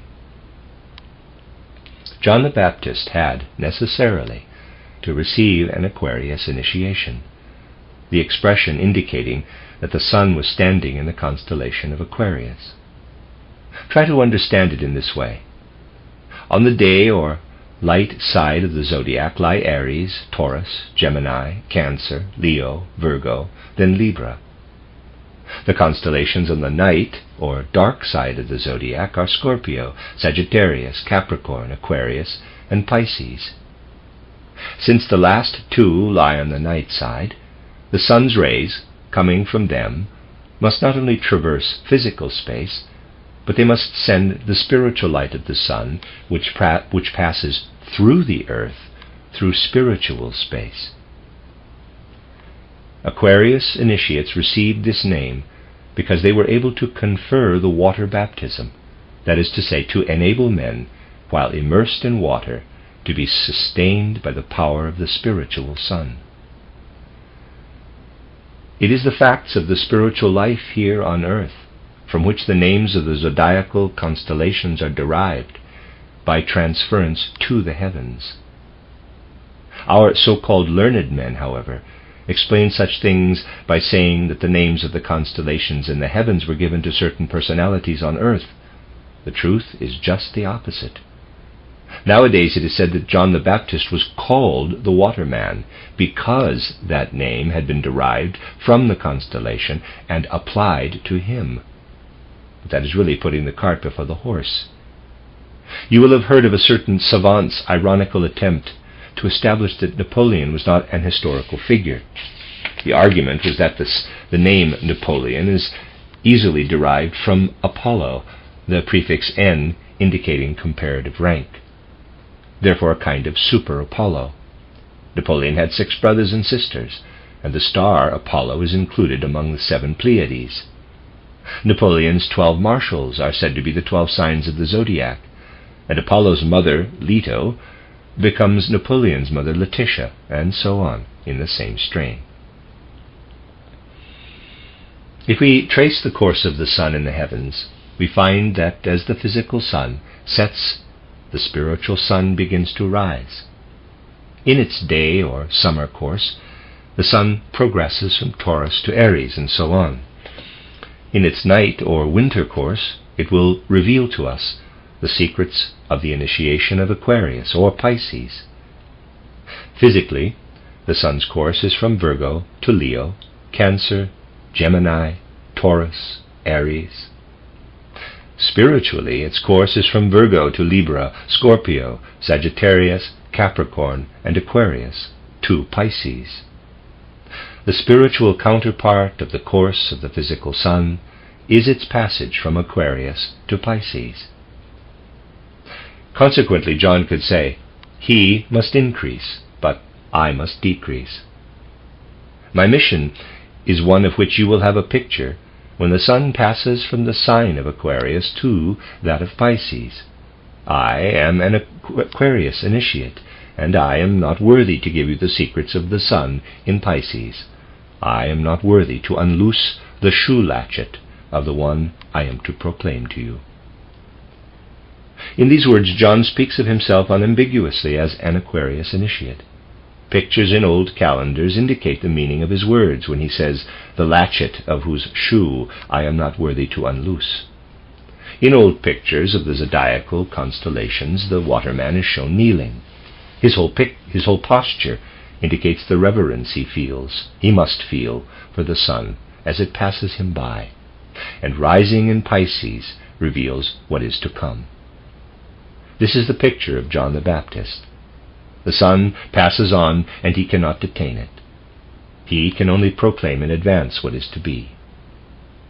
The prophet Isaiah knew that when the sun progressed to Pisces, a new dispensation was to come. This progression signifies the advent of men or beings connected with the Pisces initiation.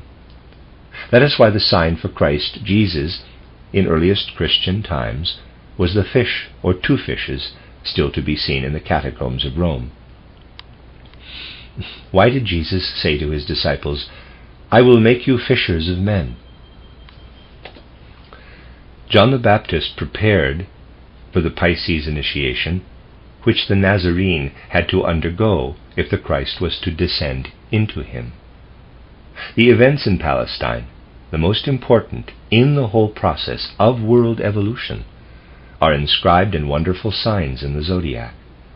What came to pass step by step in Palestine is explained in its depths, not through any human script, but through a heavenly script which must be consulted for any real understanding of a process so exalted that it is directly related to the macrocosm.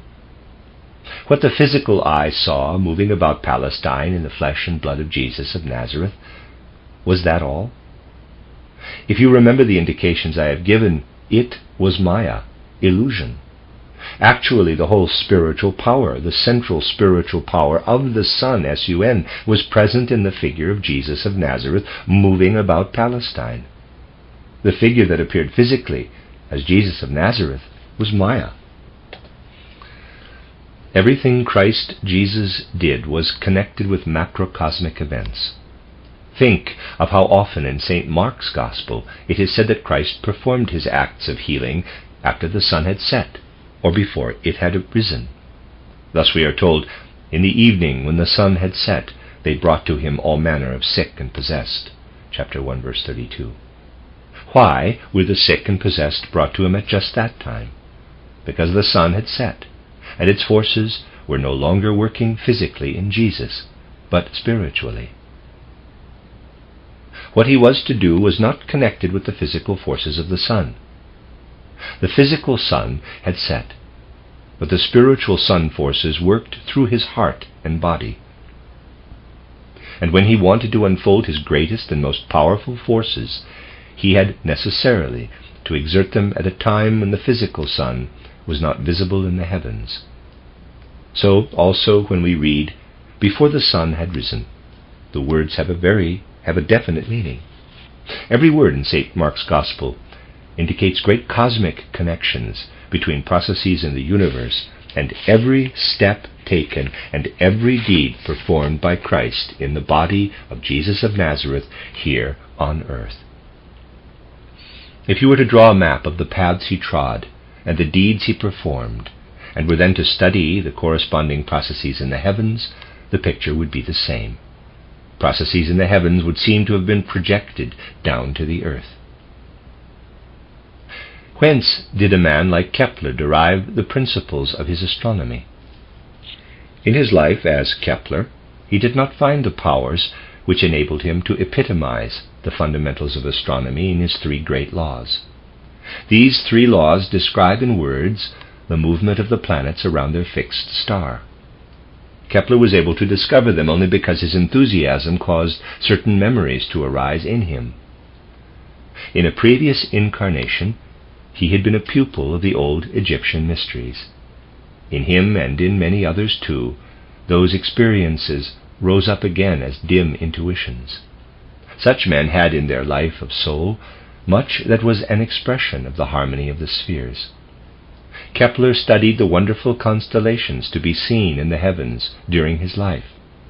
He observed the conjunction of Saturn, Jupiter, and Moon, and through it sought to explain the star by which the three wise men from the east were guided. Abstractions as appalling as the Kant-Laplace theory had not been devised in Kepler's day.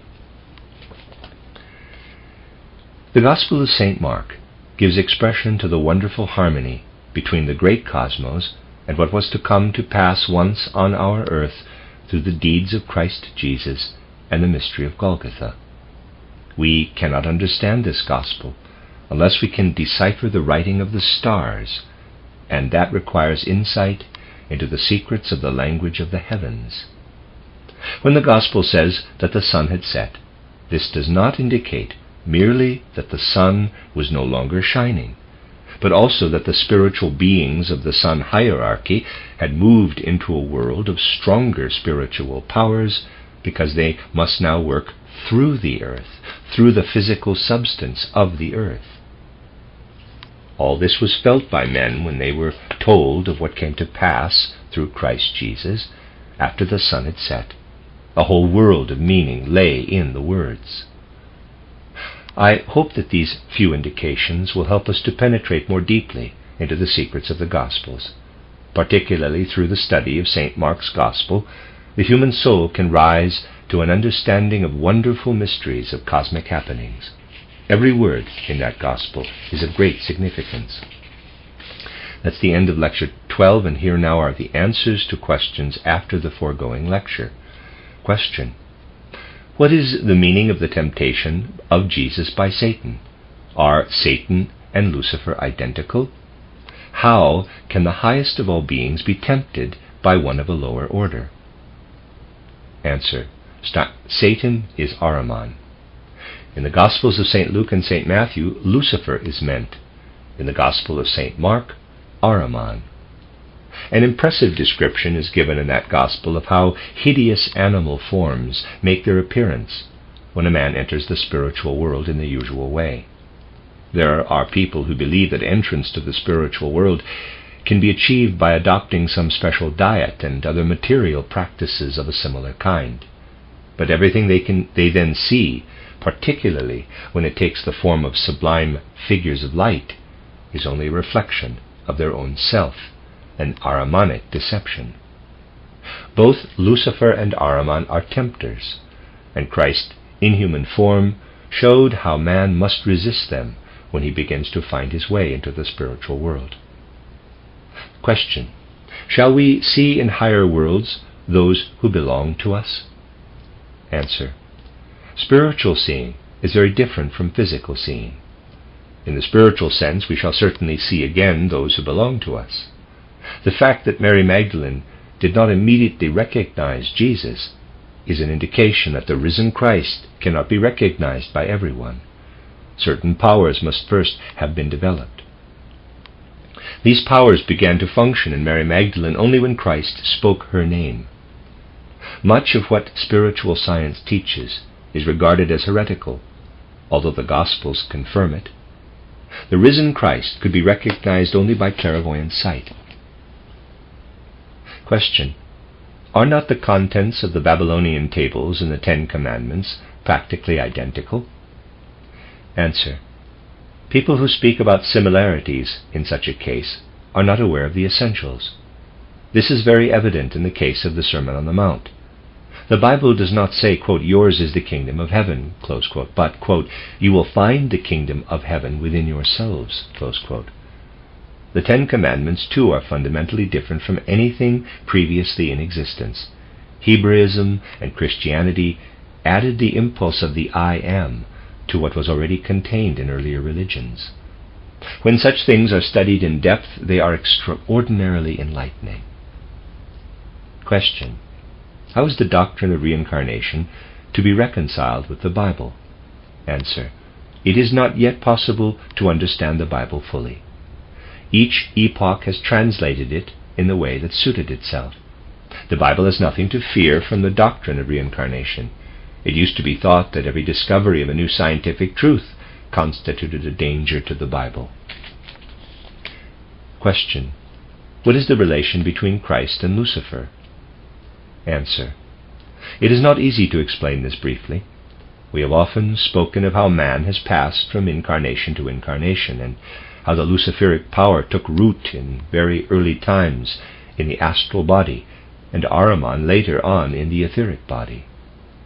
With the coming of Christ, all this acquired a new meaning. We are only at the beginning of Christian evolution. If the Gospels are understood, they make it clear that Christ was obliged to deal with Lucifer and Ahriman. But there are very few who realize today that the stories of the temptation differ in the Gospels of St. Matthew, St. Mark, and St. Luke. Occultists know that there is not only a Luciferic temptation by way of man's desires, but also an Ahrimanic temptation, when a man carries his own passions out into the macrocosm and sees all manner of animal figures and forms. The Gospel of St. Matthew describes a Luciferic temptation. In the Gospel of St. Mark, Jesus is, quote, with the wild beasts, close quote, of human nature. In all occult writings, Lucifer is pictured as a serpent, Ahriman as a hound. These stories of the temptation point to deep mysteries. Just as the advent of the Luciferic and Ahrimanic powers was a necessity in order that man might become a free, independent being, so he must tear himself away from them again through the power of Christ in his soul. The spheres of Lucifer and Ahriman will gradually be reversed. Men will take the Christ impulse into themselves, confronting Ahriman in the outside world. Up to now and at present, the opposite has been the case. Such things can be studied in Titled The Portal of Initiation. You should pay attention to the vowel sounds. These things are in accordance with an inner necessity. The verses in the first part change in the second into their opposite. This is intentional. Question not recorded. Answer: it is true that Jesus did not write anything. There is actually a theologian who discusses whether he could write at all.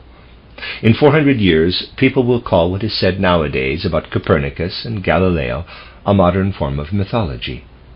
Theosophists of all people should not talk about, quote, Ptolemaic childishness, close quote. Question: a question about the authenticity of the writings of Dionysus. Answer: it is usual nowadays to regard the actual writer as more important than the spiritual originator and inspirer. Parenthesis. Rudolf Steiner here referred to his own experience in connection with Goethe's prose poem titled Nature, the authorship of which had been disputed by some philologists. Close parenthesis. Dionysus, the disciple of the Apostle Paul, actually wrote nothing down, because in those days to have done so would have seemed unimportant. But his successors, who, as was customary in those days, were also called Dionysus, presented a faithful account of his right teachings as handed down by tradition. These were the writings of the so-called pseudo-Dionysus. To, quote, believe in good faith, close quote, is not enough. Everyone should convince himself of the truth. People today have no conception of what is possible and what is impossible. Things become tragic in this respect. When, for instance, the Bible is ruthlessly analyzed by scholars, erudition and nonsense often go hand in hand. Question: can Christ Jesus appear to men on earth? Answer: in the way in which he appeared to St. Paul, this is possible. When this happens, it is a kind of initiation, which can sometimes take place without previous training. From the middle of the 20th century onward, many people will have this experience. And that is the end of Lecture 12. This is a reading of a collection of lectures by Rudolf Steiner entitled Background to the Gospel of St. Mark. This is the notes of a 13th lecture, Lecture 13, entitled The Voice of the Angelos and the Speech of the Exousiai. Let us take as a starting point these words in St. Mark's Gospel, quote, "Behold, I send my angel, messenger, before thee, who shall prepare thy way before thee. The voice of one preaching, crying, in the wilderness." Close quote. In the original text, the words are, "It is a voice of one crying in the solitude." Anyone who reads these words with an open mind will at first be at a loss for an explanation. He will regard them more or less as a phrase, or at most as allegorical. For what would be the point of preaching in a wilderness? It would be usual, surely, to go where there are plenty of people, not into a wilderness. In the light of spiritual science, the depth of the wisdom contained in every word of the Holy Scriptures is revealed in this passage. We shall find that every word in the original text is at its proper place, and moreover is only then intelligible. What is meant by the words, quote, "I send my angel before thee, who shall prepare thy way before thee," close quote? We know that the Bible is here referring to John the Baptist, but to understand why the word angel is used, we must go back to conditions in an earlier period of our Earth's evolution and consider what ranks of beings belong to it. We know that on our physical Earth, too, there is a certain hierarchical order, of which the mineral kingdom is the lowest stage. Then come the plant and animal kingdoms, and at the highest stage, man.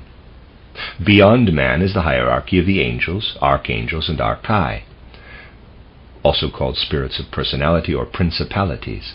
Then the hierarchy of the exousiai, also called spirits of form or powers, the dunamis, or spirits of movement, or mights, also virtues, and the kuriotetes, or spirits of wisdom, or dominions. Then the highest hierarchy of thrones, cherubim, and seraphim. All these hierarchies, too, are involved in a constant process of evolution, just as we are nowadays passing through the human stage of evolution on the earth.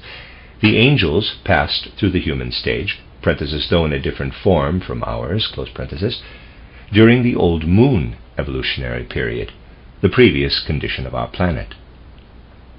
They are therefore a stage ahead of us. Just as one of our tasks on earth is to lead and guide our children, so the task of the angels is to lead and guide humanity. But because it is impossible for them to incarnate in the forms of earthly existence, to be able to help us, they must allow their wisdom to flow into the bodies of the purest, most highly developed men, in order that the divine truths may be proclaimed to humanity through their mouths. In such a case, we may say the angels clothe themselves in Maya.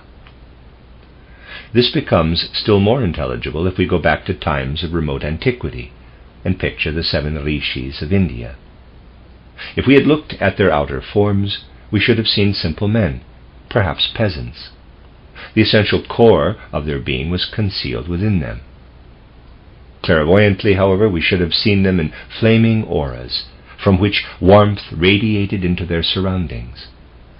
But in order that the greatest cosmic wisdom might penetrate into them, it was necessary for all the 7 to be together.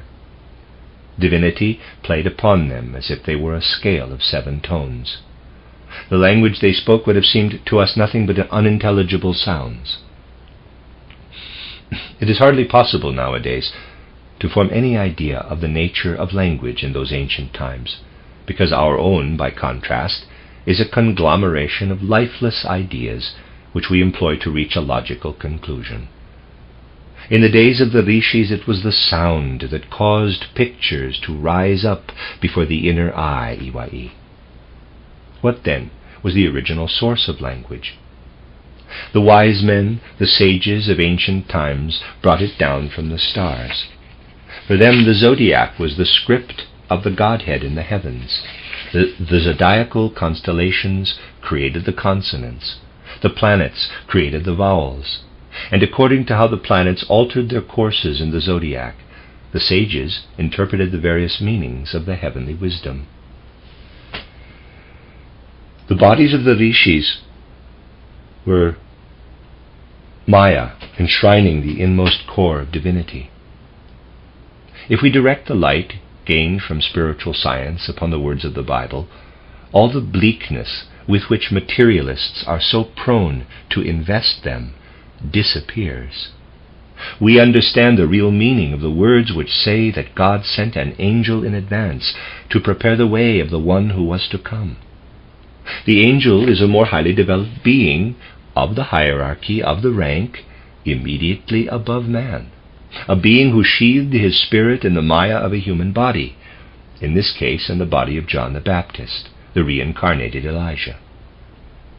If we are to understand the words of the Bible truly, it is only a matter of shedding the right light upon them and interpreting them literally.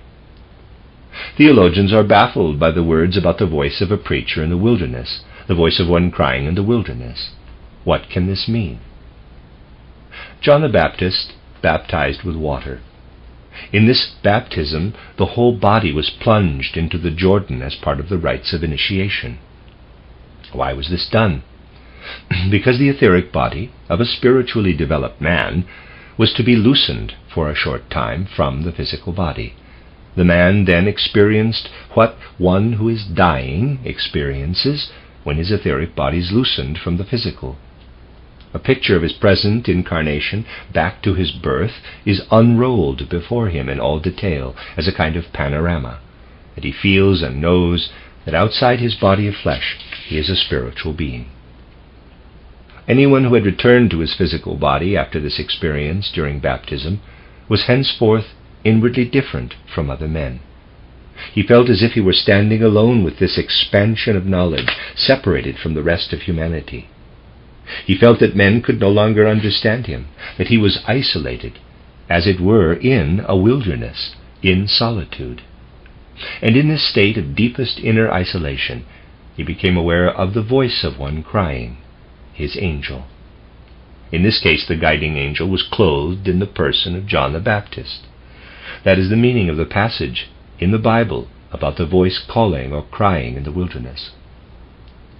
Later in St. Mark's Gospel, where Christ is proclaiming the highest wisdom in the schools, the words are, quote, "And they were astonished at his teaching, for he taught them as one that had authority, and not as the scribes." Close quote. What does speaking, quote, "with authority," close quote, mean? Just as angels are the guides of individual men and archangels of whole peoples, so there are other, still higher beings, who are the guides of the forces and powers of nature. These are the sources upon which men of genius draw to create their masterpieces. The works of Leonardo da Vinci, Michelangelo, Raphael give expression to the powers of nature. To picture where these powers of nature are made manifest, let us imagine that we are standing on the heights of a Swiss mountain. If we are fortunate enough to be there at sunrise, we shall be overwhelmed by the magic and sublimity of this spectacle of nature, and we shall feel pervaded through and through by the mighty forces radiating from it and revealing to us the power of Almighty God. We watch how from the glimmering gray of dawn the first delicate colors of the rising sun appear, how the peaks of the snow-capped mountains are suffused with rosy mauve, and our eyes are dazzled by this spectacle of greater and greater brilliance. We see how the rays call forth colors which seem to stream from every side, filling more and more of the space around us, until finally the sun appears in all its splendor, kindling life and radiating warmth into the lowest valleys. In this majestic manifestation of nature, we are actually beholding the confluence of spiritual forces, and these forces are the beings of the hierarchies we have learned to know as the exousiae, the powers or spirits of form. In the original text, the words are, quote, "He taught as the exousiae teach," close quote. Christ spoke with the powers of these beings. In John the Baptist it was the angel, the being of the rank immediately above man, who spoke. In Christ it was the exousiae, who, as I have said, speaks through events of nature, who, as I have said, speak through events of nature. It was their forces in the body of Christ which enabled him to teach, quote, with authority. John the Baptist had received the highest initiation connected with the constellation of Aquarius. In old maps of the zodiac, the sign depicting Aquarius is a man stooping down with the arms held in a particular position. This illustrates the words in St. Mark's Gospel, quote, "There cometh after me one mightier than I, the latchet of whose shoes I am not worthy to stoop down and unloose." Close quote. The end of Lecture 13 and the end of the book, Background to the Gospel of St. Mark by Rudolf Steiner, set of lectures.